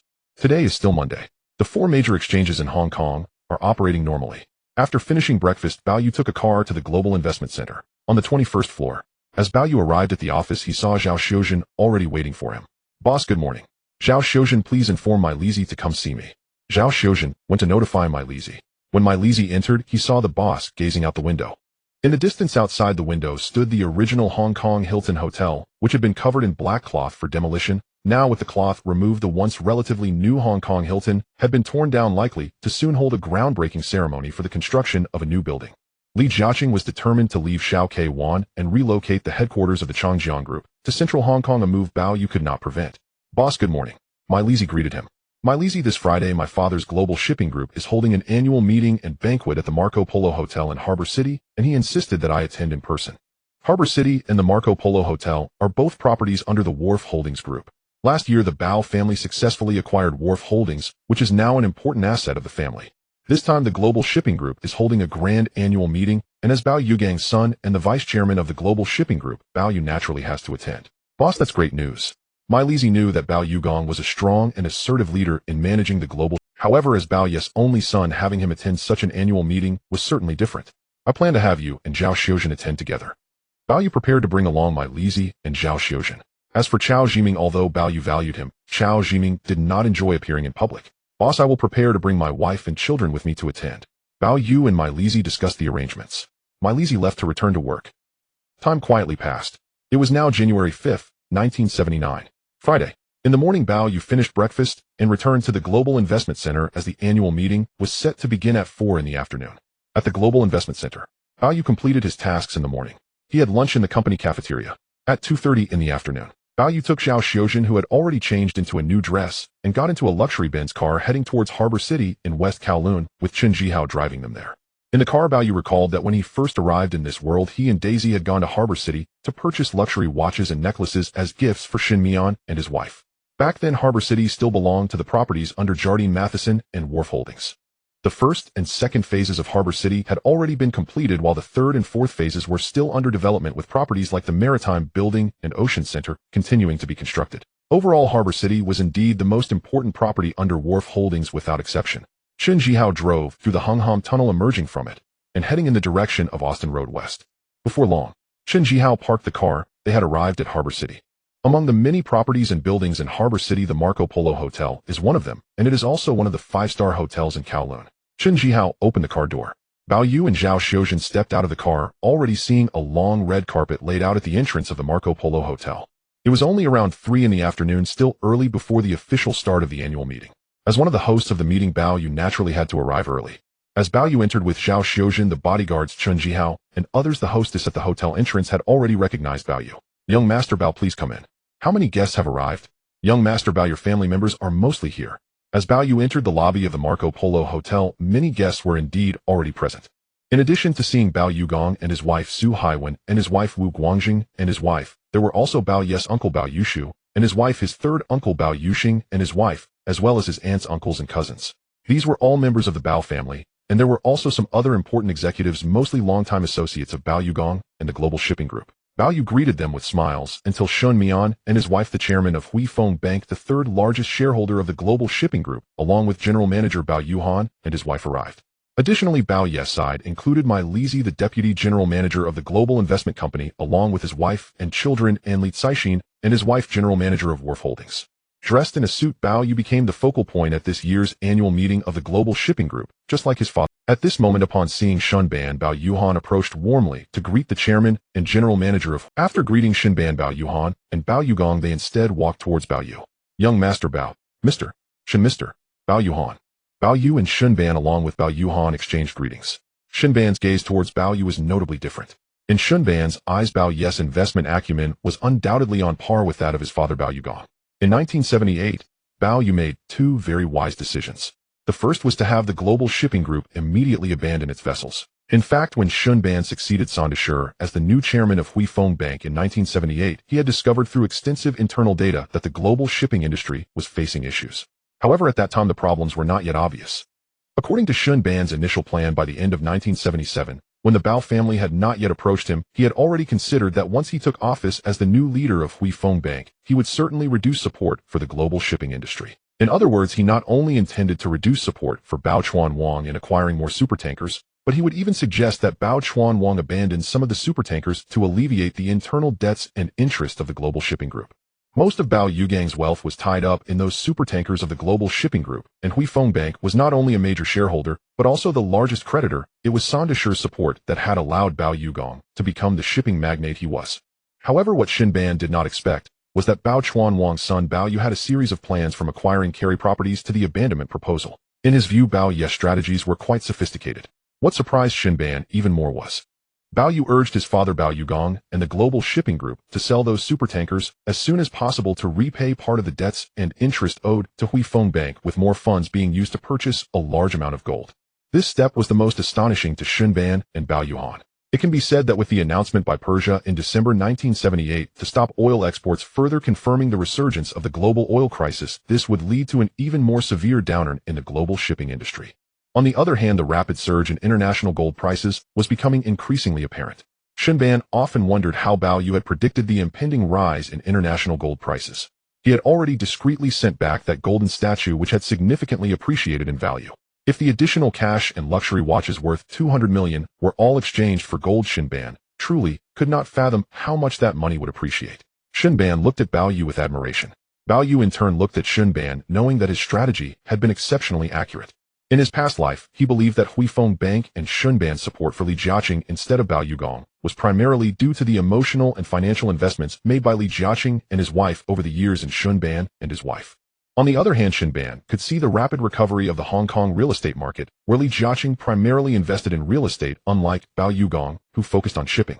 In this regard, it was understandable for Shunban to support Li Jiaqing both in public and private. However, how could Bao Yu give Li Jiaqing any more opportunities now? "Young Master Bao, the international gold market is rising rapidly," Shunban stated directly. "Mr. Shin, the surge in international gold prices is indeed becoming more pronounced. I believe this year will be no exception." However, much like a bull market, gold does not rise all at once but first increases to a certain extent, leading some to sell, and after a decline many rush in to buy, causing it to rise again until it reaches a point where it can no longer rise. Currently we are in a bull market for international gold, but how many can truly seize the opportunity? Others may not know, but now Shun Ban and Bao Yuhan are aware that the Bao family holds the most gold bullion in Hong Kong. At 4 o'clock in the afternoon, Shun Ban and Bao Yuhan initially wanted to continue their discussion with Bao Yu. At this moment, the host on stage in the banquet hall of the Marco Polo Hotel announced, "Dear guests, colleagues, ladies, today marks the annual meeting of the Global Shipping Group for 1978. Please welcome Chairman Bao Yugong to the stage for his speech." Applause erupted from the hundreds of executive shareholders and family members present as Bao Yugong walked up. Step by step, Bao Yugong approached the microphone on stage and said directly, "Ladies and gentlemen, good afternoon." Bao Yugong spoke in English. His speech was largely similar to other speeches he had given in the past, but he emphasized a few key points. Firstly, he mentioned that last year the Global Shipping Group made 2 very crucial yet difficult steps. At that time, the global shipping industry did not appear to have entered a state of true decline, yet Bao Yugong proactively insisted on abandoning those supertankers, including the order for a 45-ton supertanker from the east. This order was ultimately handled by Wu Guangjing, who represented him and the Global Shipping Group in the east. Subsequently, the number and tonnage of supertankers were gradually reduced. Even so, Bao Yugong remains the world's shipping king. Now the majority of the Global Shipping Group's operations are focused on other freight areas, having significantly reduced its supertanker fleet, which are still leased to shipping companies in the east. Essentially, even with the decline of the global shipping industry, it did not greatly affect the Bao family and the global. Secondly, the funds obtained from selling those supertankers were partially used to repay debts and interest, significantly alleviating the debt pressure on the Global Shipping Group. Without debts, Bao Yugong and the Global Shipping Group were naturally unburdened, and the group's cash flow became more abundant. Most of the funds were used to purchase and invest in international gold bullion. It was these 2 steps that directly established the Bao family's position and foundation as major capital players in Hong Kong. In fact, at the beginning of last year, when Bao Yu proposed the abandonment plan, there were stubborn factions led by Su Haiwen and others within the Global Shipping Group who believed that the Bao family's main business was shipping and could not sell those supertankers at a loss. The current evidence sufficiently illustrates that Bao Yu's foresight was indeed remarkable. Here I must thank my son Bao Yu, who proposed that we must quickly sell those supertankers to avoid a repeat of the global oil crisis that erupted in 1973. Many gazes turned towards Bao Yu, who sat there looking somewhat embarrassed. Bao Yu knew that even if he had not suggested it, his father Bao Yugong would have reacted quickly and they would have abandoned the vessels. However, compared to history, the Bao family had not been able to acquire carry properties, nor could they buy more gold when international prices surged. Additionally, I want to express my gratitude to Mr. Shun Ban, chairman of Hui Feng Bank, and Mr. Bao Yuhan, general manager, for their strong support for the Bao family and the Global Shipping Group. Bao Yugong delivered his speech, and after he finished, applause filled the room. Among those present, the happiest were undoubtedly Bao Yugong and his wife Bao Zhaolong, Bao Yushu, Bao Yuxing, and others, as well as Shun Ban and others. The ones who were less pleased were probably Su Haiwen, Wu Guangjing, and some other members of the Bao family. This is because Bao Yu implemented a professional managerial system, and after acquiring a series of important companies last year, these members of the Bao family appeared to have gained little benefit. In fact, there was another important matter for the Bao family, which was investing in the mainland. However, most of Bao Yu's global investment company and its subsidiaries were present, so Bao Yugong did not mention it.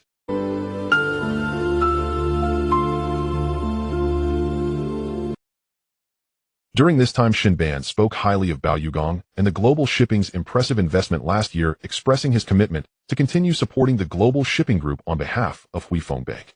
In addition to Shun Ban's speech, there were remarks from Bao Zhan and other shareholder representatives. Bao Yu is currently the vice chairman, the second largest shareholder, and a director of the Global Shipping Group. However, he did not take the stage to speak. This continued until 7 in the evening, when the grand banquet for the Global Shipping Group officially began. Bao Yugong and his wife Bao Zhaolong, Shun Ban and his wife Bao Zhan and his wife, and Mai Lizi and his wife all sat at one table. Other shareholders and executives attending this year's annual meeting sat at their respective tables. Overall, it was quite lively, with nearly 70 to 80 tables. The annual banquet featured mainly Cantonese and Western cuisine, along with a large variety of seafood. Additionally, there was red wine. Cheers. Bao Yugong raised his glass and stood up. Cheers. Bao Yugong and his wife Shun Ban and his wife Bao Zhan and his wife all stood up, clinking their glasses and drinking in one go. During this time, dishes were served one after another. It was a sumptuous banquet with elegant music. Everyone enjoyed their meal while savoring the music. Originally, Bao Yu had wanted to invite a host and stars from Global TV to perform at the annual meeting. However, Bao Yu felt it was too ostentatious and ultimately decided against it. The banquet lasted until around 8 in the evening, after which it concluded. Next, the real party of the annual meeting began. Many people continued to drink, chat, and mingle. On the other hand, the dance portion of the evening was about to commence.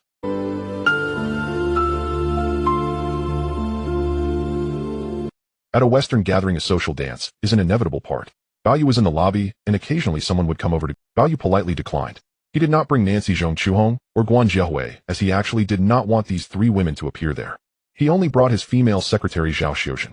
For others, Bao is not simple at all. Not only is he the legitimate son of the Bao shipping king and the future heir of the global shipping group, but he also holds a scale of global investment company that rivals that of his father, the Bao shipping king. Most importantly, the young Bao is still unmarried. Entering 1979, Bao knew he had just turned 20 and was still quite young. Although back then his father married his mother Huang Xiuying at the age of 20 under parental arrangements and matchmaking not long after they had his eldest sister Bao Peiqing. However, Bao understood that the times are different now. He does not need to marry so quickly.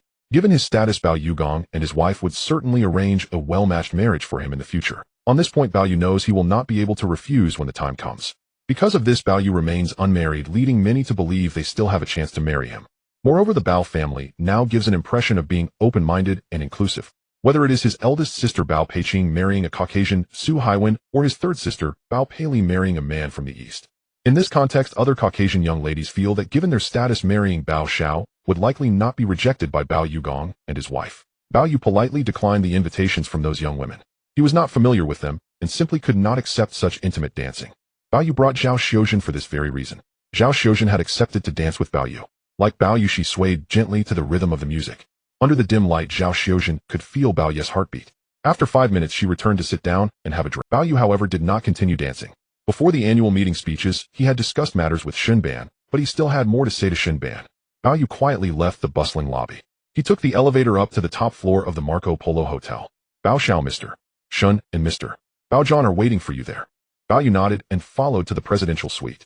Currently, Xunban and Bao John were inside. Just earlier, Xunban and Bao John had also danced with their wives at the ball, then made an excuse to leave and took the elevator up here. Because they knew Bao had important matters to discuss with them. Bao entered and greeted Xunban and Bao John. Now, the Marco Polo Hotel is one of the tallest buildings in Harbor City, and from here one can also see the ongoing construction of the third and fourth phases of Harbor City. Additionally, the view of Victoria Harbor and even the nightscape of central Hong Kong is quite stunning. This is also one of the most valuable properties under Wharf Holdings, and last year the Bao family acquired it directly from Jardine without relying on Hui Fong Bank. Mr. Bao John, I have something very important to discuss with you, and I hope to gain your support. Bao discussed with Xunban and Bao John for about an hour upstairs. During this time, although some noticed Bao Yugong, Xunban, and Bao John were not present, those people were merely puzzled. After both sides concluded their discussions, after gaining the support of Xunban, Bao John, and Hui Fong Bank, Bao knew that the time for his major actions in 1979 was approaching. Coming down from the upper floor, it was already past 9 in the evening. This year's annual meeting of the Global Shipping Group ended perfectly. The executives, shareholder representatives, and family members invited to attend received gifts from the Global Shipping Group. Additionally, Xunban and his wife and Bao John and his wife had also privately received gifts that Bao had secretly sent to them. Bao and his wife personally saw Xunban and his wife off at the entrance of the Marco Polo Hotel, escorting them into a Rolls-Royce, while Bao John and his wife left in a Bentley. Bao exchanged a few words with My Lizzie and his wife as they got into their car and left. Li Kai Xin and his wife also prepared to leave first, while the remaining executives gradually departed. After Bao had a bodyguard drive Zhao Xiuzhen home, he said, "Bob, you get on my father's car." Bao got into his father Bao Yugang's Rolls-Royce, and the dedicated driver drove away towards the Deepwater Bay. Bob, how did your conversation with Mr. Shin go? Before the annual meeting, Bao Yugong already knew that it was crucial for Bao to discuss that matter with Xunban and Bao John. This matter was not handled personally by Bao Yugong, but rather by his son Bao Yu. That I have discussed with Mr.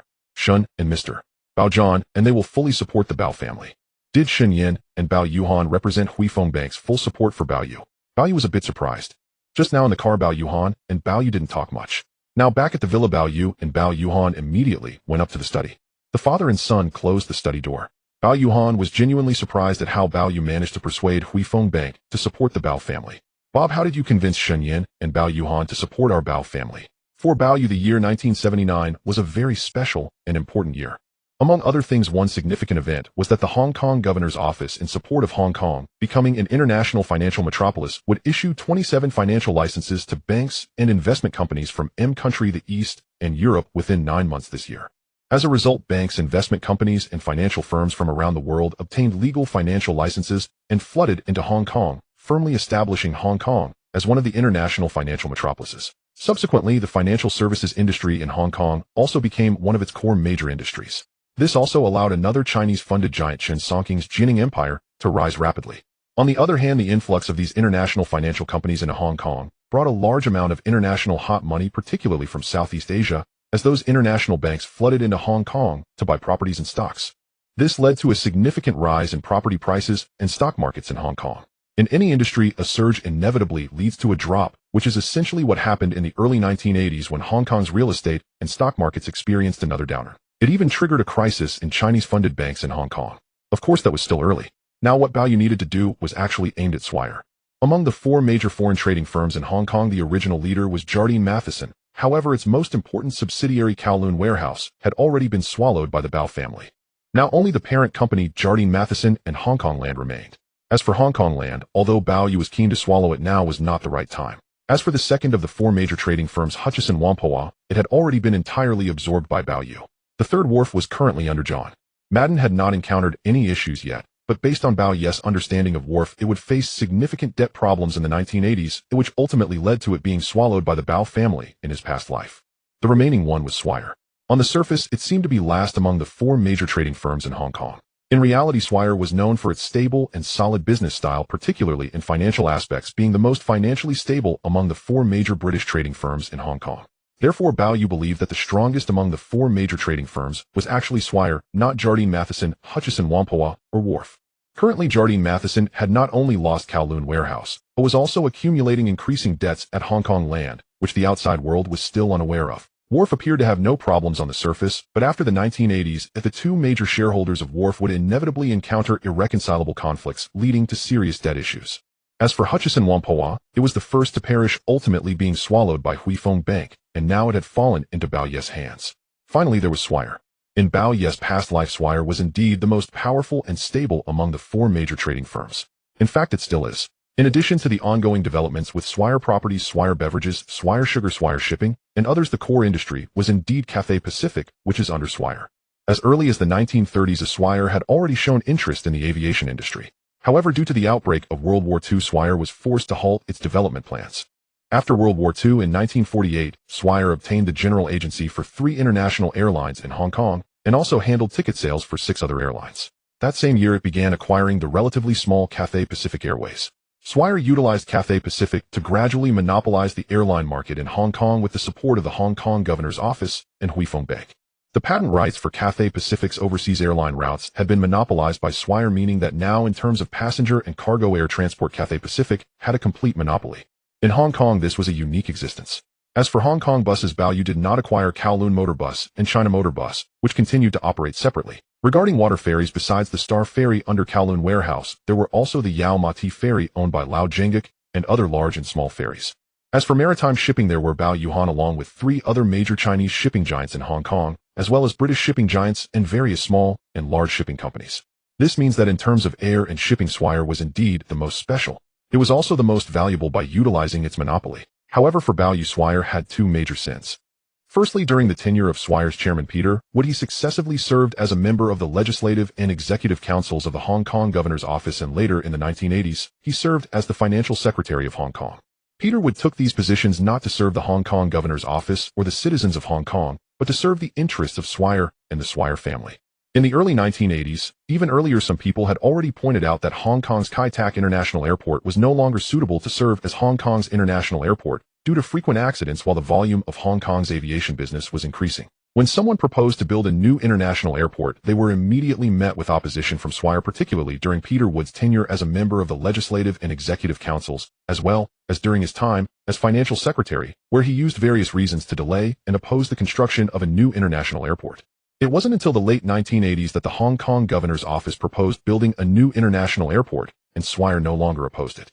However, this is quite ironic because at this time, building a new international airport required more investment funds, leading to the Hong Kong government's fiscal revenue being largely depleted to finance the construction of this new airport before 1997. In total, over 120 billion Hong Kong dollars were spent, nearly depleting the financial reserves accumulated by the Hong Kong government through land auctions and other means over the years. If the new national airport had been built in the 1970s or early 1980s, it wouldn't have required so much funding, possibly not even a tenth of that. Why did Swire oppose it for so long? It was precisely because Swire and Cathay were afraid that if the Hong Kong governor's office agreed to build a new international airport, other capital sources might establish new airlines. In such a case, Swire would no longer be able to rely on Cathay to monopolize Hong Kong's overseas flight routes. As for why they couldn't oppose it at the end of the 1980s, one reason was that Swire could not oppose, but rather had to cooperate with the Hong Kong governor's office to deplete Hong Kong's fiscal revenue, leaving nothing for after 1997. Another reason was that the Hong Kong Dragon Airlines established by Bao Yuhan and others had already failed and was ultimately swallowed by Cathay. In such circumstances, Swire had even less reason to oppose.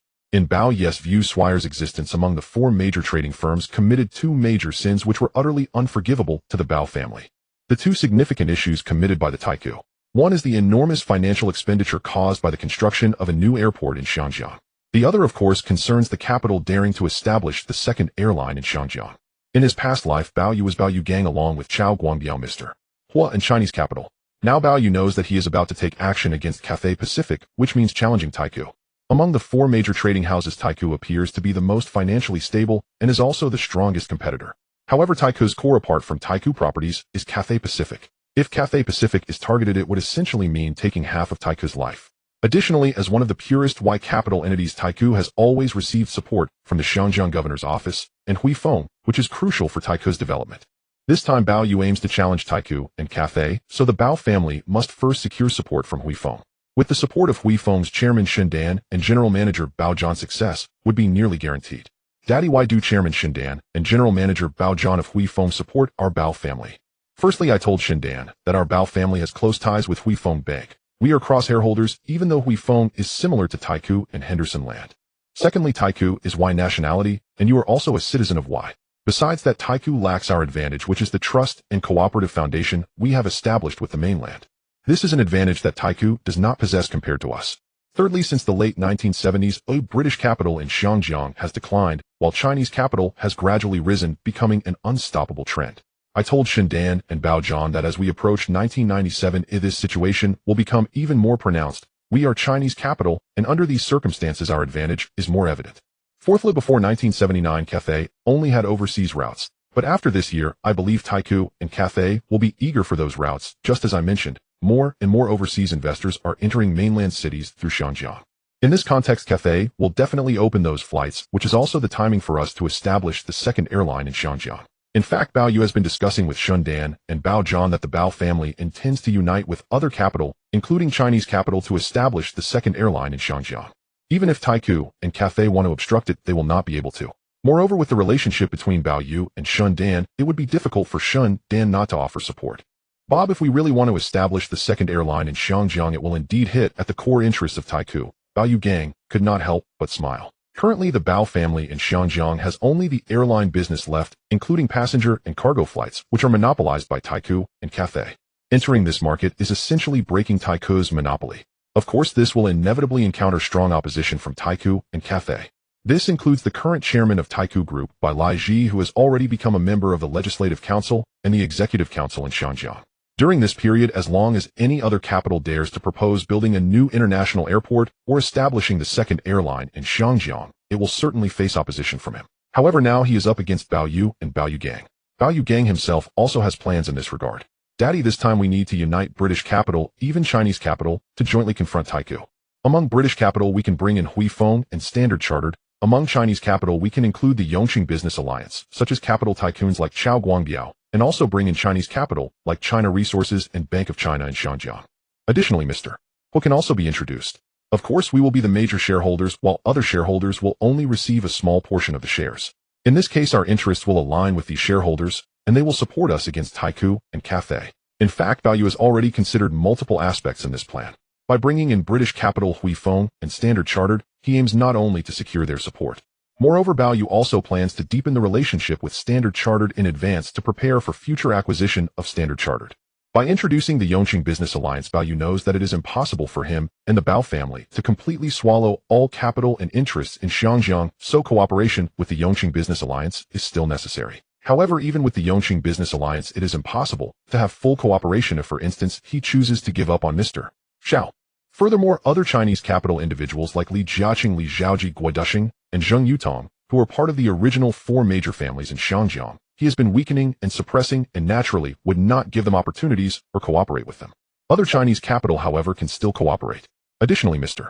Hua is quite special.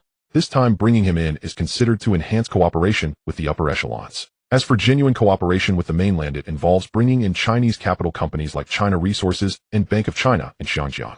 Although Bao Yesching Zhou Ingni has already established a cement joint venture with China Resources in Pingcheng, this time introducing Chinese capital from China Resources to establish the second airline in Xiangjiang will definitely receive support from above. Upon hearing this, Bao Yugang was truly surprised by his son's tactics. Although he had considered it, he had thought of courting Chinese capital in Xiangjiang, but he did not expect to even pull in Huifeng and Standard Chartered. Of course, the more capital brought in this time, the more shares will be divided and the management will be more complex. According to Bao Ye's current thoughts, the Bao family will hold 51 of the shares in the second airline in Xiangjiang, and the remaining shares will be divided among other capitals. Daddy, I plan to negotiate on behalf of the Bao family with Huifeng Bank, Standard Chartered, and China Resources, while you will represent the Bao family and negotiate with the Yongqing Business Alliance, Mr. Hua and Bank of China in Xiangjiang. Once we have concluded our secret negotiations, it means we will establish the second airline in Xiangjiang. Of course, we must establish the second airline before Cathay opens the above-mentioned flight routes this year. Bob, no problem. The father and son united in their efforts, believing that they could avoid the failures in investment that the Bao family faced in his past life. Bao Yugang looked at Bao Yu with satisfaction. After their discussion, Bao Yu returned to his study. Daisy, prepare hot water for a bath. Daisy went to prepare the hot water for the bath. Bao Yu meanwhile was reading tonight's newspapers. From the newspapers, apart from seeing that the Global Shipping Group held its annual meeting at the Marco Polo Hotel this year, there was no other content. This means that regarding the annual meeting of the Global Shipping Group held by the Bao family this afternoon and tonight, external reporters are either unaware or unable to report in time. Young master, the hot water is ready. Bao Yu then changed his clothes and comfortably entered the bathtub for a soak, while Daisy carefully massaged his head beside him. At this moment, Bao Yu closed his eyes to enjoy while still contemplating the discussions he had with his father earlier. Half an hour later, after Bao Yu finished his bath, he returned to his study in his pajamas. Bao Yu recorded some thoughts he had while soaking in the bath. Victoria Peak in Hong Kong. The residence of Dong Haoyun, a ship king in Hong Kong, is situated halfway up the mountain.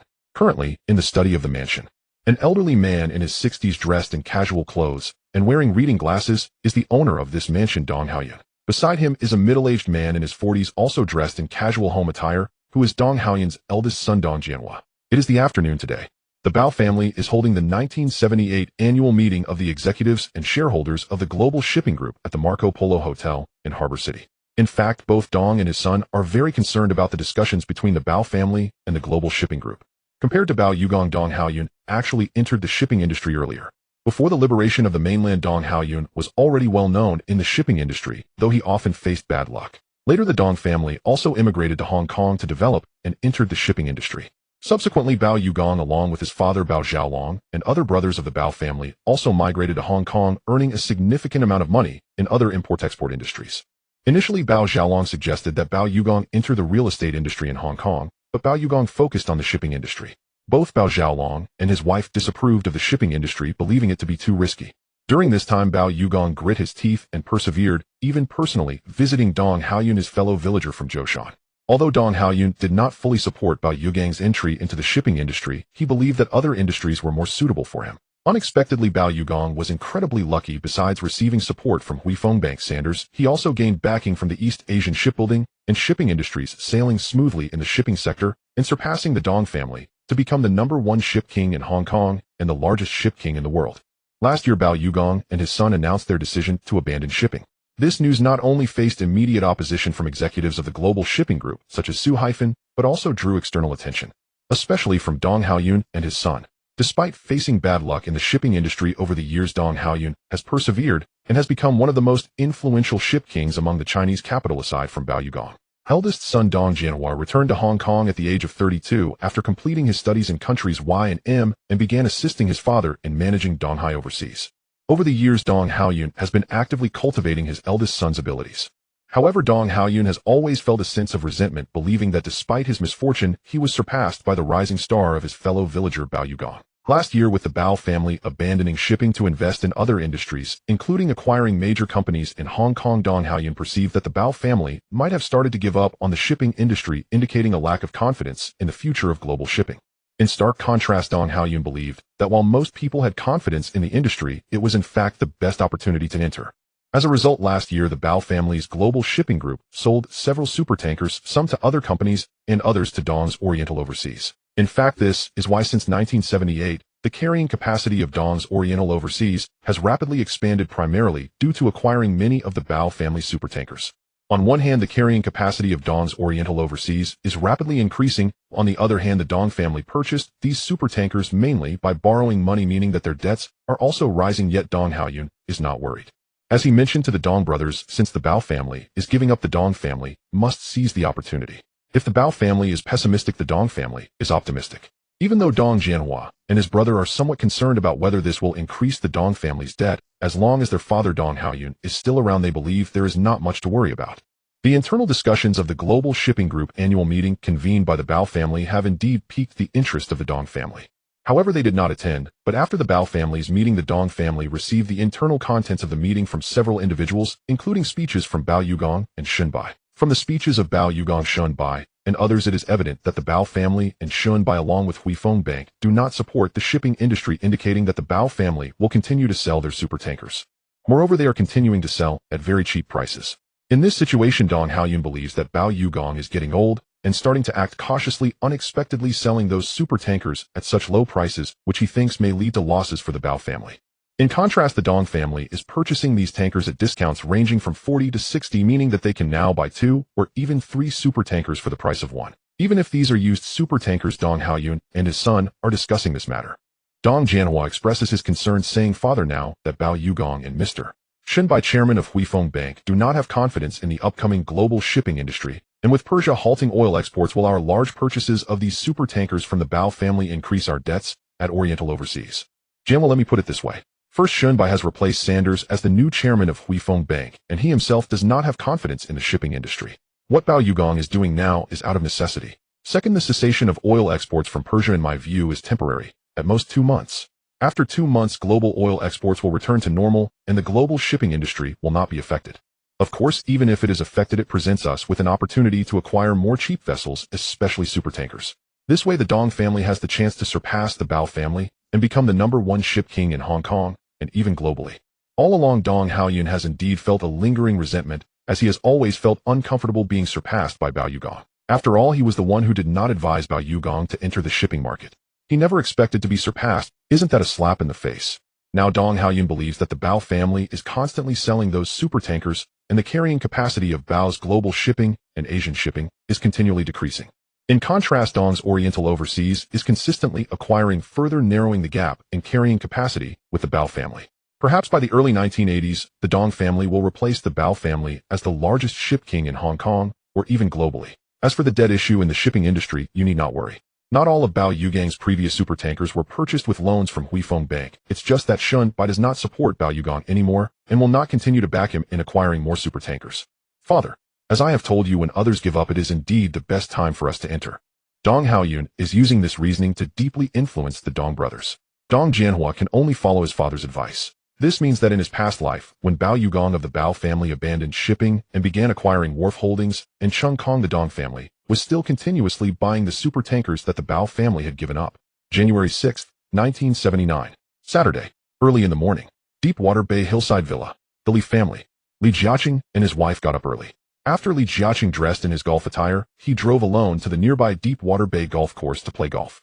Li Jiaqing felt the heat rising from his body, and he felt much more comfortable. When Li Jiaqing returned to the Li family after playing golf, he changed out of his golf outfit and saw that his wife Zhuang Yueming had already organized the morning's newspaper.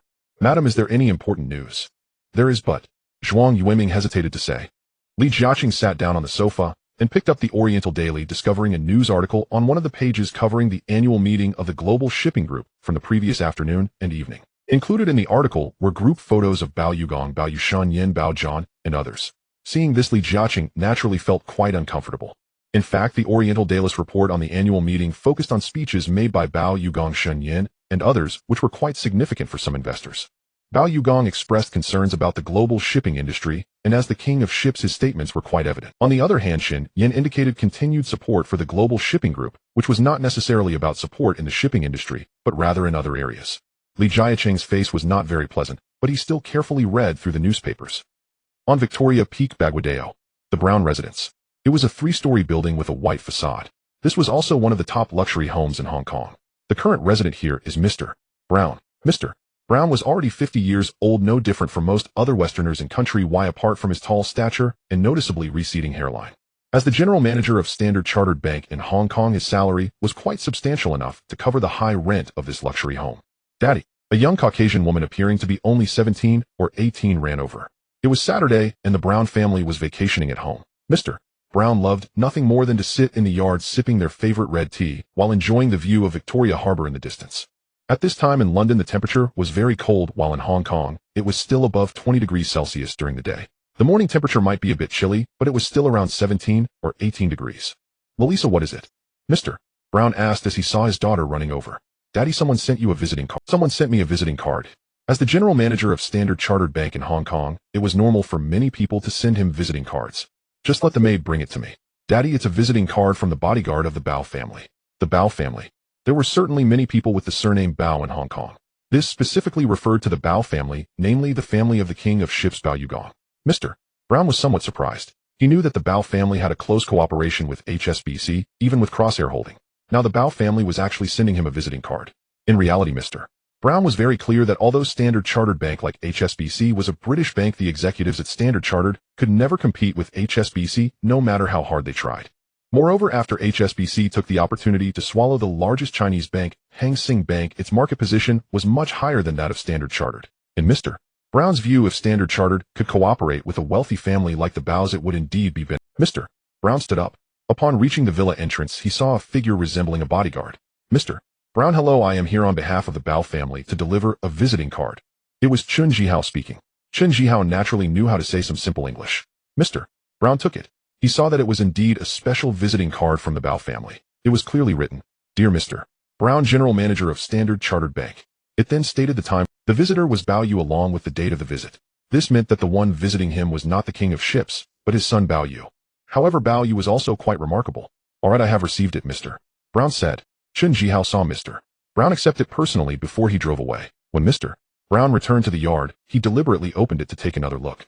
He found that it was indeed a visiting card written by Bao Yu, but he had very little interaction with the king of ships, and even less with his son Bao Yu. Now Bao Yu was actually coming to visit him in the afternoon, which truly surprised Mr. Brown.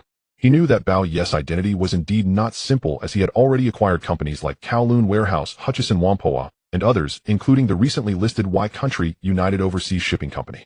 Just with these assets, Bao Yu's wealth had already surpassed that of his father Bao Yugong. No wonder his daughter Lalisa seemed so excited when she heard that someone from the Bao family was coming to visit. "Daddy, is that young Master Bao coming to visit you?" Lalisa asked. "Indeed." Mr. Brown found it strange that his daughter was so interested in this. "Lalisa, do you know young Master Bao?" "No, up until now I have only seen news about young Master Bao in the Hong Kong newspapers." "Daddy, I think Standard Chartered needs to catch up with HSBC in all aspects of business. It would be best to cooperate with someone like young Master Bao from the Chinese-funded enterprises. The two largest foreign banks in Hong Kong are HSBC and Standard Chartered. However, since the 1960s, Standard Chartered had confirmed that it would cooperate with Chinese-funded enterprises in Hong Kong to support them. Therefore, in recent years, as Chinese-funded enterprises in Hong Kong have developed and grown, HSBC's capital and strength have also surged. In contrast, the last two general managers of Standard Chartered Bank have obviously not had the foresight of HSBC's Sandars and Shun, by leading to a significant gap with HSBC.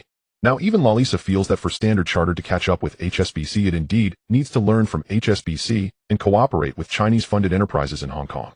Lalisa, you are correct. However, the Chinese-funded enterprises in Hong Kong are not that simple. Let's first see what young Master Bao's purpose is in coming to meet me." Mr. Brown did not jump to conclusions, after all, who knew the real reason why Bao Yu wanted to meet him. At noon, Bao Yugong and Bao Xiaolong finished lunch together. In the afternoon, Bao Yu returned to his room. After a nap, he saw his mother Huang Xiuying standing beside him. "Bob, didn't you say you were going to visit a guest?" "Mom, what time is it?" "It's almost 2:30. Bao Yu had arranged to visit Mr. Brown, the general manager of Standard Chartered Bank, at 4 in the afternoon. It would take at least an hour to get there, so he needed to leave soon. "Mom, I need to get up." He knew that Westerners do not like being late or missing appointments. Bao Yu hurriedly got up to wash up. As he came down from upstairs, he learned that his father Bao Yugong had already gone out early to visit a guest. Last night, Bao Yu had already discussed with his father Bao Yugang about meeting with the general manager of Standard Chartered Bank and the general manager of China Resources in Hong Kong. Meanwhile, Bao Yu Gang went to visit the big shots of the Yongqing Business Association and the general manager of the Bank of China in Hong Kong. Seeing her son in a hurry, Huang Xiuying felt both heartbroken and amused, thinking that her son had just returned from the East and hadn't had a proper rest. Now, even on the weekend, he couldn't relax and had to continue working. "Bob, it's still early. You can have afternoon tea first before you go," Huang Xiuying said from behind. "Mommy, I can't break my promise."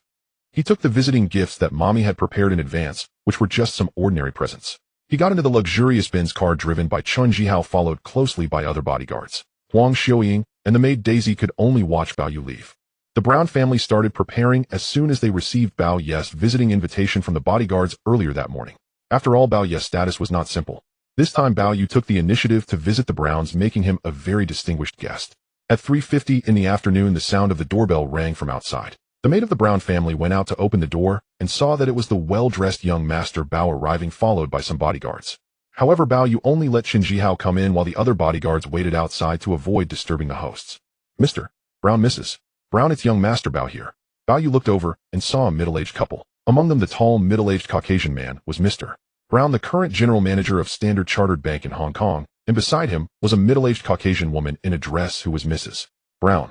Behind them stood a more mature-looking young Caucasian woman, likely their daughter Relissa. "Mr. Brown, Mrs. Brown, hello." "Young Master Bao, hello." Bao Yu and the Browns shook hands. "Who is this?" "This is our youngest daughter, Relissa." "Miss Relissa, hello." "Young Master Bao, hello."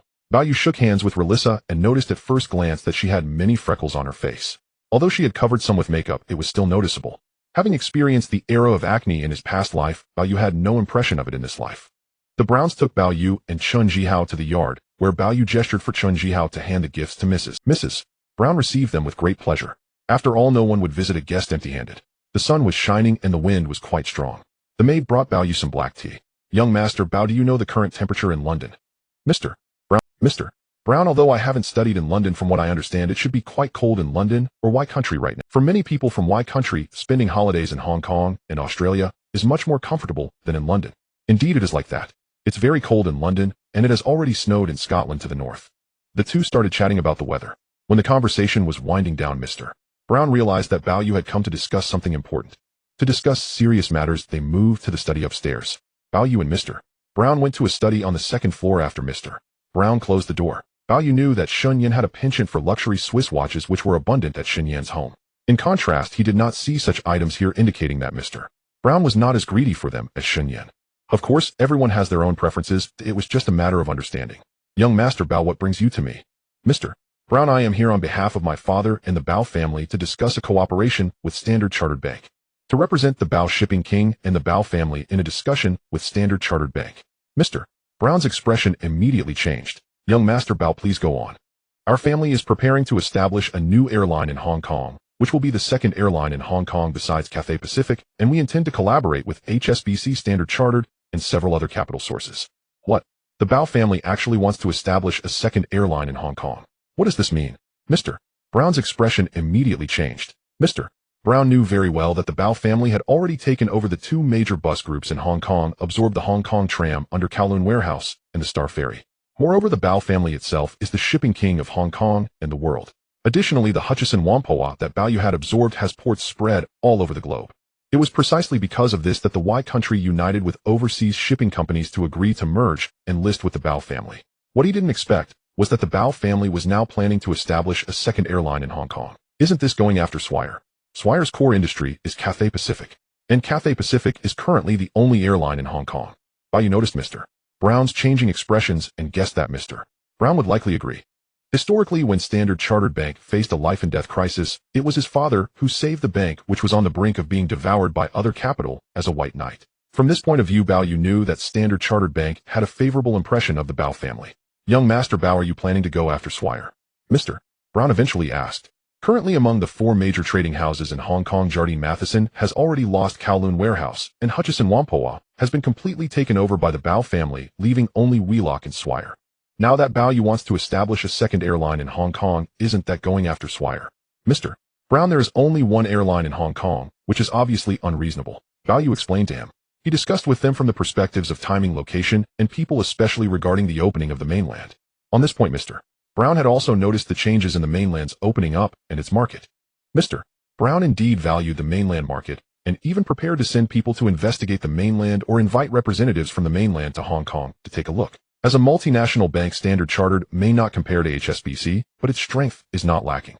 Young Master Bao, if your family is to establish a second airline in Hong Kong, then that means going after Swire. Of course, if your family is not afraid, then I have nothing to say. Bao Yu and Bao Yu gang would definitely not fear Swire. They were not even afraid of Jardine Matheson. Why would they fear Swire? Mr. Brown, after all, my father is also a citizen of Y country. Moreover, it is indeed an opportune moment to enter the aviation market. This time I am here to invite Standard Chartered to invest on behalf of my father and the Bao family. This time Bao Yu represented the Bao family in a private meeting with Brown, the general manager of Standard Chartered Bank, for preliminary negotiations to see if Standard Chartered would be interested. However, there is a risk involved.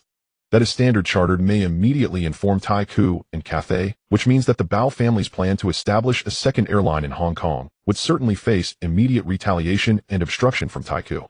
Currently, the chairman of Taikoo, Peter Lee, also serves as a member of the Legislative Council of Hong Kong, and he can oppose any company or capital that seeks to establish a second airline in Hong Kong. However, Bao Yu knows that if Standard Chartered dares to notify Taikoo, it indicates that there is no foundation or trust for cooperation between the two parties.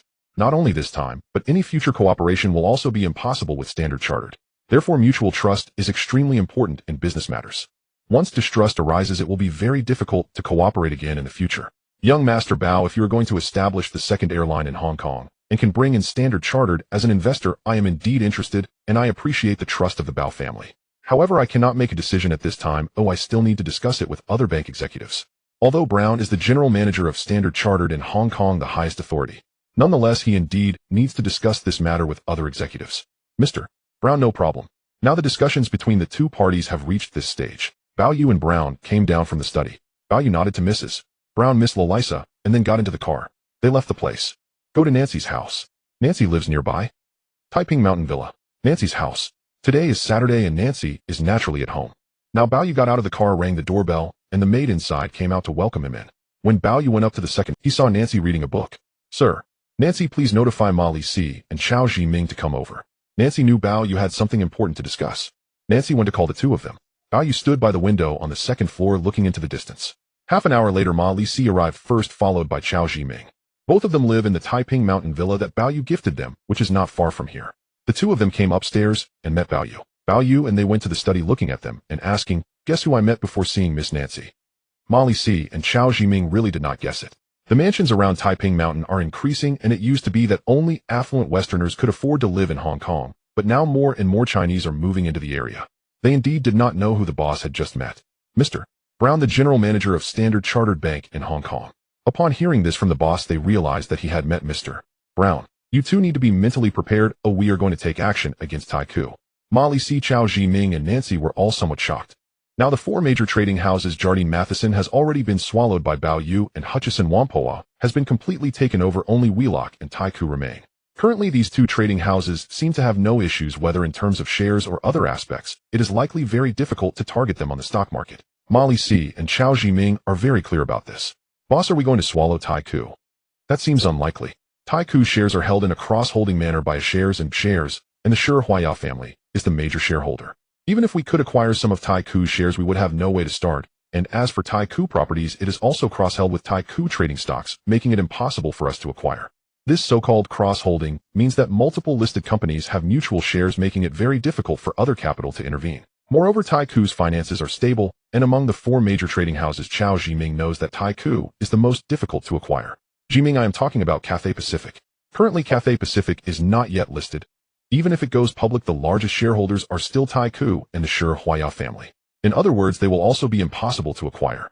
Furthermore, Hui Feng is also a major shareholder of Cathay Pacific unless Hui Feng sells Cathay's shares to the Bao family. Even then, the Bao family would only be the second largest shareholder of Cathay Pacific. Think about it. Ma Li Si and Chao Ji-ming are both smart people. Upon hearing Bao Yu say this, Ma Li Si attended the annual meeting of Global Shipping Group last night, and he knew that during that time Bao Yu and HSBC Chairman Shen Yan and General Manager Bao Zhan had disappeared for a period. During that time, they seemed to have been secretly discussing and even reached some level of cooperation. Boss, are the Bao family going to establish an airline? Chao Ji-ming immediately thought of this. Ma Li Si and Nancy also reacted. At this moment, the three of them were all surprised. Among Taikoo's core industries, aside from real estate, beverages, shipping, sugar, etc., the most important is actually Cathay Pacific. In fact, Cathay Pacific is to Taikoo what Hong Kong land is to Jardine Matheson, and it is even more critical than Jardine's Hong Kong land. In other words, Cathay Pacific is the core industry of Taikoo and also the most valuable one. Now Bao Yu actually wants to establish the second airline in Hong Kong isn't that aimed at Taikoo and Cathay's life. That's right, in fact my father and I have been conspiring for a long time and now is the best time to establish the second airline in Hong Kong. This time our Bao family plans to bring in HSBC Standard Chartered and the capital of the Yongqing Gang Mr. Hua as well as China-funded companies like China Resources and Bank of China in Hong Kong to jointly establish the second airline in Hong Kong. Bao Yu is referring to the fact that this year Cathay Pacific is bound to open flights from Hong Kong to mainland cities. In this case, Bao Yu also wants to take advantage of this opportunity. The reason the second airline in Hong Kong established by Bao Ye's father Bao Yu Gang and Xiao Guangbiao failed in his past life was mainly due to sabotage by Taikoo Cathay and Peter Li. Boss, this step is indeed very good and is a crucial step for us to take action against Taikoo. Now once Taikoo learns that the Bao family is planning to unite with other capitals to establish the second airline in Hong Kong, they will definitely do everything possible to prevent it. It is clear that Taikoo has long been psychologically prepared for this.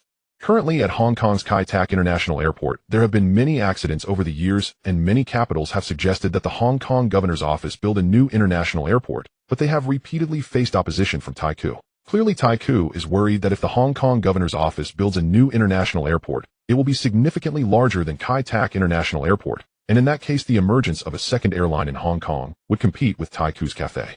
Because Taikoo knows that often monopolies are the most profitable. Just like now, how could Taikoo not make money while using Cathay to monopolize all overseas flight routes? A villa in Deepwater Bay, the Bao family. Bao Yu returned from Nanchi, and it was already past 8 in the evening. At this moment Bao Yu saw his father Bao Yugong had just returned. Bob, are you ready for dinner? Huang Xiuing asked. Mommy, I had dinner at a friend's place. Bob, let's go to this. Bao Yu followed his father Bao Yugong into the study. Did you meet with the manager of Standard Chartered Bank today? How did it go? Bao Yugong asked. Father, I spoke with Mr. Brown, the manager of Standard Chartered Bank. He expressed great interest. However, further discussions with other executives are needed. This afternoon Bao Yugong also met with several fellow businessmen from Yongqing and Hong Kong, including Wang Quanqing Chao Guangbiao Qin Tinghua and Shen Huili. Bao Yugong was already quite familiar with them. Although he did not hold the position of president of the Hong Kong Yongqing Business Association in the eyes of its members, he was their true leader. Moreover, the Bao family shipping business had always cooperated with them. This time they met in a luxurious suite at the Marco Polo Hotel in Harbor City to discuss establishing the second airline in Hong Kong and inviting them to invest. It was evident that Wang Quanqing Chao Guangbiao Qin Tinghua and Chun Huili were all interested. In other words, they were all supportive of the Bao family. Aside from these individuals, only Mr. Hua's side remained. Bao Yugong had yet to discuss matters with them. In fact, Bao Yugong usually had little contact with Mr. Hua in Hong Kong. The only time was during the National Day ceremony in Yanjing when Mr. Hua was shocked to see the 3 members of the Bao family appear in Zhongshan suits. Now only Mr. Hua's side is left. Father, after I talk with the manager of China Resources Zhang Zheng tomorrow, there will basically be no problem. Next we will face competition from Swire and Cathay Pacific. In other words, Cathay Pacific would certainly apply to open the above routes within this year. Historically, they had all. This time Bao Yu decided to establish an airline in cooperation with Chinese-funded enterprises in Hong Kong, which is the condition in this case. Bao Yu hoped that by then the authorities would not easily agree to Cathay Pacific opening the above routes, but instead allow the Bao family and Chinese-funded enterprises to jointly establish a new airline to open those routes. In this situation, Swire and Cathay Pacific would undoubtedly compete. At this time, even if Cathay Pacific agreed to the Bao family and other capital to establish the second airline in Hong Kong, if Cathay Pacific proposed a single flight on a certain route, Bao Yu would not agree. On the contrary, what he wanted was fair competition with Cathay Pacific. That is, it would depend on both sides' ticket prices and service levels. If the other side still wanted to utilize previous monopolistic policies to compete, that would be utterly impossible. Moreover, with the support of Hui Feng and Standard Chartered Bank, Bao Yu believed that even if Swire and Cathay Pacific strongly opposed, they would be powerless. Bao Yu and his father Bao Yugong talked for half an hour. Both father and son were clearly very excited. Bao Yu left to return to his own study. Daisy, prepare hot water. Daisy went to prepare hot water for him to take a bath. Rest for a night. The time arrives at January 7th, 1979. Sunday. Deepwater Bay Villa. The Bao family. Bao Yu had already gotten up early. Zhang Zheng, who had officially taken over as the general manager of China Resources from Zhang Guangdou, had received Bao Ye's invitation letter last night. Compared to Mr. Brown, the manager of Standard Chartered Bank residing in Victoria Peak, Zhang Zheng was currently living in a regular residential area near China Resources. Zhang Zheng felt somewhat puzzled about receiving an invitation letter from the young master of the Bao family. Nevertheless, he prepared himself and took a car to Edinburgh Square near Queen's Pier. Besides himself, he also had his dedicated driver with him. There was still some time before meeting the young master. Zhang Jing looked out at Victoria Harbor from Queen's Pier. However, he seemed to appear deep in thought. At 9 o'clock in the morning, Zhang Zheng, who had been drinking coffee in a cafe in Edinburgh Square for half an hour, finally met Bao Yu. "Manager Zhang, have you been waiting long?" Bao Yu entered and asked with a smile. "Young master Bao, not at all. I had no other matters, so I came early." Bao Yu looked at Zhang Zheng's dedicated driver. Zhang Jing gestured for him to step outside first. Bao Yu's bodyguards, including Qin Jihao, were waiting outside to prevent others from suddenly barging in and disrupting their conversation, including the cafe's female staff. "Manager Zhang has Mr. Zhang Guangdou returned to Yanjing. Last time, China Resources proposed to establish a joint venture cement factory in cooperation with Bao Yu's Qingzhouingmi. After that, Zhang Guangdou was transferred back to Yanjing to head the International Trade Promotion Committee, which indeed marked a significant promotion. Zhang Jing had officially succeeded Zhang Guangdou and become the general manager of China Resources. Prior to this, Zhang Jing had been hoping to be confirmed in his position, but he realized that this role was not easy to hold. Before that, it was because Zhang Guangdou had been taking care of many matters, especially the relationships with wealthy overseas Chinese and expatriates, which Zhang Guangdou had facilitated. Now that Zhang Jing had taken office, he realized it was not that simple. Bao Yu could see that Zhang Jing seemed to be troubled.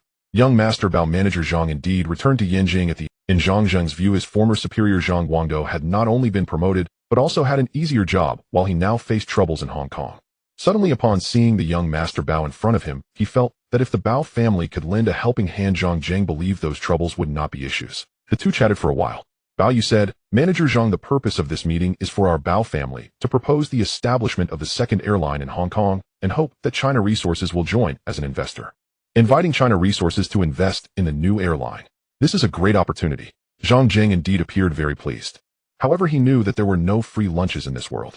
Moreover, investing required capital, and China Resources did not have much funding at the moment. "Young master Bao, this is a good thing, but I wonder what conditions are required for China Resources to invest." Manager Zhang, our Bao family has brought in Huifeng Bank, Standard Chartered Bank of China in Hong Kong, as well as you, Mr. Hua, and several capital investors from the Yongqing Business Association to jointly establish the second airline in Hong Kong. However, we will definitely face opposition from Swire and Cathay Pacific. Nevertheless, we have advantages. As long as Cathay Pacific proposes to the authorities to open the above routes, and they refuse, then the second airline in Hong Kong can be established, or we can negotiate with Cathay Pacific for mutual concessions. At this moment, Zhang Jing understood. He knew that the Bao family brought in China Resources and other Chinese-funded investments for the new airline, and that was indeed a consideration. Now that the Bao family took the lead in investing, especially in the joint cement factory with China Resources, they naturally wanted to cooperate with the Bao family. Moreover, bringing them into the new airline investment was originally an opportunity. "Young master Bao, to be honest, we at China Resources do not have much capital to invest. Manager Zhang, you can rest assured about the investment funds. These matters will be handled by our Bao family. You just need to confirm that there are no issues." Personally, I have no issues with China Resources, but we need to send someone immediately to clarify this matter with the authorities in Yanjing. For Zhang Zheng, who succeeded Zhang Guangdou as the general manager of Huarun Company, it was indeed a good thing to have the Bao family invest and establish the second airline in Shangjiang. This is certainly a positive outcome and one of his achievements during his tenure. After all, even if the Bao family hadn't pulled Huarun Company into the investment, their connections in Shangjiang and country, why would have allowed them to establish the second airline? Now that the business matters have been discussed, Bao Yu looked at Zhang Guangdou and asked General Manager Zhang, "I noticed that you seem to have something weighing on your mind. Is there something troubling you?" Zhang Guangdou was indeed a bit surprised. He didn't expect that Bao Xiao would notice. At this moment, he had received orders from above to acquire some medicines from overseas as much as possible. However, with Huarun Company currently lacking foreign exchange and being in urgent need of purchasing medicines, how could he manage to do that? Over the years, whenever there was a need for bulk goods, it had always been Huarun and Wufeng Company responsible for it. Goods such as sugar, grains, cotton, and even gold had all been procured by Huarun Company. In reality, Huarun was equivalent to an import-export company for the authorities in Xinjiang, specializing in overseas business. However, all of this required foreign exchange. The foreign exchange situation for the authorities is now practically in a state of being dispensable. Bao Xiao, have you seen the recent news? Bao Yu read the news daily. For him, in the era without the internet, newspapers were the most important source of information. Of course, Bao Yu's mind also had a large amount of information stored. General Manager Zhang, I read the morning and evening newspapers from Xinjiang every day. Have you noticed the news from Nanyang? Nanyang news. There are many immigrants from Nanyang and Xinjiang, especially from the country of Yue, who were left over from the past. Moreover, Xinjiang isn't that far from Nanyang. Bao Yu also kept an eye on news from Nanyang. Are you referring? Bao Yu's response surprised Zhang Jing again. In fact, as of today, the Yu country's army had already invaded the moon. Bao Yu had been following this news since early this morning. He was even more aware that a great battle would erupt next month, and there were several reasons for this. Among them were connections to the old gentleman country M and Nanyang. In other words, this battle was inevitable. However, Bao Yu also disliked the country of Yu. Now the authorities hope we can purchase some medicines from overseas. Foreign company has too many items to buy, and the authorities cannot provide much foreign exchange. With the orders from above, I am at a loss. At this moment, Bao Yu finally understood. It seemed that the authorities had been preparing for this, including in terms of medicine. The authorities were seriously lacking in medicines, and if a war broke out, substantial casualties would occur. This meant that the more medicines prepared, the more soldiers could be saved. Now with the authorities lacking foreign exchange, they simply couldn't purchase medicines from overseas. In this situation, Bao Yu thought back to the previous life, where the lack of medicines had resulted in many casualties. Of course, if there were enough medicines, a portion of the soldiers could be saved. Bao Yu looked at Zhang Guangdou and said, General Manager Zhang, although I am not very clear about these matters, if you wish to purchase those medicines, my family is fully supportive. The Bao family is willing to provide funding and resources utilizing Global Shipping Group to purchase a large quantity of medicines from Europe and America to send to the authorities. The Bao family has money and a shipping company. They could buy from Europe and America now and have enough time to send it back. Bao Shao, are you serious? Zhang Jing asked in surprise. Indeed, I am also a descendant of Yan and Huang. I am a citizen of country Z, and I will support this matter. That's great, that's great. Zhang Jing finally let out a sigh of relief.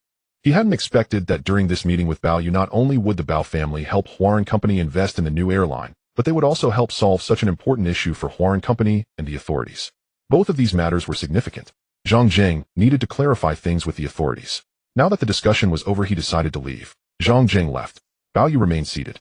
He still thought a lot about this matter. Of course, he needed to go back and discuss it with his father Bao Yugong. At Deepwater Bay, the hillside villa of the Bao family. After meeting Zhang Bao Yu did not go to see Zhong Chuang and directly took a car back. Now seeing that his father had returned, he should have finished discussing matters with the Hua family, who lived on Baofulan Shaxian Road. Grandfather, Dad, Mom, I'm back. Bob, let's talk in the study. The father and son went to the study. Bao Yugong directly said, I have spoken with Mr. Hua at the Hua family, and he fully supports the investment and the establishment of a new airline with our Bao family. Speaking of the Hua family, before the 1960s, the Hua family's real estate business in Shangjiang was initially not inferior to Li Jiaqing's. However, due to their support for the authorities in the early 1950s and becoming increasingly close to them, the governor's office in Shangjiang was quite displeased. In the early years, the Y country and the governor's office in Shangjiang initially favored Mr. Hua and even considered cultivating him as a key figure, hoping to groom him as a white glove for the Y country's Caucasians, but Mr. Hua was determined to connect with the authorities. By the 1950s and the early 1960s, Mr. Hua's real estate business in Shangjiang developed rapidly, including the earliest developments of property and shared areas in Shangjiang, which were first invented and appeared by Mr. Hua's real estate company. However, by the late 1960s, the governor's office in Shangjiang began to suppress Mr. Hua in various aspects, preventing his company from participating in the auction of government land in Shangjiang, after which Mr. Hua gradually distanced himself from the real estate industry in Shangjiang. After that, the property and shared areas in Shangjiang were developed and expanded by other Chinese-funded real estate developers, such as Li Jiaqing, Guo Dashing, Li Zhaoji, Wang Dehui, and Huang Xiang. Overall, the Hua family missed out on the real estate development in Shangjiang in the 1970s, resulting in an increasing gap compared to other Chinese-funded real estate developers. However, the Hua family was still wealthy, as they were the second largest shareholder of the Macau Entertainment Company. This time, Bao Yugong personally invited Mr. Hua to invest in the newly established airline, and Mr. Hua naturally agreed.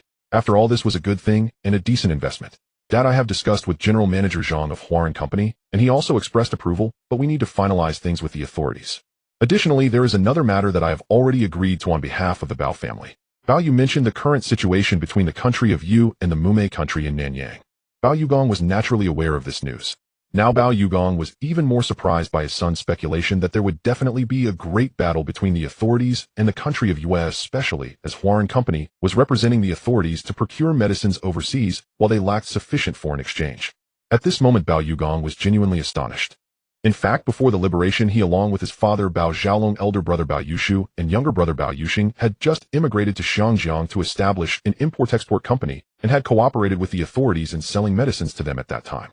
At that time, many such import-export companies cooperated with the authorities. However, one family was different. The Zhang Yuliang family, who is now the second largest shareholder of K. Hua. The Zhang Yuliang family initially made a fortune through import-export trade, but they were different from others. The Zhang family sold many counterfeit medicines to the authorities, leading to numerous deaths. At that time, the Zhang family realized they could never return to the authorities, so they gradually shifted their assets from Shangjiang to Singapore and even other overseas locations over the years. Ultimately, it was the actions of the Zhang Yuliang family that left them with no way back to the authorities. What the Zhang family did we absolutely cannot do. On this point Bao Yugong was very clear. This meant that selling medicines was already quite profitable, but the Zhang family had sold those with minimal efficacy for huge profits. In Bao Ye's view, this was the foundation for deepening cooperation and trust with the higher-ups. He was well aware that the higher-ups were severely lacking in foreign exchange, and Huarun Company naturally did not have much foreign currency to purchase those medicines. In fact, Bao Yu had experienced a similar situation in his past life. That war, while easily won by the higher-ups, still resulted in casualties primarily due to a lack of medicine. These medicines included antibiotics, penicillin, amoxicillin, as well as hemostatic and pain relief drugs, and other emergency medications. These could only be purchased in countries like Europe, America, and the East, and must be acquired in batches, otherwise it would definitely attract the attention of those nations. Bao Yu turned to his father and said the Zhang Yuliang family dared to sell counterfeit drugs to the higher-ups, leaving them with no retreat. So father, one day Zhang Yuliang's family and Zhang Ma Din will not be able to protect Widefeng. Bao Yugan was somewhat surprised. He hadn't expected his son to notice this point already. This time it will also deepen the relationship between our Bao family and the higher-ups. This time I have already promised Manager Zhang from Huarun that our Bao family will finance the purchase from overseas to send to the higher-ups. Bobby did well. Bao Yugan said directly. The two parties had agreed on this matter. The father and son were preparing to allocate 80 million Hong Kong dollars to purchase those Western medicines. In general, those Western medicines varied in price. This time, they were for saving lives, so the efficacy must be guaranteed. If they placed orders with related Western pharmaceutical companies, it might be cheaper, but time was already of the essence. In this situation, they could only purchase from the warehouses of other Western pharmaceutical companies in Europe and America, or from other drug dealers.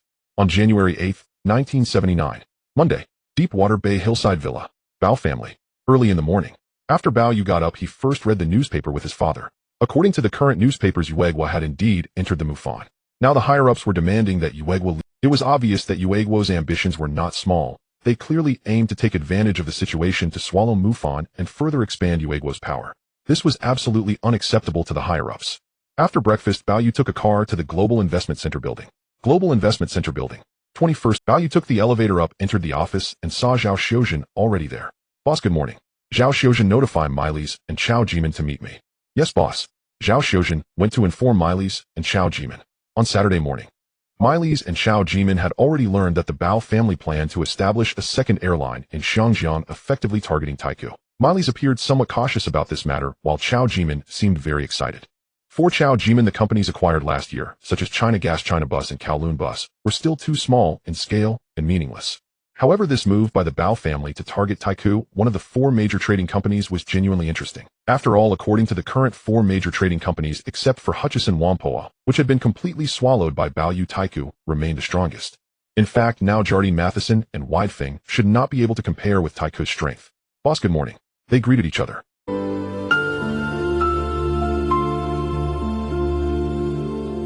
I secured the support and agreement of the chairman of HSBC Shin Yu, General Manager Bao Yuhan, Standard Chartered's General Manager Brown, and Huarun Company's General Manager Zhang Jiang.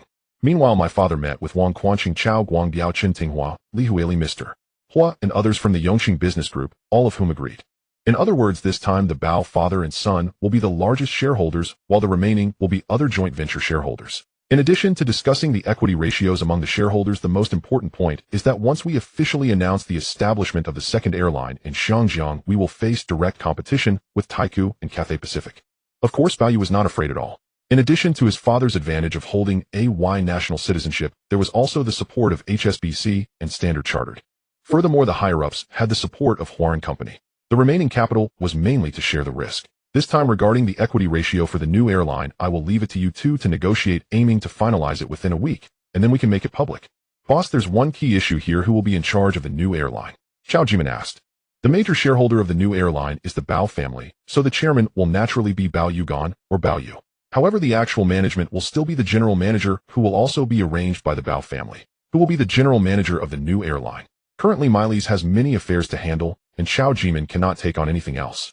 As for Wei Li and other senior executives, they certainly have the capability, especially with over 140 professional managers from Hutchison Whampoa, all of whom are highly competent. This means that any executive could take the position. Boss, the personnel aspect of the new airline indeed needs to be arranged in advance. Miley's, Jimin, I need to think about this, and I will discuss it with my father later. Miley's and Chao Jimin left to get to work. Bao Yu stood by the window looking outside. He recalled the historical emergence of Dragonair, whose initial largest shareholder was Chao Guangbiao, followed by Bao Yugan along with over 30 other Chinese businessmen and other Chinese shareholders. It could be said that their strength was formidable and their influence immense. However, the Hong Kong governor's office in Taikoo proposed many restrictive measures to limit this airline, including that the airline's controlling shareholder and major shareholders must hold Y national citizenship.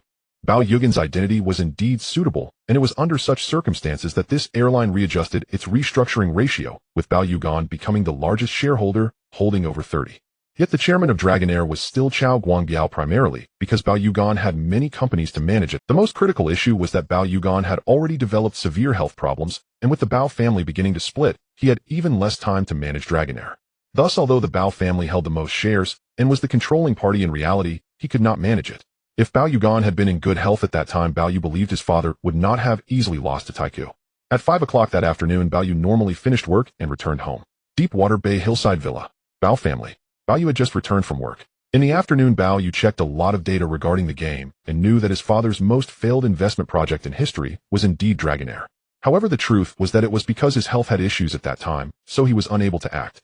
If Bao Yugan's health could have been like Li Jiacheng's, then he truly wouldn't have lost to Taikoo. At this moment, he saw his father, mother, and grandfather waiting for him to return while reading the newspaper. Bao Yu thought that perhaps in a few years first his grandfather Bao Xiaolong would pass away, followed by his father being diagnosed with cancer. For Bao Yu, he had long accepted this body. He could not bear to see his grandfather and father leave. However, many times when faced with life and death, he felt powerless. He could only hope that his presence could change the situation for the Bao family. Bao Yu directly sat between his grandfather Bao Xiaolong and his father Bao Yugang. After finishing dinner, Bao Yu went upstairs to the study. He stood by the window in the study, gazing into the distance. In his view, rather than saying that in his previous life Li Jiaqing was able to become the head of the 4 prestigious families in Xiangjiang, it was more like a stroke of luck. One reason being that Bao Yugang had already been diagnosed with a terminal illness in the 1980s and passed away in the early 1990s. Before that, the strength of the Bao family represented by Bao Yugang was something Li Jiaqing could not compare to at all. Another reason was that Bao Yugang had no sons. With only 4 sons-in-law, and being diagnosed with a terminal illness, he was forced to divide the Bao family into 4. Without anyone to inherit or fully take over, the Bao family was destined to be incomparable to Li Jiaqing. Bao Yu thought to himself, if in this scenario Bao Yugang did not have a terminal illness but continued to live, he believed that in Xiangjiang, even 10 Li Jiaqings could not compare to his father Bao Yugang. Another point is that if Bao Yugang had a capable son to inherit and integrate all the resources of the Bao family, then Li Jiaqing would still be unable to compare with the Bao family. Bao Yu looked into the distance. In this life, no matter what, he could not give Li Jiaqing another chance. In other words, it did not matter whether his father was ill like in his previous life. Bao Yu knew that he had to support the Bao family. Although currently, it was still his father Bao Yugang who was holding it up, while Daisy was preparing hot water. After taking a hot bath, Bao Yu, dressed in his pajamas, came to his father's study and saw him looking at a world map. Father, Bob, what's the matter? This afternoon, Ma Li Si suggested that we should arrange the executive positions for the new airline in advance. Moreover, once we officially announce the establishment of the second airline in Xiangjiang, we will inevitably face fierce backlash from Swire and Cathay Pacific. In this case, the capability of the general manager of the new airline will be extremely important. Bao Yugang was also very clear about this. As long as their Bao family and other shareholders announced the establishment of a new airline, they would naturally face strong retaliation from Swire and Cathay, who would go to great lengths to stop it. However, Bao Yugang was already activating his network of relationships. As long as the shareholding ratio was agreed upon, everything else would not be an issue. Bob, what are your thoughts? Father, you should be the chairman, and I will arrange for the general manager. Bao Yu, having already taken on many important chairman positions, had no need to compete with his father. Moreover, the most important role in managing the airline is still that of the general manager. Who do you want to appoint as the general manager? Father, the general manager must be capable of handling all issues. Currently, it is not suitable for a Chinese person, so I still recommend a Caucasian to take the position. Recommend a Caucasian. Bao Yugang thought it might be Ma Li Si or Wei Li. Ma Li Si or Wei Li. Father, they both have many important matters to handle and cannot spare themselves. This time we are going to have a fierce battle with Swire and Cathay Pacific. It must be someone who is dedicated to the job. Ma Li Si manages Global Investment Company, and Wei Li manages Hutchison Whampoa. Unless they resign from these positions, it won't work. Bao Yugang thought this was reasonable. However, who would be the suitable Caucasian professional manager? Seeing his son Bao Yu's confident demeanor, it seemed he already had someone in mind. Bob, you take care of the arrangements. Bao Yugang did not ask further. Father, that candidate is not currently in my company. Once I sort it out, I will inform you. Bao Yugang patted Bao Yu's shoulder. He felt that his son's gaze towards him was somewhat different tonight. Nonetheless, he was still very reassured about Bao Yu's arrangements. Of course, Bao Yugong also hoped to serve as the chairman of the new airline. Now that his son had suggested it, it was already a fulfillment of his wish. Bao Yu returned to his study. First, he read the evening newspapers. At 9:30 in the evening, Bao Yu went back to the master bedroom to sleep. After a night of rest, the time came to January 9, 1979, Tuesday. After having breakfast with his grandfather and parents, Bao Yu took a car back to Global Investment Center. Global Investment Center, 21st floor. As soon as Bao Yu entered the office, he was greeted by Zhao Xiuzhen. Boss, good morning. Zhao Xiuzhen, I want you to represent me to meet someone. To meet someone. If he is willing to see me, you can arrange to meet him at Edinburgh Square near Queen's Pier at 4 o'clock this afternoon. Understood, boss. However, when Bao Yu mentioned this person, Zhao Xiuzhen found it strange, as she had never heard of him. But how did the boss know him? Zhao Xiuzhen had already left. Bao Yu was in the office drinking coffee. Xiangjiang Kongla Square No. 1. Kongla Building. This is the headquarters of Jardine Matheson and its subsidiary companies. It is also currently the tallest building in Xiangjiang. From the Global Investment Center, it is just a few hundred meters in straight line distance. Looking out, the Kongla Building has an overall white exterior. However, in the 1970s, this building was even the tallest in Xiangjiang, and even in Nanyang, making it the most representative landmark building. Zhao Xiuzhen drove to the parking lot near the Kongla Building. After getting out of the car, she looked up at the building. The person the boss wanted to meet was named Simon Murray in English and Ma Shimin in Chinese. He is currently the manager of a company under Jardine that sells air conditioning systems and elevators. There are many Caucasians in Xiangjiang and many elite Caucasian executives, but Zhao Xiuzhen still heard this name for the first time. Now Zhao Xiuzhen entered the front desk of the Kongla Building. From the information the boss gave her, if Ma Shimin had not left the company for overseas, he should be working here. Miss, hello, how can I help you? Hello, I am here to find Mr. Simon Murray. May I ask if he is at work today? Zhao Xiuzhen asked at the front. Miss, you can only provide me with the person's information and office phone number, and I will call to ask. Zhao Xiuzhen naturally did not have the contact number, knowing only that he was a manager at a company selling air conditioning systems and elevators. The front desk clerk checked and then asked other clerks. After making a few calls, they confirmed who Zhao Xiuzhen was looking. Mr. Simon Murray you are looking for is currently at the office. Thank you. Following what was said, Zhao Xiuzhen took the elevator up. At that moment, Simon Murray, the person Zhao Xiuzhen was to meet on behalf of Bao Yu, was indeed in his office making a few phone calls and then sitting there reading the newspaper. Queen's Pier in Hong Kong.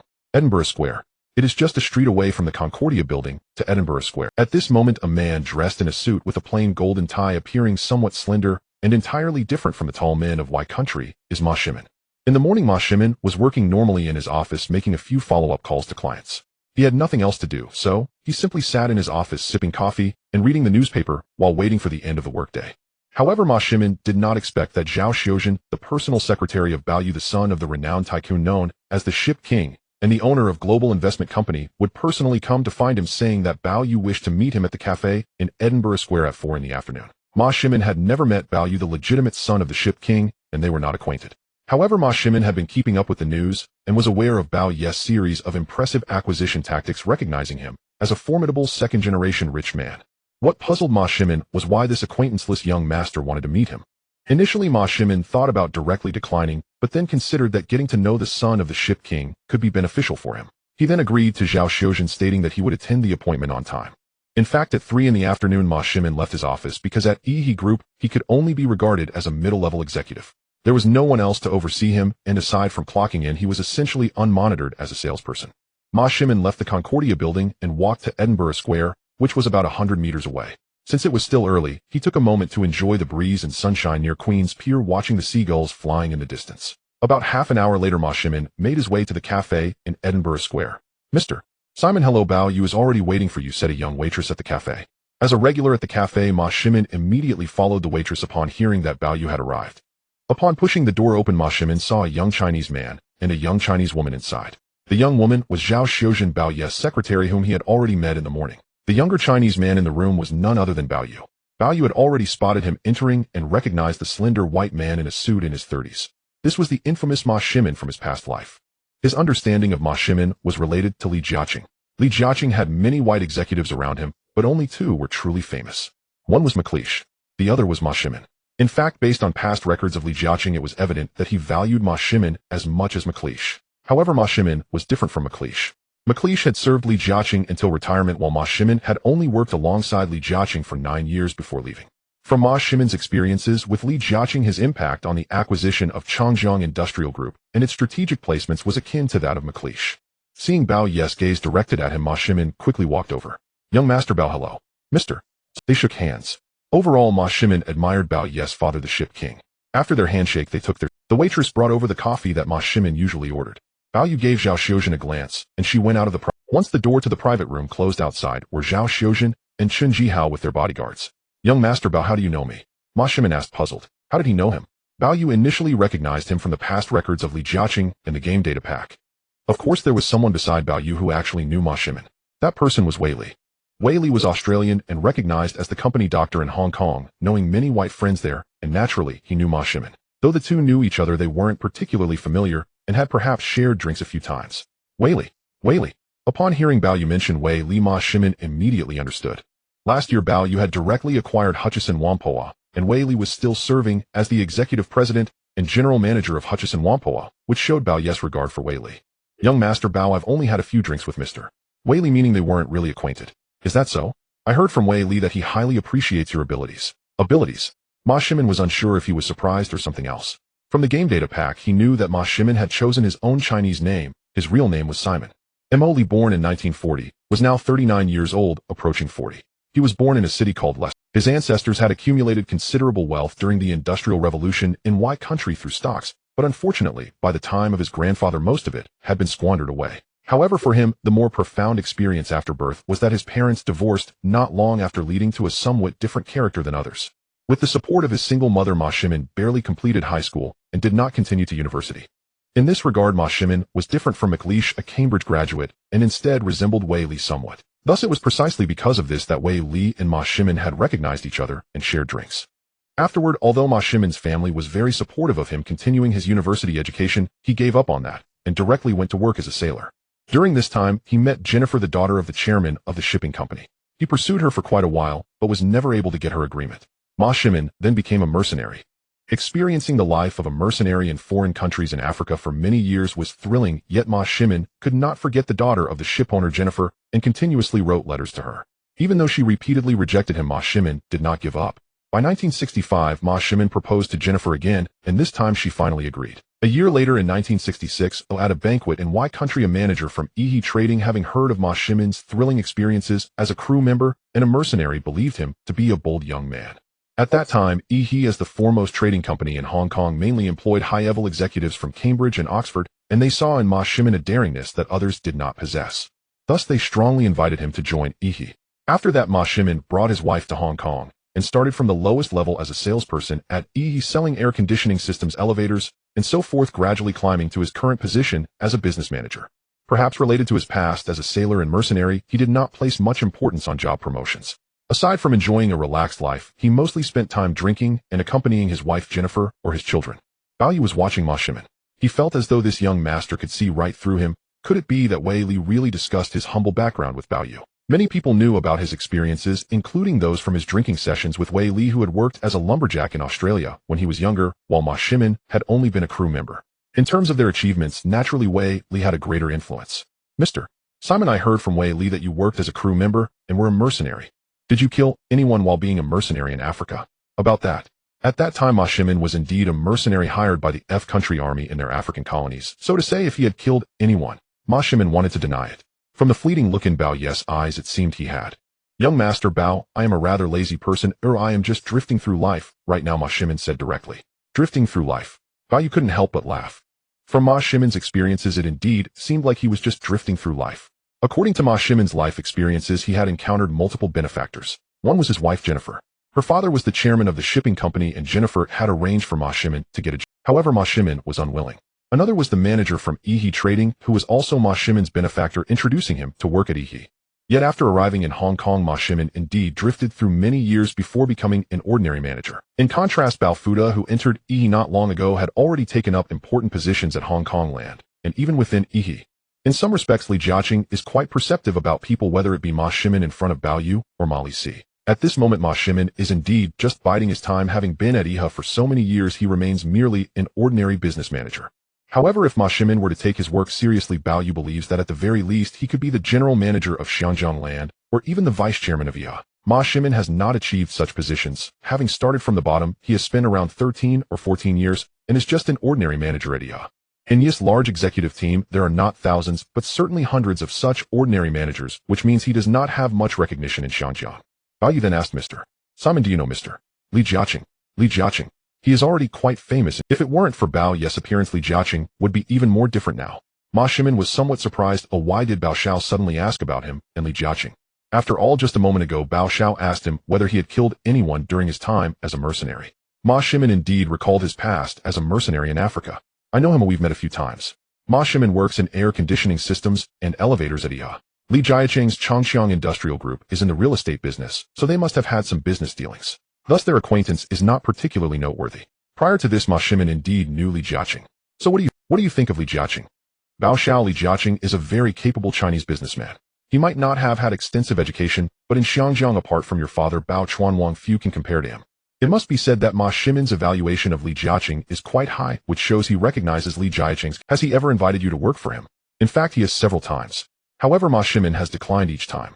Besides, he genuinely does not like Li Jiaqing. He feels that his laid-back attitude would not allow him to work for Li Jiaqing. Although he knows Li Jiaqing is very capable, and that Li Jiaqing hopes he would come to work, Ma Shimin is unwilling. Bao Xiao. Mr. Li has invited me before, but I declined. Clearly this is somewhat similar to how Li Jiaqing invited Ma Li Si. If it weren't for meeting Bao Yu, Ma Li Si might have already been working for Li Jiaqing. Now Ma Shimin is even more interesting. In Bao Ye's previous life in 1979, Li Jiaqing issued a very strong invitation to Ma Shimin to work for the Li family. Ma Shimin still declined. Then in 1980, he left EHA and started an engineering company with a Jewish friend, later taking on the project for the new Joppa subway. Nevertheless, Li Jiaqing did not give up on recruiting Ma Shimin, reaching out multiple times. By 1984, when Li Jiaqing needed Ma Shimin to manage Huangji Huangpu, he poached Ma Shimin's engineering company, directly appointing him as the general manager of what was then Huangji Huangpu.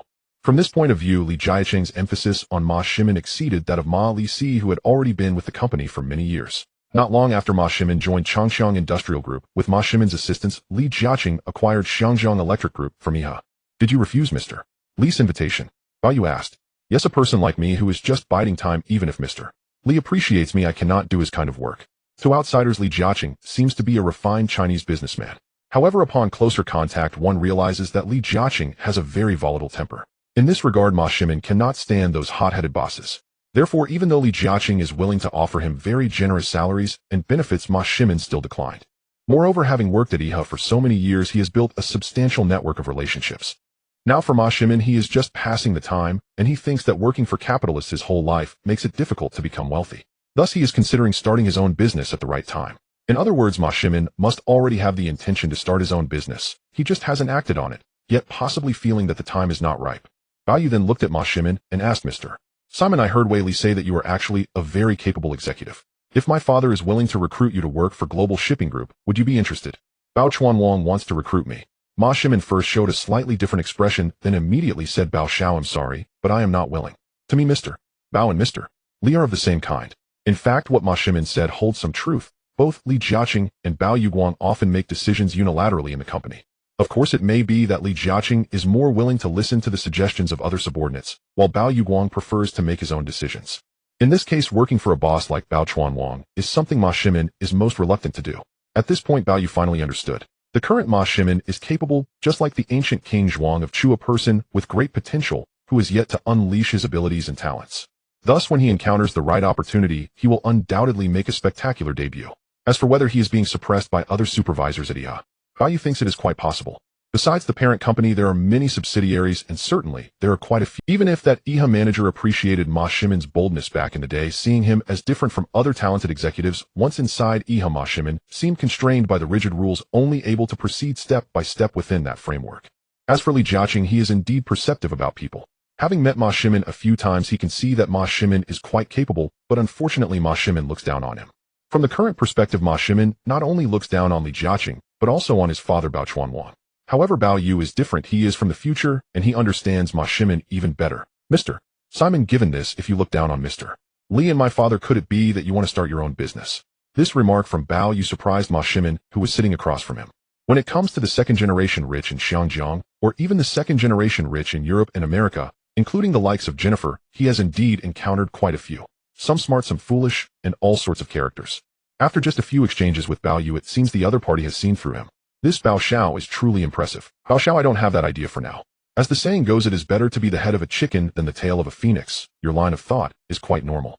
In fact, having worked at EHA for so many years, Ma Shimin is already well acquainted with the industry and could easily venture out on his own, especially since he has accumulated a considerable network and channels. In Bao Ye's previous life, he indeed came to know the engineering company formed in collaboration with that Jewish businessman, and they took on quite a bit of business. If it weren't for Li Jiaqing's strong acquisition of his company, that Jewish businessman, seeing the good price Li Jiaqing offered, might have made Ma Shimin a boss himself. Now that Ma Shimin has not yet truly started his business, Bao Yu thinks he might still have a chance to poach Ma Shimin from Li Jiaqing. Most importantly, compared to the scale and history of Li Jiaqing's company now, it has fallen far behind. Having lost Huan Ji Huang, who Li Jiaqing is certainly not as appealing to Ma Shimin. Some aspire to be professional managers, while others wish to start their own businesses. This is quite normal. For Bao Yu, he was impressed by Ma Shimin's capabilities, which had already been validated by his past experience working alongside Li Jiaqing. Of course, Ma Shimin's philosophy should differ from Li Si's. As a professional manager, Li Si could continue until retirement. However, Ma Shimin likely wouldn't follow that path. Hearing Bao Ye's words, he truly appreciated Bao Ye's agreement with his thoughts. Bao Yu then said, "Mr. Simon, I personally admire your talent very much, and I am here to invite you to work for me." Previously, when Bao Yu mentioned that his father wanted to recruit him, it was merely a test. Now Bao Yu directly expressed his desire to recruit him. At that moment, Ma Shimin was quite surprised. In his view, Bao Yu already had too many capable executives around him, whether it was Li Si Wei Li or those executives from Hutchison Whampoa. In other words, Bao Ye's ability to acquire Geelong Warehouse, Hutchison Whampoa, and even the Hong Kong Electric Company and China Gas Company demonstrates that his capabilities are indeed formidable. "Young Master Bao, you are not lacking in executives. Oh, why do you want to recruit me?" Ma Shimin asked. Of course, Bao Yu wouldn't say it was because of Li Jiaqing. "Mr. Simon, let me tell you a story." "A story?" Ma Shimin found it curious. Bao Yu began recounting the tale of King Zhuang of Chu, who was silent until he made an astonishing proclamation. Ma Shimin pondered. Clearly, Bao Yu meant that he was the King Zhuang in that story. "Young Master Bao, thank you for your appreciation, but I am used to being free and easy, and I fear I might not be able to do much for you." It was evident that Ma Shimin was still declining. Bao Yu was not angered. After all, he had to employ similar tactics in his past life to recruit Li Jiaqing. He then smiled. "Mr. Simon, how old are you this year?" "Me? I'm almost 40. And your wife?" "About 2 or 3 years younger than me." "How have you been all these years?" "How have I been?" "Just average." Ma Shimin was just an ordinary business manager at Jardine Matheson, gradually promoted step by step. Although he was a Caucasian, compared to other Chinese employees, his income was relatively higher. However, in reality, Ma Shimin and his family lived in Hong Kong. Besides renting, they also had to support 3 children, and the cost of living and rent in Hong Kong was exceedingly high. In such circumstances, Ma Shimin's income made it difficult for his family to live well. However, Jennifer herself came from a wealthy background. Her father was the chairman of a company, and in the early years of their marriage, she received support from her father, allowing Ma Shimin and his wife to live somewhat comfortably. But later, that listed company went bankrupt, and Jennifer's father no longer had that income, so he could no longer support his daughter's family. Over the years, even though Ma Shimin's income gradually increased, their family's finances remained quite challenging. Now that Bao Yu suddenly brought this up, Ma Shimin fell silent. Bao Yu instantly guessed that Ma Shimin and his family had not been living very well these years. Moreover, Ma Shimin had a peculiar habit different from others, perhaps cultivated from his years as a seaman traveling the world or as a mercenary in Africa. He had a fondness for drinking. Those who enjoy drinking not only spend a lot on alcohol, but Ma Shimin's slight thinness was also due to excessive drinking over time. In this case, how much of his income could Ma Shimin allocate to support his wife and family? "Mr. Simon, let me put it this way. Your wife and children need you to have a high-income job so that they can live a more dignified life in Hong Kong, and I can provide you with such a high salary and benefits." "Young Master Bao." Ma Shimin wanted to refuse directly. Bao Yu then said, "I know you want to start your own business and are looking for opportunities. Since that's the case, it would be better to work for me first. This way you can save a substantial amount of money to improve your family's life. Furthermore, once you've saved that money, if you no longer wish to work for me, you can use it to start your own business. Moreover, if an executive reaches the position of a working emperor, it is not inferior to those who start their own business. In Hong Kong, the income of a working emperor is quite considerable, and most importantly, it doesn't carry the same risks as being a boss."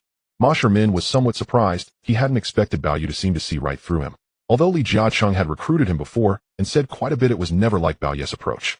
Perhaps it was because Bao Yu was not like the previous generation of Hong Kong Chinese businessmen. "Mr. Simon, you don't need to refuse me outright. Take some time to consider it. After all, both you and your wife are not getting any younger." Bao Yu knew he had said what needed to be said. He understood that directly wanting to recruit Ma Shimin to work for him was not that likely. In his past life, Li Jiaqing had to employ various means for Ma Shimin to work for him. Bao Yu did not linger. He stepped outside. Now Zhao Xiuzhen and Chun Zhihao were waiting outside. After Bao Yu exited, Zhao Xiuzhen went to settle the bill. After leaving the cafe and getting into the car, Zhao Xiuzhen asked, "Boss, does that Ma Shimin want to work for you?" From Zhao Xiaozhan's perspective, given Ma Shimin's current position at Jardine Matheson, he seemed like just an ordinary Caucasian executive. Why would the boss value him so highly? No, Zhao Xiaozhan and Chen Jihao were both surprised. The boss Bao personally intervened, yet Ma Shimin still wouldn't work for him. This was indeed surprising. Perhaps this point astonished Zhao Xiaozhan and Chen Jihao even more. Chen Jihao first drove Zhao Xiaozhan to the neighborhood where Ma Shimin lived, and after she got out of the car, he drove back towards the Deepwater Bay hillside villa. At that moment, Bao Yu and Zhao Xiaozhan's group left while Ma Shimin remained alone in the cafe's private room. After about half an hour, Ma Shimin exited the private room and learned that Secretary Zhao had already settled the bill before leaving. Ma Shimin rummaged through his pockets, feeling somewhat embarrassed as he didn't have much money left, and most of it was usually spent on transportation or buying alcohol. As Ma Shimin left the cafe, he initially intended to habitually stop by a nearby bar for a glass of German beer. However, he suddenly recalled Bao Yu mentioning his wife Jennifer. Ma Shimin merely passed by the bar, gazing at the distant seagulls near Queen's Pier. Reflecting on the past 30-plus years, Ma Shimin realized that his life had been rather unsuccessful. Although his days as a seaman traveling the world and as a mercenary were thrilling beyond the excitement for himself, he had not been able to bring wealth or even material comforts to his mother and other relatives. As for the fair-skinned and wealthy Jennifer, her father had strongly opposed their relationship from the start, believing that someone like Ma Shimin was not worthy of being with her and would ruin her life. Now looking back, Ma Shimin felt that from Jennifer's father's perspective, after over 10 years of marriage, he had indeed not allowed his wife to enjoy a good life. Ma Shimin left the Queen's Pier. As he passed by a flower shop, he suddenly remembered that his wife Jin Funi loved flowers, but it seemed that he hadn't bought her any in a long time. Ma Shimin entered the flower shop and discovered that it was filled with numerous flowers.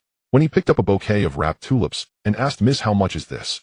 "Sir, these tulips were just airlifted from the Netherlands this morning. They are a bit expensive," the shop assistant said. And at that moment he realized that the money in his pocket was not enough to buy that bouquet of tulips. Ma Shimin had no choice but to set it down and look at a vibrant bouquet of roses. After the shop assistant announced the price, he found that he still couldn't afford it.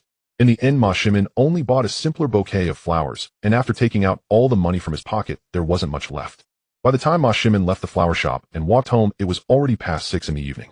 His wife Jin Funi had been waiting for his return. He knew that his husband usually came home early from work. Knock knock. A knocking sound came from the door. Jin Funi went to open it and saw Ma Shimin holding a bouquet of flowers. "Dear, this is for you." Jin Funi hadn't received flowers from her husband in a long time, and she felt a bit excited. Although this bouquet looked quite ordinary, it was still nice. Jin Funi hugged her husband excitedly, but noticing he was so late, she curiously asked, "Sir, why did you come home so late today?" The reason was that Ma Shimin had spent all his money on flowers and had no fare to take the bus, so he could only walk home. For Ma Shimin, it was a form of exercise. It also made him feel embarrassed, nearing 40, yet still achieving nothing, without any property of his own in Xiangang, nor a vehicle to call his own. Ma Shimin looked Jin Funi up and down, and found her still as beautiful and charming as ever, though the dress she wore seemed a bit faded. "Madam, how long has it been since you bought new clothes?" Ma Shimin asked, stroking Jin Funi's golden hair. "I don't know." She genuinely didn't know how long it had been. She had been wearing the dresses she bought before, but they still looked quite decent. Seeing this scene, Ma Shimin was at a loss. Years ago, as a wealthy beauty, Jin Funi initially rejected his pursuit clearly, because in every aspect he was not worthy of her. It wasn't until Jin Funi's parents opposed their relationship that Ma Shimin felt a bit of resentment towards her parents. "Madam, you have suffered these years." "Sir, what's wrong?" Jin Funi felt that something was off with Ma Shimin today, as though he had experienced significant setbacks in life. Could it be that Ma Shimin was fired from Ihi? She thought it wasn't impossible. Over the years, Ma Shimin had spent his time in the company and drinking seemingly without any exceptional qualities. Years ago, Jin Funi accepted Ma Shimin because she was moved by his courage and by the countless letters he had written. In Jin Funi's eyes, she believed Ma Shimin would definitely succeed, contrary to what her parents thought. After all these years, although Jin Funi hadn't said much, sometimes she felt her parents were quite perceptive. In fact, in the West, divorce or not getting married is quite normal. In such situations, other women would have divorced Ma Shimin long ago. However, Jin Funi still persisted. "It's nothing." Ma Shimin didn't say anything. Jin Funi placed the bouquet in a vase, and then they sat down to have dinner. Deepwater Bay Mid-Levels Villa. The Bao family. 6:30 in the evening. Bao Yu had just finished dinner with his grandfather, dad, and mom. He then returned to the study upstairs. After reading the evening newspaper, Bao Yu stood by the window looking into the distance, while waiting for Daisy to prepare a hot bath for him. Bao Yu comfortably closed his eyes and soaked in the hot bath. After a night of rest, it was now January 10th, 1979, a Wednesday. Global Investment Center Building. 21st floor. Bao Yu had just arrived at the office. "Zhao Xiaozhan, please notify Wei Li to see me." "Yes, boss." Zhao Xiaozhan called the office of the executive president and general manager of Heji Tower. At that moment, Wei Li, already at work, learned that the boss wanted to see him. Wei Li said he would be there shortly. At 9 in the morning, Wei Li drove to the Global Investment Center building and he went directly to Bao Yu's office. "Boss, Wei Li, please have a seat." Wei Li sat down across from Bao Yu. Bao Yu looked at him and said, "Wei Li, do you know someone named Ma Shimin?" Ma Shimin. Wei Li thought for a moment and indeed recalled. "Boss, the person you're referring to is a business manager at Yi, right? I met him at a cocktail party once. Actually, I've met Ma Shimin a few times and had drinks with him, but our relationship isn't very close. I just saw him yesterday." "You actually met Ma Shimin?" Wei Li indeed appeared a bit surprised. "Wei Li, how do you assess Ma Shimin's abilities?" "I think his abilities are pretty good. In reality, one can often gauge a person's abilities after interacting with them. Of course, those who brag don't necessarily prove their abilities." Wei Li had seen too many people over the years, both capable and incapable, and many he could tell at a glance. As for Ma Shimin, his experiences were somewhat similar to his own. "I want to recruit him to work for me, but clearly Ma Shimin is unwilling." "The fact that you want to recruit Ma Shimin, but he's unwilling, that seems normal to me. It doesn't mean Ma Shimin is being aloof. In reality, Caucasians and Asians are quite different. Boss, would you like me to persuade him for you?" Wei Li was familiar with Ma Shimin. He felt that since the boss acknowledged Ma Shimin's abilities, he could also try to persuade him. Over the years while Ma Shimin was at Yi, Wei Li had been working at Hutchison Whampoa and had never considered poaching Ma. Currently, Ma Shimin is contemplating leaving Yi to start his own business, but he hasn't reached that point yet. However, I want to give him a significant role soon. If you can persuade him for me, that would be excellent. Besides that, I spoke with Ma Shimin yesterday afternoon and asked him to Wei Li made a note of it. After Wei Li left, Bao Yu thought that people like Ma Shimin were similar to Mai Lizi and Wei Li, yet also different. For instance, back then Mai Lizi considered supporting Li Jiaqing and working for him. If Bao Yu hadn't acted first, Mai Lizi would have been working for Li Jiaqing by now. The situation with Ma Shimin was similar. Li Jiaqing also knew him and wanted to recruit him. However, Ma Shimin just kept refusing. Hengji Building. Office of the Executive President and General Manager of Hengji Group. Wei Li sat in his boss chair after meeting with Bao Yu. What surprised Wei Li was that Bao Yu had actually met with Ma Shimin and recognized his talent, which was the most astonishing. Wei Li had drunk with Ma Shimin a few times and understood that Ma Shimin was a very capable person. However, over the years, the other party had remained unremarkable at Yi, largely due to the increasing conservatism and strictness within Yi, which had not undergone any bold reforms like Hengji Whampoa. Ma Shimin could only follow the established procedures at Yi. As for the boss wanting to use Ma Shimin, Wei Li could see that Ma Shimin was talented, but he was somewhat arrogant. Now the boss wanted to persuade Ma Shimin to work for him. It seemed he would need to use some clever strategies. After thinking for a while, Wei Li immediately came up with a good idea. An ordinary floor in central Hong Kong. 5:30 in the afternoon. Ma Shimin finished work as usual and rode back from Yi's Kowloon building. Today he seemed to have returned to his former self, as if he had forgotten about the meeting with Bao Yu from the previous day. Ma Shimin went upstairs and rang the doorbell. His wife Jennifer opened the door. "Sir." Ma Shimin entered, collapsing onto the sofa. When they had dinner together with the children, Ma Shimin noticed that his wife Jennifer seemed to have something on her mind. "Madam, is something bothering you?" The vase on the dinner table held fresh flowers still from when her husband had given them to her. However, they still looked fresh. "This is an invitation sent by Mr. Wei Li to attend a family dinner party." "Mr. Wei Li." Ma Shimin took the invitation, which stated that Wei Li, the executive president and general manager of Hengji Whampoa, invited Mr. Ma Shimin, Miss Jennifer, and their children to a family dinner party at Victoria Peak Villa on January 12, 1979, Friday, at 6 p.m., hoping the Ma Shimin couple would bring their children. It was written in English, clearly stating that the now renowned professional manager in Hong Kong, Wei Li, invited the Ma Shimin family to attend the grand family dinner party. In fact, Westerners enjoy various gatherings, balls, and dinner parties. Especially in the upper echelons of society in Europe and America, important figures obtain vital information and benefits through such channels. At this moment, gazing at the invitation, Ma Shimin fell into silence. He certainly knew Wei Li. Aware that Wei Li was Australian, had once worked as a lumberjack, and had not attended university. In recent years, Wei Li had been awarded the title of doctor by a Hong Kong company and was invited by the then general manager of HSBC Shenyang to carry out significant reforms at Hengji International. Subsequently, after Bao Yu acquired Hengji Whampoa, Wei Li not only remained unaffected, but was even promoted further. Overall, Wei Li was now the most successful professional manager among the white community in Hong Kong. Wei Li lived in Victoria Peak Villa and drove luxury cars like Mercedes-Benz and Bentley. Of course, Ma Shimin had only met Wei Li at a cocktail party, and they had had drinks a few times at a bar by Victoria Harbour. The two were not true friends and had no conflicts of interest. Now Wei Li suddenly invited them to his villa at Victoria Peak for a ball, which surprised Ma Shimin. He immediately wondered why Wei Li had suddenly invited him. Could it be because of Bao Yu? He felt it was possible, but it didn't seem likely. After all, there was no necessity. "Madam, do you want to go?" Ma Shimin asked tentatively. "Sir, I haven't attended a family dinner party in Hong Kong for many years," said Jennifer.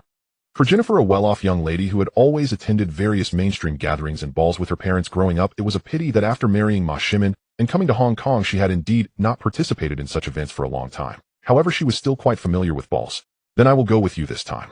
Hearing that his wife Jennifer had not attended a ball in a long time, Ma Shimin felt a pang of pity for her. Only we need to think about our and the children's outfits. Westerners, especially the upper class, pay great attention to their attire, and gatherings and balls are often opportunities to showcase their clothing. This includes women wearing the dresses they deem the most beautiful and the most expensive jewelry, etc. Now, Jennifer hadn't bought a new dress in a long time. The one she was wearing was still from a few years ago when it was in. Ma Shimin noticed that the dress his wife was wearing looked different from those worn by the younger women outside. He felt Madam, I'm sorry. I haven't given you a happy life all these years. Sir, it's all right. For Jennifer, marrying Ma Shimin meant that although she could not live the life she desired materially, she was still satisfied spiritually. Moreover, having 3 children with Ma Shimin was her greatest fulfillment. Daddy, Mommy, I also want to attend the ball. I heard from my classmates that they often go to balls with their parents and have a lot of fun and delicious food, said Ma Shimin's youngest daughter. Then Daddy will take you there. During this dinner, Ma Shimin really didn't have much of an appetite. He thought he had forgotten what Bao had told him the night before, or that he had intentionally chosen to forget. After all, he really had not considered working for Bao. Now, with Wei Li and his wife suddenly inviting them to their home at Victoria Peak for a dinner party on Friday, Ma Shimin went to the balcony to look outside. He then realized that he had wasted so many years of his life. Firstly, before marrying him, his wife Jennifer had lived the life of a wealthy young lady, and after marrying him and coming to Hong Kong, she had to live like an ordinary person. Initially, they even relied on Jennifer's parents for support, especially for the expenses of raising their 3 children. If it weren't for Jennifer's parents, Ma Shimin really didn't know how things would have turned out. Moreover, now he owned neither property nor a private car in Hong Kong, which could be considered a significant failure. Even more of a failure was that at this dinner party his wife didn't even have an impressive dress to wear. The dresses she had were already out of fashion from years ago. Ma Shimin stood by the window thinking of many things. That evening, Ma Shimin was still thinking about other matters, and he noticed that his wife and their 3 children were very happy, clearly preparing for the party at Wei Li's house on Friday night. January 12, 1979. Friday. Hysan Place. Office of the CEO and General Manager of Hutchison Whampoa Group. At 3 in the afternoon, Wei Li finished signing the documents in front of him and handed them to the female secretary beside him. President, I have something to ask you. The female secretary inquired. What is it? I heard that your family is hosting a grand dinner party tonight. Recently, news has spread at the Hutchison Whampoa headquarters that President and General Manager Wei Li will hold a lavish family dinner at the Peak Villa on Friday night. Among those invited are some executives and their family members. For the executives at Hutchison Whampoa, being invited means they are regarded highly by their superior Wei Li. Wei Li couldn't help but laugh. This family dinner was primarily for Ma Shimin and his wife, and not for anyone else. However, since the female secretary wanted to go, she could. You can attend if you wish. But remember, you must dress as beautifully as possible tonight. Dress beautifully. The female secretary immediately appeared different. She hurried to finish her work at the company before heading to Wei Li. Wei Li shook his head. He left and took a car back to the Peak Villa. At the villa, Mrs. Wei and the maid had been preparing for this dinner for 2 days, including the ingredients for tonight. Upon seeing Wei Li return home early from work, Mrs. Wei felt that her husband was quite attentive to this matter. It was obvious that Wei Li usually did not host such dinners unless invited by others. Of course, for the host of a dinner party, attending or hosting is a rare honor. Now, Mrs. Wei was also eager to present herself well in front of the other guests tonight. Mrs. Wei was very attentive. Besides having the maid clean the villa inside and out, she prepared enough fruits, candies, food, and the red wine for tonight. Ma Shimin checked everything himself, first to confirm that there were no issues. It was around 5 in the afternoon. First to arrive were Mr. Richard Li and his wife, who are now nearly 70 years old, with their children being quite grown up and not present, so only the couple came. Then came Mr. Xia Boyan and his wife, Mr. Wei Peter and his wife, among others who were not young either, but brought their daughters along. In addition, there were over 10 important executives from Hutchison Whampoa and its subsidiaries, all accompanied by their wives and children. Wei Li had already informed them in advance about the need to dress well for tonight's dinner. As a result, people like Richard Li, Xia Boyan, and Wei Peter all wore matching suits that looked quite good. Their wives and daughters were mostly in this year's trendiest dresses, with many adorned in various jewelry. At a glance, their aura was indeed different thanks to their attire and decorations. Now Wei Li, Richard Li, Wei Peter, Xia Boyan, and others were in the villa's yard smoking cigars, admiring the distant scenery of central Hong Kong and Victoria Harbor. At this moment, Wei Li was awaiting someone, or rather the target of the evening. Ma Shimin. Everything he did this time was mainly for the benefit of Ma Shimin and his wife. Clearly apart from himself, Richard Li, Wei Peter, Xia Boyan, and even Mrs. Wei were unaware of this, because Wei Li knew that if he said it out loud, it would probably lose its effect. After all, comparisons between people are. At 6 o'clock in the evening, Wei Li was still chatting with Richard Li and the others while smoking cigars. The maid approached and said, "Sir, the last guest has arrived." The maid was referring to Ma Shimin, his wife, and their children. Just now Ma Shimin and his family had arrived by taxi. They really did not have a private car, and Ma Shimin did not feel comfortable asking others to borrow one under such circumstances. They could only take a taxi downstairs. As a result, the Chinese taxi driver found it strange that a Caucasian like Ma Shimin had no private car and had to take his taxi to the peak. On the way, Ma Shimin noticed that the Chinese taxi driver was giving their family odd looks. At this time in Hong Kong, the number of people truly owning private cars might not be many, but it wasn't few either, especially among some wealthy Hong Kong residents who drove luxury cars like Rolls-Royces and Bentleys. There were also those with dedicated drivers and bodyguards unlike them who didn't even own a single private car. "Sir, we've arrived." The taxi driver confirmed the address and looked at Ma Shimin and his wife with confusion. "Mrs. Ma took out Hong Kong dollars to pay for the fare." Ma Shimin wanted to tell the taxi driver to wait as he still needed a ride back later, but they didn't know how long the ball would last tonight. Naturally, the taxi driver couldn't wait around for so long as he had to continue picking up other guests. After receiving the fare, the taxi driver immediately left. Only Ma Shimin, his wife, and their 3 children were. Ma Shimin had already seen the luxurious peak villa where Wei Li and his wife lived, and outside the mansion, more than 10 luxury cars were parked in a row. While Ma Shimin was still marveling, his daughter said, "Daddy, Wei Li uncle's mansion is really big." Ma Shimin knew that Wei Li, as a professional manager of Hutchison Whampoa, was wealthy. It was said that this mansion was privately given to him by Bao Yu. He couldn't help but marvel at Bao Yu's generosity towards Wei Li. When Ma Shimin arrived at the mansion's entrance, he rang the doorbell. The maid had not yet come out to open the door. Standing there, they looked out at the scenery of central Hong Kong and Victoria Harbour in the distance, and Wei Li and his wife found that the view here was far superior to what they saw from their ordinary low-rise apartment in central Hong Kong. It must be said it was truly beautiful. After a while, the maid finally came out to open the door. "Mrs. Ma," Jennifer handed over the invitation letter. Upon seeing it was an invitation from Wei Li, the maid said, "Mr. Ma Shimin, Mrs. Ma Shimin, please wait. I will inform Mr. and Mrs. Wei." While the maid went to notify Wei Li knew that the person he was waiting for had arrived. In other words, to see if the bait was taken at all depended on tonight's performance. Mr. and Mrs. Wei went directly to the entrance. Seeing the Ma family outside, Wei Li specially asked, "Shimin, where is your car?" "Where's their car?" Ma Shimin and his wife felt embarrassed, and their daughter said, "Wei Li uncle, we just came by taxi." Wei Li naturally understood. "After the dinner party, I will have someone take you back." Ma Shimin's daughter was delighted, but Ma Shimin and his wife appeared quite embarrassed. The group entered. Ma Shimin's 3 children immediately noticed a dozen kids chatting nearby, and they were quite underdressed in comparison. Before coming, Ma Shimin had specially worn his best suit, which he usually wore to meet other bosses. As for his wife Jennifer, she also wore a relatively nice dress. However, seeing all the fashionable and bright men and women attending tonight's party, Ma Shimin felt somewhat out of place, though Jennifer did not show any unusual reaction. Wei Li called Ma Shimin over while Mrs. Wei called Jennifer over. They approached the men. These were all core executives of Hutchison Whampoa, including Richard Li, who is now the general manager of the Wharf Group. "Shimin, let me introduce you. This is Richard Li, who was originally the vice chairman of Hutchison Whampoa and is now the general manager of the Wharf Group." "Hello, Mr. Li." Ma Shimin had heard of Richard Li, but he did not expect him to now be the general manager of the Wharf Group. "This is Xia Boyan, who was the original business director of Hutchison Whampoa and is now the business manager of Hutchison Whampoa." "Hello, Mr. Xia Boyan." "Hello, Mr. Ma Shimin." "This is Wei Peter, who was the original political director of Hutchison Whampoa and a director at Hui Feng Bank, and is now the political manager of Hutchison Whampoa." Wei Li was introducing the identities of these executives to Ma Shimin. Aside from knowing Richard Li as one of the original trio of Hutchison Whampoa, he might have heard of the others, but was not familiar with them. Now, with Wei Li introducing them to each other, Ma Shimin was becoming familiar with them. What surprised Ma Shimin the most was that all these people were white executives, and they came from Hutchison International. It was astonishing that the new owner Bao Yu trusted them so much and had not dispersed these executives. Tonight's family gathering at Wei Li's house is attended by only a little over 10 executive couples and their families, which is not too many, yet it remains quite lively. Among them, Madame Wei has specially prepared a sumptuous buffet. This includes dishes prepared by 2 hired Western chefs featuring dozens of different dishes, including various barbecued meat, seafood, such as abalone and oysters, fruits, pizzas, and more.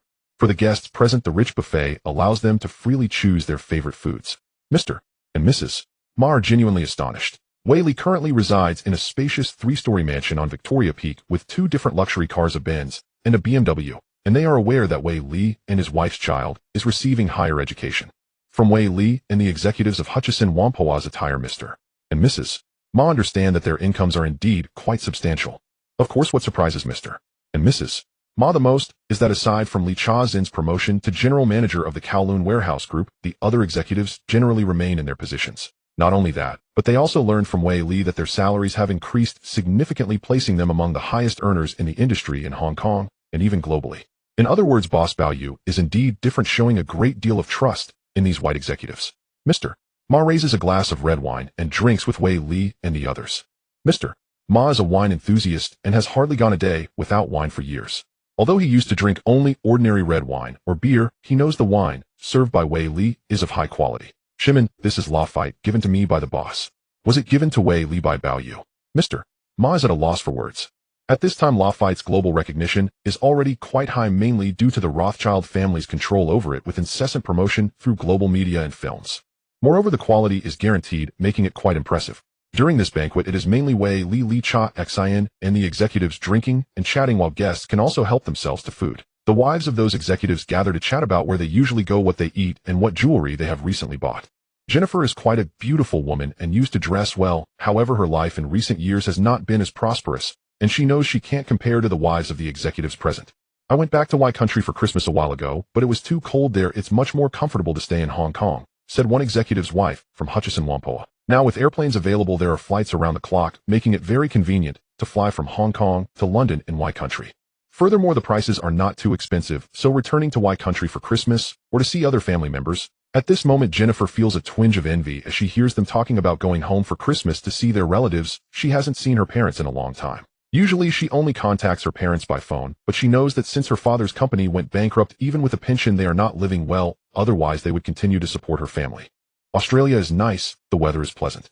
My husband and I spent a month vacationing there last year, said Madam. At that time, the Wei couple indeed took their child back to Australia, and besides visiting their hometown, Wei Li was also negotiating a merger with David, the head of an overseas transportation company from Y country. However, Madam Wei is not very clear about this. Madam Wei, did you really go to Australia for a month? Don't you need to? Jennifer asked in disbelief. 1 week would be understandable, but a whole month? She feels bewildered. Miss Jennifer, that is indeed the case. Mr. Wei is the executive president and general manager of Hutchison Whampoa, and Chairman Bao Xiao basically doesn't manage the company, said another executive's wife. Doesn't that affect work? Jennifer still asked in disbelief. Of course not. At this point, Jennifer is at a loss for words. It seems that the husbands of these wives working at Hutchison Whampoa not only enjoy high salaries and benefits, but also have ample vacation time. Most importantly, the new boss Bao Yu is very good. This makes Jennifer truly envious. In contrast, her husband Mr. Ma has worked at Jardine Matheson for over 10 years and is still just an ordinary business manager, falling far behind in terms of salary, benefits, and vacation. Could it be that Jardine Matheson has truly declined to such an extent? However, thinking about it, she feels it is quite possible, as Jardine's most important Kowloon warehouse was swallowed by the Bao family last year. Now it is still Li Cha Xin who has taken over as the new general manager of Kowloon Warehouse Group. Jennifer ponders that if her husband Mr.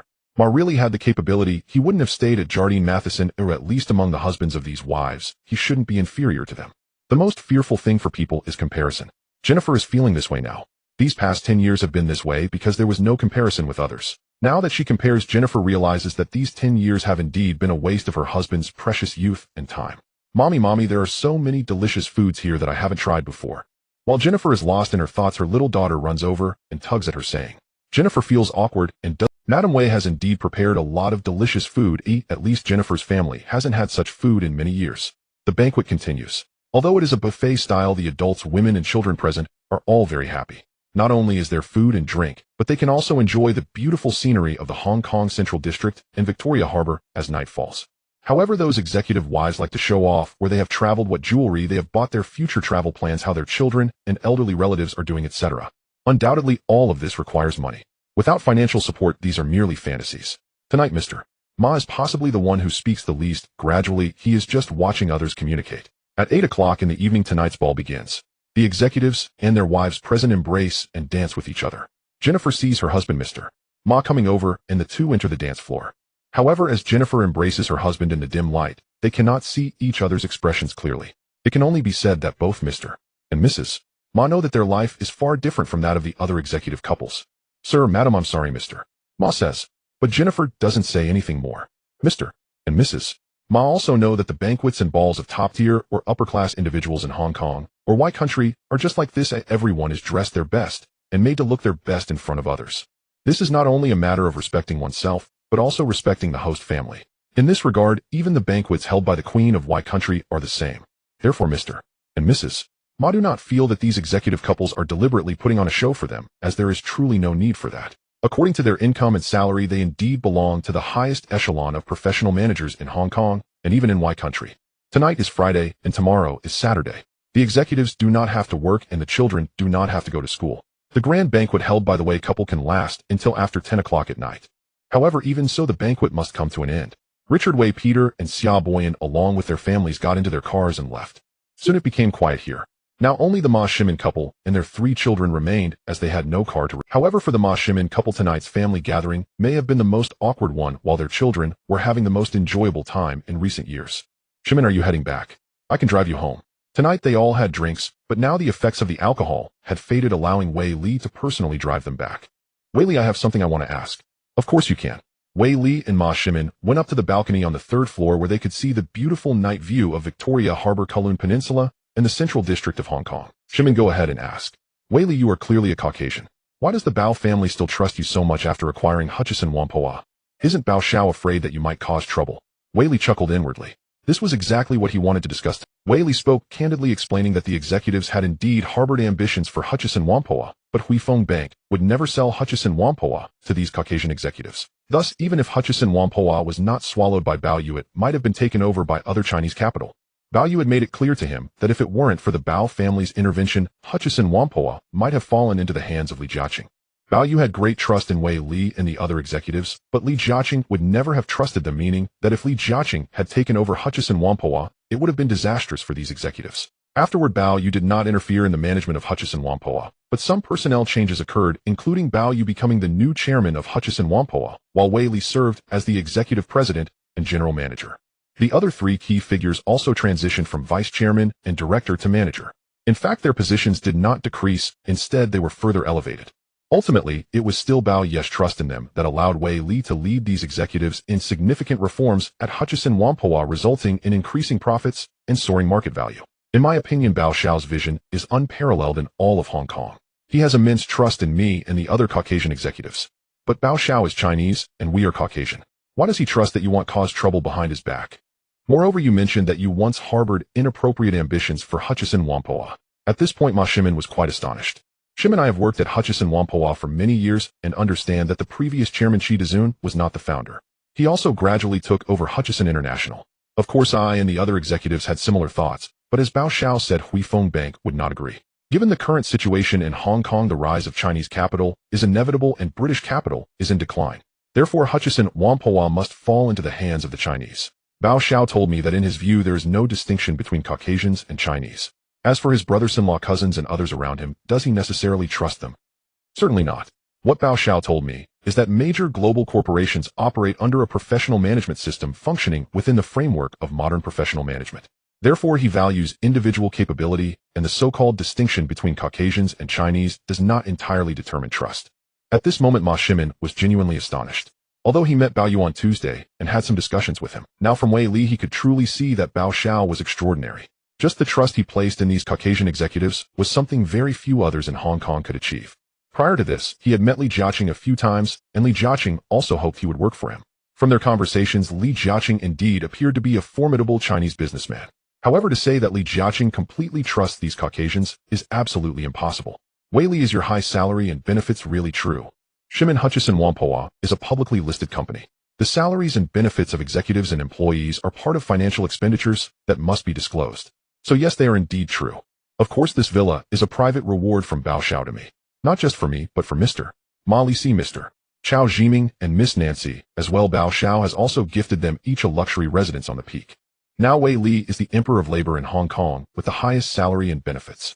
Other executives earn slightly less, but they are still among the top tier. These details are all public information and can naturally be verified.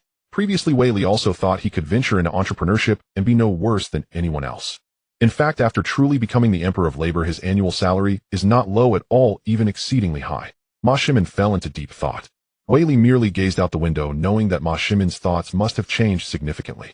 After all, people are most fearful of comparisons and being stimulated. Wei Li understood that if Ma Shimin was willing to work for Bao Yu, he would likely be greatly valued in the future. This level of appreciation could even exceed his imagination. In other words, what Wei Li possesses now, Ma Shimin might possess in the future. He only hoped that Ma Shimin wouldn't remain indecisive and rush into entrepreneurship. While entrepreneurship may succeed, it also carries a high risk of failure. In contrast, developing into a professional manager and becoming the emperor of labor in Hong Kong would represent the pinnacle of this industry. Wei Li, thank you for helping me resolve these confusions, Ma Shimin said. No problem, I personally admire your talent. Wei Li, have you ever recommended or mentioned me to Bao Xiao? Ma Shimin asked again. Wei Li couldn't help but laugh. He knew that what needed to come was finally arriving. Shimin, it is indeed the case. Once by chance Bao Xiao asked me to recommend talents to him alongside Ma Li Si and others, and I thought of you then. However, since you were working at Jardine Matheson, I felt it was inappropriate to say anything. Moreover, now Hutchison, Whampoa Wharf Hong Kong Electric Company, and China Gas among others have an increasing number of talents and executives. Sometimes when Bao Xiao arranges company positions, he asks me to recommend suitable executives. For example, Richard, who was originally the vice chairman of Hutchison Whampoa, I recommended him for the position of general manager of Wharf, and Bao Xiao agreed at that time. At this moment, Ma Shimin understood. It turned out that Wei Li had indeed mentioned him, which was why Bao Yu had approached. In the deep of night, Wei Li personally drove the Ma family back to their ordinary apartment in the central district of Xinjiang.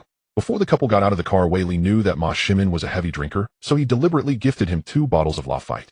The Ma couple watched Wei Li drive away, disappearing into the darkness. Once they ascended to their apartment with their 3 children, Ma Shimin sat on the sofa. At that moment, Jennifer and the 3 children had already taken their baths and returned to their rooms. After an unknown period of time, Jennifer, dressed in her nightgown, noticed her husband had not yet come in and went out to call him back to rest. Madam, you should sleep first. Do I need to think things through? Previously, Ma Shimin had not taken the lives of others seriously. Tonight, witnessing the lives of Wei Li and other executives truly left Ma Shimin deeply affected, and Ma Shimin understood that while he could live poorly or be indifferent to his own situation, his wife and children, Jennifer, had already returned to their room.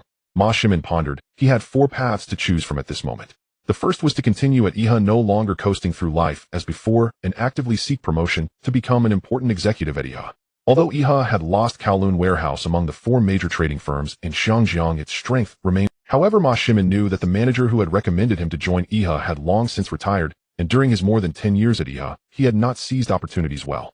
Now, seeking further advancement at IHA was not impossible, but it would require more time and sacrifice. The second option was to join Li Jiaqing's Changxiang Industrial Group. He had met Li Jiaqing many times and was aware that among Chinese investors in Xinjiang, Li Jiaqing was relatively powerful and willing to listen to advice from Westerners, even trusting Western executives.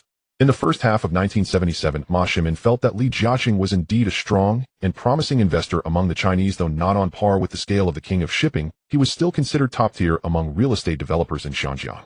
However, as the king of shipping rose, acquiring Kowloon warehouse and Hutchison Whampoa one after another, many of Li Jiaqing's plans were interrupted, and now it seemed that his opportunity for ascendance was dwindling. The third option was to join the company of the king of shipping. From the proactive digging by the king of shipping and what he learned from Wei Li about the king of shipping's trust and importance placed on Western executives, if he were to join the global investment company of the king of shipping, it would indeed be a promising path. Finally, the fourth option was to leave IHA and not join any other company, opting to start his own business. This path was likely the one Ma Shimin had been contemplating. He had originally been seeking suitable opportunities and timing. However, he had been unable to find them. If he truly wanted to start a business, the chances of failure would be high. For Ma Shimin, he could afford to wait, but his wife and 3 children could not. In fact, from the family gathering held by Wei Li tonight, Ma Shimin could already see how poorly he was faring compared to Wei Li and those executives. In other words, among the 4 paths, now only 2 remained. Either join Li Jiaqing's Changxiang Industrial Group or join the global investment company of the king of shipping. Ma Shimin sat there with his eyes closed, contemplating. He knew that he did not like Li Jiaqing. Perhaps he sensed it the first. Although Li Jiaqing's attitude towards him was very warm, he still felt an inner dislike. If that was the case, joining Li Jiaqing's company would mean facing him often, which would likely be uncomfortable for him. In contrast, the king of shipping, who exuded a spring-like warmth, made a different impression on him. Even after just Ma Shimin knew how to choose his next path. He had made up his mind. He took a comfortable bath and returned to the room, finding his wife Jennifer still propped up on the pillow reading. Madam, soon I will ensure that you and the children live a different life. January 13th, 19 Saturday. Half Mountain Villa in Deepwater Bay. The Bao family. Early in the morning. Bao Yu was in the habit of waking up early. Under the service of Daisy, Bao Yu washed up and came down from upstairs to join his father and grandfather in the living room, where they read the newspaper. As breakfast time approached, Daisy came over and said, "Young master, there is a call from Miss Zhao." A call from Bao Yu was somewhat puzzled. He went upstairs, picked up the phone, and answered. "Boss, I just received a call from Mr. Ma Shimin. He said he would like to meet you. I have arranged a meeting for you both at a cafe near Queen's Pier." Ma Shimin took the initiative to meet him. It seems this matter has solidified. Bao Yu couldn't help but smile. He was pleased not only because another talented executive like Ma Li Si had joined him, but also because he had directly recruited a talent that Li Jiaqing highly valued. With this gain and loss, things were indeed different. Zhao Xiuzhen, you did well. What time is the meeting with Ma Shimin? Boss, it is scheduled for 4 in the afternoon. Then you should go as well. Bao Yu hung up the phone. Coming down from upstairs, Bao Yugong and his wife noticed the different expression on Bao Ye's face. Bob, is there some good news? Asked Mommy Huang Xiuying. Mommy, a high-level talent is willing to work for me, so high-level talent. What kind of high-level talent is this? Bao Yugong and Bao Xiaolong both felt puzzled. After finishing breakfast, Bao Yu and his father Bao Yugong went to the study upstairs. This week, Bao Yu represented the Bao family in meetings with Mr. Brown, the manager of Standard Chartered Bank, Mr. Zhang Zheng, the manager of Xiangjiang China Resources Company, while Bao Yugong represented the Bao family in meetings with several capitalists from the Yongqing Business Group, as well as relevant personnel from Bank of China in Xiangjiang such as Mr. Hua. Now everything was basically settled. All was ready except for the East Wind. Now they were just lacking a candidate for the new general manager of Xiangjiang Airlines. Dad, the new candidate for the airline's general manager has been determined, and I will formally meet with him in the afternoon. Who is it? Bao Yugong was very surprised. Dad, his name is Ma Shimin, formerly a very low-key business manager at IA. However, his abilities are not inferior to Ma Lisi. Not inferior to Ma Lisi. When Bao Yu recruited Ma Lisi, Bao Yugong was somewhat skeptical. Now it seems that the Ma Lisi Bao Yu recruited truly had impressive capabilities. If this Ma Shimin's abilities compare favorably with those of Ma Lisi, that would truly be remarkable. From the name, is he a Westerner or a Chinese? Dad, his real name is Simon Murray, a typical white man from country Y. The name Ma Shimin is his chosen Chinese name. Dad, I will first meet with him this afternoon, and tonight the three of us will discuss it further. Queen's Pier, in the heart of Hong Kong, Edinburgh Square. Zhao Xiuzhen arranged for Bao Yu to meet Ma Shimin at 4 in the afternoon. Compared to the last time, Ma Shimin seemed to be taking this meeting much more seriously. Ma Shimin left his home at 3 in the afternoon, arriving near Queen's Pier on his own. It was nearly 3:40. Ma Shimin returned to the private room of the cafe. He waited there. At 3:50, Bao Yu and Zhao Xiuzhen pushed the door and entered. After closing the door, Bao Yu looked at Ma Shimin and asked, Shimin, have you thought it through? Bao Xiao, I am willing to work for you, but I don't know what my position will be or what the salary and benefits are like. Position. Your position will definitely be on par with that of Ma Li, Siwei Li, and others, and of course your salary and benefits will be equally competitive with theirs. On par with Ma Li, Siwei Li, and others. Ma Shimin was somewhat stunned. He initially thought that as long as Bao Yu valued him enough to join Global Investment Company in a vice position, that would be a good outcome. Now he was being told that his position would be comparable to Ma Li Si and Wei Li. Bao Yu glanced at Zhao Xiuzhen. Zhao Xiuzhen stepped outside first. With no other waiters around, Bao Yu said, My father and I have been quietly contacting other capital sources over the past week, preparing to establish a new airline company in Hong Kong. The Bao family is going to establish a new airline. Ma Shimin was immediately shocked. This was undoubtedly a very important business secret of the Bao family. The core industry of Swire is Cathay Pacific Airways. Now our Bao family is establishing a new airline. Shimin, you should know what this means. The previously lazy Ma Shimin did not mean that his abilities were lacking. As he confirmed that he would work for Bao Yu, his mind was racing. He quickly realized what was going on. In other words, the Bao family was going to take action against Swire, targeting the very core of Cathay Pacific Airways. This time our Bao family is partnering with Hong Kong HSBC, Standard Chartered Bank, Bank of China, Hong Kong China Resources Company, and various capital tycoons from Yongqing, as well as Mr. Hua, to jointly establish a new airline company. This airline will be named Global Airlines with a registered capital of 1 billion Hong Kong dollars, of which the Bao family will hold 51 of the shares, while other capital sources will share 49. My father will serve as the chairman of Global Airlines, while you will be recommended by me to serve as the general manager of Global Airlines. At this moment, Ma Shimin was truly stunned. This time the Bao family was teaming up with other capital sources to take on Swire's Cathay Pacific Airways. Although Bao Yu had just assumed the role of chairman of Global Airlines, in reality, all major affairs of Global Airlines would be managed by the general manager. Now, with Bao Yu directly recommending him for the position of general manager, it meant that he would be the one to lead Global. Seeing that Ma Shimin's expression remained unchanged, Bao Yu said, Our Bao family is establishing Global Airlines, which naturally means we are challenging the roots of Swire and the Shi Huaya family. Swire and the Shi Huaya family will definitely retaliate and obstruct us, so you need to be mentally prepared. Boss, I don't quite understand. Why would Huifeng, as the second largest shareholder of Swire and Cathay Pacific, support your Bao family in establishing a new airline? Bao Yu couldn't help but laugh. He explained to Ma Shimin from various angles, except for the fact that he didn't inform Shin Han about the benefits he received from Bao Yu. Ma Shimin immediately understood that the relationship between the Bao family and Huifeng, as well as their connections to the mainland, exceeded his imagination. Most importantly, Bao Yu had just acquired nationality from country Y, meaning that the Bao family's establishment of a new airline to target Swire's Cathay Pacific was already more than halfway successful. Shimin, do you have confidence to face the retaliation from Swire and Cathay Pacific? Bao Yu looked at him and asked. Boss, as long as the Bao family provides sufficient funds, this won't be a problem at all.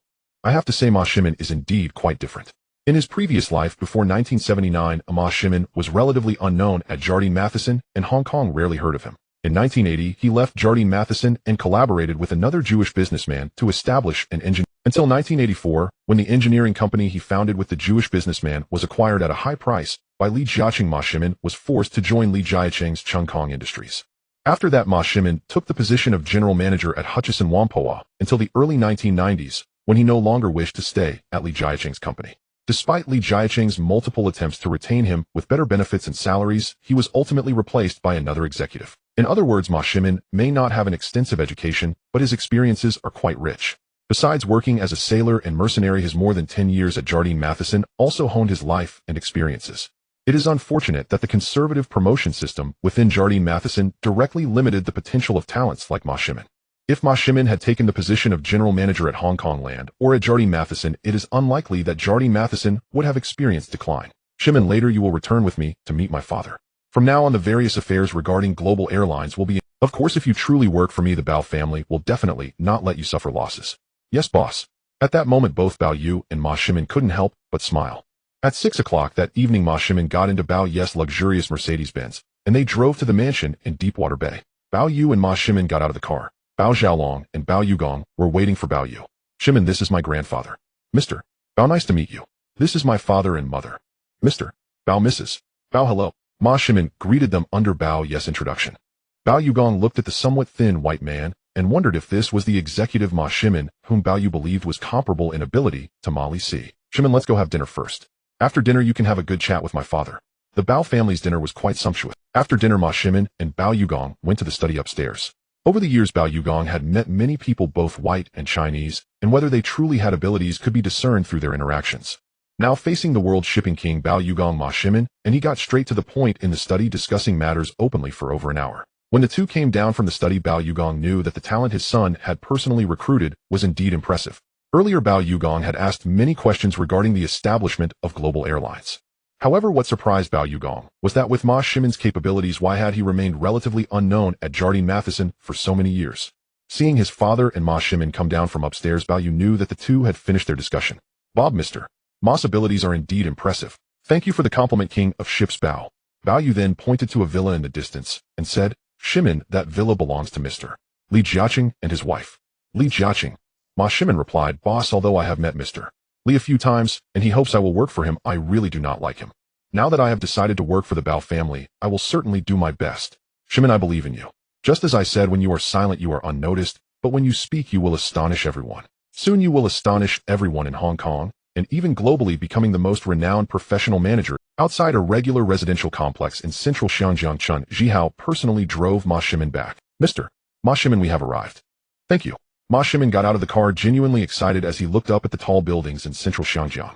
He had thought little of these before living in obscurity for over a decade. It was the life of his wife and children combined with the grand banquet hosted by Wei Li that deeply stimulated him.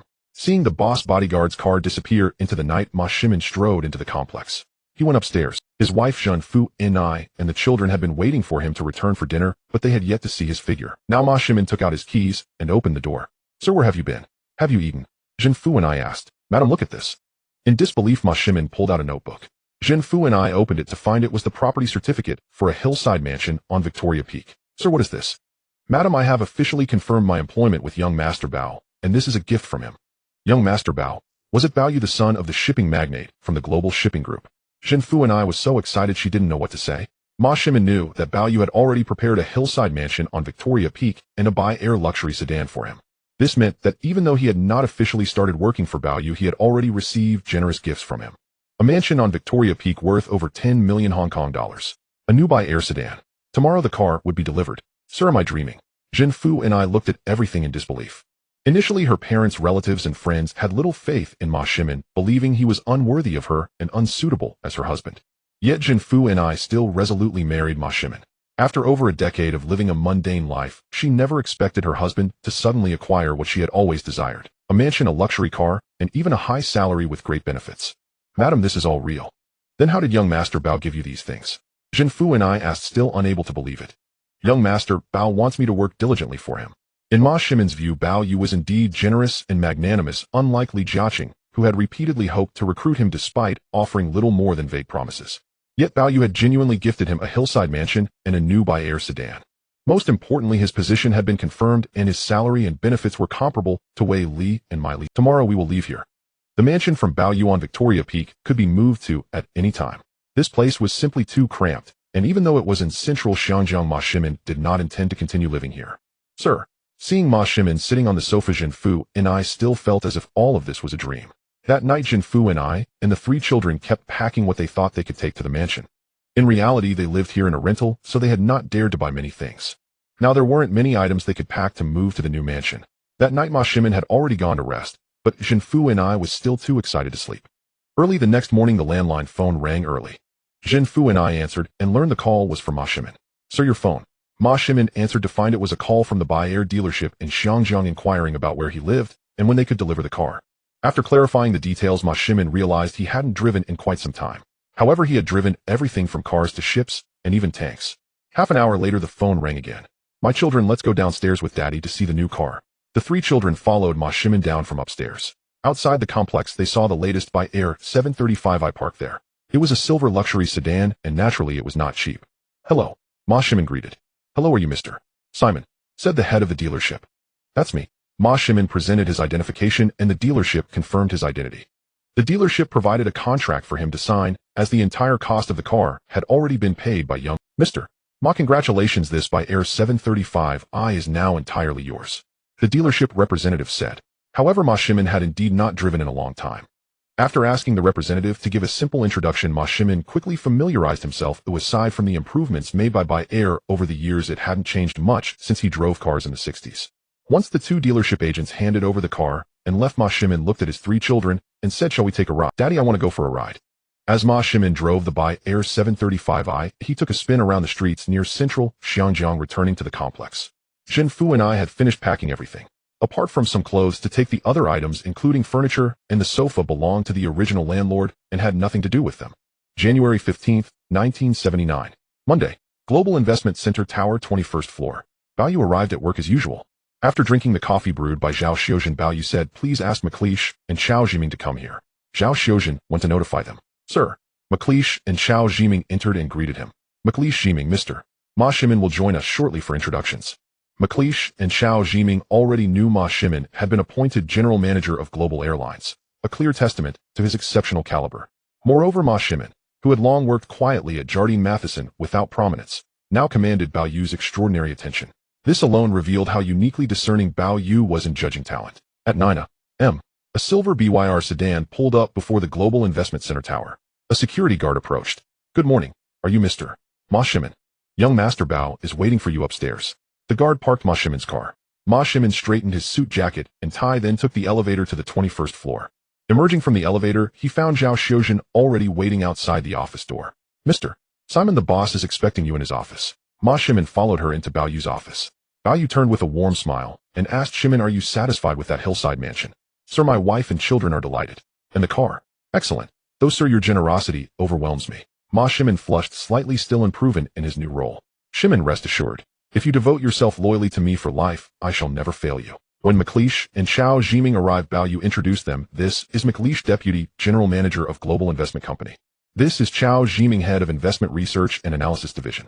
And this is Ma Shimin, formerly Business Division Manager at Jardine Matheson. Bao Yu completed the introductions. The three exchanged handshakes. You may continue your discussion on Global Airlines in the conference room. Zhao Xiuzhen escorted them there, then withdrew. McLeish, Xiao Zhiming, and Ma Shimin began conversing in the beyond mutual acquaintance. They sought to assess the caliber of this man whom their boss so highly endorsed.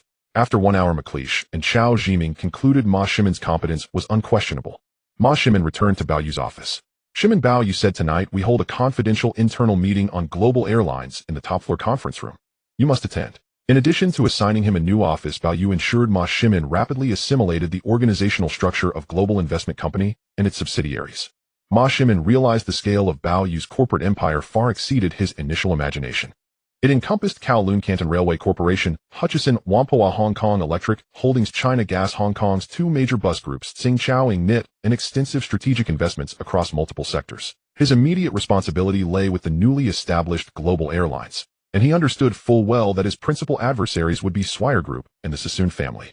Two individuals demanded particular vigilance: John Sassoon, fifth-generation patriarch of the Sassoon Dynasty, and Sir David Blythe, chairman of Swire Group.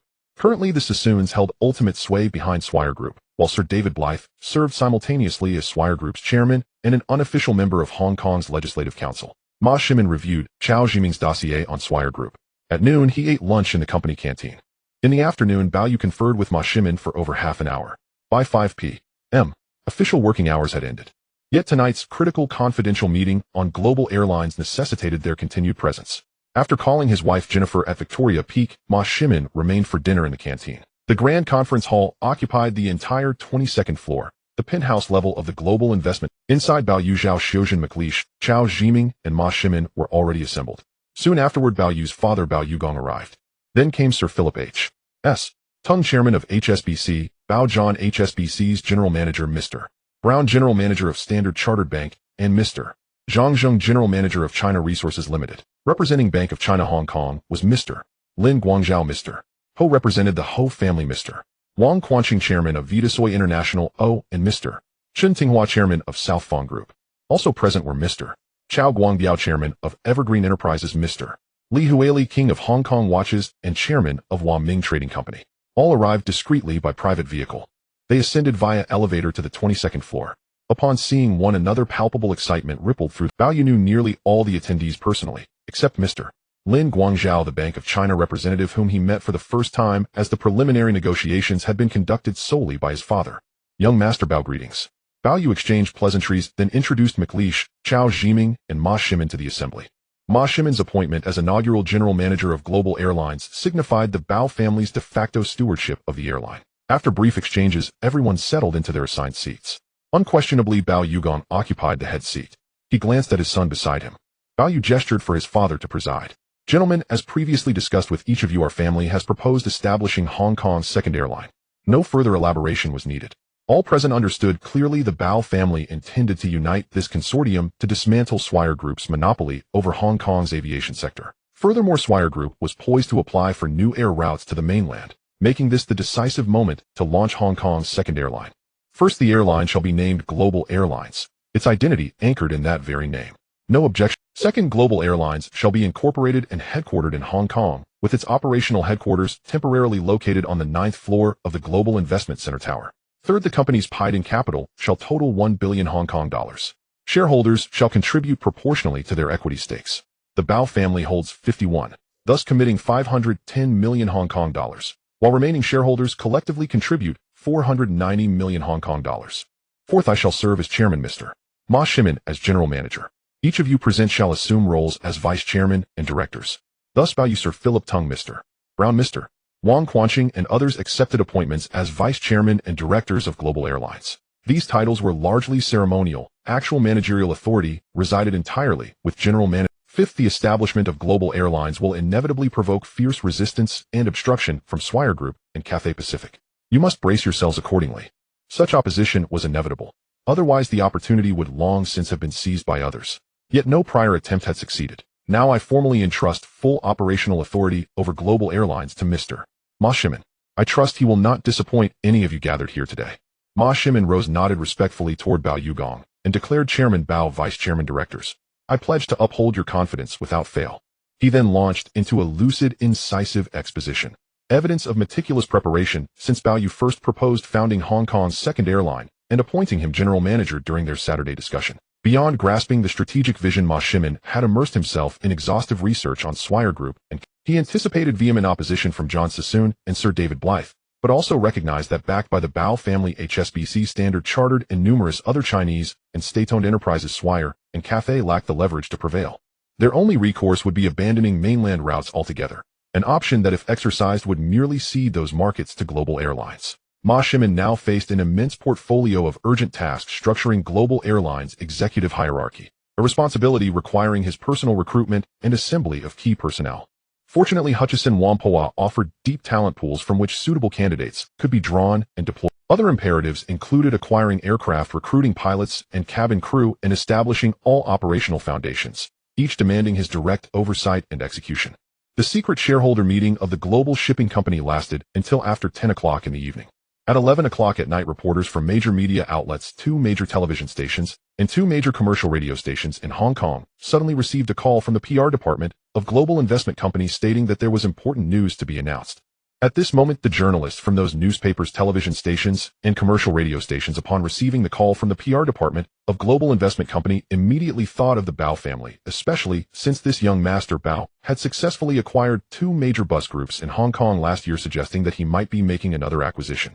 At 11:30, reporters from major media outlets in Hong Kong, including those from TVB, Global Television, and commercial radio, hurriedly arrived. In the conference room on the top floor of the Global Investment Center, nearly 100 reporters had already gathered. However, what surprised them was that many prominent figures were already present. In addition to the Bao father and son, those present included people like Shun Yin, Bao John Brown, Xiao Guang Biao Wang, Quanqing Li Huili, and Mr. Hua. The reporters present were astonished.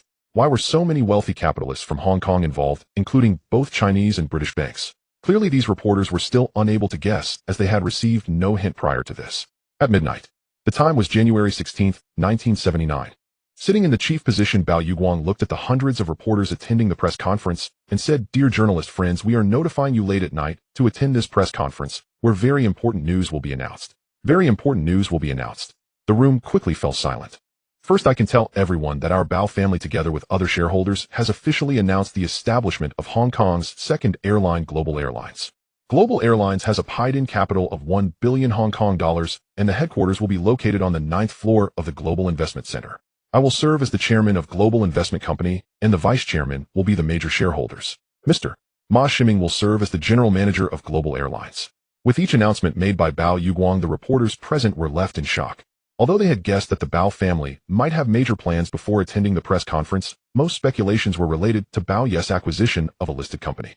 What they did not expect was that the Bao family had actually united with 2 major British-funded banks, Chinese banks, and other investors to jointly establish Hong Kong's second airline, Global Airlines. This news was undoubtedly sensational. Prior to this, the airline industry in Hong Kong had been monopolized by Cathay Pacific under Swire. Now the Bao family had quietly formed a new airline, breaking the monopoly that Swire held in Hong Kong's aviation. Not only that, but it also represented a significant move led by the Bao family to challenge the 4 major trading houses Swire. Bao Yuguang presided over the meeting for half an hour before handing the press conference over to Ma Shiming. Prior to this, Ma Shiming had little fame, and the reporters from Hong Kong did not recognize him. Unexpectedly, this seemingly thin white man would become the first general manager of Global Airlines. Ma Shiming added more points during the press conference. He mentioned that Hong Kong is an international metropolis, and a single airline could no longer meet the aviation development needs of Hong Kong, nor the demand for overseas flights from tourists to Hong Kong or from Hong Kong citizens abroad. In other words, the emergence of Global Airlines not only breaks Swire's monopoly, but also further enhances the service in Hong Kong's aviation sector. This is very beneficial for the development of Hong Kong's aviation industry. Before this, Hong Kong only had Cathay Pacific. In addition to passenger complaints about poor service and high ticket prices, the fundamental issue was the lack of competition against Swire. This lack of competition allowed Cathay Pacific under Swire to essentially monopolize the aviation market. At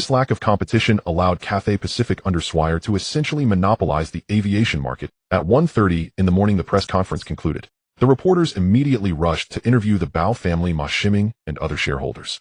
Basically, the Bao father and son simply smiled and did not elaborate. "Mr. Bao, I am a financial reporter from Singtao Daily. May I ask if your sudden announcement of the establishment of an airline has been planned for a long time? Also, did Swire and Cathay Pacific know in advance? If they did, would there be a strong reaction? In fact, we have indeed been planning for a while regarding the establishment of Global Airlines. As for whether Swire knows, we are not sure, and we also do not know whether the response from Swire will be significant," Bao Yuguang replied directly. The reporters wanted to continue the interview, but Bao Yuguang and Bao Yu could only express their apologies and did not continue to accept further questions. It was already late at night, and many people needed to rest. The Bao father and son shook hands with other investors. Bao Yu said something to Ma Shiming and took the elevator down. Bao Yuguang got into a Rolls-Royce, while Bao Yu got into his Mercedes-Benz, heading back to the Deepwater Bay hillside villa. It was destined to be a sleepless night.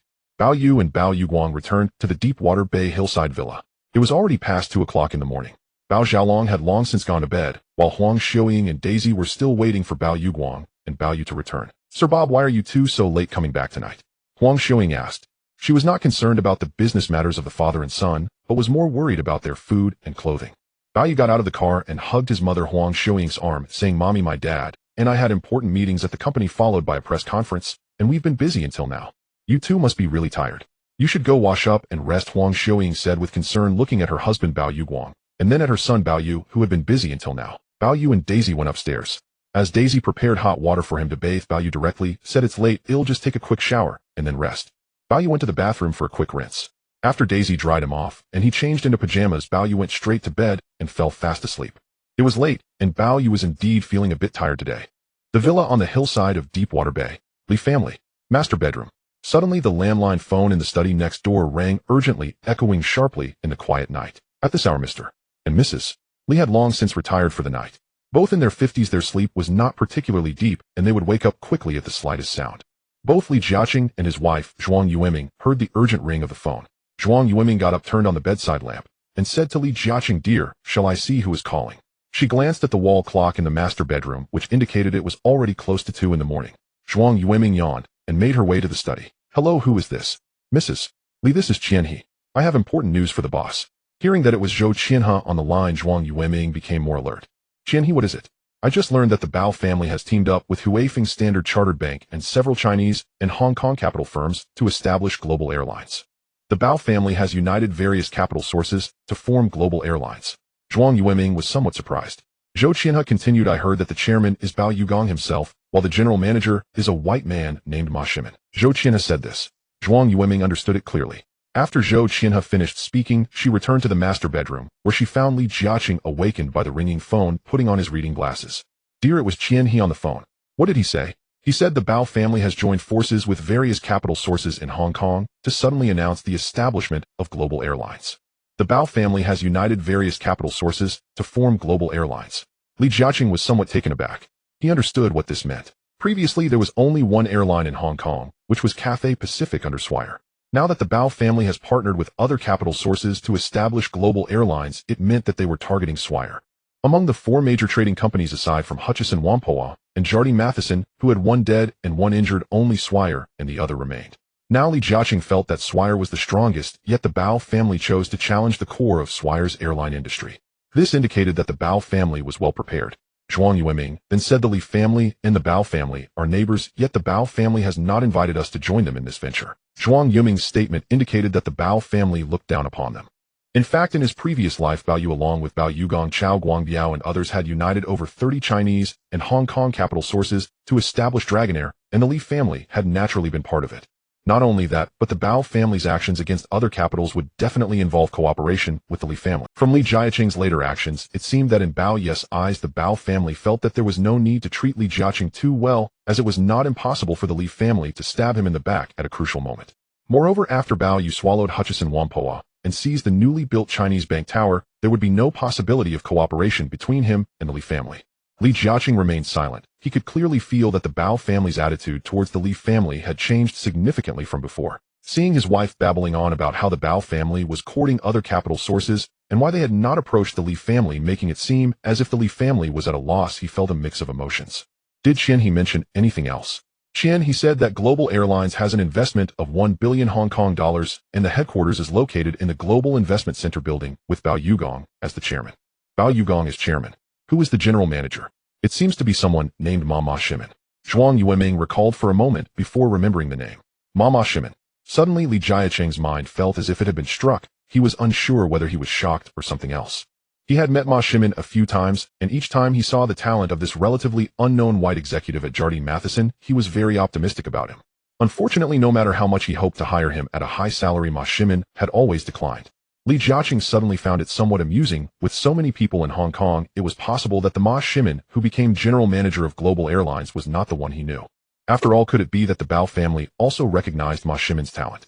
Li Jiaqing felt that was unlikely. Zhuang Yueming noticed the changes in Li Jiaqing's expression, especially when she heard that Ma Shimin was appointed as the general manager of Global Airlines. She found it quite strange. "Dear, do you know Ma Shimin?" "Wife, it might not be the person I know." Li Jiaqing could not confirm. He just felt a strong sense of unease.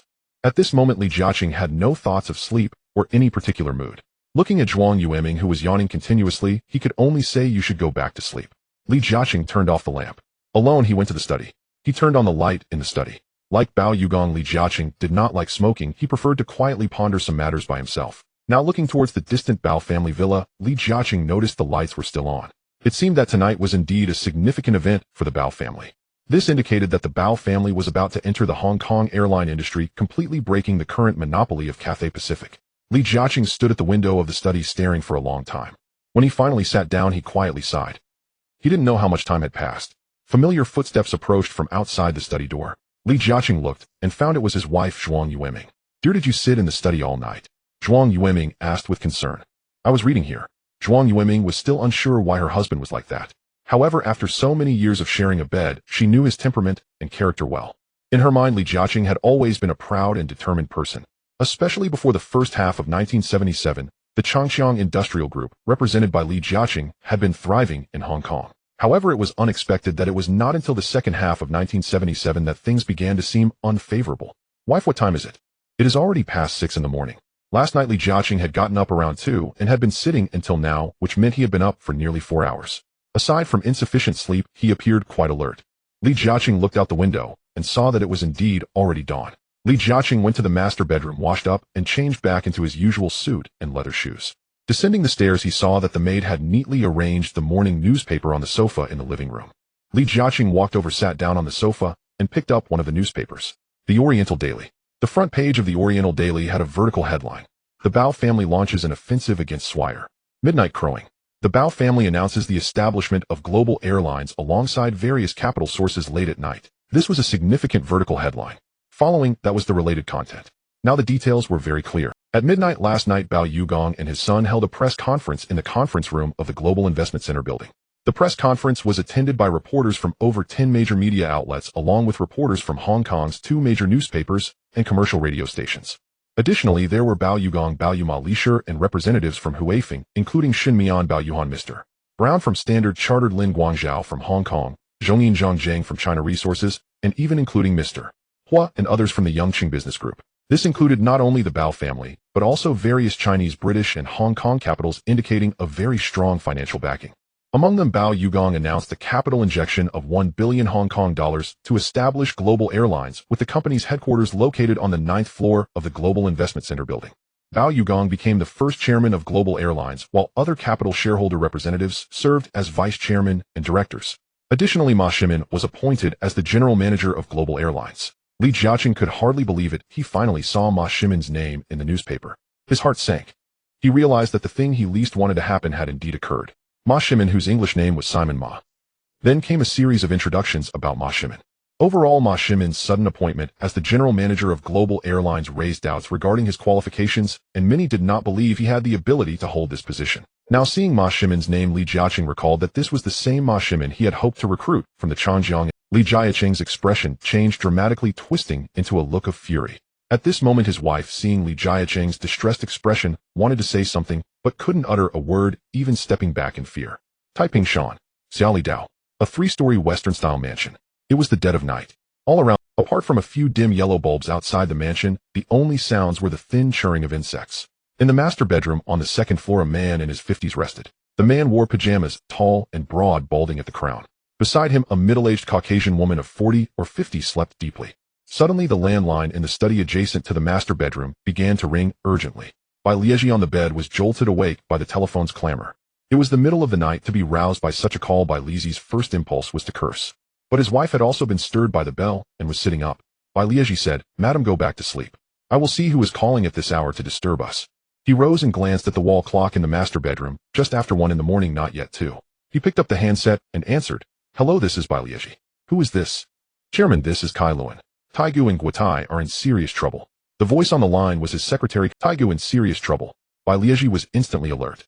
He was not only chairman of Taiga Group, but also held the chairmanships of Taigu Real Estate, Taiga Beverages, Taiga Sugar, and Guotai Airlines.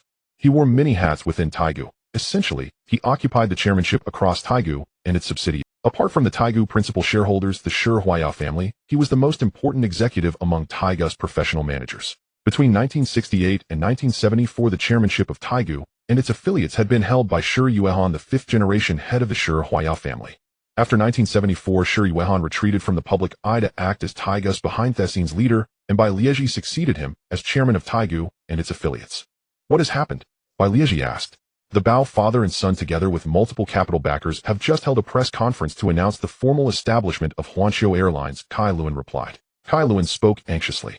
The news that the Bao father and son allied with other financiers had founded Huanqiu Airlines struck Bai Lieji like a thunderclap. He could hardly take it in. He listened as Kowloon rattled off a torrent of details. Taigu and Guitai were indeed in trouble and of a grave sort. When Bai Lieji had collected himself, he forced calm. Kowloon at once summoned the senior executives of Taiga Group and Guitai Airlines to the Taiga headquarters conference room and tell them to wait for me. He spoke then hung up. After a moment's thought, he picked up the phone again and dialed another number. It was about 2 o'clock in the morning in Xiangjiang and about 6 in the evening in London. The Shi Huaya family maintained a mansion on Taipingshan in Xiangjiang. Shi Yuehan sometimes lived in Xiangjiang, sometimes in London, and at times in Australia. Since Shi Yuehan was not in Xiangjiang now, he was most likely in London. Bai Lieji placed the call. After a short while the manners maid answered, he instructed her to notify Shi Yuehan to take the phone at once. In another room of the estate, when Shi Yuehan learned that Bai Lieji was calling from Xiangjiang, and sensed the urgency, he guessed that something had gone wrong at Taigu. Taiga's interests were vast and global in Nanyang, Australia, the Americas, Europe, and even on the mainland of. Yet Taiga's true core remained in Xiangjiang, especially its real estate and aviation businesses there, which produced its greatest profits. Bai Lieji, what is it? Shi Yuehan asked. Chairman Kowloon just called. The Bao father and son with other capital have suddenly announced the creation of Huanqiu Airlines. Among their backers are even Huifeng Bank and Jada Bank, which means Huifeng has betrayed our cooperation. Huifeng had been a close partner of Taigu. Indeed, Huifeng was Guitai's second largest shareholder. Yet the Bao family and other financiers had been plotting the formation of Huanqiu Airlines for a long time, and Huifeng had not informed Taigu at all. It now appeared that Huifeng had become a major shareholder of Huanqiu Airlines. In other words, Huifeng was not only the second largest shareholder of Taigu and Guitai, but likely the second largest of the Bao family's Huanqiu Airlines, as well. In effect, it stood to profit from both sides. What enraged Bai Lieji most was that Huifeng had never once notified them. Shi Yuehan, on the other end, was plainly shocked.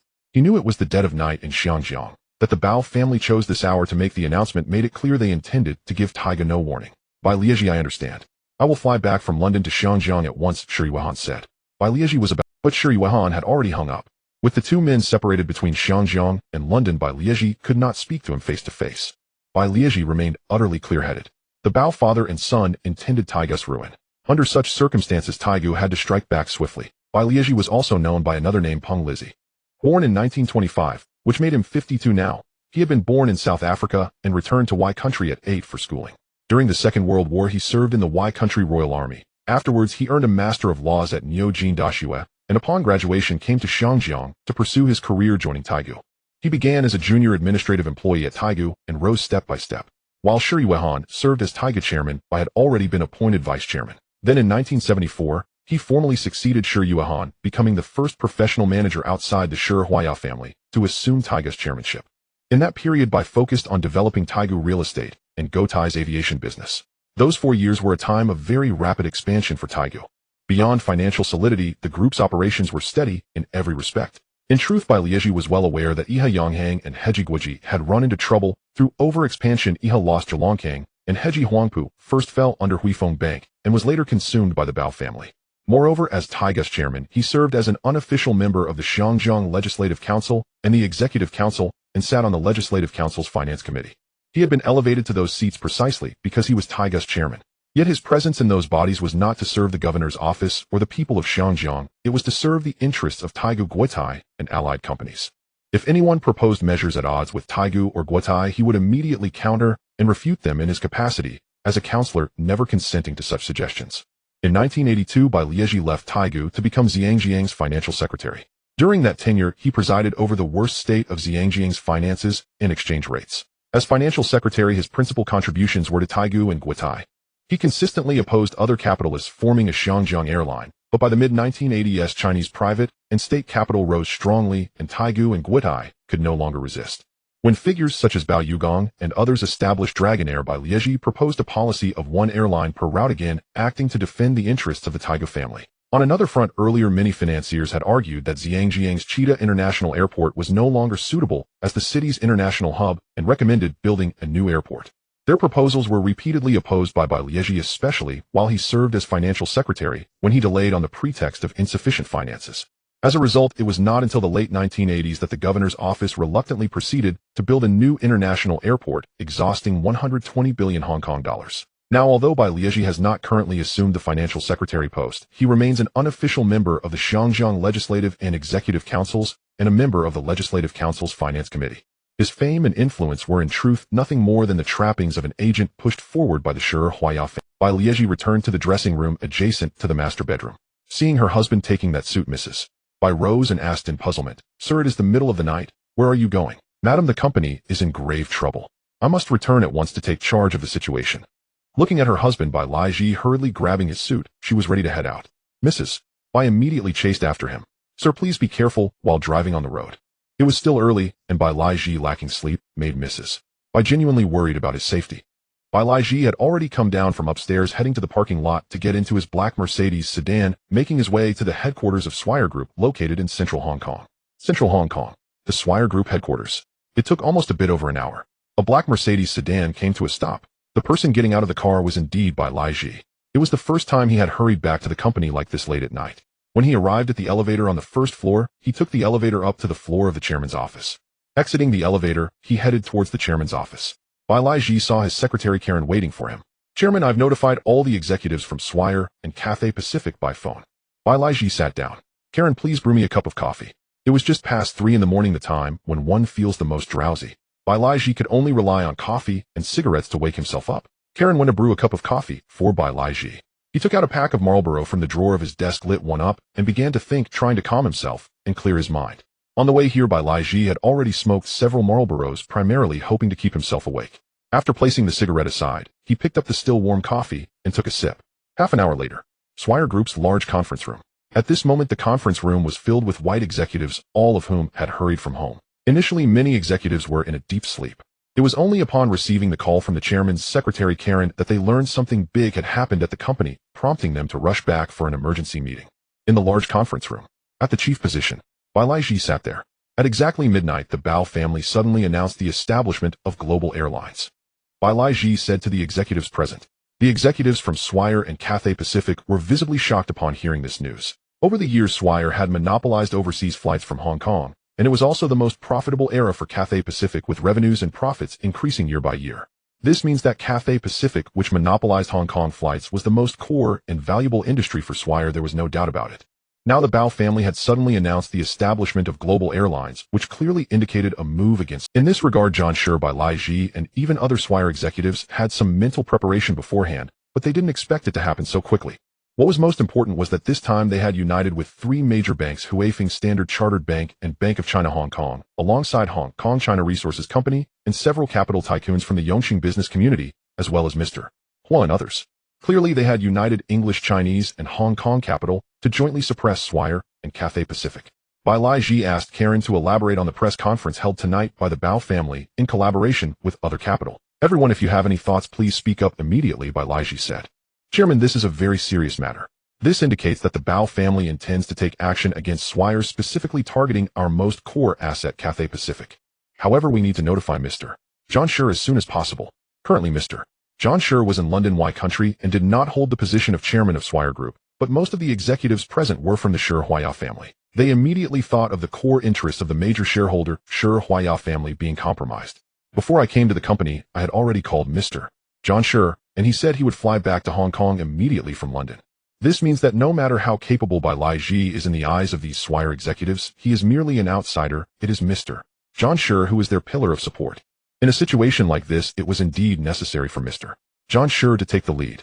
Chairman, I believe the sudden alliance of the Bao family with other capital to establish Global Airlines infringes on the core interests of both Swire and Cathay Pacific. We must strongly oppose this and demand that the Bao family and other investors withdraw from this airline, ideally leaving it as a mere name without normal operation. This means that the Bao family's airline must not be allowed to operate normally. The executives of Swire and Cathay Pacific are extremely domineering and absolutely do not permit any other third-party capital to establish an airline to compete with Cathay Pacific. Such matters had always been the case before. Whenever there was a hint of capital wanting to establish an airline, it would be immediately suppressed by Swire and Cathay Pacific. This executive continued, Chairman, how can we prevent the Bao family's airline from operating? According to the current aviation laws in Hong Kong, non-citizens of Y country cannot establish an airline. This was indeed the case. This regulation had been in place for a long time, specifically to limit Chinese capital from establishing airlines to compete with Cathay Pacific. Over the years, precisely because of this, no Chinese capital has been able to succeed. Other Chinese and British capital also dare not make a move. They fear not only Swire, but also Huifeng. From what I understand, the Bao family patriarch acquired citizenship of Y country in the 1960s, which means this law cannot restrict the Bao family. Another executive said, back then, in order to develop the shipping industry or to gain support from Huifeng Bao Gang, had obtained citizenship of Y country in advance. This means that this regulation under the Hong Kong aviation law can no longer restrict the Bao family from establishing an airline. If this aviation law cannot suppress the Bao family's alliance with other capital to establish an airline, we must seek other channels to continue limiting them. They had their methods. For example, Bai Laiji was a non-official member of both the Legislative Council and the Executive Council of Hong Kong. He could completely use his identity as a non-official member to limit the Bao family's global airlines, including proposing new bills in the council to restrict the development of the Bao family's global airlines. So how can we use other means to impose restrictions? As a non-official member of the two major councils in Hong Kong, the chairman can completely utilize his position to propose relevant regulations to restrict the Bao family's global shipping group, such as prohibiting global airlines from operating overseas flights and preventing similar routes and flights from appearing. Currently, all overseas flights are under our monopoly. As long as the Legislative Council of Hong Kong agrees to the relevant laws, even if the Bao family's global airlines has planes, they will not be able to fly overseas routes and flights. In the end, it will still be Cathay Pacific monopolizing overseas flights and routes. Bai Laiji was somewhat surprised, but he had to admit that the other party's thoughts were indeed quite good. In any industry in Hong Kong, a license was required to operate legally, from small newsstands and game rooms to taxis, and even to Hong Kong's various industries, including the two major power companies and the two major bus groups in Hong Kong. It is not that there is no other capital wanting to enter the two major power companies in Hong Kong. In reality, the Governor's Office of Hong Kong had predetermined that no third company would be allowed to enter through the licensing system. This involves the interests of early capital in Y country, and later also concerns the tax system interests of the Governor's Office of Hong Kong. This means that the Governor's Office of Hong Kong collects taxes through this monopoly licensing model. This ensures the interests of relevant compradors while also protecting the interests of the Governor's Office of Hong Kong and Y country in terms of taxation. As for the aviation industry, it has indeed been monopolized by Swire all these years fundamentally, because the Shi Huaya family has maintained their monopoly status through these connections. Now, with the rapid rise of Chinese capital and the decline of British capital, Swire had anticipated that the Chinese capital in Hong Kong would take action, but they did not expect that the Bao family, who held citizenship of Y country, would act in this way. For Swire, losing Cathay Pacific's monopoly over Hong Kong's aviation market would be equivalent to Jardine Matheson losing Wharf Holdings, or even akin to Jardine losing Hong Kong land. Such a thing is absolutely unacceptable for Swire. At this moment, Bai Laiji was discussing with those executives considering various counterattacks and response strategies. Basically, the situation now was that the Bao family's global airlines had already been established and complied with the aviation laws of Hong Kong, making it very difficult for Swire and Cathay Pacific to oppose. Most importantly, the Bao family now had significant influence and strong capital. This time, the Bao family had united with Huifeng and Standard Chartered Bank alongside Chinese and Hong Kong capital. These were things that Bai Laiji and the other executives had never anticipated. Everyone, it is inevitable that we must stop the Bao family's global airlines. However, how to do so legally, such as using business methods to prevent the Bao family's global airlines from operating normally, incurring losses, or even going bankrupt, is what we need to do. This was the high-level meeting convened by Bai Laiji regarding the internal response to the Bao family's global airlines by Swire and Cathay Pacific. It lasted from 3:30 in the morning until 5:30 before concluding. After the meeting, Bai Laiji returned to the chairman's office. He prepared to meet several individuals today, including the chairman of Huifeng Bank, Xinyan, Governor Mac Liho's secretary for administration, Sir David Akers-Jones, and Summer Ding Ji from the Hong Kong Treasury, etc. He hoped to gain support from the Governor's Office of Hong Kong. Ideally, if the Governor's Office declared that the Bao family's global airlines was an illegal airline that could not operate, it would be the best strategy. This means using administrative means to strike against the Bao family's airline. If he could not obtain official support from the Governor's Office of Hong Kong, he would have to resort to other means, including proposing relevant new bills in the Legislative Council and the Executive Council against the Bao family's airline. Of course, under unavoidable circumstances, Bai Laiji and the other executives had also considered underhanded methods. However, they would not resort to that unless absolutely necessary. January 16, 1979. Tuesday. A villa on the mid-slope of Deepwater Bay. The Bao residence. Although Bao Yugong and Bao Yu had returned very late the night before, the father and son nonetheless rose early out of habit. Especially since Bao Yugong was a workaholic who rose like clockwork. Bao Yu washed and dressed, came downstairs attended by Dai Shi, and found his grandfather and father in the living room, feet propped on the sofa, as they read the newspaper. Grandfather, father, good morning. Bob, good morning. Last night, Bao Xiaolong had not seen the two of them return and had gone to bed early. Reading the paper that morning revealed an unexpected truth: the father and son had accomplished something significant the night before. Bob, does the Bao family now own its own airline? Bao Xiaolong asked. Grandfather, you could put it that way. The Bao family is a major shareholder of Huanqiu Aviation Company. That's wonderful. Oh, it is the dream of my lifetime. Bao Xiaolong had once run a modest shoe business in Jiangxing. He never imagined that after Bao Yugong moved to Xiangjiang, his ventures would grow so vast, none more so than this grandson. Bao Yu sat between his grandfather and father and said, Grandfather, now that the Bao family has founded Huanqiu Aviation Company, I fear the road ahead will not be smooth. At present, Xiangjiang's main media were reporting only the announcements from last night's press conference. There was as yet no news concerning Taiga Guotai by Lieji, or even the Shi Huaya family. Bao Yu suspected that Taiga would learn of the move and would react vehemently. My dear grandson, how do you intend to respond? Bao Xiaolong asked. Grandfather, father, and I have already discussed it. Now we merely await the spectacle, Bao Yu replied. After breakfast, he drove back to the Huanqiu Investment Center tower. On the 21st floor, Bao Yu had just arrived.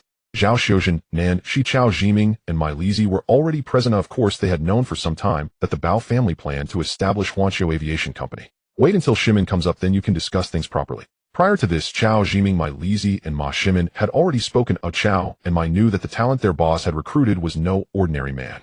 Bao Yu entered his office and stood at the window, gazing into the distance. He knew that when the Bao family announced Ma Shimin as general manager of Huanqiu Aviation Company, two people would be most displeased. One was Bai Lieji. He opposed the Bao family's founding of Huanqiu Aviation and their entry into Xiangjiang's aviation market. As for who Ma Shimin was, he likely had no notion. The other was Li Jiaqing. At the thought of Li Jiaqing, Bao Yu could not help but smile.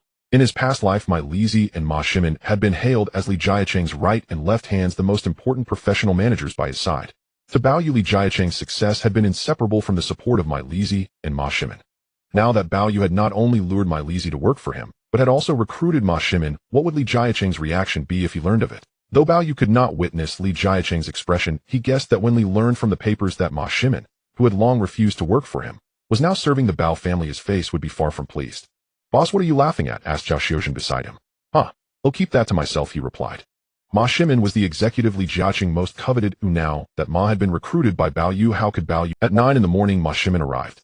After greeting Bao Yu and then Zhao Xiuzhen, Chao Jiming, and Mai Lizi, they exchanged brief pleasantries. Boss, I'm sorry, something happened at home. Something happened at home. Bao Yu asked at once. Shimin, what happened? It's the modest apartment I used to rent in central Xiangjiang. Someone splashed paint on it this morning. In truth, my wife and child moved to Tapingshan on Sunday, so I thought all was settled. The paint attack was only reported to me when the estate guard told the former landlord, who then phoned me. Ma Shimin's former rental had been vandalized with paint. Upon hearing this, Mai Lizi and the others understood that someone was resorting to dirty tricks to intimidate Ma. Having announced Ma Shimin as general manager only last night, now his former residence had been targeted. Of course, Ma and his family had moved to Tapingshan on Sunday, though presumably those perpetrators did not know the family's new address. Shimin, someone is likely stirring trouble behind the scenes. For the time being, whether you are coming or going to work, you'll have 2 bodyguards accompany you. Ma had only just begun working for him, and such an incident had already occurred. Bao Yu naturally did not want anything to happen to Ma. Losing such an important professional manager would be a grave blow. Boss, I was once a seaman and even served as a mercenary. As such tactics do not intimidate me. Instead, they stoke my hatred for our rivals. Ma knew that the Bao family's Huanqiu Aviation's competitors would be Taigu and Guotai. In other words, these acts were likely orchestrated on Taiga's behalf. Shimin, be careful nonetheless. Touched by Bao Yu's concern, Ma was moved. Then they proceeded to the conference room. This time, Ma had come to request a roster of executives from Heji Huangpu and related concerns. Aside from Ma as general manager, Chairman Bao Yugong and the other major shareholders, the vice chairman would not interfere in Huanqiu Aviation's operations. In other words, Ma would have to personally recruit the other executives. Heji Huangpu offered the largest pool of available talent. Thereafter came Zhelongkang, Xiangjiang Electric Light Group, Qingzhou, Ingni Zhonghua Meiqi, and so on. Additionally, Huanqiu Shipping Group and Yazhou Shipping Group also housed many executives. After Ma obtained those lists, he set about the work of selection. Bao Yu reminded him, Shimin, our rivalry with Taigu has only just begun. Beyond safeguarding your personal security, the most important thing is to seize the first victory. Only then can we successfully strike back at Taigu and Guotai. Boss, rest assured, Taigu and Guotai have underestimated us. Ma took the elevator down to the general manager's office on the 9th floor. Ma pored over those lists. Executives for every department of Huanqiu Aviation would need to be newly recruited. Among them, the operations department responsible for flight scheduling and management, the maintenance department charged with aircraft upkeep and repairs, the ticket sales department responsible for ticket sales and customer relations, customer service handling passenger care, the a security department overseeing company safety and ensuring flight. In truth, an airline involves many departments. With the Bao family's Huanqiu Aviation starting from scratch with nothing, the endeavor seemed daunting. However, the Bao family possessed overwhelming advantages. The Bao family already operated Huanqiu Shipping Group and Zhangjiang's two major bus conglomerates. Their management models were strikingly similar, one maritime, the other terrestrial. Now they were venturing into aviation. Taigu had in earlier years grown by acquiring the small Guotai company and had accumulated some 30 to 40 years of experience, rich indeed. But to Ma Ximen, such pedigrees counted for little. The Bao family was amply stocked with executives and possessed abundant capital. He would sift through these executive rosters to assemble a plentiful leadership team for Huanqiu Aviation. The selected managers would then take on whatever duties were required. For instance, they would procure aircraft abroad, particularly from Europe and North America, and recruit seasoned pilots with the appropriate experience. According to the plan conceived by Ma and the father-aunts and Baos, they could first acquire a few second-hand wide-body airliners, secure the Yanjing routes, then purchase more large aircraft and recruit additional veteran pilots. Ma Ximen gazed at the list, lost in thought. He suddenly realized that the senior executives of global airlines could be recruited from the likes of Hochtief, but hiring experienced aircraft maintenance engineers, seasoned pilots, and flight attendants may be feasible in the short term, yet detrimental to the airline's long-term growth. In other words, aircraft maintenance engineers, pilots, and flight attendants all require training through their own institution. Of course, cooperation with overseas aviation universities is also an option. To this end, Ma Ximen meticulously drafted a development plan for global airlines. This plan includes the establishment of an affiliated aviation academy or training institution to specifically cultivate their own pilots, maintenance engineers, flight attendants, and security personnel. Additionally, consideration could be given to collaborating with overseas aviation universities, including those in Europe and America, for training purposes. In fact, training a pilot incurs significant costs. Such pilots are exceptionally rare. Not only do they enjoy high salaries and benefits, but the airline must also invest substantial resources to recruit or train such a group of pilots. In contrast, training flight attendants is considerably simpler.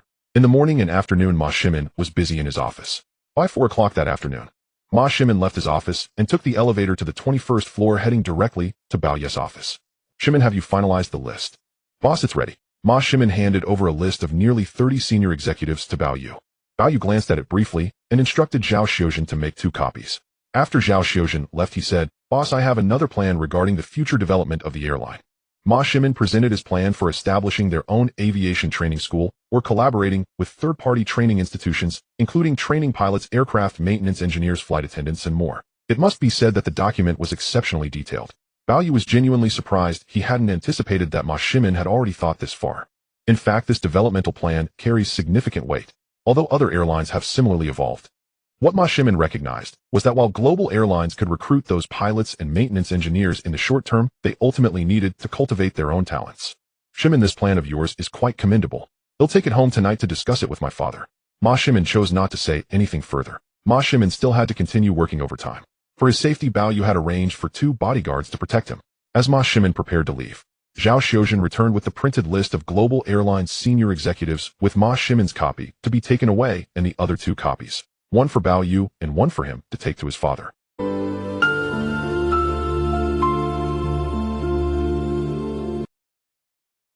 Upon getting out of the car, he saw his father, mother, grandfather, and Daisy waiting for him.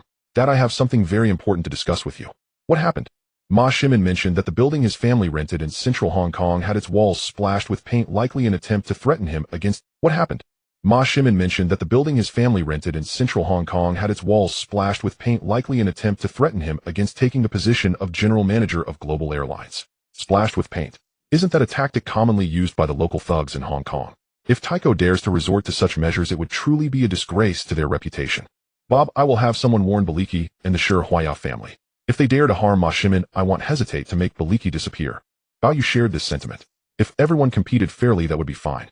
However, if they dared to use such unscrupulous means, Bao Yu certainly wouldn't be afraid. Dad, this is the list of senior executives Ma Ximen selected for global airlines. Now Bao Yugong served as the chairman of global airlines. Although he did not interfere in the management of the airline or the important affairs of senior executives, he still wanted to review them. Bao Yugong looked over the list selected by Ma Ximen and could tell that Ma Ximen was indeed quite capable. Not bad, this mister. Ma is truly talented. Dad, I have a question for you. Go ahead. How did you develop the shipping industry back in the day? Bob, that's a long story. Initially, all I did was buy an old ship, and then I kept acquiring more, including collaborations with Huifeng Bank, Eastern Shipyards, and Eastern Shipping Companies. Of course, Bao Yu was already aware of this. He wasn't referring to that. Dad, did global shipping rely solely on? Of course not. Relying solely on recruitment wouldn't lead to development.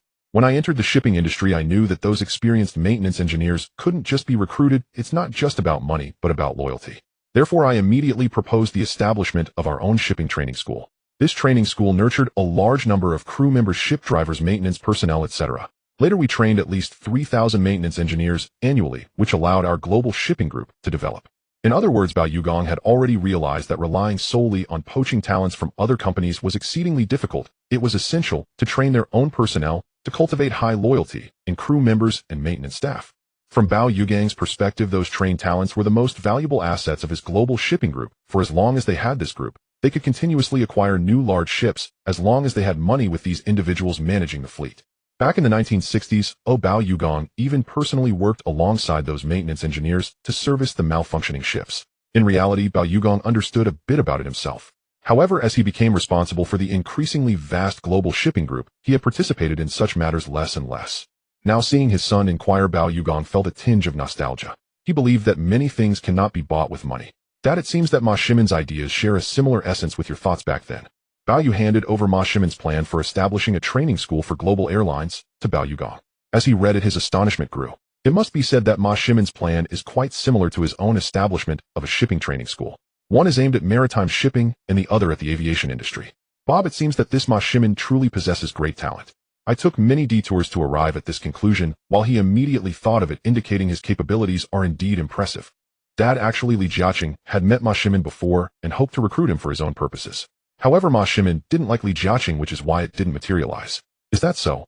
Bao Yugong was even more surprised. It seems that this Ma Shimin is indeed quite remarkable. Moreover, what surprised him even more was that the talent Li Jiaqing had repeatedly failed to recruit was willing to work. January 17, 1979. Wednesday, 1625. Xiangjiang Cheetah International Airport. An international flight direct from London's Zisilu International Airport touched down safely on the runway. Most of the passengers disembarking were white and Chinese travelers. Amid the crowd stood a tall white man in a heavy coat, his hair white and his nose aquiline. He was none other than Shi Yuehan, the fifth-generation head of the Taigu Shi Huaya family and the son of the previous family head Shi Yueka. At that time, Shi Yueka was 86 and had entrusted family and company affairs to his son Shi Yuehan. While at his estate in London, Shi Yuehan received a call from Bai Lieji, who informed him that the Bao father and son, together with 2 British banks, as well as Chinese and overseas Chinese capital, were moving into Zhangjiang's aviation industry to form Huanqiu Airlines. Shi Yuehan went to his elderly father Shi Yueka and told him about the matter. Shi Yueka had made tremendous contributions to Taigu. During his tenure as chairman of Taigu Group, he moved assets from Shenzhen to Xiangjiang, rebuilt the paint and sugar industries, developed the dockyards, entered aircraft maintenance, invested in Guotai, and in 1959 led Taiga's shipyard and engineering company to list in Xiangjiang. In 1965, they acquired the Xiangjiang soda factory and wrested the Coca-Cola Asia Pacific Agency from Iha. From then on, Taigu handled the Coca-Cola Agency for Xiangjiang and many parts of the Asia Pacific region. It could be said that Shi Yueka has shaped much of Taiga's modern development. Before Shi Yuehan flew from London to Xiangjiang, father and son had already discussed the matter. Shi Yueka warned that with the coming of 97, many uncertainties lay ahead for Xiangjiang, yet since the 1970s, Chinese capital in Xiangjiang had risen while British capital declined. That trend was in his view unavoidable, unless Taigu and other British investors abandoned Xiangjiang or the Asia-Pacific market, which Shi Yueka considered impossible. Moreover, the Bao family's sudden announcement to establish Huanqiu Airlines struck Shi Yueka as extremely shrewd. Besides Bao Yugong's use of his country-wide nationality, their plan complied with Xiangjiang aviation laws, and thus could legitimately establish a new airline. That the Bao father and son had allied with other British, overseas Chinese and mainland Chinese capital to share the risks of entering aviation further demonstrated their acumen. From Shi Yueka's perspective, it was simply impossible for the Shi Huaya family to block the Bao family and other Chinese capital from entering Zhangjiang's aviation industry. In other words, any monopoly they enjoyed could only be temporary, not eternal. Even without the Bao family, other Chinese capital would press into the aviation sector. Of course, Shi Yueka thought they could at most delay or hinder developments, preserving Taigu and Guotai's current advantage in Zhangjiang's aviation market. He believed Huanqiu Airlines would gradually catch up with Taigu Guotai in the Xiangjiang market. Even so, the Shi Huaya clan knew they would not surrender the market easily to Huanqiu Airlines. Father and son finished their discussion. Shi Yuehan cut short his holiday in London and flew to Xiangjiang. It was bitterly cold in London at the moment. Here in Xiangjiang, daytime temperatures hovered around 20 degrees Celsius. Evidently, Xiangjiang was much warmer and more pleasant than London. Passengers wearing heavy coats had not felt the difference aboard the plane, but once ashore, Shi Yuehan and the others immediately sensed the warmth and began to shed their outerwear. Rather than taking the ferry at the airport pier, Shi Yuehan went outside and climbed into the Rolls-Royce that was waiting for him. The car departed. Taiping Mountain Mid-Level Villa. Shi Yuehan's home. Taigu owned many properties in Shanghai. This mid-level villa on Taiping Mountain was only one of the Shi Huaya family's residences. Previously, it had been occupied by his father Shi Yueka. After Shi Yueka returned to London to retire, the house passed him. The Rolls-Royce stopped and the door opened. The elderly butler and a maid stepped out to greet him. "Welcome home, mister," the butler said. Butler informed by Liegi that I have arrived at the villa. "Yes, mister." Shi Yuehan. The butler went to call by Liegi. Shi Yuehan returned to the familiar villa courtyard. Standing there and gazing out toward Waidulia Gangjulong Peninsula, Xiangjiang Central District, and the surrounding Taiping Mountain scenery, he had to admit the view was splendid. Most importantly, Xiangjiang was warm. Though the winds on the mid-level slopes were strong, it was far more comfortable than London's sub-zero temperatures and its persistent drizzle. Shi Yuehan sat down, settling into the chair with practiced ease. The butler, having served both Shi Yueka and Shi Yuehan for years, knew his master's temperament intimately. He produced a box of Cuban cigars. After the butler clipped and lit one roughly the thickness of a finger with a special cutter, Shi Yuehan took it and began to smoke. "Mister Shi Yuehan, I have just called Mr. by Liegi. He said he will hurry over from Taiga Group headquarters to see you at once." Shi Yuehan inhaled deeply on the cigar, the single breath sharpening his thoughts. "Is the old master in?" The question referred to Shi Yueka. "He is all right, though my father is advanced in years and plagued by recurring ailment. I have told him as much," said Shi Yuehan. The butler added, "The estate in London is too cold in winter. It is not as comfortable as Xiangjiang. I believe the old master would be better off retiring here. I have urged my father to return to Xiangjiang to retire, but he insists on staying in London. There is nothing I can do." They exchanged question and answer. A little over an hour later, a black Mercedes-Benz drew up. Alighting from the car was by Liegi, chairman of Tai. Since the Bao father and son's announcement of Huanqiu Airlines in the early hours of last night, Bai Liegi had eaten poorly and slept little. He looked somewhat haggard. So far, neither Bai Liegi, the Shi Huaya family Taigu, nor Guodai had made any official statement concerning the Bao family's formation of Huanqiu Airlines. Although many reporters sought interviews with Bai Liegi and other executives of Taigu and Guotai, both companies remained evasive and declined to comment. Reports circulated that the home of Ma Shimin, the inaugural general manager of Huanqiu Airlines, had been splashed with paint. The incident spread quickly and fingers pointed squarely at Taigu and Guotai. Executives at Taigu and Guotai still offered no response. It was clear that Bai Liegi was waiting for Shi Huaya to return to Xiangjiang, so that after consultation, they could determine their response to the Bao family's Huanqiu Airlines. "Chairman, I have arrived." After ringing the bell, Bai Liegi was shown inside by the butler. Seeing Bai Liegi come in hurried and somewhat worn, Shi Huaya set aside his unfinished cigar and said, "Bai Liegi, thank you for coming." January 19, 1979. A Friday morning at a mid-hill villa in Deepwater Bay, the Li family estate at dawn. Li Jiaqing was already up. Since learning that Ma Shimin, whom he had long regarded highly, had joined the Bao father and son's newly established Huanqiu Airlines, he had been unsettled. It took Li Jiaqing several days to compose himself. Now he descended from the upper floor. His wife, Zhuang Yueming, looked at him and said, "Sir, Taigu and Guotai are going to move against the Bao father and son." Li Jiaqing walked over, picked up the Xingdao Daily, and began to read. The paper made the situation plainly clear. At 6 o'clock last night, Taigu Group, Taiga Properties, the chairman of Guotai, and Xiangjiang Legislative Council non-official member, Bai Liegi, issued a statement regarding the Huanqiu Airlines recently formed by the Bao father and son together with Xiangjiang British Overseas Chinese and Mainland Chinese Capital. First, Bai Liegi asserted that Huanqiu Airlines controlled by the Bao father and son was illegal because forming an airline in Xiangjiang requires a license issued by the governor's office to operate lawfully. At present, Huanqiu Airlines, under the Bao's control, had not obtained any legitimate operating license. Second, Bai claimed that Huanqiu Airlines was a mere shell company. Aside from announcing injected capital and naming 2 key executives, there was nothing else, hardly more than a facade.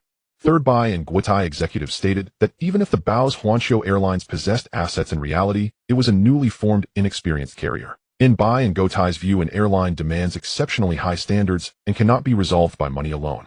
They warned Xiangjiang passengers not to board such 3No aircraft, even if Huanqiu owned planes, because they were prone to danger. At last night's press conference, Bai and other Guotai executives launched a fierce counterattack against the Bao family's new airline. Li Jiaqing watched. It was clear that Bai and Guotai were genuinely rattled. In truth, the reasons they cited amounted to very little. "Sir, it seems the Bao's Huanqiu Airlines has struck at Taiga's core interests. This time, they truly mean to take them down," Zhuang Yueming said at his side. Li Jiaqing understood that the Bao father and son were far more formidable than people imagined. On Taiga's side, the fact they waited so many days before responding made it obvious that their behind-the-scenes leader Shi Yaoan had returned to Xiangjiang. "I fear the Baos will win this time." Li Jiaqing sensed that the Baos had already laid plans in advance. For Li Jiaqing, the greatest losses might be twofold. First, Ma Shimin, whom he had his eye on, was already working for. Second, the Baos had rallied other capital to form Huanqiu Airlines without inviting the Li family. Deepwater Bay Midhill Villa. At the Bao household, Bao Yu had just risen and descending from the upper floor saw his grandfather and his father reading the newspaper. They looked up as he came down. Bob Taigu and Guotai have made a move. As Bao Yu approached, Bao Yugong handed him the paper. Dad, unless something unexpected happened, Shi Yaoan, the fifth-generation head of the Shi Huaya family and a major Taiga shareholder, has returned to Xiangjiang. Bai probably met him in person before issuing his response. To Bao Yu, Bai seemed more like Shi Yaoan's vassal and agent executive at Taigu. As for the relationship between Niu Bijian and the Iha major shareholder Yusik family, it bore some resemblance to that between Bai and the Shi Huaya family, yet it was different. Ultimately, it was the Shi Huaya family that held more shares and greater power within Taigu. Dad, rest assured. Ma Shimin will handle it, Bao Yu said. Bao Yu naturally trusted Ma Shimin's capability. Moreover, Taigu and Gotai's reaction had long been within his expectations.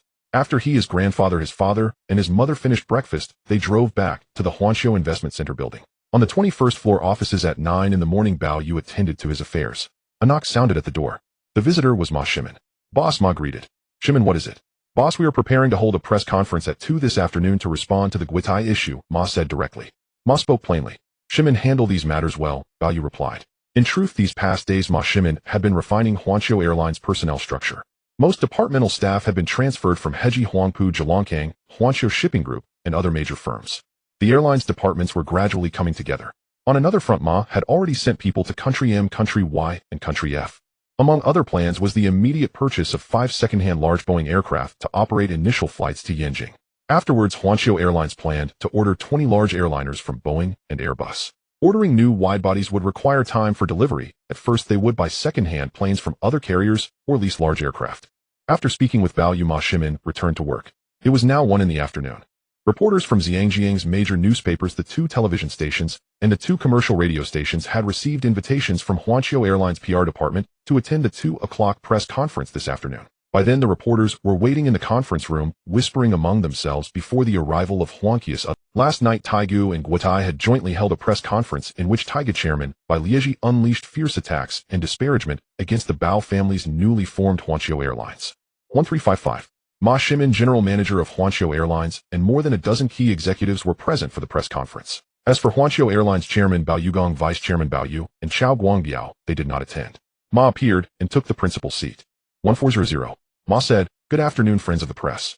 I am Ma Shimin, general manager of Huanqiu Airlines. I will host today's press conference. Before we begin, allow me to introduce the executives present." After Ma introduced them one by one, the reporters were genuinely astonished. They had not expected Huanqiu's personnel structure to be so swiftly complete, and that these executives had been drawn from major listed companies such as Heji Huangpu. I now declare this press conference officially open. First, I can assure everyone present, as well as Xiangjiang's citizens and passengers, that the establishment of Huanqiu Airlines complies with Xiangjiang law and is not, as some have claimed, an illegal operation. Second, Huanqiu Airlines is large in scale. The initial registered capital of 1 billion Hong Kong dollars has been fully paid in, and more funds will be injected progressively as the company grows. Third, although we are newly founded and may appear inexperienced, we have recruited talent from around the world who, our pilots in particular, are highly seasoned, in no way inferior to those of any airline. On the contrary, that established carrier has experienced numerous incidents over the past 2 or 3 decades, some catastrophic, yet, because it monopolized Xiangjiang's aviation, they were largely disregarded. Ma recounted before the reporters how Guitai had suffered various accidents across these decades, including several major disasters with many passenger fatalities. Fourth, the appearance of Huanqiu Airlines inevitably means competition with an existing carrier. However, we insist on fair and just competition, competing on ticket prices and passenger service, not by resorting to improper means to strike or slander a third party. Fifth, Huanqiu Airlines will establish an aviation training academy and cooperate with related domestic and overseas aviation institutions to cultivate more talent for the company. That announcement astonished the reporters. If true, Huanqiu would be preparing a decisive blow against Guitai. After all, the Bao family's Huanqiu Shipping Group had risen in much the same fashion. Sixth, we have already begun preparations to open our inaugural route, though the specific route will not be disclosed at present. The reporters were stunned again. They had assumed Huanqiu would need at least 6 months before launching a first route. Now Ma was announcing the imminent opening of that route. What did this signify? It signified that the Bao's Huanqiu Airlines had long prepared to confront Taigu and Guitai. In the central district of Xiangjiang, at the Taiga Group headquarters within the chairman's office, Bai Lieji was attending to. At that moment, Ma Shimin was holding a press conference at the Huanqiu Investment Center. A direct counterattack to the conference by Liegi and Guitai had convened the previous night. Although the news had not yet been formally reported, it spread swiftly, and Taiga's people obtained it immediately. Chairman Huanqiu Airlines has just held a press conference. Someone knocked and entered. Bai Liegi looked up to see the head of the public affairs department. What did they say? The head of Taiga's public affairs dared not speak, and simply handed Bai Liegi the transcript of Ma Shimin's remarks at the press conference. Bai Liegi took the paper, and his expression instantly darkened. From what he read aside from Ma Shimin's rebuttals aimed at him and Guitai's executives from last night, Ma Shimin had made it explicit at the press conference that the company monopolizing Zhangjiang's aviation industry was none other than Taiga's Guitai. Ma Shimin argued that under Guitai's monopoly there had been numerous air incidents over the years at Zhangjiang's Cheetah International Airport and overseas. Some reported, others hushed up. Facing the reporters, Ma Shimin recited item by item the accidents Guitai had been involved in across the years, an assault that undoubtedly infuriated Bai Liegi. Moreover, Ma Shimin claimed that Guitai's stranglehold had driven up fares for Xiangjiang passengers and fostered poor service attitudes. Such circumstances were disastrous for Zhangjiang's aviation sector and service industries and could tarnish Zhangjiang's stature as an Asia-Pacific, even international aviation hub. Therefore, Ma Shimin insisted Xiangjiang must have two airlines openly competing on ticket prices and service standards rather than one sustaining profits through monopoly. Reading the press release, Bai Liegi felt as though Huanqiu Airlines, represented by Ma Shimin, had dealt him a public slap. Over the years, Guitai's service had indeed deteriorated. Complaints from Xiangjiang and foreign passengers abounded, and at root this decline stemmed from Guitai's monopoly, which bred indifferent attitudes even among flight attendants. Furthermore, during holidays, Guitai raised fares significantly, making them conspicuously more expensive than many international carriers. In truth, many factors contributed. Under monopoly, the comportment of Guitai's executives, and even its pilots and cabin crew, was markedly different. With a single dominant airline, passengers seeking flights to overseas cities often had no choice but Guitai. That was unless other airlines operated at Zhangjiang's Cheetah International Airport. But currently most routes and flights at Cheetah International were monopolized by Guitai. Carriers from Europe, America, even Xinjiapo had their main hubs elsewhere, so their services were limited.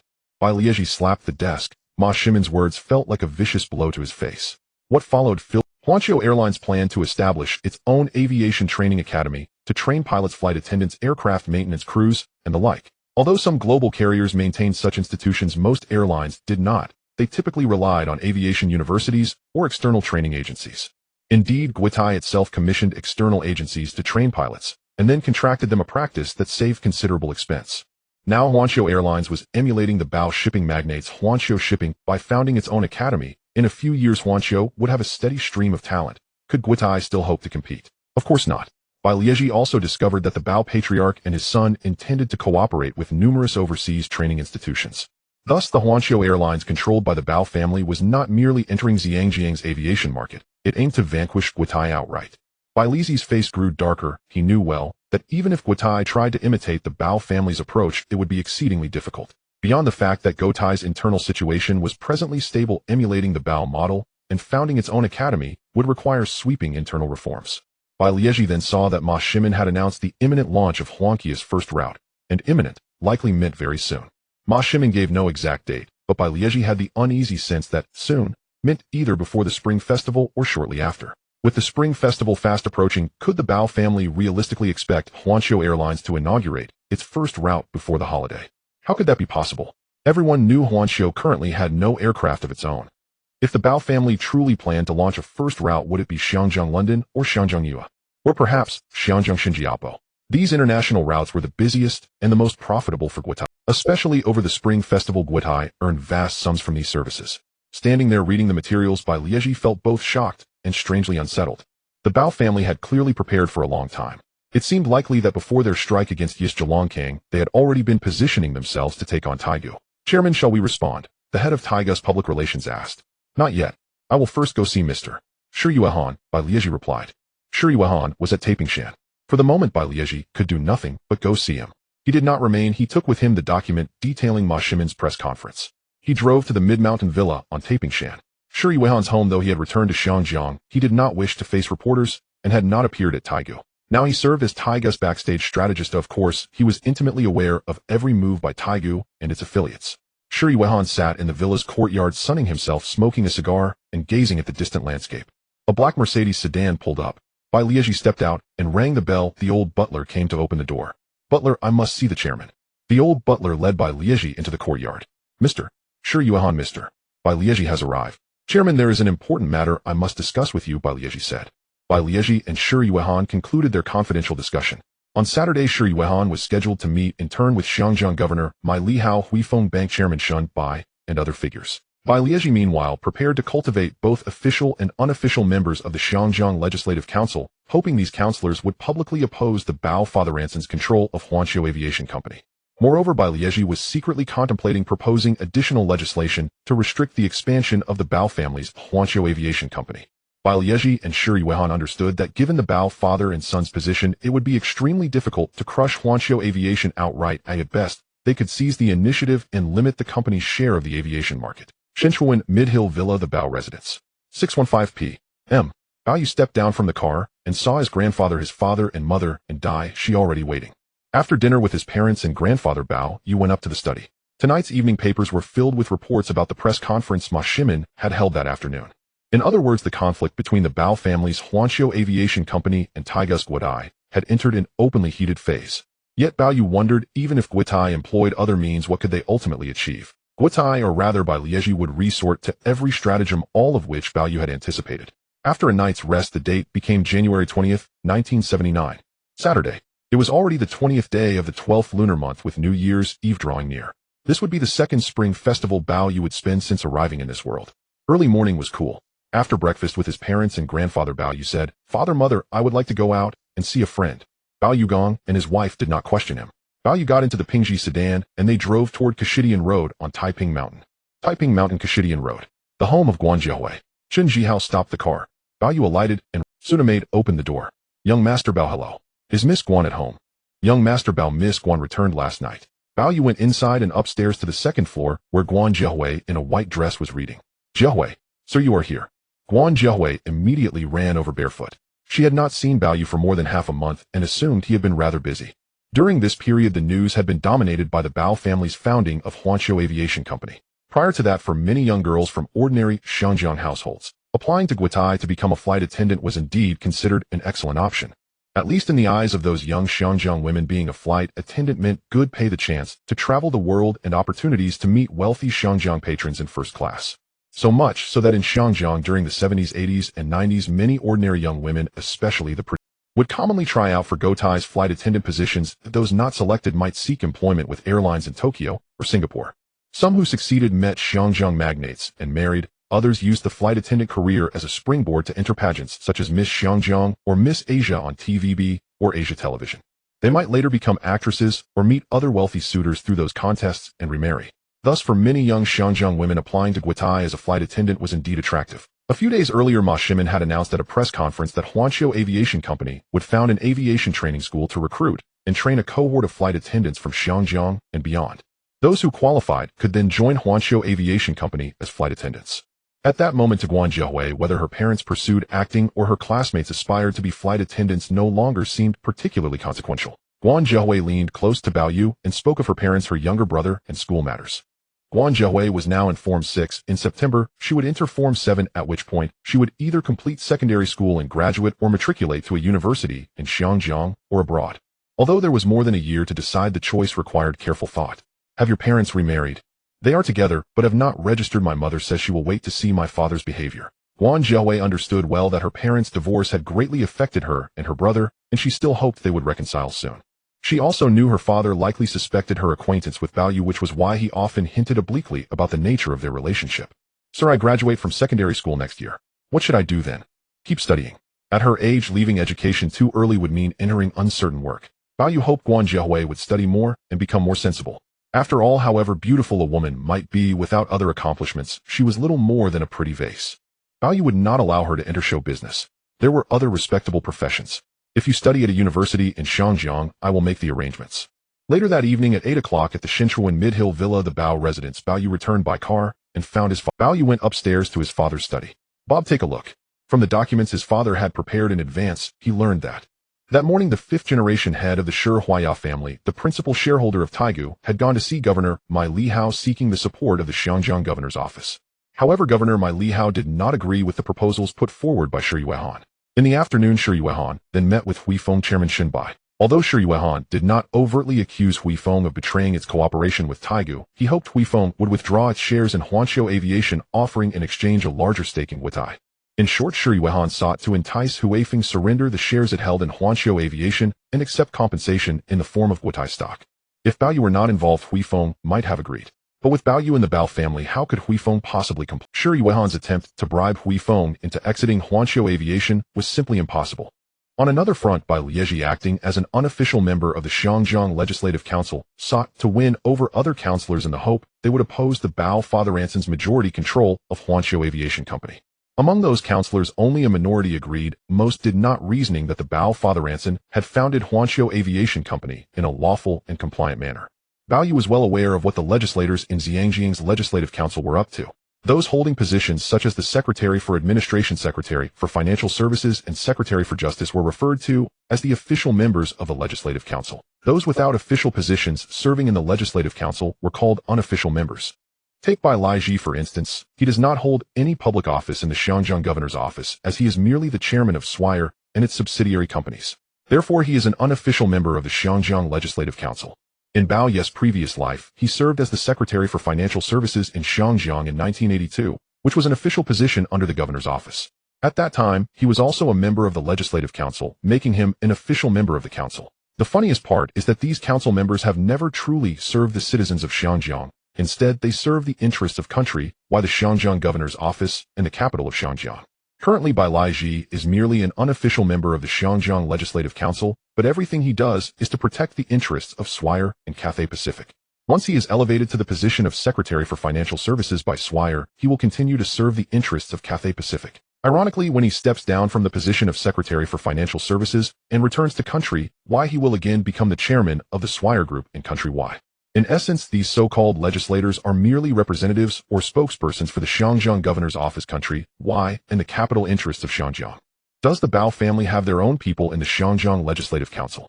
Of course they do. For instance, the chairman of Huifeng and the general manager of Standard Chartered Bank are unofficial members of the Legislative Council, representing not only their own bank's interests. The Bao family collaborates with them, making them one of the Bao family's representatives in the Legislative Council. Therefore, Bai Lieji's attempt to rally all or most legislators against the Bao family's controlled Universal Airlines is utterly impossible.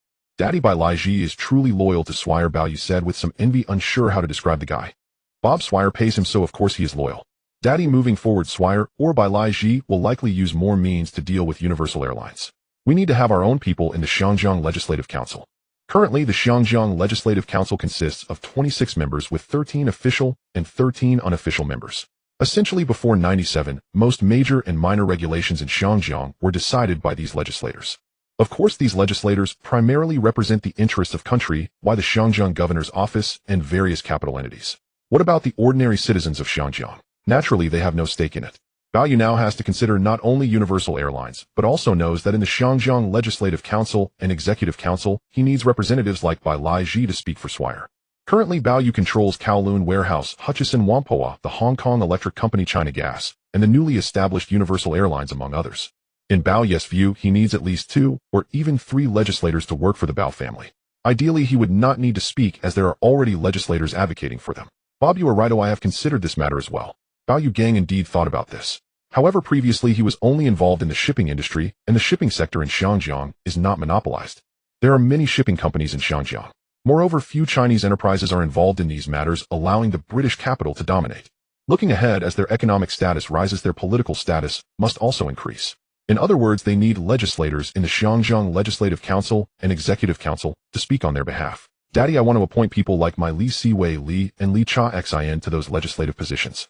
Currently, the members of the Xiangjiang Legislative Council and Executive Council are appointed by the Xiangjiang Governor's Office and Country Y, meaning they are not elected.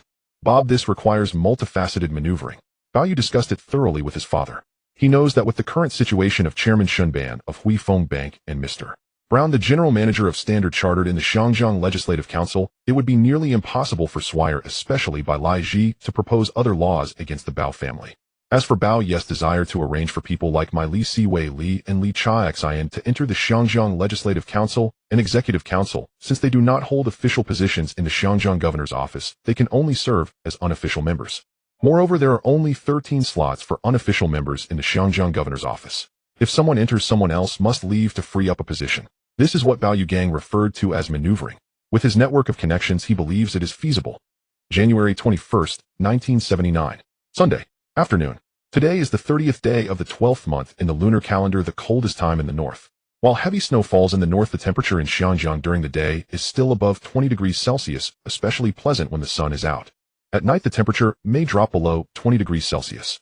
At the peak, in the hillside villa of the Shi family. On Saturday, Shi Yuhan met not only with Governor Ma Lihao, Secretary for Administration Ji Da, and Secretary for Financial Services Xia Dingji, but also with Shun Ban, the chairman of Huifeng Bank. Shi Yuhan hoped they would support Swire and the Shi family from the perspective of British capital.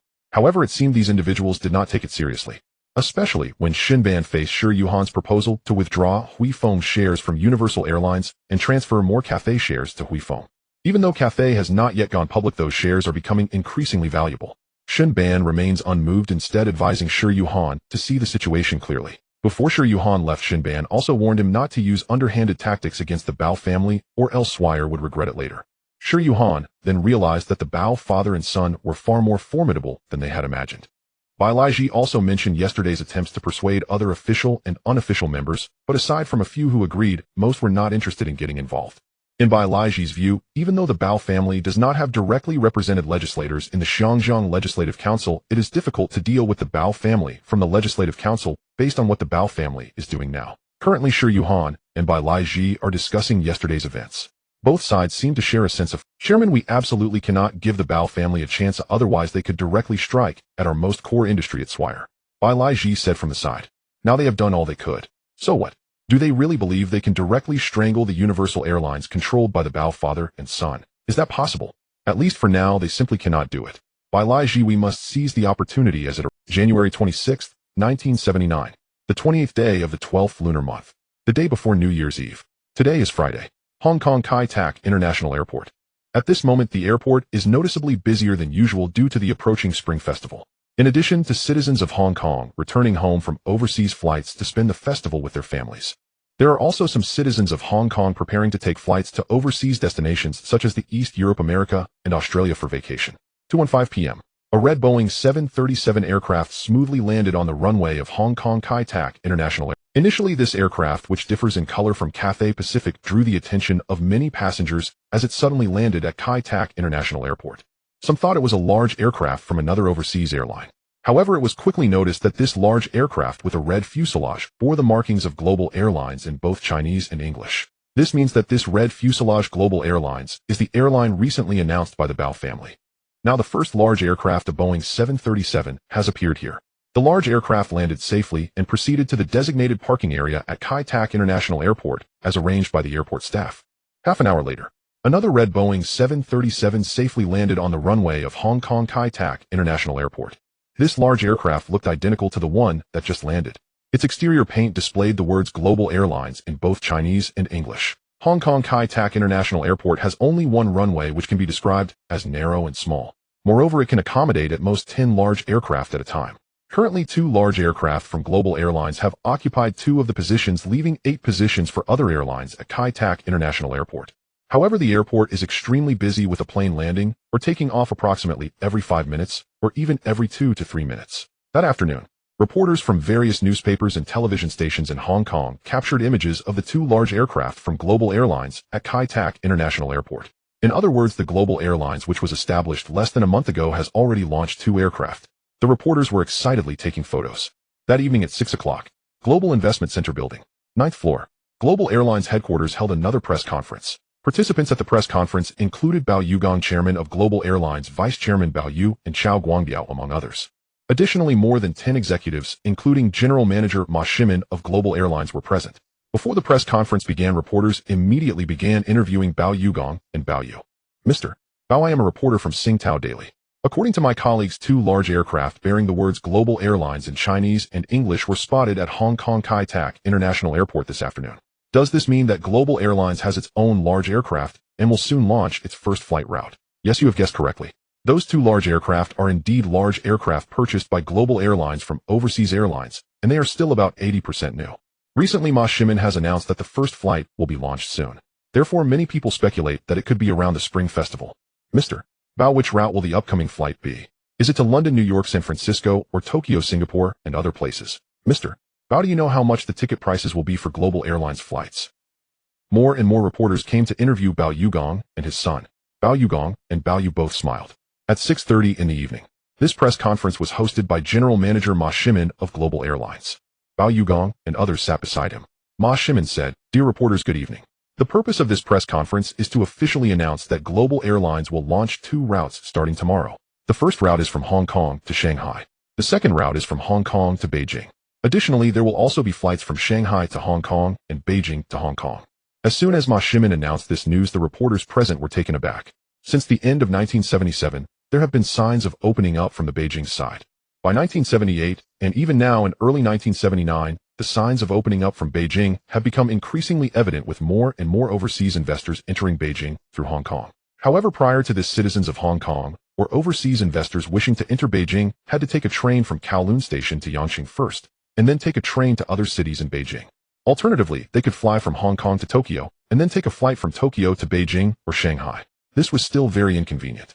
Ultimately, it was because Cathay Pacific did not have flights to Beijing before. Now, many had speculated that the Bao family-controlled Global Airlines would fly to overseas cities, but unexpectedly the flights would be to the 2 major cities in Beijing. One is Beijing. The other is Shanghai.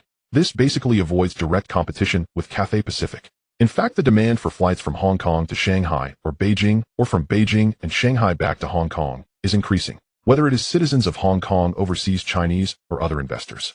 In other words, the Bao family-controlled Global Airlines directly announcing flights to the 2 major cities in Beijing basically does not compete with Cathay Pacific for customers. However, this could mean significant losses for Cathay Pacific. After all, Beijing is a large country with a vast population. Even if the number of passengers flying is not high, it is still a very large market. Ma Shimin's statement left the reporters present truly astonished. Secondly, our Global Airlines does not only have 2 large aircraft, there will also be a 3rd to a 10th aircraft coming soon.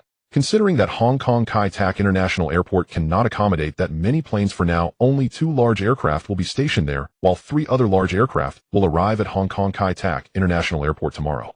Thirdly, we will sell tickets through our ticketing company under Global Airlines with discounts available for the first 1,000. Fourthly, our flights to Beijing will feature primarily red fuselage planes, while flights to overseas destinations will feature blue fuselage planes. Fifthly, we will categorize the market into high, medium, and low segments, allowing more citizens of Hong Kong or passengers the opportunity to fly to Beijing or overseas. In fact, Cathay Pacific currently targets the high-end market, setting ticket prices very high, making it difficult for many Hong Kong citizens to afford tickets to fly overseas. Now, Global Airlines will gradually differentiate its market into high, medium, and low segments. This is actually in line with the development of the aviation industry in Europe and America. The aviation industry in Europe and America is very developed, so there are both high-end markets and very cheap ordinary markets. It's just a matter of different prices and different services. The villa on the hillside of Taiping Mountain. Triads. 7 o'clock in the evening. Bai Laiji came. In the afternoon, Bai Laiji was in the chairman's office at the headquarters of Taiguo Group, where he learned that 2 large Boeing 737 passenger planes with the words Global Airlines on their bodies were parked at Hong Kong's Kai Tak International Airport. At that moment, he was filled with both anger and shock. When he called, he learned that those 2 Boeing 737 aircraft belonged to Global Airlines, and they had quietly purchased them from an airline in Y country during this period. At that time, Bai Laiji realized that the Bao family, which held the controlling stake in Global Airlines, was officially starting operations and beginning to compete with them for the market. Of course, by this time, Bai Laiji thought that Global Airlines would compete with them for the overseas market. After finishing work and returning home, not long after he received the sudden news release from Global Airlines, he was shocked again. Bai Laiji didn't even eat dinner. He immediately went to see Triads. Of course, Triads had already learned about the news conference held by Global Airlines through other channels. Triads did not smoke or have dinner. He was waiting for Bai Laiji to arrive. Now, after Bai Laiji came, the 2 were in the study. Chairman, the Bao family is too formidable. I originally thought they would directly compete with us on overseas routes, but unexpectedly, they opened flights to Yanqing. Currently, Cathay Pacific has not opened flights to Yanqing. In fact, last year, Bai Laiji and Cathay Pacific had already considered opening flights to Yanqing, especially as more and more investors use the Kowloon train station to travel to Yanqing for inspections. Bai Laiji felt that opening routes to Shenzhen and Yanqing would undoubtedly promote Cathay Pacific's development. However, Cathay Pacific had not yet applied for routes between these 2 major cities to Yanqing. Unexpectedly, Global Airlines had already opened them. Clearly from Bai Laiji and Shirya-jan's perspective, the most formidable aspect of the Bao family was their ability to attract capital from Hong Kong and collaborate with companies like China Resources and Bank of China, then quickly obtain agreement from Yanjing for flight routes. In contrast, it would be much more difficult for Cathay Pacific to apply for routes. Chairman, although the Bao family has not yet opened overseas flights according to Global Airlines' current approach, they are likely to monopolize the routes from Hong Kong to Yanjing. We cannot sit idly by. We must also open flights to Yanjing. The market in Yanjing is very large. With such a large population and the country being open to the outside world, Bai Laiji knew they had to apply to Yanjing as soon as possible. Shirya-jan shook his head. Bai Laiji, this matter is definitely not that simple. With the Bao family's current connections in Yanjing and their collaboration with other Chinese-funded airlines, it is indeed not so easy for Cathay Pacific to obtain flight routes to Yanjing immediately. Chairman, are we just going to watch global airlines grow? Bai Laiji's expression had changed significantly. At this moment, Shirya-jan had already thought of a lot, including the words his father Shiryaku had said to him before he came to Hong Kong, and the reminder from Huifeng's chairman Shin Yin to make them see the situation clearly. Now it seems that the Bao family had already considered this step long ago. In other words, the global airlines controlled by the Bao family is already substantial just by relying on the market in Yanjing. If Taiguchi and Cathay Pacific do not react, the subsequent aviation market in Yanjing will likely be completely consumed by global airlines. By the time Global Airlines opens overseas flights, even the advantages accumulated by Cathay Pacific over the past 2 to 3 decades may be swallowed up by the Bao family's global airlines. In other words, even if Taiguchi only wants to monopolize the aviation market through British capital, Shirya-jan knows that this is impossible. They must give up a portion of their shares. However, it is practically impossible for Shirya-jan and Bai Laiji to stop the Bao family from developing in the aviation industry. Moreover, according to Ma Sherman, the competition between global airlines and Cathay Pacific will become increasingly fierce, and they will not give Cathay Pacific more opportunities. The villa on the hillside of Deepwater Bay. The Li family. Today is Friday. Tomorrow is Saturday, and it is also New Year's Eve. Li Jiaqing rarely gives himself a holiday. When Li Jiaqing normally returned home from work, just as he got out of the car and entered the living room, he saw his wife, Zhuang Yuming, and mother Zhuang Baiqin waiting for him. Sir, mother said tomorrow is New Year's Eve. Should we invite younger sister Li Suhua's family and younger brother's family over for reunion dinner? Li Jiazhao is no longer around. However, Li Jiazhao's wife and children are all in Hong Kong. Over the years, Li Jiacheng and his wife have seen that the Bao family is very lively during the New Year and holidays, so Zhuang Yuming learned from them and invited her sister's family and Li Zhao's family over for the New Year. Of course, this is also what Li Jiacheng's mother Zhuang Baiqin hopes the most. Madam Yu and mother can arrange it. Li Jiacheng is not too concerned about these matters. Now with his eldest son, Li Zheju, studying abroad, he hasn't said anything about bringing him back to Hong Kong for gatherings during the holidays. At most, he would meet him if he happens to be in Canada for business. Moreover, after the New Year, his second son, Li Zexia, will also be arranged to study in the United States. Upon hearing that Li Jiacheng agreed, both Zhuang Baiqin and Zhuang Yuming were very happy. Li Jiacheng sat down on the sofa. He picked up a newspaper and saw that the evening news was again about the Bao family's global airlines, which made him feel a bit uncomfortable. Now the newspaper featured 2 large passenger planes with red bodies. Li Jiacheng guessed that it was Global Airlines' large passenger planes appearing at Hong Kong's Kai Tak International Airport, likely about to start formal operations. In other words, Taiguchi and Cathay Pacific's attempts to stop the Bao family's global airlines would not be effective at all. Upon seeing this, Li Jiacheng felt both envious and helpless. The villa on the hillside of Deepwater Bay. The Bao family. Bao Yugang and his son had just finished the press conference at the Global Investment Center. They had a simple dinner. Returning to the villa, it was already past 9 in the evening. At this time, Bao Xiaolong and Huang Xiaoying were waiting for the father and son. Sir Bob, tomorrow is New Year's Eve. How should we celebrate this year? Mommy, let's celebrate the same way we did last. For New Year's Eve reunion dinner, Bao Yu still feels that the more people the merrier. Besides, Bao Yu knows that it is already 1979, and if grandfather suddenly passes away like in history, there may not be much time left. Bao Yu also knows that grandfather likes to celebrate the new year with as many descendants as possible. Bob Showing Bob and I will be heading to Hong Kong's Kai Tak International Airport tomorrow morning for the inaugural flight ceremony. We won't have time until the afternoon. Tomorrow morning, the first plane of Global Airlines will fly from Hong Kong's Kai Tak International Airport to Shenzhen, followed by the second plane to Yanjing, and then the third to the fifth planes will fly to Shenzhen and Yanjing respectively. Among them, the inaugural flight ceremony is the most important. Many important figures will attend the event. Sir, when will there be a flight to Yongcheng? It will be soon. January 27, 1979. Saturday, the 29th day of the 12th lunar month. This year there is no 30th day of the 12th month. Today is the most important day in the Chinese traditional festival, New Year's Eve, where families gather for a reunion dinner. Hong Kong's Kai Tak International Airport. The airport is particularly busy today with a plane taking off or landing roughly every 2 to 3 minutes. Relatives from overseas may be flying back to Hong Kong to celebrate New Year's Eve and have a reunion dinner with their families. Some citizens are also taking the opportunity to fly overseas to reunite with their families during the Spring Festival. Since last night, Kai Tak International Airport has been under strict security. In addition to more airport security personnel, police officers from Kowloon are patrolling, and there are even many patrolling with guard dogs. At 6 in the morning, many reporters have already started to arrive at the airport. These are reporters from mainstream media outlets in Hong Kong, reporters from the 2 major television stations, reporters from the 2 major commercial radio stations, and reporters from overseas, as well as those stationed in Hong Kong. They were invited to attend today's inaugural flight ceremony of Global Airlines. At this moment, they are waiting in a VIP room at the airport. At 8 o'clock in the morning, Hong Kong Governor Sir Murray Maclehose, Chief Secretary, Sir Philip Haddon-Cave, Financial Secretary, Sir John Cowperthwaite, and relevant representatives from the Hong Kong Airport Authority are present. These are all official representatives from the governor's office invited to attend the event. In addition to this, there are the major shareholders of Global Airlines, including the Bao family, Bao Yugong and Bao Yu, as well as other shareholders such as the chairman of Hui Fong Bank Standard Chartered's Brown Wong, Quan Chung Chao, Guangbiaochen Tinghua, Li Huili, and Mr. Ho. These are all shareholders of Global Airlines. As for the general manager of Global Airlines, Ma Shimin, and other senior executives, they also arrived early. Before the inaugural flight ceremony, everyone present appeared very happy, exchanging greetings with each other. At 8:30 in the morning, a group of people arrived at the parking area of Kai Tak International Airport. At this moment, 2 large Boeing 737 aircraft with red bodies displaying the name of Global Airlines in both English and Chinese are already stationed there. One of the planes is flying from Hong Kong to Shanghai, and the other is from Hong Kong to Beijing. Last night, Global Airlines officially announced the commencement of operations and began selling tickets to Shanghai and Beijing. Moreover, there will be 5 large passenger planes operating continuously during New Year's Eve and the Spring Festival. Currently, citizens or tourists in Hong Kong who wish to travel to Shanghai or Beijing can only take the train or fly to Tokyo from Hong Kong, and then fly from Tokyo to Shanghai or Beijing, which is very inconvenient. Additionally, many immigrants in Hong Kong come from Shanghai.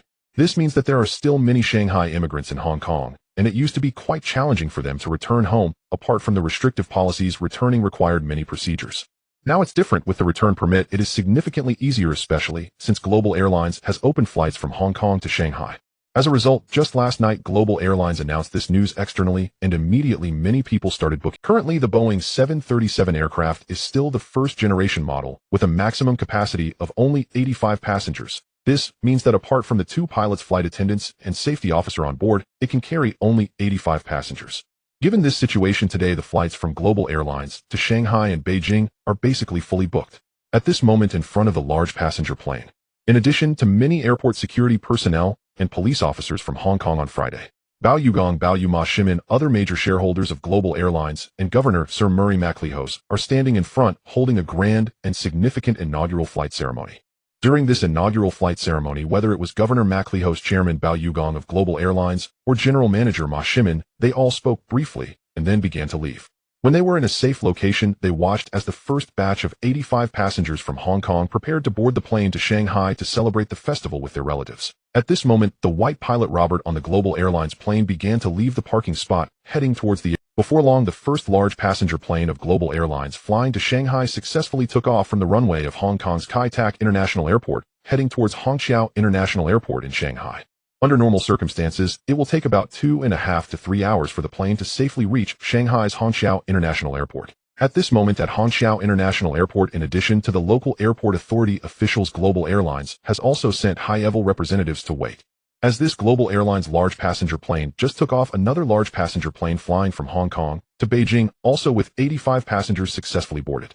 The plane also slowly left the airport parking spot and headed towards the runway of Kai Tak International Airport, preparing to fly to Beijing's International Airport. Under normal circumstances, this Global Airlines large passenger plane will deliver the first batch of passengers to Beijing's International Airport in about 3 to 3.5 hours. Surrounding the venue, applause erupted. At this moment, Bao Yu is also very excited. This not only signifies that the Bao family's Global Airlines has taken a significant first step. Furthermore, moving forward, the Bao family will compete with Swire in the Cathay Pacific sector, and if Cathay Pacific attempts to restrict Global Airlines, it will be practically impossible. Congratulations, Bao Chuan Wang and Bao Xiao, said Governor Maclehose. In fact, yesterday Global Airlines sent him and the governor's office an invitation to attend the inaugural flight ceremony. If Maclehose were to think from the perspective of Swire, Cathay Pacific, or British interests, he would not have come. Yet This sufficiently demonstrates that Governor MacLehose is somewhat different from other governors. On the other hand, he is well aware that banks like Shinby and Brown are involved, so he had even less reason to refuse. Moreover, the global airlines controlled by the Bao family is entirely legitimate and compliant from any perspective. Thank you, Mr. Governor, said Bao Yugong and his son. After that, 3 more large passenger planes with red bodies displaying the name Global Airlines in both Chinese and English parked at Hong Kong's Kai Tak International Airport. Then passengers flying to Shanghai and Beijing successfully boarded. These passengers are from the 2nd and 3rd batches heading to Shanghai and Beijing. At 1100 a.m., the first large passenger plane of Global Airlines successfully landed at Hongqiao International Airport in Shanghai. It was immediately met with a warm welcome from the airport management in Shanghai, representatives of Global Airlines in Shanghai, and the families of the passengers. When the people at Hong Kong's Kai Tak International Airport received the telegram from Shanghai, they learned that the large passenger plane of Global Airlines had landed safely. This also means that the inaugural flight ceremony of Global Airlines was successful, completely breaking the monopoly of Swire and Cathay Pacific in Hong Kong's aviation industry. After the inaugural flight ceremony of Global Airlines at Hong Kong's Kai Tak International Airport, the curfew that began last night was lifted. However, Global Airlines considers Kai Tak International Airport to be too small. Many celebrations cannot take place at the airport and will instead be held at the Global Investment Center. Bao Yugong and others boarded the ferry at the dock of Kai Tak International Airport and then took the boat to Queen's Pier. From Queen's Pier, they got into a vehicle and headed towards the Global Investment Center. At this moment, a celebratory banner regarding the inaugural flight of Global Airlines from Hong Kong to Shanghai was hung on both the first and top floors of the Global Center. In addition, a Grand Lion dance and other activities were held on the first floor of the Global Investment Center. Such events attracted a large number of passers-by in Hong Kong who came to watch. Today is Saturday, New Year's Eve, and many Chinese people are out to enjoy the festivities.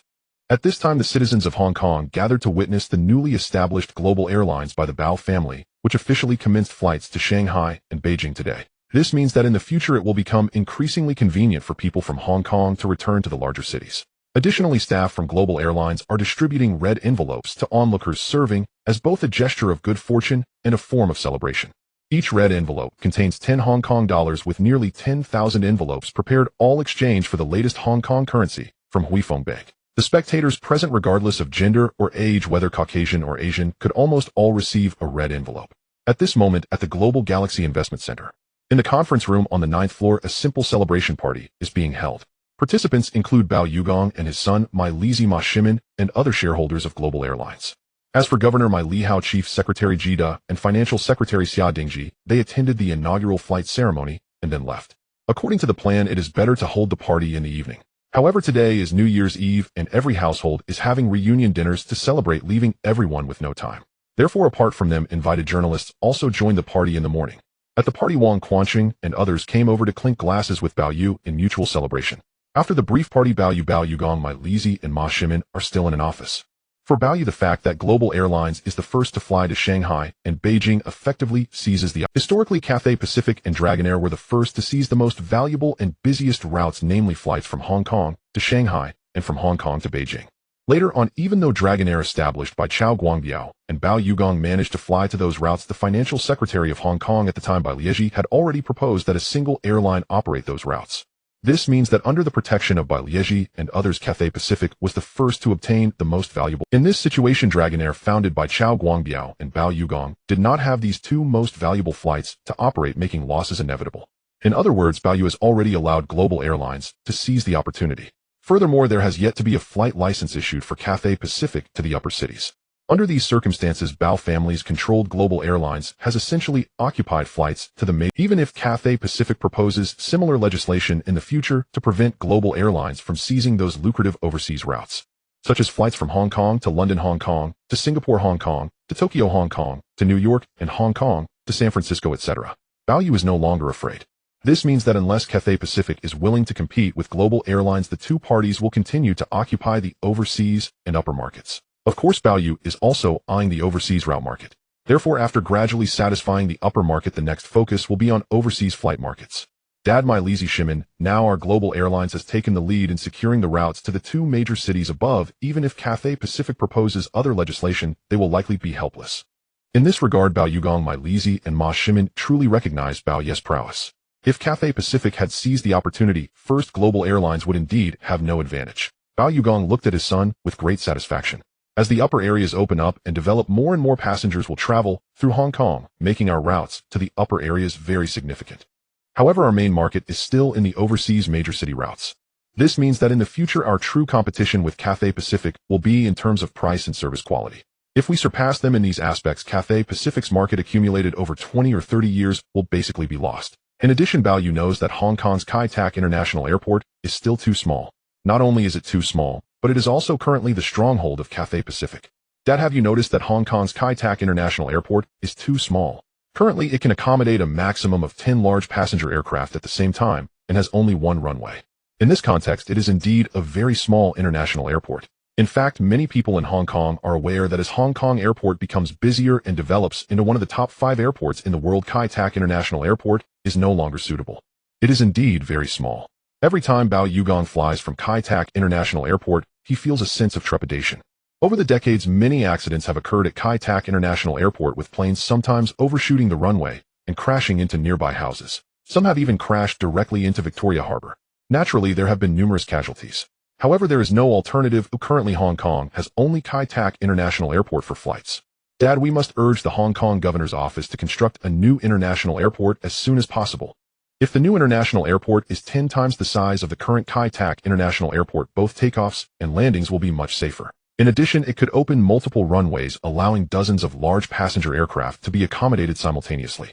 Only then would it be suitable for the development of Hong Kong as an international metropolis. However, constructing a large international airport now requires a significant amount of funding, especially since it has faced opposition from Swire and Cathay Pacific. Historically, Cathay Pacific and Bai Liegi have always opposed the construction of a new international airport, citing a lack of financial resources. In reality, Swire and Cathay Pacific are merely stalling to prevent Hong Kong from having a second or more airline. Boss, building a new international airport requires a lot of funds. I fear the Hong Kong Governor's Office may not have that much budget, said Mai Lizi beside him. Historically, that was indeed the case.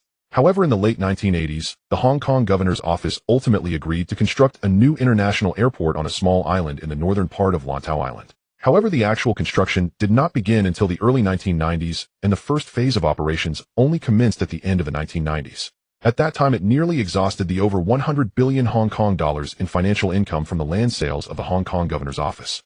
In fact, this is what Bao Yu and Bao Yugong mentioned before: the second sin of Swire and Cathay Pacific wasting a significant amount of fiscal revenue and transferring it back to country Y or into the pockets of certain individuals through various means.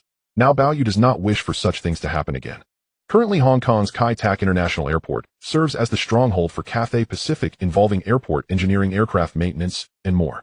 If the Pak family's global airlines wishes to enter these two major industries, it would be exceedingly difficult.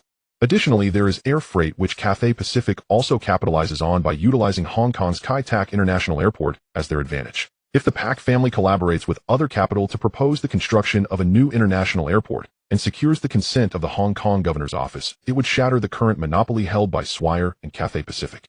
Dad, Ma Li Si Shermin, Hong Kong's Kai Tak International Airport is not only too small, but also Cathay Pacific's stronghold, although we have now broken Cathay Pacific's monopoly on Hong Kong's aviation industry.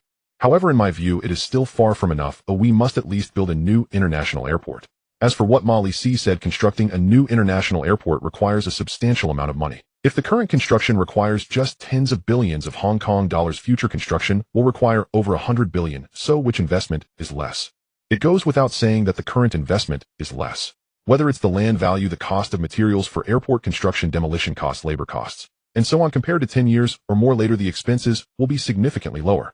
Most importantly, if we propose construction now, it could be officially operational in a few years. Waiting another 10 years to propose construction would mean additional delays of over 10 years. In Pak's view, time is the most precious resource. Bob is right. I have also considered this matter.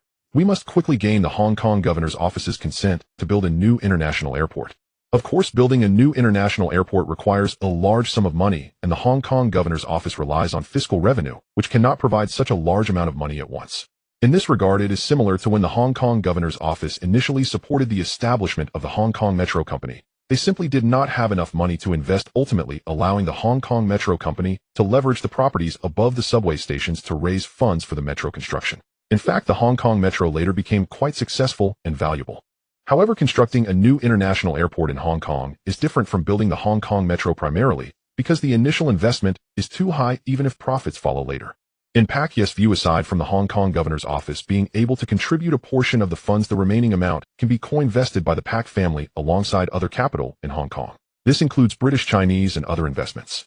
This involves hundreds of billions of Hong Kong dollars. Even if the Pac family possesses such a large sum, Pac, you cannot fully invest it. Thus, collaborating with other capitals to share the investment and risks is the best investment strategy. Moreover, by uniting their adversaries and competitors would be Cathay Pacific and Swire, but other joint investors would stand by the Pac family. Of course, this is merely Pacquiao's idea and has not yet been put into action. Once Global Airlines stabilizes, constructing a new international airport will be the Pac family's second grand plan. Pacquiao gang Ma Li-si and Ma Shermin finish their discussion. Today, Ma Shermin has many matters to attend to, while Ma Li-si may assist him in handling Global Airlines affairs. Pacquiao and Pacquiao gang are preparing to leave to celebrate the festival at Deepwater Bay Mid-Levels Villa. The Pac family. At this time, many cars have already stopped outside the Pac family villa. The Pac family has not gathered together for some time. This time, Pacquiao invited the family to celebrate the New Year's Eve dinner, including his elder uncle Pacquiao Shu and his family, his third uncle Pacquiao Xing and his family, as well as other aunts and uncles. Additionally, the couple Su Haiwen, Wu Guangjing, and Zheng Weijian. They all arrived in the afternoon. At this moment, the Pac family is very lively. Even before seeing Pacquiao gang and his son return, they already know that Pacquiao gang and Pacquiao went to Hong Kong's Kai Tak International Airport to attend the inaugural flight ceremony of Global Airlines. Undoubtedly, in the eyes of these Pac family members, the establishment of Global Airlines by the Pac family is equivalent to last year's series of acquisitions by Pacquiao in Hong Kong. At 2:30 in the afternoon, first Pacquiao gang returned in a Rolls-Royce. Following that, Pacquiao also returned in Chun Ziheo's Mercedes-Benz. It is unclear when it started, but Pacquiao gang and Pacquiao have been sitting separately. Whenever they go out, the father and son definitely do not sit in the same vehicle. Pacquiao stepped out of the car, and seeing so many relatives at the Pac family was in a good mood. Elder uncle, third uncle. Pacquiao went over to greet Pacquiao Shu and Pacquiao Xing, as well as the aunts and uncles. Stepping into the living room and out to the yard, he saw his sister-in-law, Su Haiwen, second brother-in-law Wu Guangjing, and fourth brother-in-law Zheng Weijian chatting. Upon seeing the smiling Pacquiao approaching, the three of them momentarily paused their conversation. At this moment, the three brothers-in-law are becoming increasingly unable to see through Pacquiao.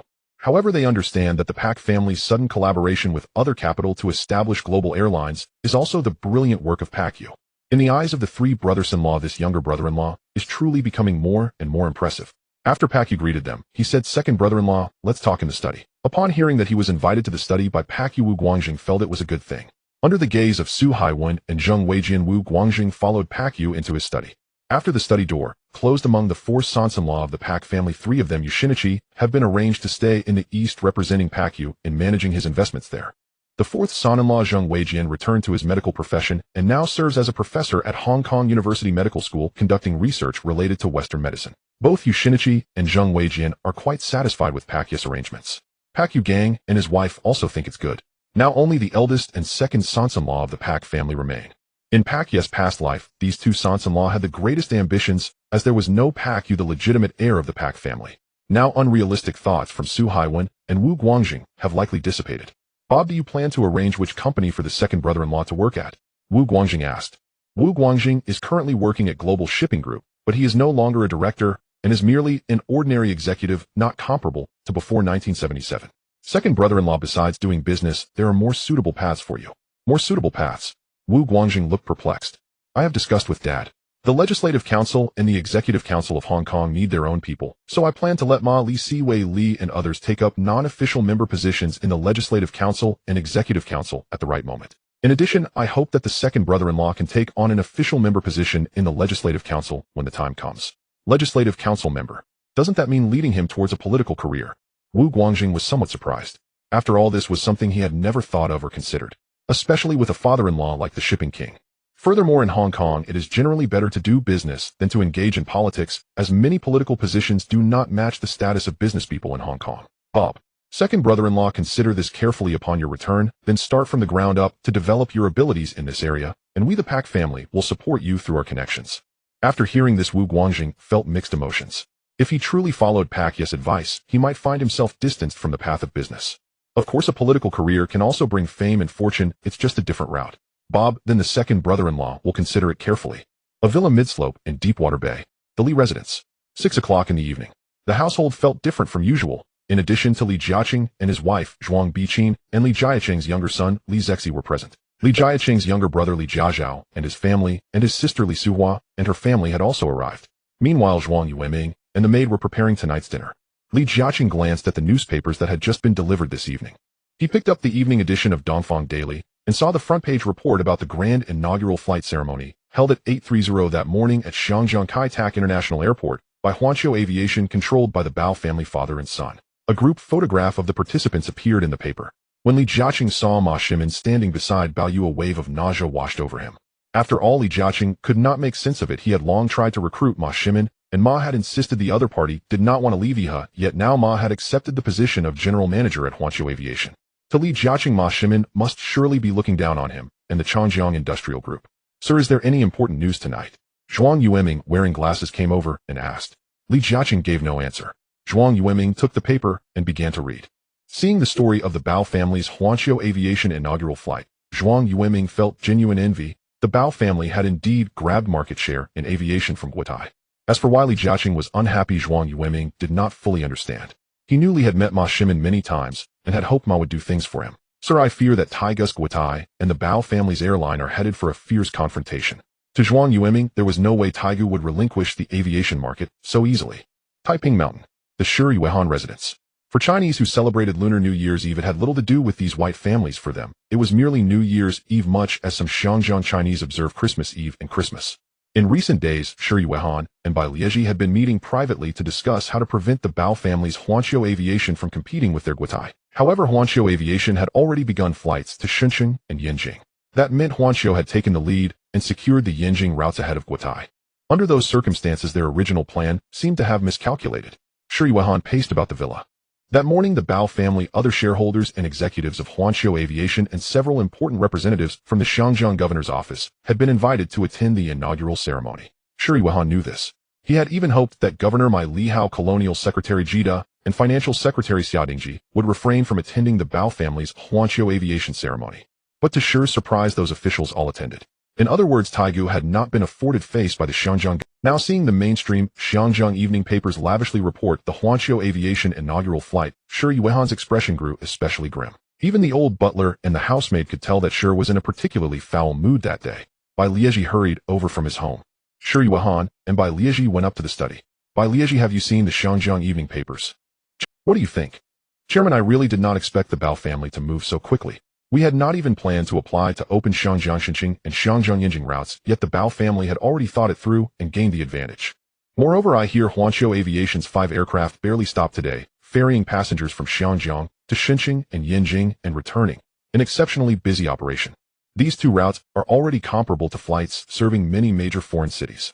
Chairman, I hope Guotai can swiftly secure the Yanjing routes, particularly the Shangjiang Shenzhen and Shangjiang Yanjing services. Shi, of course, hoped the same.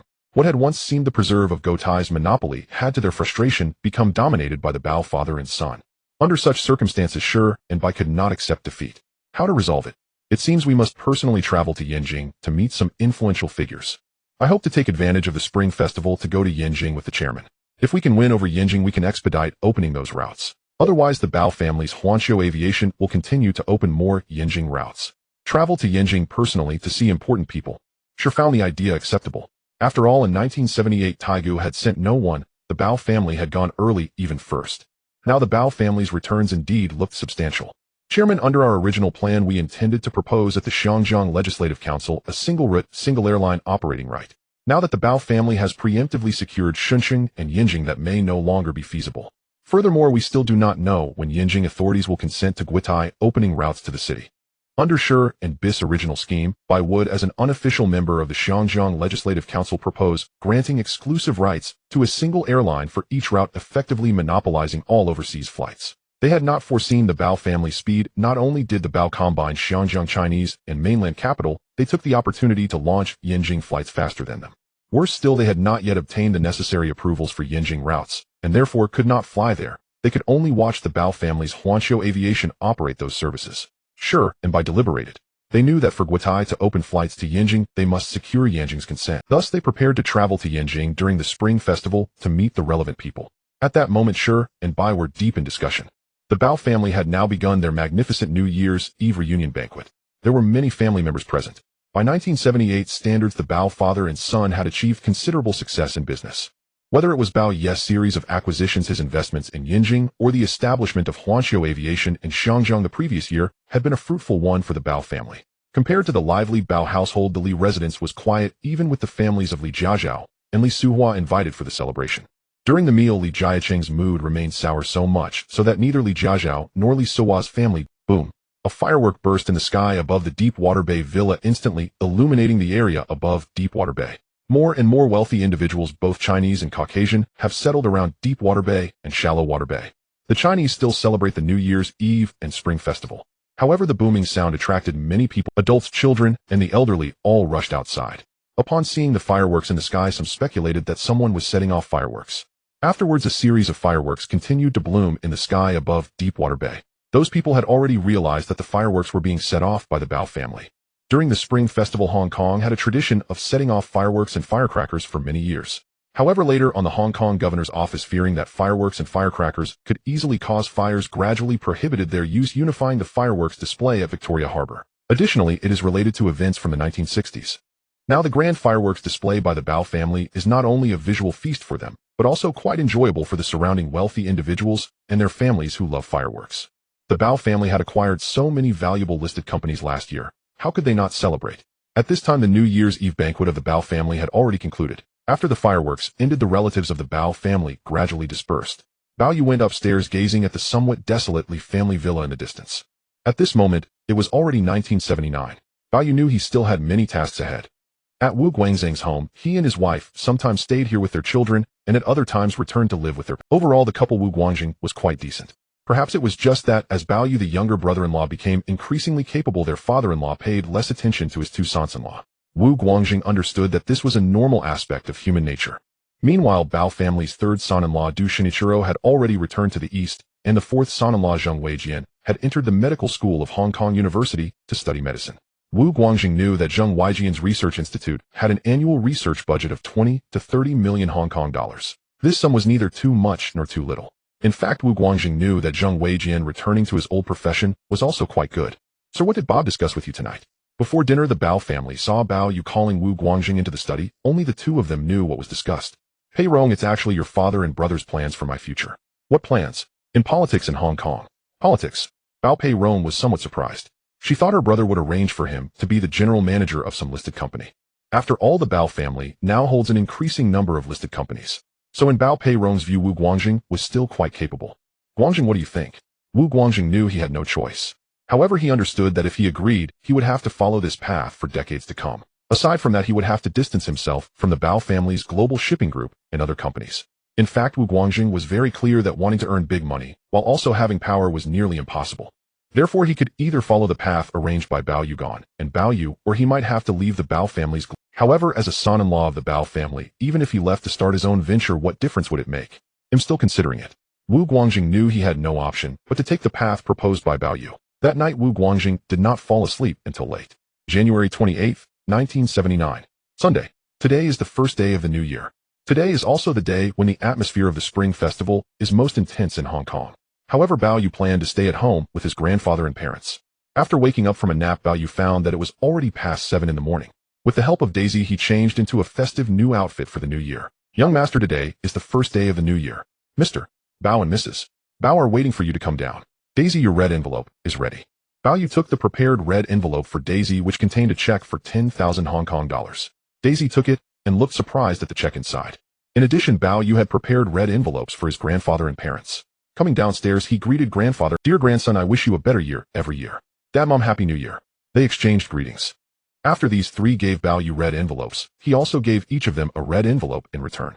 Although the Bao family values Christmas, likely due to their exposure to overseas culture, now Bao Yu places greater importance on the Spring Festival. Sitting between his grandfather and father, the three of them read the newspaper together.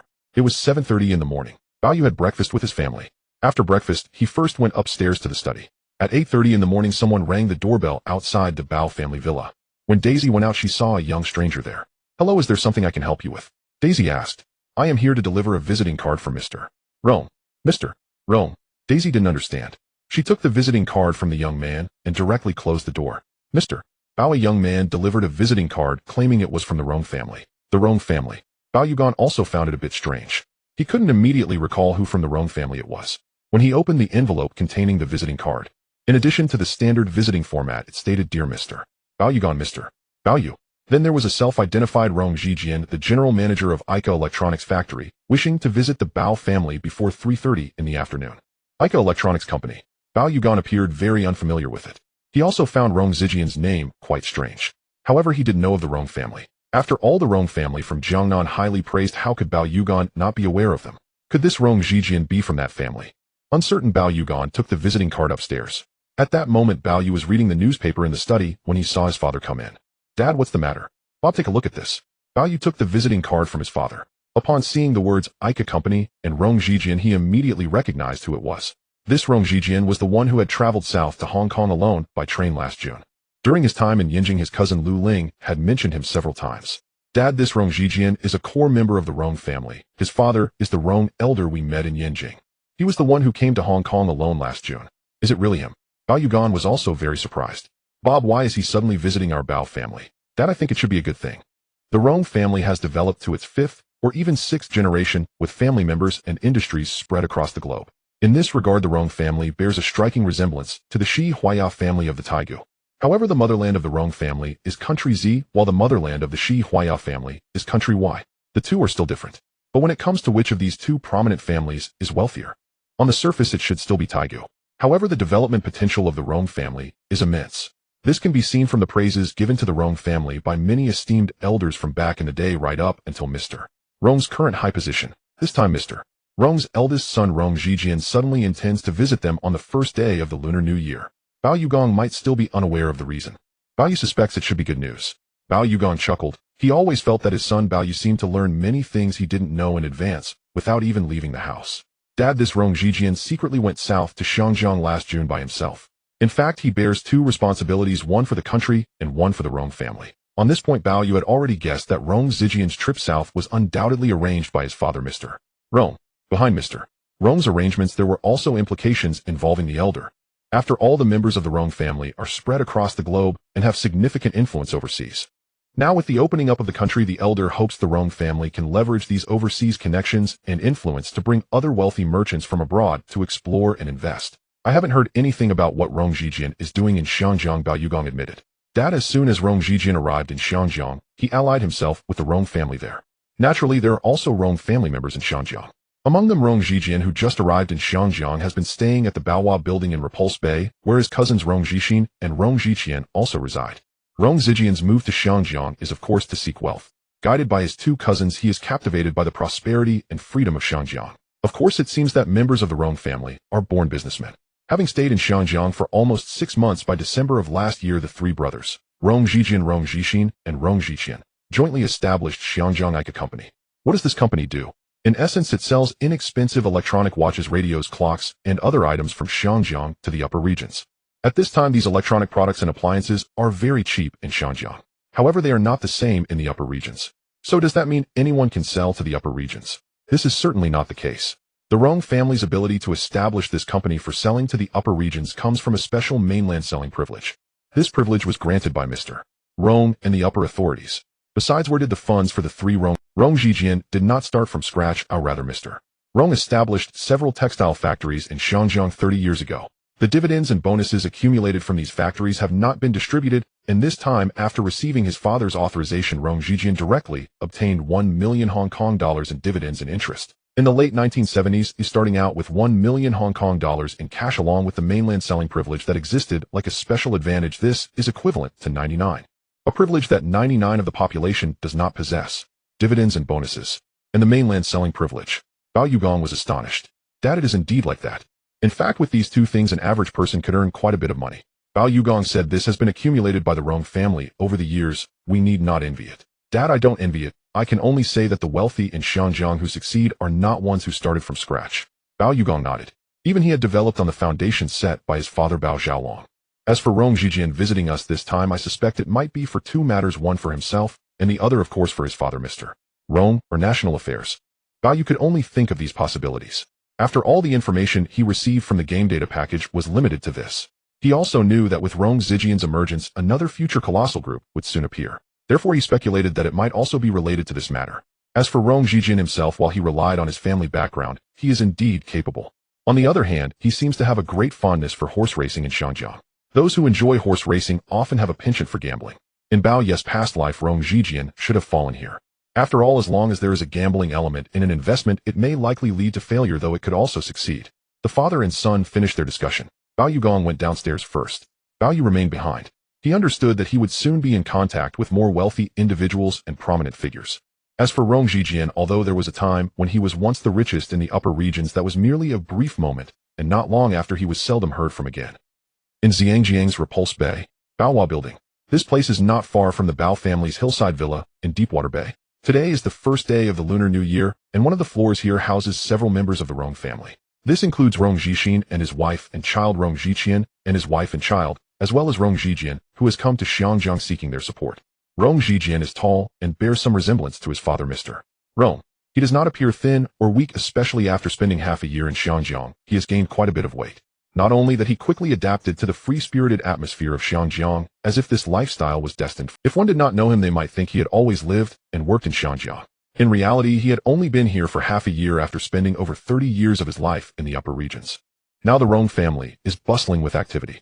Recently, Rong Zhijian received a letter from his father in Yinjing which made him aware that he was to meet with the Bao father and son. As for the series of acquisition tactics the Bao father and son employed in Xiangjiang last year, it greatly surprised the Rong family. Moreover, there was the recent establishment of global airlines in collaboration with British, Chinese, and Hong Kong capital, which left the Rong family astounded by the Bao family's methods and boldness. Uncle Zhijian, you aren't thinking about Andy, are you? This time Rong Zhijian traveled south alone, while his wife and child remained in Yinjing. No, Rong Zhijian replied directly. In his mind, he planned to move out of Baohua Building, and by that time, have his own separate mansion in Xiangjiang, then bring his wife and child from Yinjing to develop in Xiangjiang. Now that the Bao family's global airlines has opened since New Year's Eve, traveling from Xiangjiang to Yinjing or vice versa has become very convenient. This is far more convenient than the previous train journeys south to Xiangjiang or north to Yinjing. Rong Wenong has just turned 18 this year, but he was born and raised in West Germany. This time he returned to Xiangjiang with his parents to visit relatives, and then he would head back to Yinjing to take a look. The third generation of the Rong family belongs to the Zhi character generation. Rong Wentong is part of the fourth generation, which belongs to the one character generation. To his surprise, he found that there are people in Xiangjiang who are even better at business than the members of the Rong family. It is precisely the Bao family father and son. From other members of the Rong family, he learned that the old gentleman praised the current 3 generations of the Bao family, saying they are no less than the Rong family. In some ways that is indeed the case. At least now the Bao family has absorbed Hutchison Whampoa in Xiangjiang. This British firm was the second largest among the original 4 foreign trading houses in Xiangjiang. Rong Wentong learned that his uncle was going to visit the Bao family at their villa in Deepwater Bay. He wanted to go along to see them. Uncle Zhijian, can you take me with you? I also want to visit the Bao family. Rong Wentong wanted to go along. This time it was just an invitation for Rong Zhijian alone. He hadn't written his niece. Rong Zhijian originally intended to refuse. Uncle Zhijian, I promise I won't trouble you. All right then. Rong Wentong sighed in relief upon hearing her uncle's agreement. Deepwater Bay Villa. Bao family. 3 o'clock in the afternoon. The gate here had already been opened. At this moment, Rong Zhijian, dressed in a suit, took his niece Rong Wentong and Rong Zixin's Mercedes-Benz towards the Deepwater Bay Villa. In just over 10 minutes they arrived at the entrance of the Bao family's Deepwater Bay Villa. Rong Zhijian did not drive directly in. After parking, he and his niece Rong Wentong, who was wearing a dress, got out of the car and already saw the luxurious villa in Deepwater Bay. The two guessed that the gate had been opened by the Bao family on the first day of the new year. In reality, it was opened when the Bao family learned that Rong Zhijian was coming. Hello, may I ask if you are Mr. Rong Zhijian? Daisy came over to ask. Yes, hello. Mr. Rong, Mr. Bao is waiting for you. Daisy led Rong Zhijian and Rong Wentong to the living room where they met Bao Xiaolong and his wife Bao Yugong. Bao Yugong had already been informed about Rong Zhijian's situation, so he appeared quite different. Rong Zhijian first greeted Bao Xiaolong and Bao Yugong. Mr. Rong, who is this? They thought she was Rong Zhijian's daughter. In fact, the other party's daughter was only 6 or 7 years old and was still in Yinjing. Mr. Bao, Mrs. Bao, this is my niece Rong Wentong, who was born and raised in West Germany. She has come to Xiangjiang to visit us and heard that I was coming to the Bao family, so she wanted to come along. Bao Yugong knew that the Rong family had a vast number of members, reportedly with direct descendants numbering 500 to 600, while their own Bao family had only a few dozen. In summary, the Rong family had members spread across countries worldwide, and their business was also global. To say that the Rong family truly did not put all their eggs in one basket. It was evident that the Rong family members had made arrangements before leaving country Z. Some went to country M, some to South America, some to Europe, Australia, and even some to Taiwan and Xiangjiang. Of course, Rong Zhijian's father, Mr. Rong stayed in country Z. So you are Miss Rong, hello. Rong Wentong also greeted the three members of the Bao family modestly. However, Rong Zijian had not yet seen Bao Yu. Bao Yu should be resting upstairs, he'll have Daisy call him down. Bao Yu habitually took an afternoon nap, even on the first day of the new year. Daisy went upstairs to call Bao Yu. Rong Zijian and Rong Wentong chatted with the three members of the Bao family. Young master, Mr. Rong has arrived, Mr. Bao wants you to come down to meet the guest. Rong Zijian is here. Bao Yu glanced at the time and guessed that Rong Zijian had arrived early. Since that was the case, Bao Yu got up to wash up and came downstairs. Before seeing the guest, he already heard different accents. As soon as Bao Yu appeared, Bao Yu Gong said, Bob, come over and greet Mr. Rong and Miss Rong. Bao Yu walked. Rong Zijian and Rong Wentong immediately noticed Bao Yu, who was currently overshadowing the Bao family's. Hello, Mr. Rong. Hello, young master Bao. Young master Bao, my name is Rong Wentong. Rong Wentong greeted directly. This young girl, who seemed to be about the same age as him, possibly a little younger, was wearing a dress. She didn't appear particularly beautiful, at least not comparable to the likes of Guan Jiahui, Zhong Chuhong, or even Zhu Lin, but she had a very refined demeanor. Her eyes were bright, belonging to a type of girl that was easy on the eyes.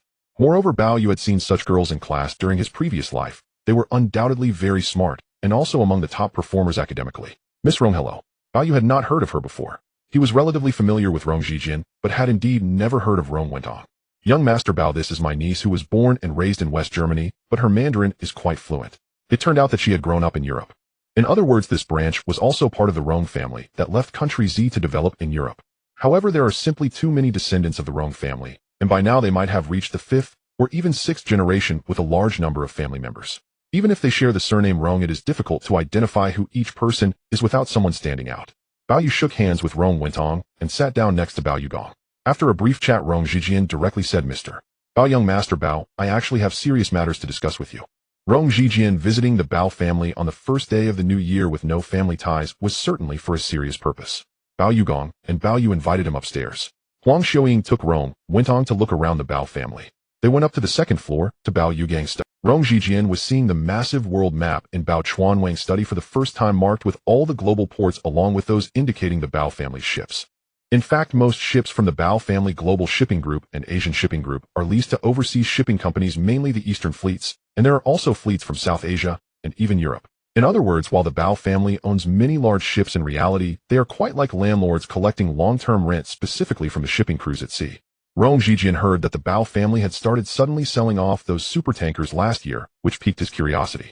However, he would not and did not dare to inquire much about the Bao family's core business investments. Mr. Bao, young master Bao, I didn't expect the Bao family's fleet to be spread across ports worldwide. In fact, there are still some countries that do not have their presence, like the Soviet Union. However, before the 60s, Bao Yu Gong had indeed done significant business with the Soviet Union, but that ceased after the 60s, which the outside world was unaware of. Bao Yu Gong and his son exchanged smiles. At this moment, Rong Zijian said, Mr. Bao, young master Bao, I have two matters to discuss with you. The first matter is actually related to my father. A while ago, he sent someone to deliver a message to me stating that he would be going to Europe soon, and before heading there, he hopes to visit the Bao family in Xinjiang. Rong Zijian's father will go to Europe and hopes to visit the Bao family in Xinjiang first. Bao Yu Gong had no immediate reaction. Bao Yu immediately guessed that this was basically similar to the information he was familiar with. The only difference now was that Mr. Rong would arrive in Xinjiang first before heading to Europe. In Xinjiang, he would likely meet with the Bao family and other patriotic Chinese business tycoons. After that, the large conglomerate that would emerge in the future would likely begin to take shape. We warmly welcome Mr. Rong's arrival in Xinjiang, Bao Yu Gong said. During their time in Yinjing, the two had met Mr. Rong and even dined together at the Daitai guest house. However, at that time, there were too many big shots in Yinjing, and Mr. Rong was merely one of them. Hearing Bao Yu Gong say this made Rong Zijian very pleased. The second matter is actually related to young Master Bao's global game company. Young Master Bao, your game console is selling very well overseas, and I enjoy playing it too. Therefore, my company hopes to collaborate with young Master Bao's global game company to export some arcade machines to country Z. Currently, young Master Bao's Pac-Man arcade machine has already sold over 3,000 units globally, with a revenue exceeding 1.5 billion. Of course, sales are still rising, and breaking 5,000 units in the future is not impossible. Bao Yu knew that Rong Zijian's three brothers had established Icarus Electronics, which imported some inexpensive electronic products from Xinjiang to sell in country Z for profit. For instance, radios are quite cheap in Xinjiang, and when sent to country Z, they can be sold for double or even triple the price, still cheaper than domestically produced radios in country Z.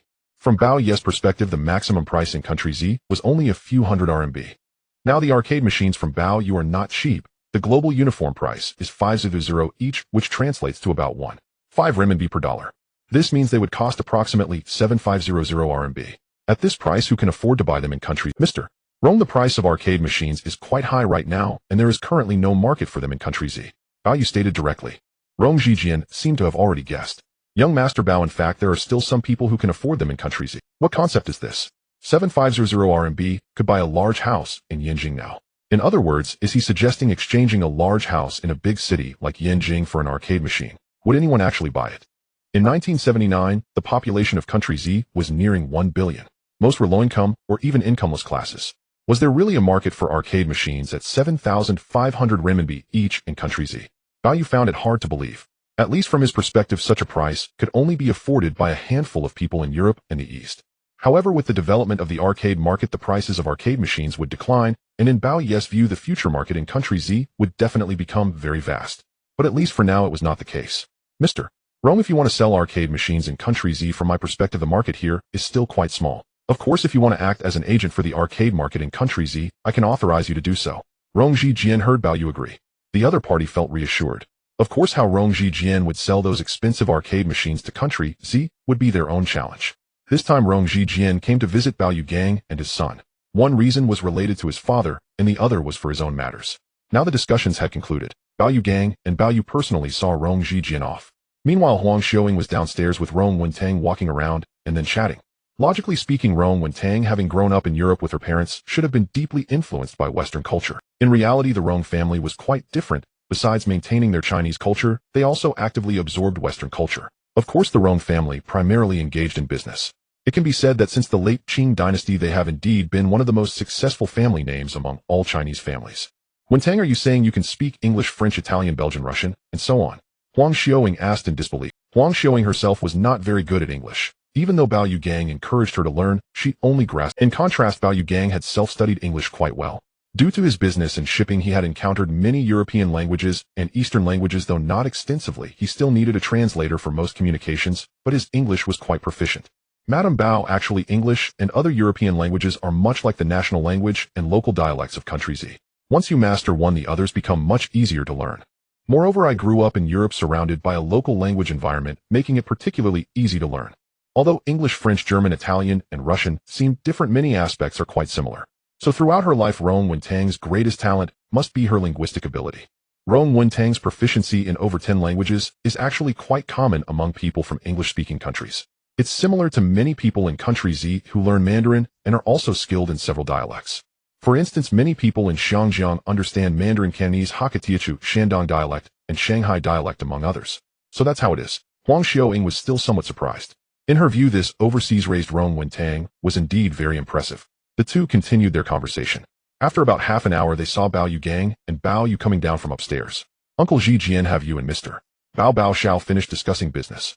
Yes, we have. Now that there was nothing else, Rong Jijian naturally prepared to leave. Bao Gang and his wife personally saw them to the door. They watched the two get into the car and leave until the car they were in disappeared. Daisy went to close the door and returned to the living room.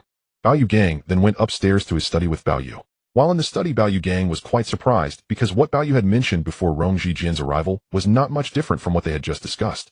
Bob, what do you think of Mr. Rong? He has some ability. After all, he comes from a wealthy family. It's easy for him to succeed, but just as easy to fail. From Rong Jijian's proposal to cooperate with the global gaming company to bring those expensive arcade machines back to country Z for sale, Bao could guess that there was a speculative element in it. With such expensive arcade machines, whether in Shanghai or Beijing, only a very small portion of people could truly. In Bao's view, if country Z could sell 1,000 units, that would be an outstanding success, let alone 10. As for the historical figure Rong Jijian, he utilized the dividends and profits amassed by his father over the years in Xinjiang to establish Ika Company with his two cousins. In fact, Rong Jijian utilized his father's funds and the privilege of selling in the mainland as a ticket, but the actual management of the company was in the hands of those two cousins. In other words, while Rong Jixian and Rong Jijian managed Ika Company, Rong Jijian did not truly manage it himself. Without practical experience, it is indeed quite difficult. As for the seemingly successful acquisitions in Xinjiang later, they were largely due to the Rong family's connections and the network established by his father with country Z. Therefore, the ease with which the other party succeeded later also meant they could easily lose everything. Did that old Mr. Rong come to Xinjiang and then go to Europe? Daddy, based on my speculation, old Mr. Rong is working for country Z. This time he is going to Europe naturally to utilize the Rong family's connections overseas. As for coming to Shenzhen to meet us, it is because he sees the Bao family's substantial funds and influence, so he came to meet us. I speculate that when he comes to Shenzhen to meet us and other Chinese capital moguls, he is likely preparing to raise funds for the ongoing opening of Country Z. Raise funds. Bao Yugang immediately understood. In other words, this matter was essentially old Mr. Rong acting on behalf of the country. Although Shenzhen also has companies like China Resources and Bank of China, it is still different. The most important factor is the Rong family's overseas connections and influence. The old gentleman truly needs old Mr. Rong to step forward. In fact, Bao Yu had long suspected it was that future colossal group. Historically, the emergence of this massive company is also related to Li Jiacheng, as the Rong family brought him in as an investor. As for whether Bao Yugang was a shareholder in it, Bao Yu speculated that in his previous life, the Bao family's influence in Country Z did not even compare to Li Jiacheng's initially. This might be related to the fact that Bao Yugang's family held nationality in Country Y.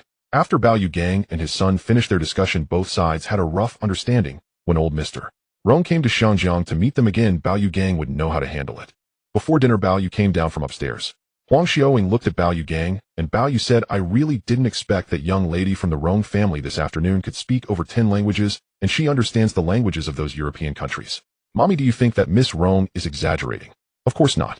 It seems that there really are geniuses in this world.